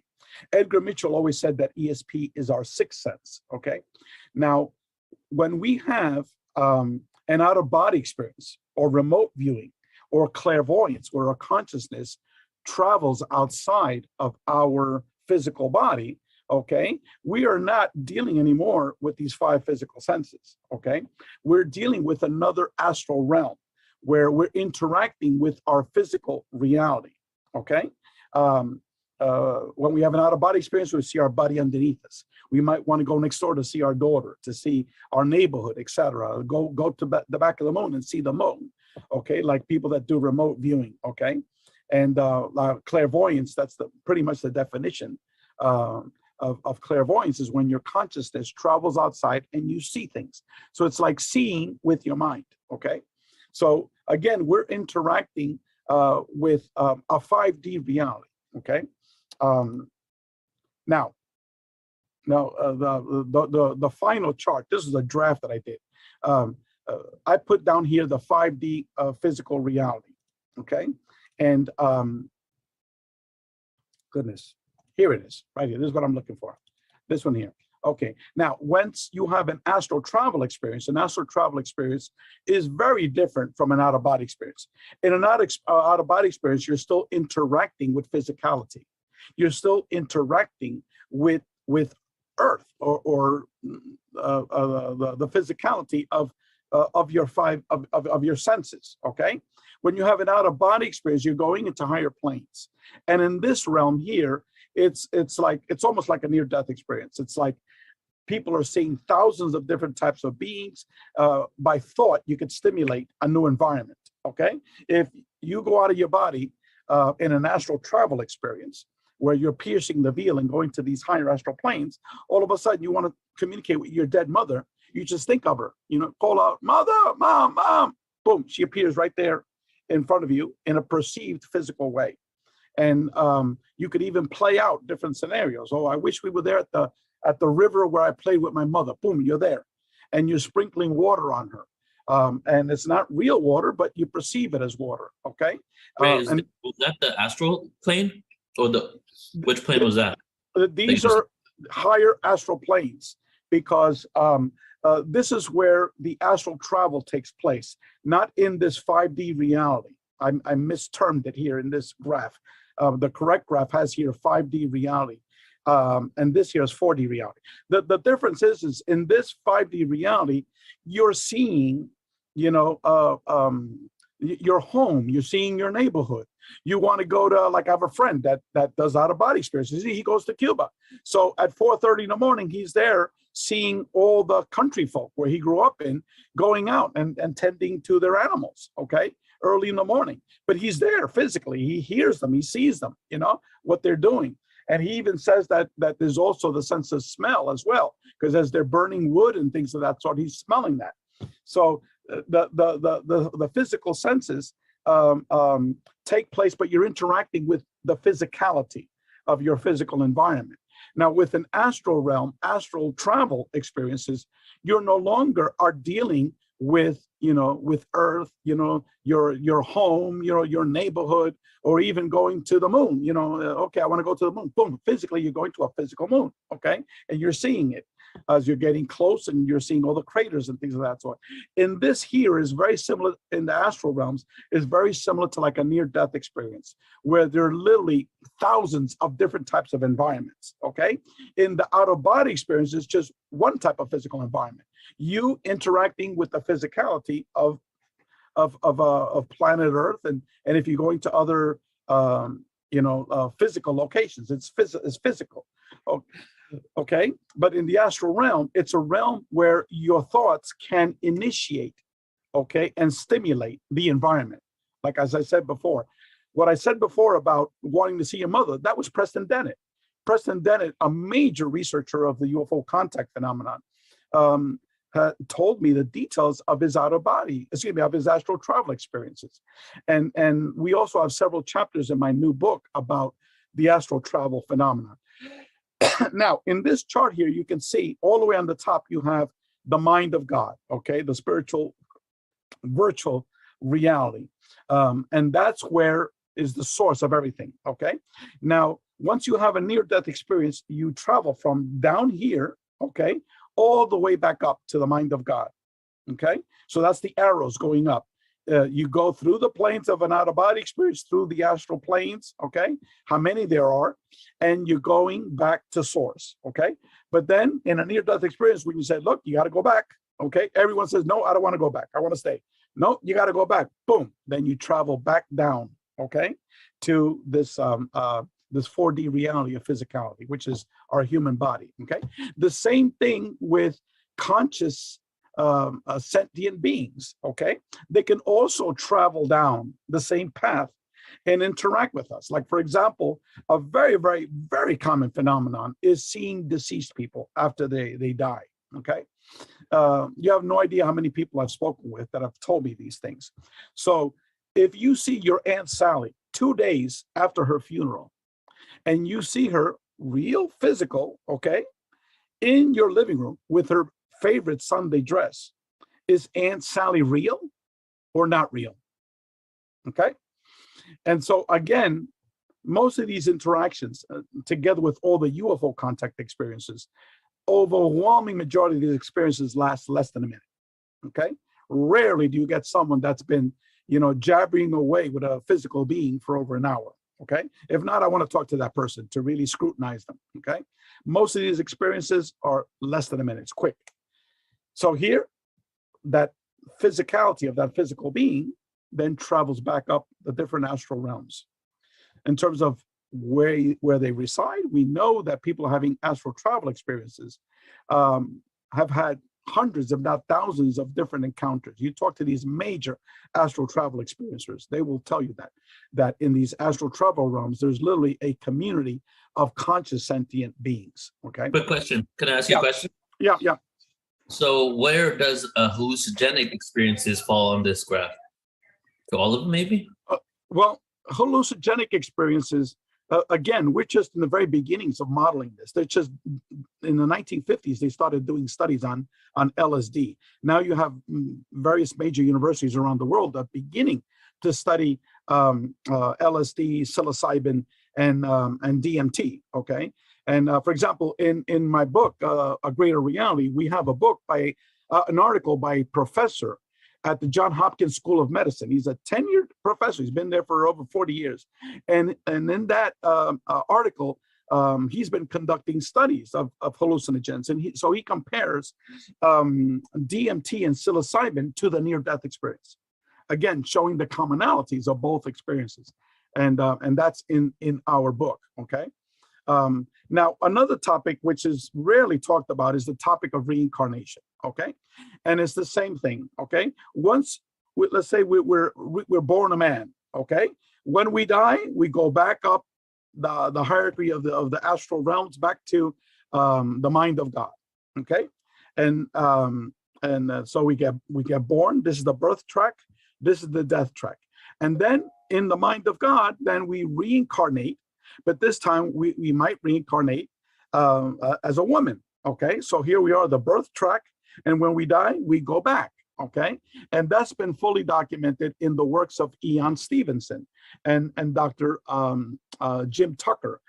Both of these are professors at the University of Virginia School of Medicine.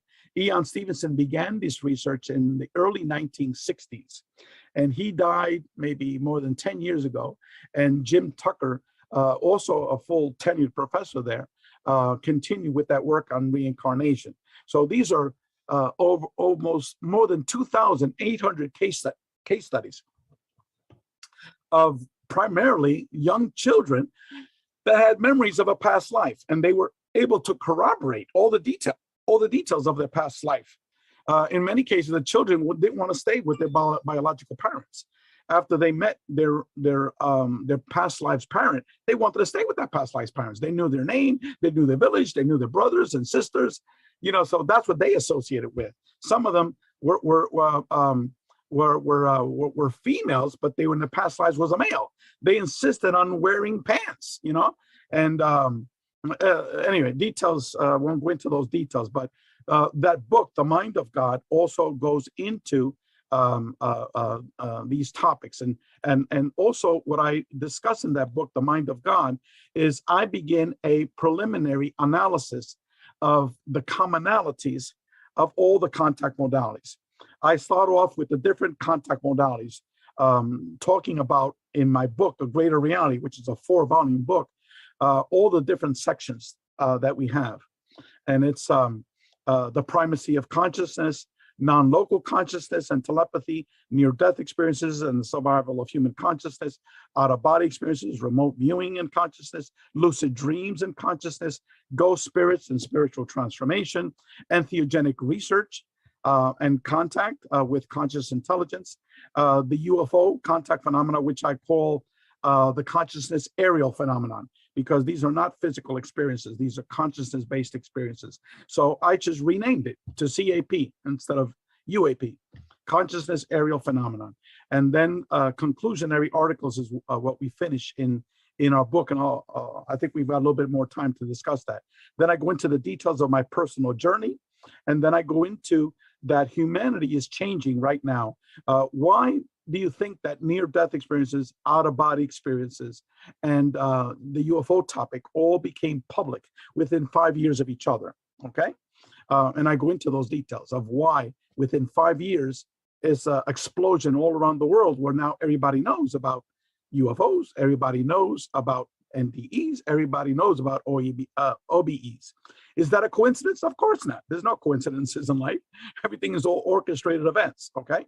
And the reason is because we have reached the point where humanity is going to self-destruct. We're going to kill ourselves.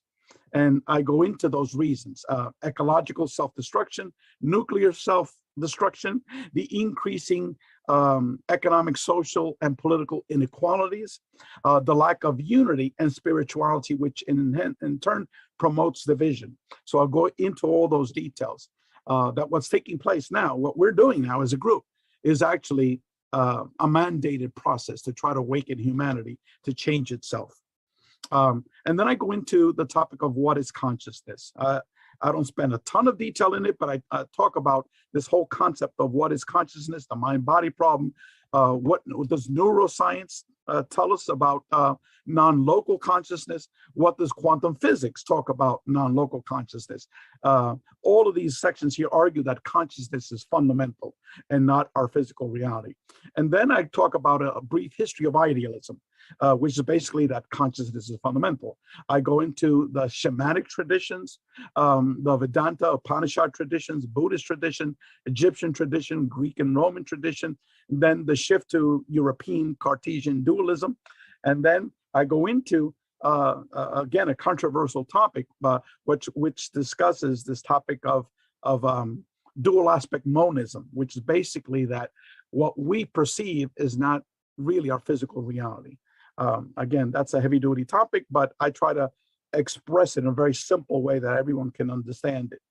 And then I go into the commonalities of the contact modalities. As I said before, the contact modalities are all the different ways that humans are piercing the veil of our reality and having contact with non-human intelligence. And all of the academics in our organization argues that it's all one phenomenon, okay? Near-death experiences, out-of-body experiences, astral travel experiences, the UFO contact phenomenon, hallucinogenic journeys, channeling, remote viewing, seeing ghosts and spirits and interacting with them. It's all one phenomenon under consciousness. These are not physical experiences, okay? We perceive them as physical, okay? But like Aunt Sally, is Aunt Sally, a dead Aunt Sally that you see 2 days after she buried, is she real or is she not real? Is she physical? Is it not physical? In fact, she's both, okay? But anyway, what I go into, some of these commonalities are that, as I said earlier, they all involve a manipulation of space-time. And when you're talking about something manipulating space-time, you're talking about something that's interdimensional, which is inner consciousness focused, or multidimensional, if you believe in the multiverse perspective. So again, we don't have complete answers to these things. We can only speculate. But my perspective is the interdimensional, okay? The inner human consciousness as we interact with the greater mind. All of these experiences involve the travel of human and non-human consciousness within our these different astral realms, these various realities. You could view that as multidimensional in one sense, okay? But I just have a different approach to it. So it's the travel of consciousness, both human and non-human consciousness. Aunt Sally was able to come here because the consciousness of Aunt Sally came from some other reality, okay? Number three, they all involve contact with a perceived non-human intelligence. The UFO, perceived non-human intelligence. Near-death experiences, perceived non-human intelligence. The out-of-body experiences and the astral travel experiences, contact with and communications with a perceived non-human intelligence, okay? Ghosts and spirits, I talked about Aunt Sally before, okay? Contact with a perceived non-human intelligence. So all of the contact modalities, hallucinogenic journeys, you take DMT. All of a sudden, I took DMT and I had a being that identified as Jesus Christ right in front of me. And we were healing my friend who was right next to me, okay? He was very physical right in front of me. You know, that was one aspect of the DMT experience I had, okay? So again, contact with the perceived non-human intelligence. Number four, telepathic communications in one's native language. If you have an NDE, okay, it's in your native language, and there's also telepathic communication. If you're interacting with a perceived UFO, non-human intelligence, it's telepathic, and it's in your native language. Okay, same thing with an out-of-body experience. If you're French and you have an an astral travel experience, all of a sudden you're interacting with these non-human intelligence in an OBE state. It's in French, okay? It's not in German or Russian or something like that, okay? So it's telepathic and it's in your native language. Number five, okay? These human-initiated contact experiences are actually holographic projections. And that gets into controversial topics of dual aspect monism. And that's why I go into the details of dual aspect monism and the topic of holographic projections, okay?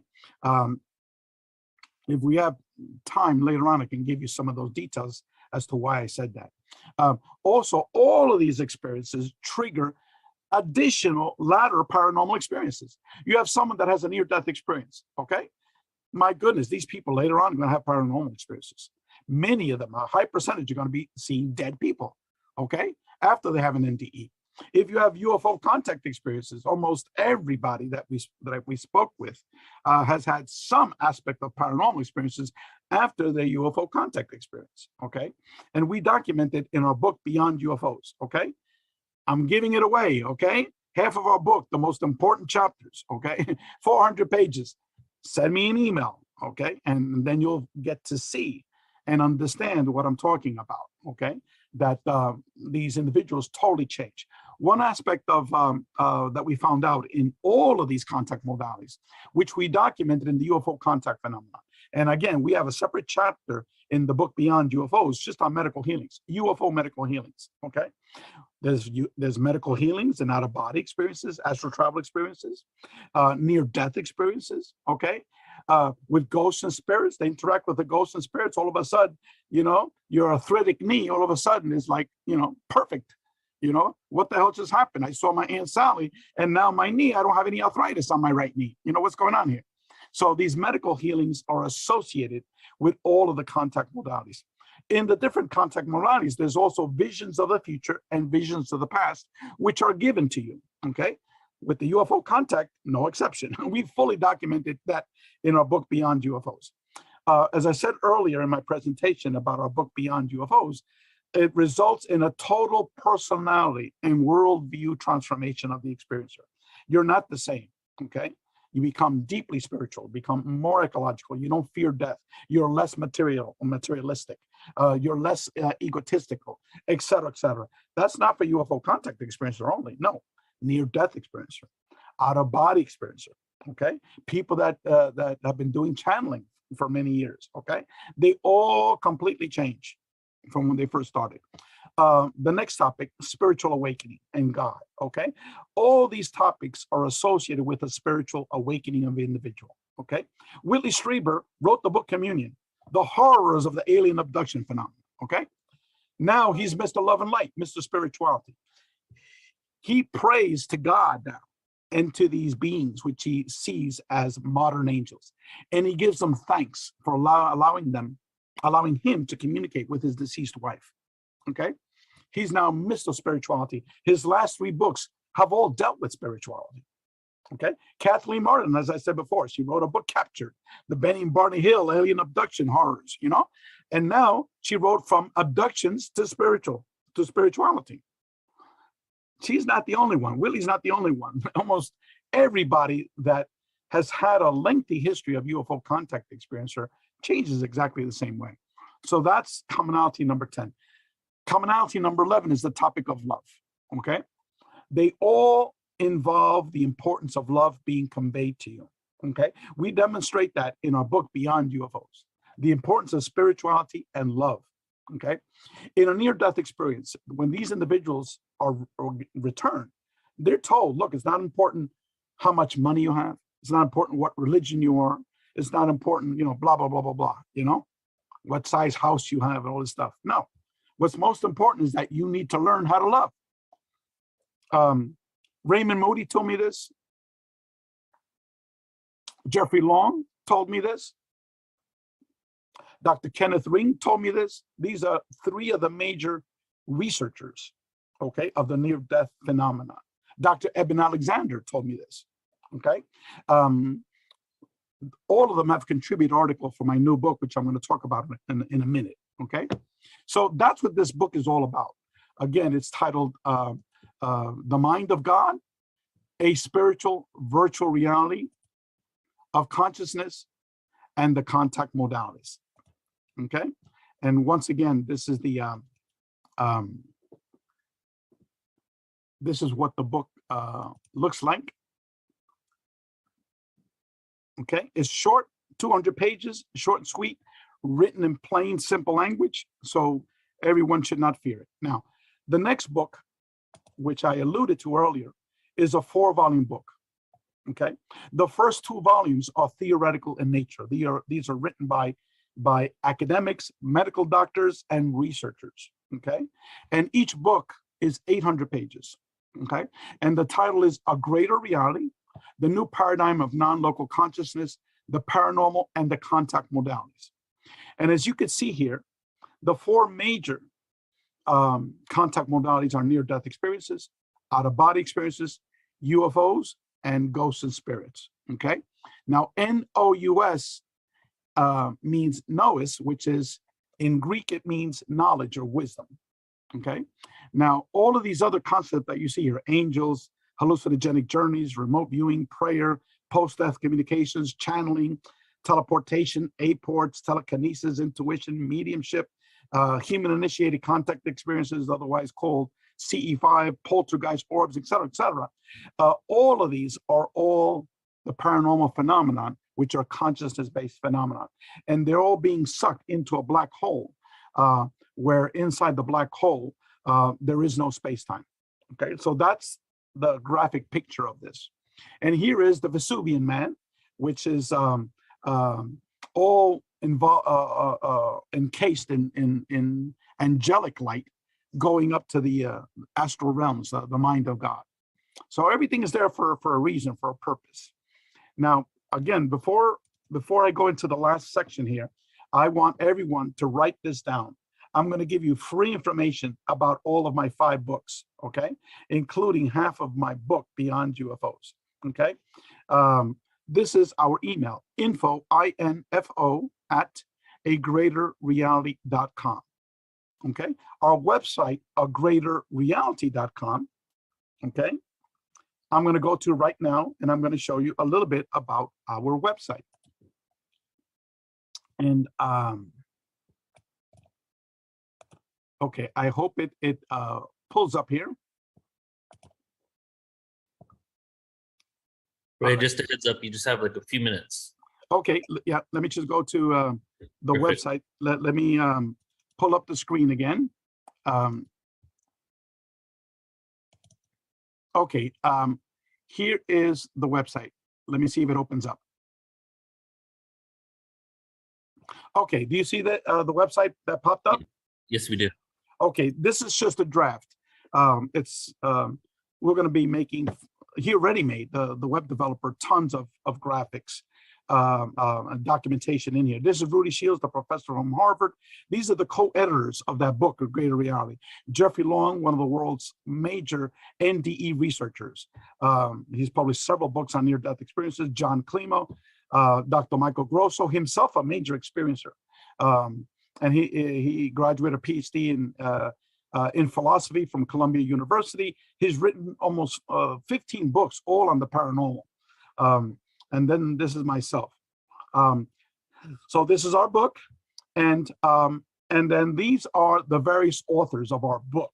Okay, volumes 1 and volume 2. Most of these people here are academic professors, PhDs. Some are medical doctors, like him.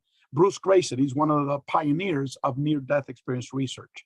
Jim Tucker, he's like the leading academic on reincarnation. Okay, this is Raymond Moody. Jeffrey Kripal is a professor at Rice University, also an experiencer. Eben Alexander, a professor of neurosurgery at Harvard University, major experiencer. And this medical doctor here is one of the world's biggest experiencers in the world. I mean, she's had everything at the kitchen sink, okay? Now, these are articles that we have here. As I said before, we have an article by Dr. Melinda Greer, the medical doctor, and she's just an example of what volumes 3 and 4 are all about. These are articles that are written by major experiencers of the contact modalities, so you can read their stories. This is not someone that's just had one little UFO experience or one little out-of-body experience. No, these are people that have had UFO experiences. They've seen Sasquatch. They've gone out of their body. They've had astral travel. You know, they've seen dead people. You know, tons of these experiences, and that's Dr. Melinda Greer. And then we have various articles on the primacy of consciousness, why consciousness is fundamental, non-local consciousness, telepathy, and the quantum hologram theory of consciousness. And this section here is a tribute to Dr. Edgar Mitchell, who was the first one to espoused this theory of the quantum hologram theory of consciousness. Then we have near-death experiences and the survival of human consciousness. And again, these are all major players here in this arena. Out-of-body experiences, remote viewing, lucid dreams and consciousness, ghost spirits and spiritual transformation. Gary Schwartz, for example, he was a professor at Harvard and Yale for over 30 years. And he's published close to 10 books, all on the aspects of spirit communication. He's doing research, communicating with spirit. Entheogenic research, these are the two articles that I mentioned before. This is the professor from Johns Hopkins who wrote the comparing DMT to the near-death experience. And we have 11 articles on the UFO phenomenon, which I recoined CAP, the consciousness aerial phenomena.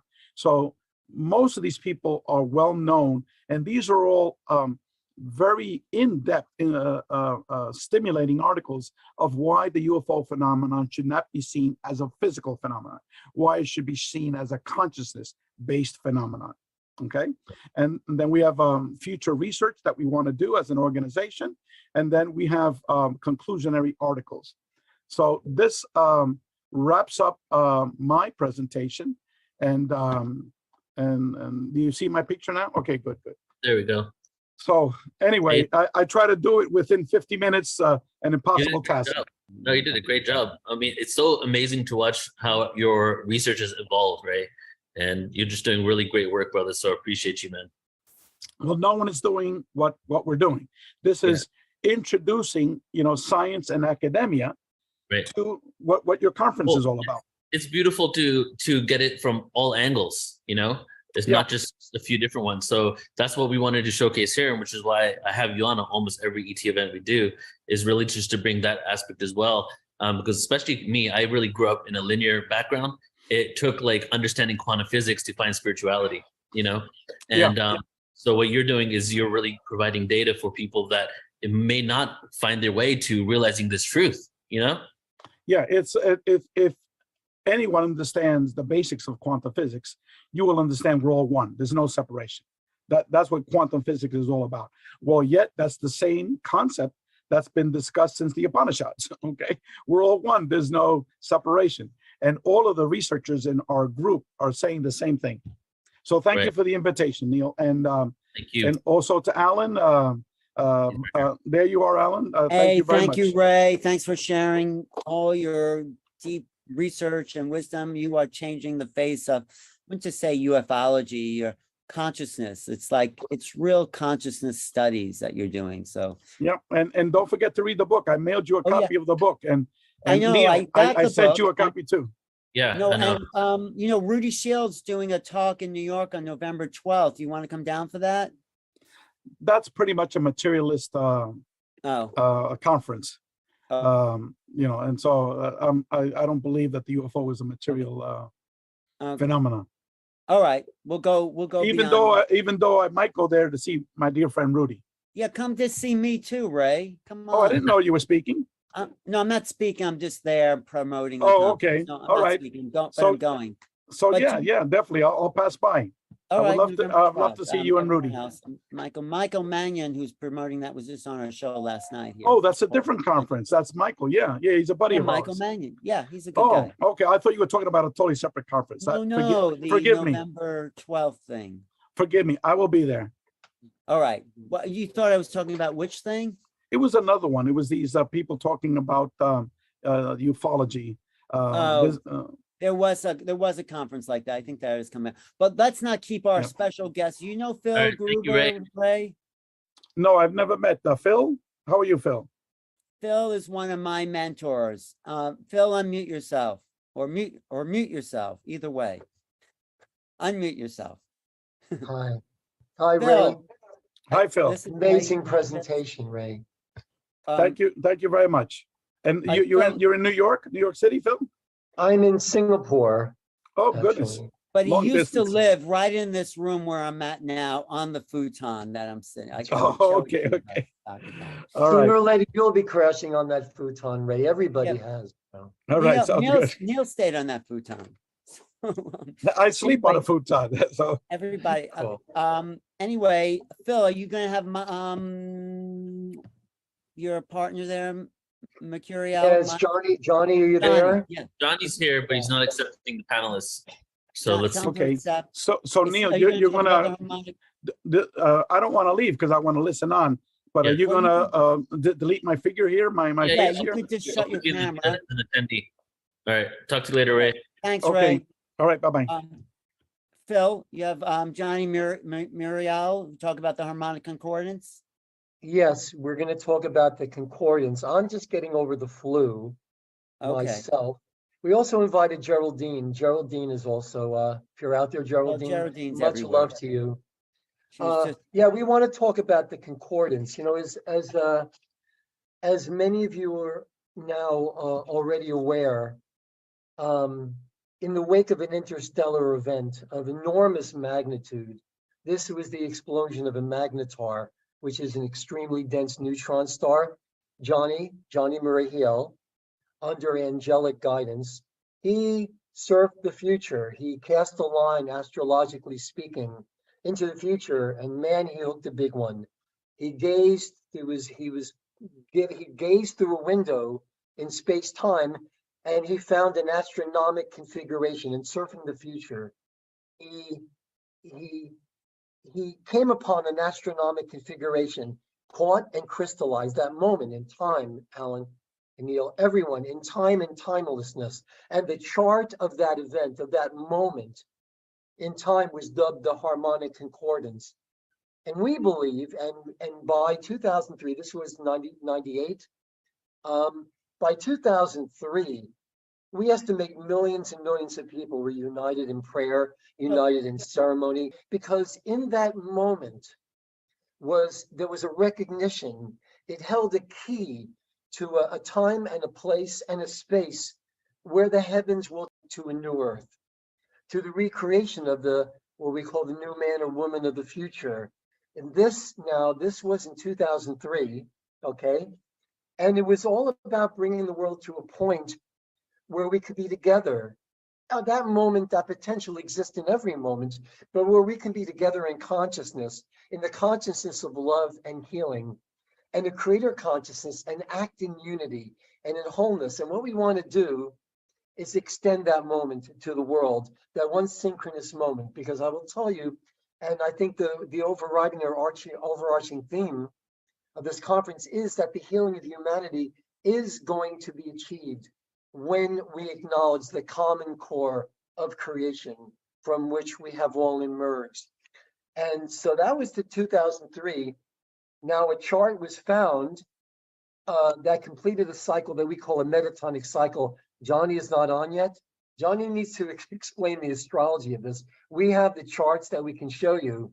We believe, and we're not alone in this, that the original concordance of 2003, the field, you see, in that moment was held a key, that we could come together in unity, in a unified field of conscious awareness, to really, to understand that, again, the real healing of humanity is going to come from recognizing that there is a common core of creation, a common core from which we have all emerged, and the sooner that we become conscious of that fact, the sooner we will be able to extend love, to extend grace of all creation.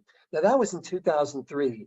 That was the beginning or the continuation of a conversation that's been going on and on at various times on this planet. There have been waves, morphogenetic waves, if you want to call them that, of consciousness. We're in the middle of a stellar activation cycle, a stellar bridge activation cycle, the shift of the ages and ascension cycle, where there's been an alignment of interdimensional stargates. And every so often, the fields, morphogenetic waves, higher consciousness from these interdimensional stargates are coming onto the planet, raising the acceleration of the planet, raising the speed, the acceleration, the oscillation rates of everything on the planet, time acceleration, dimensional blending, opening of the 7 seals, the frequency seals over the 7 major vortices on the planet. Now that started late 87, 88, okay?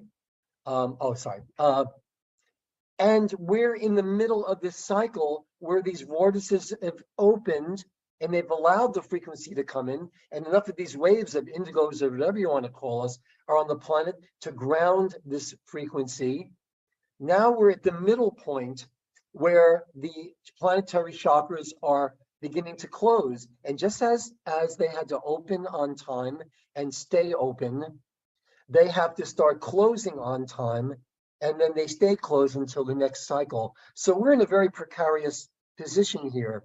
We're in a period of time that we really know there are references in our written histories, but as far as the experience of what's really happening right now, this is undiscovered country for a lot of us. So basically, you know, there are cycles of time in which there are energetic changes on the planet. This is one of those times.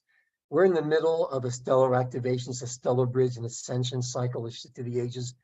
But this harmonic concordance in that moment in 2003, again, there was the potential for all of us to come together. Now, 20 years later now, November 7th, 8th, 2023, a chart was discovered, which really ends up being the maturation of the potentials that were held within the harmonic convergence or the harmonic concordance. And I believe, Johnny believes, a lot of us and a lot of those millions of people that were involved back in 2003, we had a lot of lead time. You know, we had 5 years to promote this. Johnny and Jan went around the country. Jan, Johnny, and I went around the world promoting this harmonic concordance. And I think that moment is just as important, just as full of potential, just as amazing as anything that's come, the harmonic convergence. This moment, what's possible for us as individuals and as a race, we're in a most critical juncture in our tenure as embodied souls, where we really need to understand where it is we come from, why we're here, what we're doing on the planet. Actually, we are more near the end of the cycle. Well, no, there's we're not talking about cycles. We're not talking about Nissan. Thanks a lot, but we're not talking about those types of cycles. We're talking about another. We're in the middle of another type of cycle where there's been an alignment of interdimensional stargates.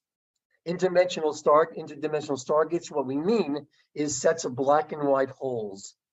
People think you go in the magnetic black hole and that's where it ends. No, at every end of the black hole, there's an electrical white hole. There are sets of black and white holes. Black hole, you go into the magnetic black hole, out the white hole, into the next black hole, white hole. This is how consciousness moves from.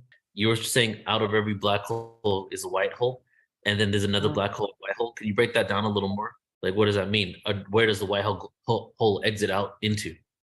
Yeah, into the next black hole. You have a black hole is simply a magnetic vortex. I'm trying to call Johnny at the same time here.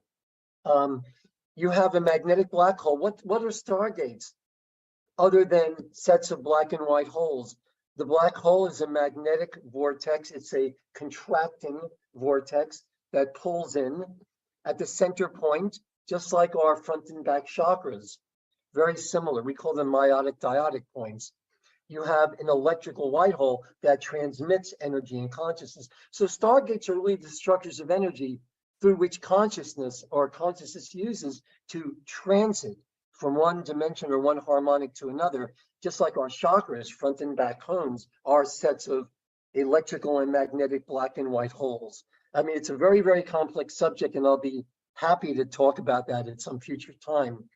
But a chart was found that we're calling harmonic concordance 22. It falls 20 years after the original concordance. And what Johnny and a lot of other astrologers believe, that this is a maturation of what was started, what was initiated, or not so much initiated. Again, the continuing of this conversation that started, well, it started a long, long time ago, trust me, that we have the opportunity to not just understand, to really understand the process of ascension, what it really is. Ascension being multidimensional identity integration. It is integrating the higher parts of us, the higher identities, the identities that are stationed in the higher dimensions This is information that we should have known a long time. Well, that we do. We live in time cycles right now where we have easy access to this information, but unfortunately there are digressive races. You know, there are both sides of the coin. We have a lot of pro-human consciousness. We have a lot of consciousness that doesn't understand the connection because of decisions they made a very, very long time ago to digress from the Emerald Covenant or the original co-creation, co-evolution agreement made among the higher races, that they detoured from that by engaging in hybridization programs or inbreeding, that they lost a lot of their capstone coatings. They lost the ability to activate certain DNA strands, and they can't ascend naturally. And since they're trapped in time, boy, they would love us to be trapped in time. But we've always had the potential. We are designed. The original human race is an angelic human race, and was designed to be guardians and custodians of what we call the Templar, the planetary stargates that give access to the universal stargates. And Alan, I know we always talk about consciousness. What is that process of ascension in which we integrate more, we expand into higher consciousness, which is integrating the stations of identity that exist in the higher dimensions, the higher universe. We integrate those, the levels of consciousness, and we concurrently expand with that into more of the oneness. And I think, Alan, isn't that really what it all boils down to? It's all about consciousness and being able to extend love and grace to all of creation, through which being more conscious of the fact that we are conscious.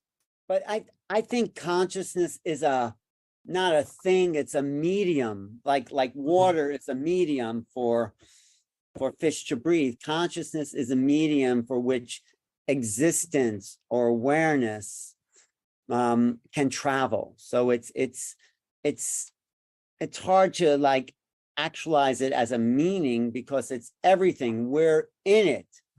Like does a fish know it's in water? So consciousness is what we're swimming in as we observe reality. We're the observers of this thing called consciousness. And it's just interesting that I think the timing of this conference, I mean, everything, of course, a lot we know is about timing, that it's interesting that this wonderful 5-day conference ends, and then right on the heels of that is the harmonic concordance, what we call harmonic concordance 22.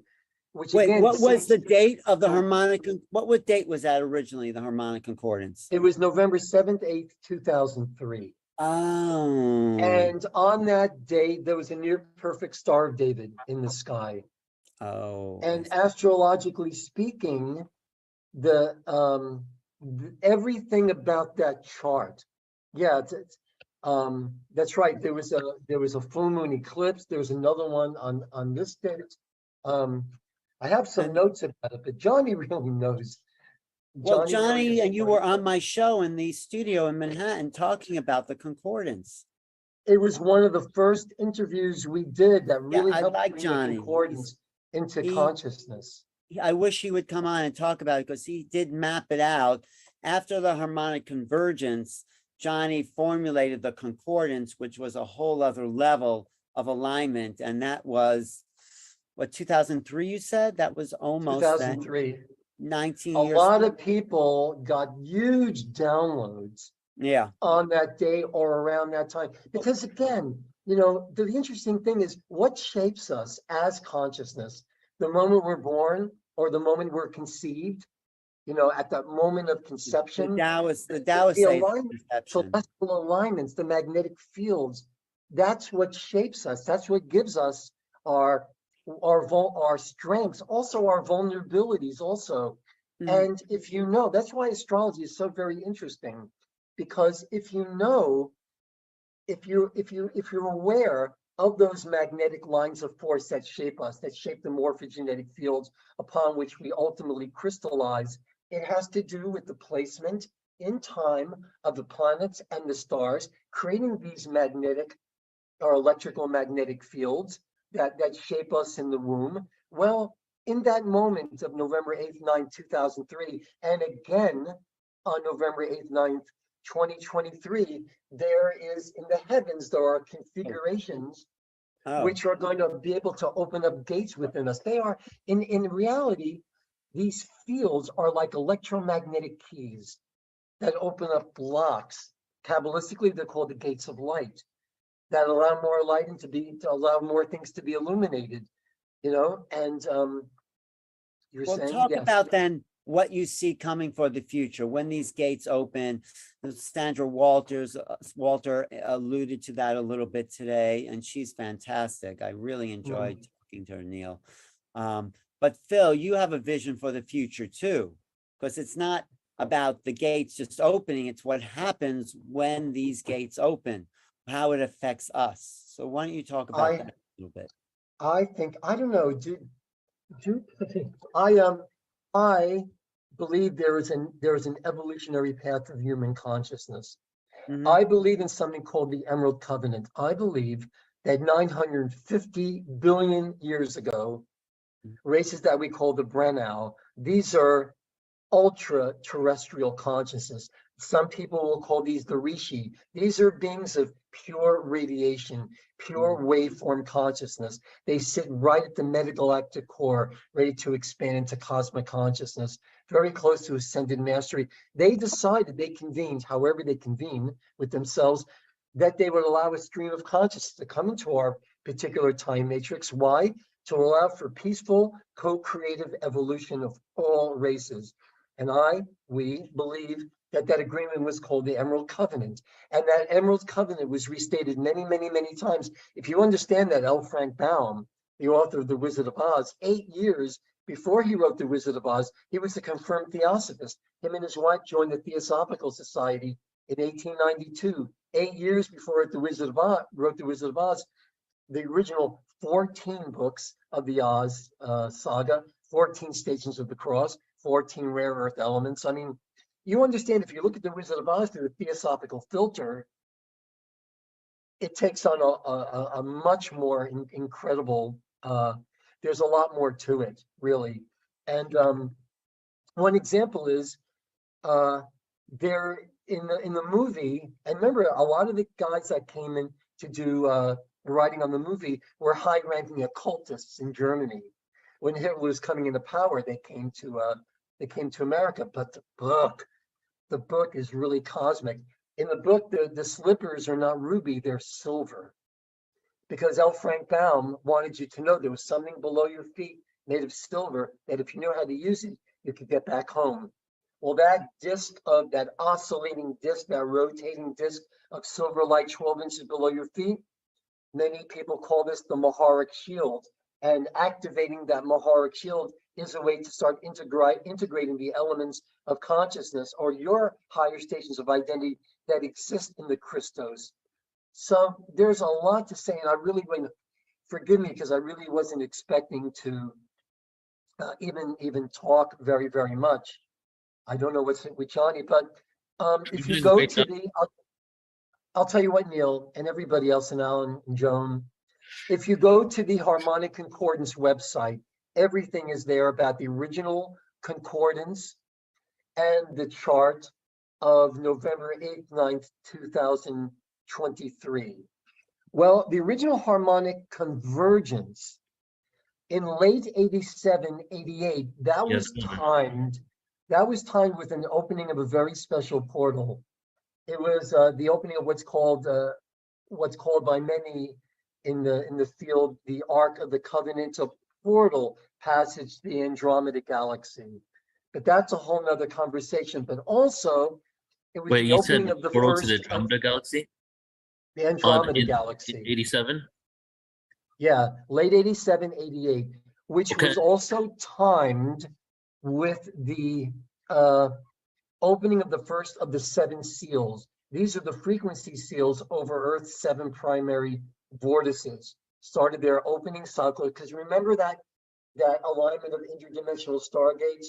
We, the Earth, aligned with our Sun, which is a 4th dimensional stargate, with Pleiadian Alcyone, 5th dimensional stargate, and progressively, starting in 87, 88, you had the Earth, our Sun, Pleiades, central sun. These are all central suns, at which they're at their cores of all suns and planets are sets of black and white holes. We have the Earth, the Sun, then we have the Pleiadian Stargate. That's at the core of Alcyone. Then you have Sirius, Arcturus, Orion, and Andromeda. Yeah. Earth, Sun, Pleiades, Sirius, Arcturus, Orion, Andromeda. That links with the cradle of Lyra. So 10th, what's this? 11th, What is 12th this? dimensional Lyra. What does this represent? These are all at the cores of these central suns of these higher universes are these sets of black and white holes. This is where in that period of time there is dimensional blending, because you have this alignment now. At other times they're not aligned, but at certain times, every 26,556 years, these interdimensional stargates align, not so much on a vertical axis, but there's an alignment of these sets of black and white holes. And through these sets of black and white holes, consciousness is cycling through them onto the Earth. So since 87, 88, we've been hit with these morphogenetic waves, higher and higher dimensional frequency. Consciousness has been coming into the Earth, running through Earth grids, running through our body. Why? To accelerate us. When higher dimensional frequency comes in and we're prepared for it, when our physical bodies, people think we're just going to spontaneously go into ascension, no, or build the Merkaba vehicle or the transharmonic Akasha Merkaba vehicle. The body has to be prepared. The Merkaba, these frequencies are releasing seals at the cores of our chakras that allow the Merkaba spirals to emerge. Right now we're phase locked in the Merkaba spirals. Right now we're biologically phase locked into our three-dimensional universe. You asked what these frequencies will do. They will literally release the seals that allow for the release of the Merkaba spirals. And that's our time machines. That's how we go. That's how we transit. Merkaba spirals are the key to everything, understanding how we ascend, how we're here. Yeah. Can I get some clarification? All right. So the consciousness coming down, spiraling down, was it coming through the white hole, black holes that were formulated from that hierarchy that you gave from Earth, Pleiades, and all that stuff?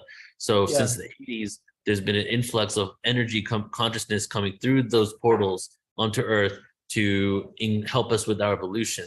And now, is that right? So yes, that's it.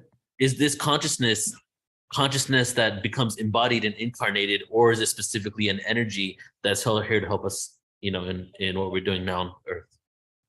Well, it's always been, Neil, we are designed to be able to ascend at certain times, in certain time cycles. When you don't have these ascension cycles, you can still learn to ascend. It just takes a lot longer. You have to involve yourself in one of these mystery ascension schools for God knows how long lifetimes, or at least a lifetime. And remember, back in the old days, the ascension school was your life, and your life was the ascension school. Whether you were planting this or that, or transcribing, retranscribing information, or working out in the fields, this was your life. This was your contemplation. This was your walking, living meditation. You were living the teachings 24/7. Right now, people have barely enough time away from their survival stuff to really get into what's really necessary to understand about ourselves, the potentials that we have as individuals and as a race is to ascend. It is the fulfillment of the original creation agreement that was made 950 billion years ago. And guys, that's just the last expansion of consciousness into what we call our time matrix. There have been countless cycles of 950 billion year cycles. This is the great mother breathing out. When the breath is all expended, you let that mingle for a while. Then you breathe it back in, let that mingle with her and breathe. This is the breathing rhythm of the cosmos. This is what we call source unicide. I believe our evolutionary path is to come into wholeness.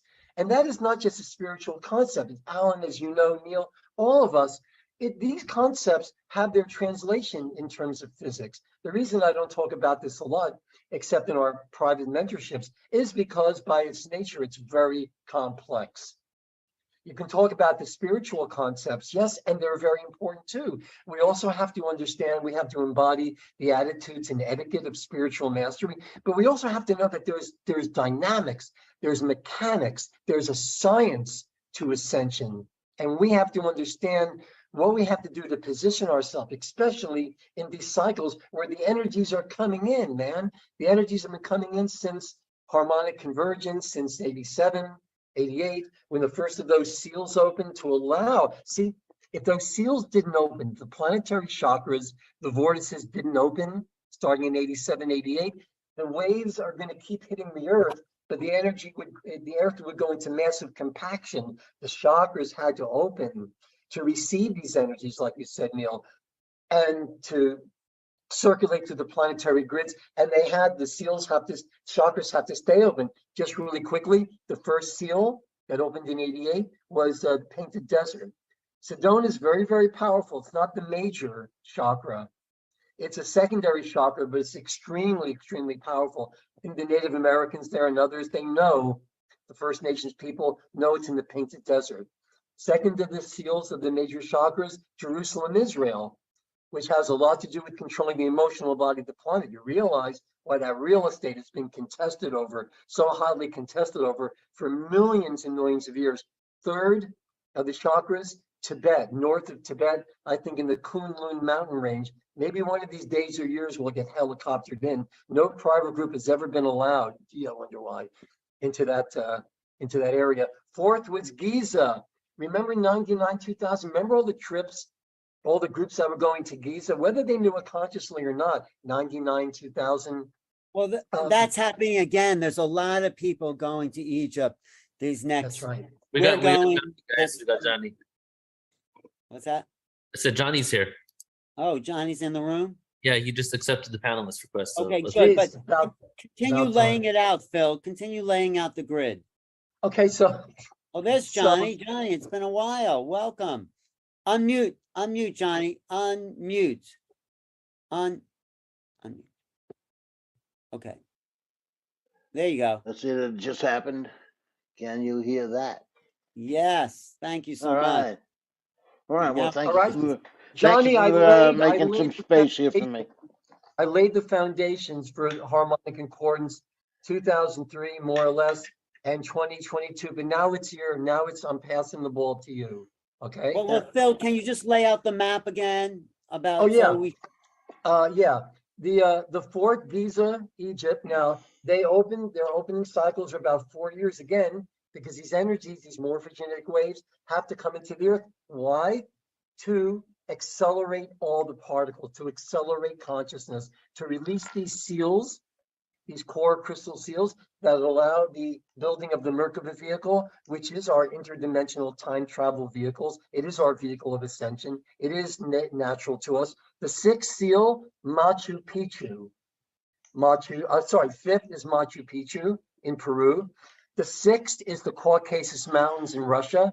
And the seventh is Lake Titicaca. Now, before I give it to Johnny, I just want to tell you that the planetary chakras had to stay open to receive these morphogenetic waves. Now they close.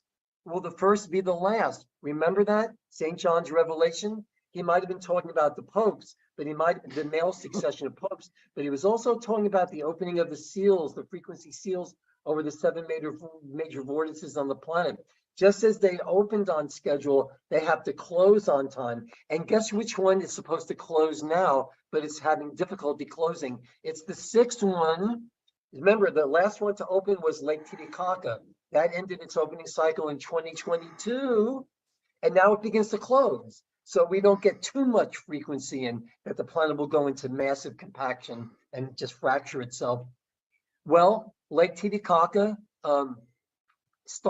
ended its closing cycle. Now the one to close now is the Caucasus Mountains in Russia. And guess where many of the access points to that chakra are, or where you can access that chakra is in the Ukraine.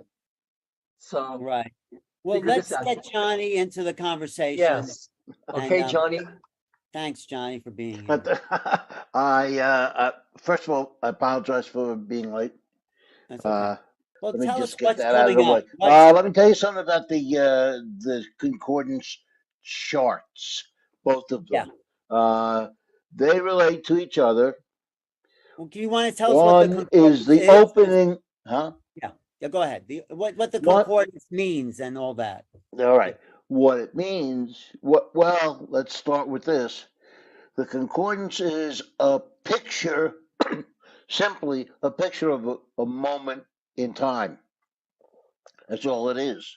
It's a frozen moment in time.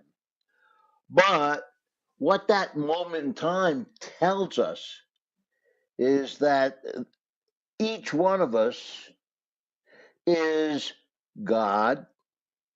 Each one of us is connected to every single one of us. We are all one. That's the whole idea. We've heard that for years. Well, the concordance chart came along 2003. Actually, I found it five years earlier in 1998. But the point was that it was a picture of a perfected human being. You know what a perfected human being looks like? Phil, do you have the picture of the original chart? Yeah, give me a second because it disappeared. Just give me a second and I'll get it Okay. back. All right. Well, I'll sort of ramp up as I go. In any event, what that chart does is it presents the picture of a perfected human being or a perfected being. Let's not just call it a human being. That perfected human being was there, is there, will be there forever because it's a moment in time. This moment in time that we're now seeing, the moment in time that presents the 2D representation of the 5D representation of what we call the Merkaba. And it's probably mispronounced, but that's the idea. The image it produces here shows us everything that you would want if you were going to build a perfected human being. Well, I mean, I can go into the astrology and go into each one of the details about how that each one of the details helps towards building us as a perfected human being. But that's what we are. Now, this is the whole idea is that we are this now. This is this picture that we saw, that we see for 2023 is a picture of, as I said, a perfected being. This being is us. This being looks like a is Merkaba. exactly. That's what I was trying to say before. That it is the picture of a Merkaba. That's it. That's what it is. But that's all that was. That was that moment in time. That moment in time, however, lived for all of us in 3D, in third dimension, all of us in fifth dimension, and then it lives in all dimensions and densities and anything else that you want to measure the divine against. This is what it is. It's a picture of the divine. It's nothing that no other astrological chart. I make this claim, and I would make it now to anybody. But this is the most complex astrological chart that I have ever seen. It's the most complete astrological chart that I've ever seen. And it presents us with the model. That would be the model of the perfect being in the 5D, in the 13th dimension, in however dimensions there are.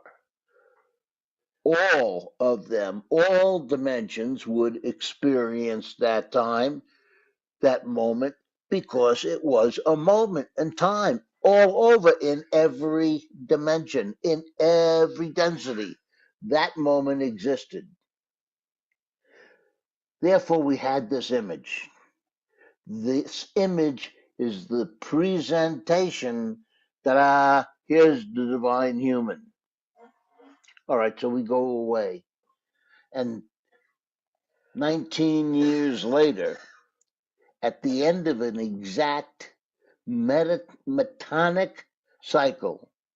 A metonic cycle is a period of time, 19 years, precisely from beginning to end. There's this complete picture. And what happens is that picture that we saw that was applicable at every single dimension, in every single time, for every single one of the kinds of different ETs that we will be bumping up against in the future, because we will get to disclosure. But the point is that that cycle that started has come to an end, will come to an end Tuesday morning, next Tuesday morning. So if you're so the whole point, the cycle is ending. When it ends, that personage, that divine image that was present ends. That is over. It's dead. It has now run its course. The last eclipse in the series that I'm calling the harmonic concordance cycle, it was a 19-year cycle. It's a metonic cycle. I'm calling it the harmonic concordance cycle. But the point is that that dies. Now, when that dies, what else dies with it? Well, when it dies, all the things that we have been seeing, the veil thins. It always thins during an eclipse. It will be very intense. This is a very long eclipse, longer than 2 hours from beginning to end. That's a very, very wide window where we can all say, all right, I'm ready to end that vision and move into a new division, a new space. Now, once again, this is something that is going to be observed by all of the ET races. Every ET race is interested in what goes on this planet. I think that's what we're talking about. We're talking about the influence or being in touch with ETs. Well, the ETs are really pretty smart people, been around for a couple of years.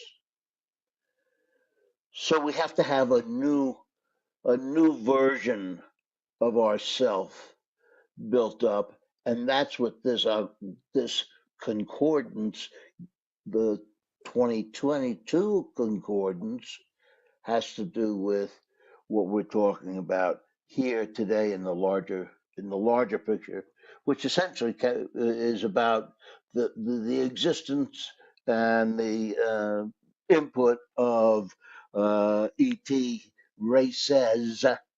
We all know that ET races on this planet. No,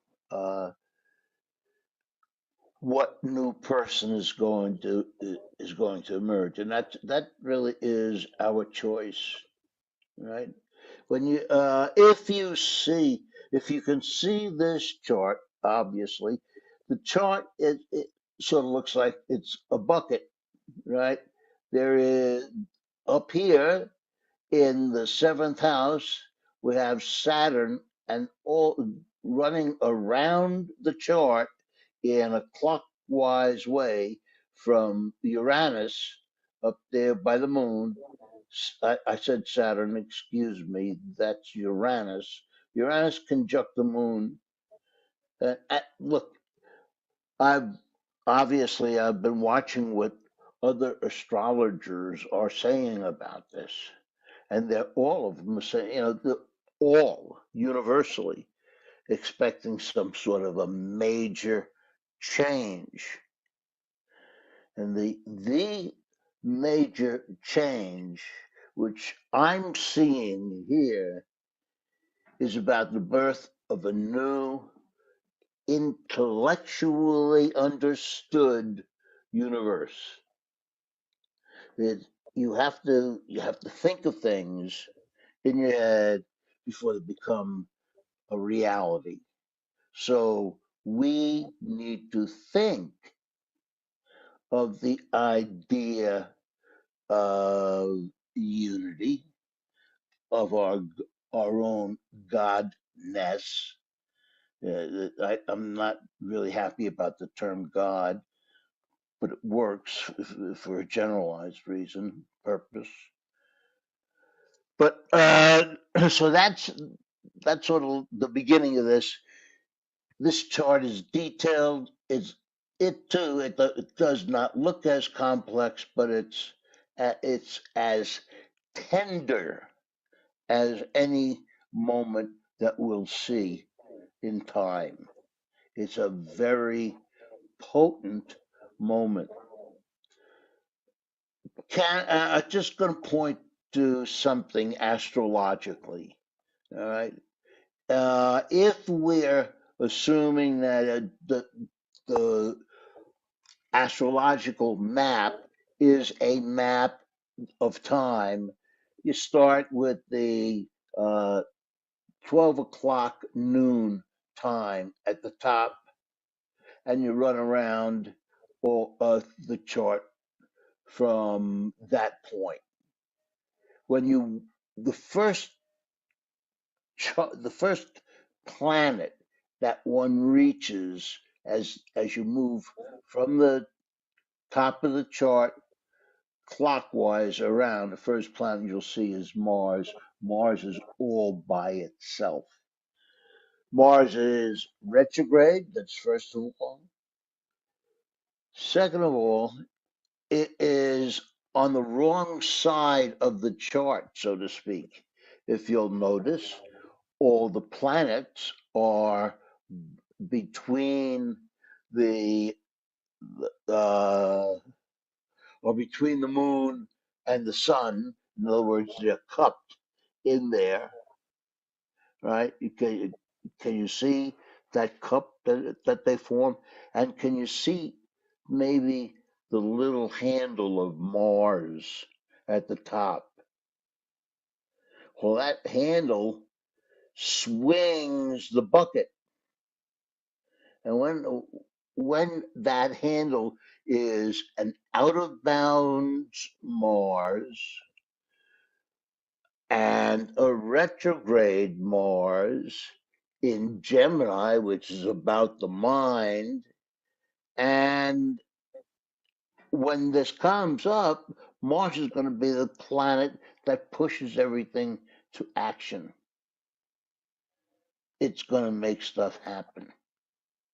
And when it makes stuff happen, there's going to be stuff that's going to happen about how we are willing to see a new place.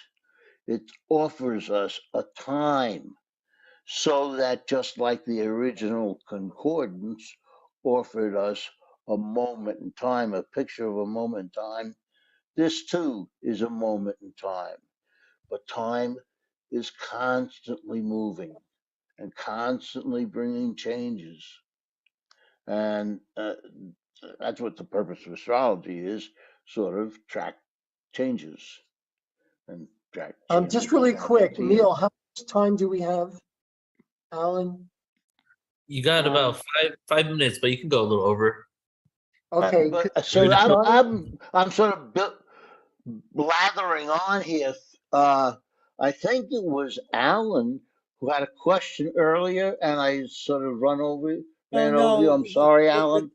No, it's fine. It's good to see you again. The question is, so this old stuff is dying away. What is the new picture after the 8th?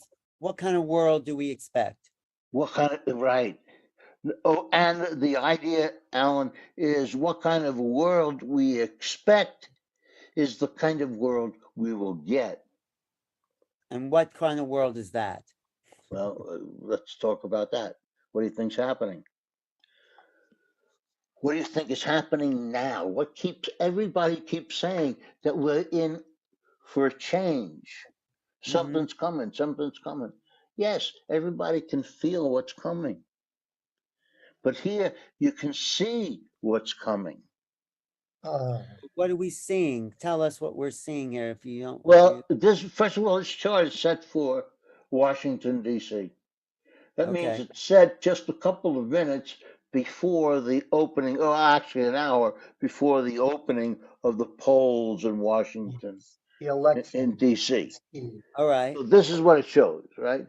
So this shows as well the whole thing, but this is specifically a chart which relates to the other. And the other is every other. And this is a moment for us to have the ability to see and dream of that unity. Now it's just a moment in time. It's no big deal. When this is finished, Alan, you'll never have to hear from me again. No, But we the want to hear idea, from you because this is the beginning. This is not the end. This is the beginning. that's right. No, it's the end, but it's the beginning. No, that's right. It's the end of a cycle, but it's not the end of a dream. It's the beginning of a new dream. Wait a minute, I got to just chime in here. The election, you know that this election is going to have, in the aftermath of the election, it's going to have very profound effects on the world in general. And when Johnny mentioned that all these ET races are looking at the Earth now, is because the Earth is in a very special position right now. The Earth has its own set of stargates that are called the Planetary Templar, and the Earth allows access to the interdimensional portals. This is why everybody comes here. The party is on the Earth at this time. This is why all these races are looking toward the Earth, looking to see, because they can't intervene directly. They can only give us impulses. They can only hope that we can look in the right direction, understand what's happening, understand these moments in time, and the possibilities and the potentials they offer.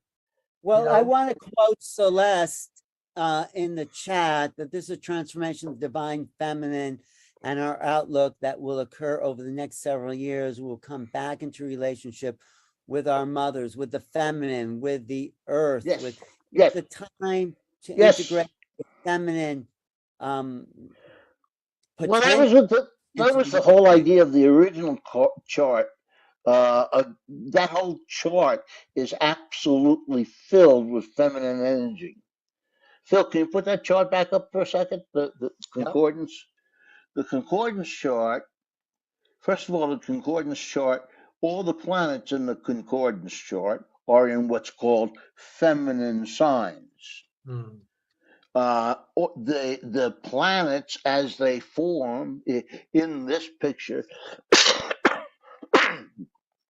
form an integrated and whole person. That means masculine and feminine. That means equally balanced. That means one complete whole being.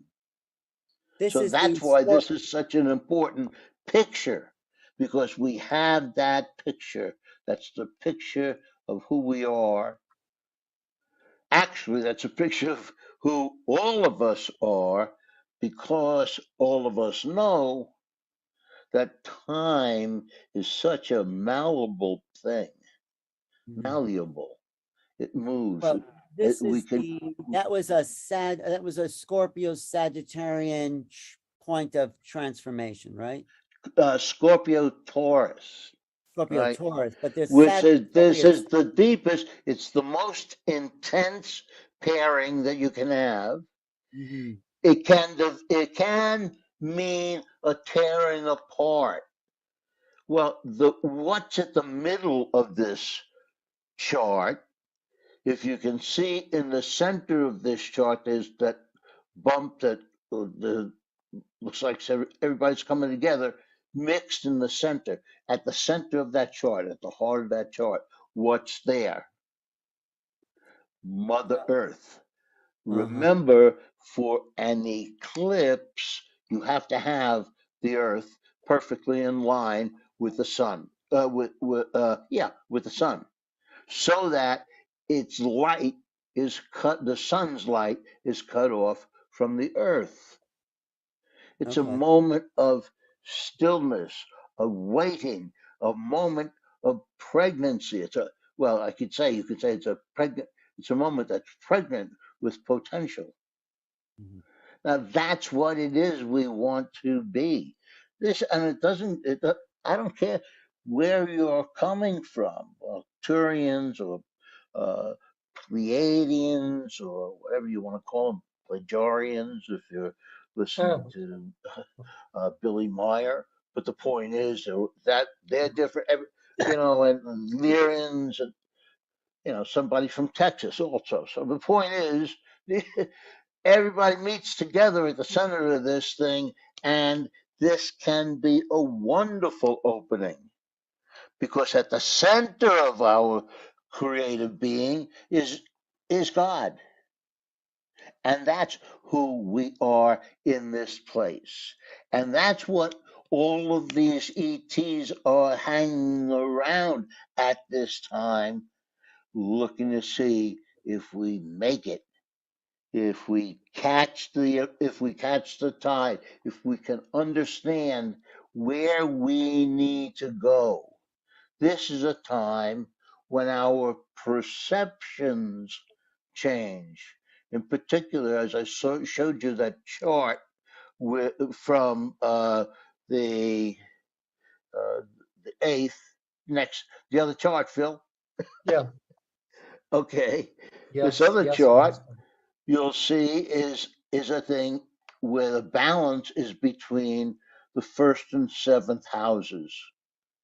These are the essential houses for relationships. This is a moment when the whole idea of relationships changes. Now, what's happening on the ground, according to pollsters, is that the Republicans will take the Senate and the House, and we're going to have 4 years of Republican meddling with who we are. Anyway,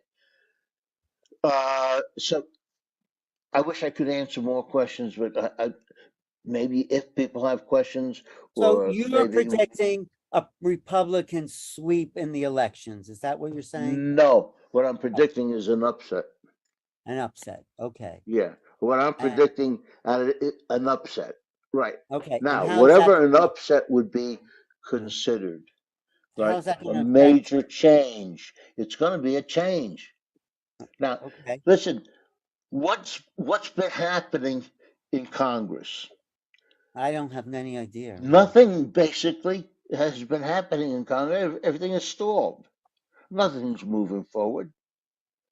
Especially nothing is moving forward now with the election coming up. Everything is stuck. This is going to break that log jam. Now, that log jam breaking down may, yes, indeed, include the breaking down of the nation. The chart that you're seeing now, that's a chart at Washington, D.C. This is telling us this is what's ahead of us in this day, and it's a relationship challenge. Okay. So let's wrap the whole thing up in terms of I'm like sorry, the big galactic Good, picture, Johnny. the big picture, the star being picture, where it all comes to, and it as an evolutionary point in civilization. Can you wrap it up in those terms? I like that. Just do that. I will take that as the summation of this of this whole thing, of Yeah. this progression, this 19 years ago will come to an end. Everything that's happened there, Alan, Well, comes but to it an seems end. like a little step backwards. I mean, if it's going to, Yes, yeah, and it's almost like the same, but it is a major uh, one step forward, two steps back, or two steps forward, one step back. What is that? 2 step forwards, 1 Two step steps back. forward, one back, and that's the kind of bumping we've had. This Well, is like a major bump, and it's going to be a big change, and it's going to be a big change that affects the entire world, because the entire world is affected how by what how does happens it to affect the America. entire? How will it affect the entire world? That's the whole idea. How will it affect the entire world? Because this is not only about us. Yeah. This is about a planet-wide thing. The Earth, once again, is in the center of an eclipse. It happens to the Earth. Yeah. That means it happens to Earthlings, but mostly it's happening to the Earth, who is Mother Earth, the major being around here in the local parts, not us, it's Mother Earth. Yeah. And this change is happening to Mother Earth. So I hate to call it, but I think there's going to be some Earth changes. Well, Alan, you hit it when you said what's going to happen. It's Yeah. going to be as a result of our individual and collective coming into understanding, taking a moment and extending that moment where we look to ourselves. What is our relationship to Source? What is our relationship to whatever we perceive as God? What is our relationship to each other? It's another moment that affords us the opportunity to really, really look at ourselves and our relationship to each other and to That's everyone. valid. That's worth the. And that can be of enormous value in terms Well, of it moving on is. It forward. is. Now, once again, it's only a moment. It's a moment. It's a picture of a moment in time. We can have it at any time. That's right. Because of time being so flexible, pliable. The whole idea is that we can do this. Now, we can circle the globe with our common intent. And that common intent that we pulled out of that original chart, and this is not just me, a lot of people talked about this, but there are three major issues out of that chart. Number one, we come to a point where we realize, we open up and say, that's it. I understand. I am God. I take responsibility for the entire universe. It Yeah. starts with me. Everything is in here. I get So it. I am God. And if I am God, and if I am that powerful, I am also everybody else that And so ever is everybody existed. else. Everybody else. Yeah. So is everybody else. Everybody else. Everybody's everybody. Everybody. Now, can we spend a couple of minutes on this day Yeah. in prayer, in hopes, in certainty that we wind up on another side? Because it has to do with, once again, it has to do with the first house over here on the left-hand side of the chart where the sun is. That first house is all about perceptions and how we perceive the world. That first And house. so if we are willing to perceive the ascended world, if we are all willing to put our image of the ascended world out there, Is that we Scorpio? do get a chance to change the way we perceive the 3D world. It's Therefore, also in Scorpio. changing, It's Scorpio, the house, the deepest, most intense house of all, right? That's right. And look, Alan, look at what's right next to the moon. Well, That's Uranus. And Uranus is the sudden, unexpected change that happens, as I said, sudden, unexpected, and significant, deep change. And that's happening. in opposition to the sun because it's an eclipse. Of course, the sun is All opposition. right, exactly. And then also look at the North Node there. This is a moment, a major moment for our destiny. That's what the North Node is about. It's also a chance for people to really go deep in meditation because Scorpio connects you to the deepest part. That's right, Alan. That's absolutely right. It's the Our deepest, most house intense. is a very, very, very fine house. All right, I think we should wrap it up. Yes, all right. That's all we needed to do. To hear you, Phil, sing. Phil, can you unshare the screen, Phil? Unshare us. Thank you. Because it's been, so to sum it all up, Whoa. Joan of Angels, yes. Hi, do you know Joan, Johnny? Hi, Well, Johnny. we've met on this once or twice. Joan, do you understand what I'm saying? I'm understanding that deep prayer for our country, for our planet, for our world is the best solution we have in all things. That we can, that we can change the field of consciousness by putting out this expectation that all will be well, that all is unfolding for the highest good of our planet. I'm actually glad you said that because I feel like you're picking up the back minds of people, kind of a little bit of concern that's out there. So, but now we have a way, like once we see what could happen, we also know we can change that field with our consciousness. We all have our mission, guys, starseed mission. That's right. Prayer is an indication not only that we're hoping for a better outcome, we're willing to change our consciousness. Yes. And that pyramid ray, that love ray, that little segment of the green ray, pyramid ray, if you're going to generate love in pyramid rays, you're a P-rayer or a prayer. Yes. So that prayer will do We it. can't hope for the better outcome. The better outcome is us. We are, whatever the outcome is. Well, that's right. That's right. It moves us forward, even though it may seem like a step back, but we're still Listen, moving. the eclipse falls right on top of the 2003 eclipse. The north-south nodes are exactly where they were, right, Johnny, in 2003? Well, not exactly, but they were close enough. You can't have an eclipse without the near presence of a conjunction with the eclipsing moon. Well, it So looks like that's I think, Johnny, what you're saying is it's going to be an intense time.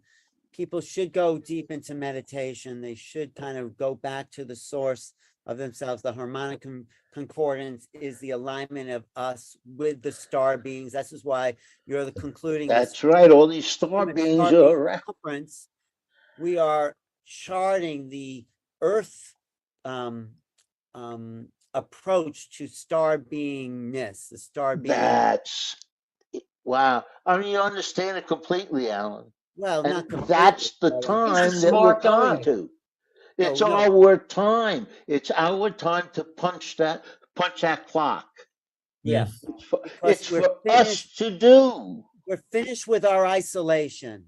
Right. And now, all right. We are near the star beings, and I think. Yeah, go ahead, Neil.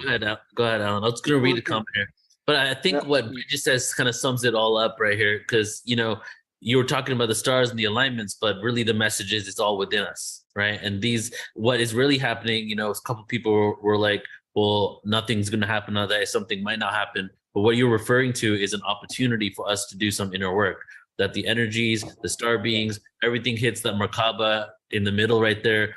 everything goes to the source, to the 0 point, and we have an opportunity to really dive deep.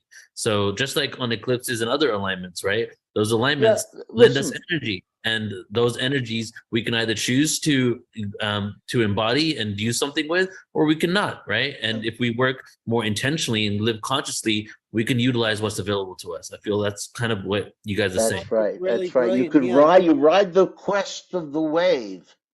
You know, you get up on top of the wave. That's the idea. And then you can ride through it.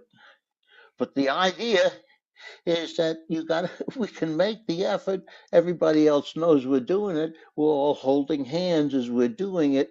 And we go around the world in a couple of moments expressing our intent.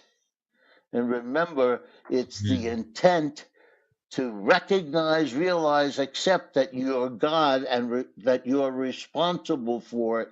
And I'm saying you, because I mean for every single person, you know, this is all of us. Let's step up to the plate and hit one out. I'm healed. It's like we're at the bottom of the ninth, 2 out, 2 on. We're down 2 runs, and you got as Lewis Carroll said, this is our invitation to the dance, and this time it's ladies' choice. Yes, All right, it I is. say yes. Yes, it is a lady's choice. This is the time. This is the time of the woman. And by the way, if you haven't noticed, the past 19 years have been filled with victories by the women's movement. Phil, it's what Mel Brooks said to the 2,000-year-old man. I think there's ladies here. You know? Remember that line? He said, anyway, it goes on like that. But well, yeah, I could say something, but I've blown my rep in 7 seconds. I'm not. All right, so that's it. And you can do this. Look, you can do it. I'm planning to begin my ceremony, which will be held privately, but which will be held with every single one of you who join me. And you know, so and it would be good once again to come on at the end of this thing, which is at the end of Monday night, which is leading into Tuesday morning, which is just a quick reminder from Phil, from Joan, from you, from whoever has got it, just a quick reminder that in a couple of hours we're going to be able to sit together and be together and know that and lock in on a prayer for God consciousness. well, let's see how it goes. Let's see, maybe even on the 8th would be better after it all comes down. But let's see. Yeah, I did that. I tried that. We did that. I did that with a past life, future life progression. But thanks, Johnny. It's great to have you here. We'll talk to Neil Thank you, and Johnny. Joan. See how we can maybe wrap up. Thank you for the opportunity. Phil is really the star of this thing. He's the person who got me in touch and made this. Phil is always a star. Phil is a star. He's you know, even if he is a strange-looking star. He's the ultimate star being. Right. Thank you so much, Johnny and Phil. Appreciate you guys. Once again, Neil, thank you. Joan, it was wonderful seeing you again. Powerful ending to today, to our first day.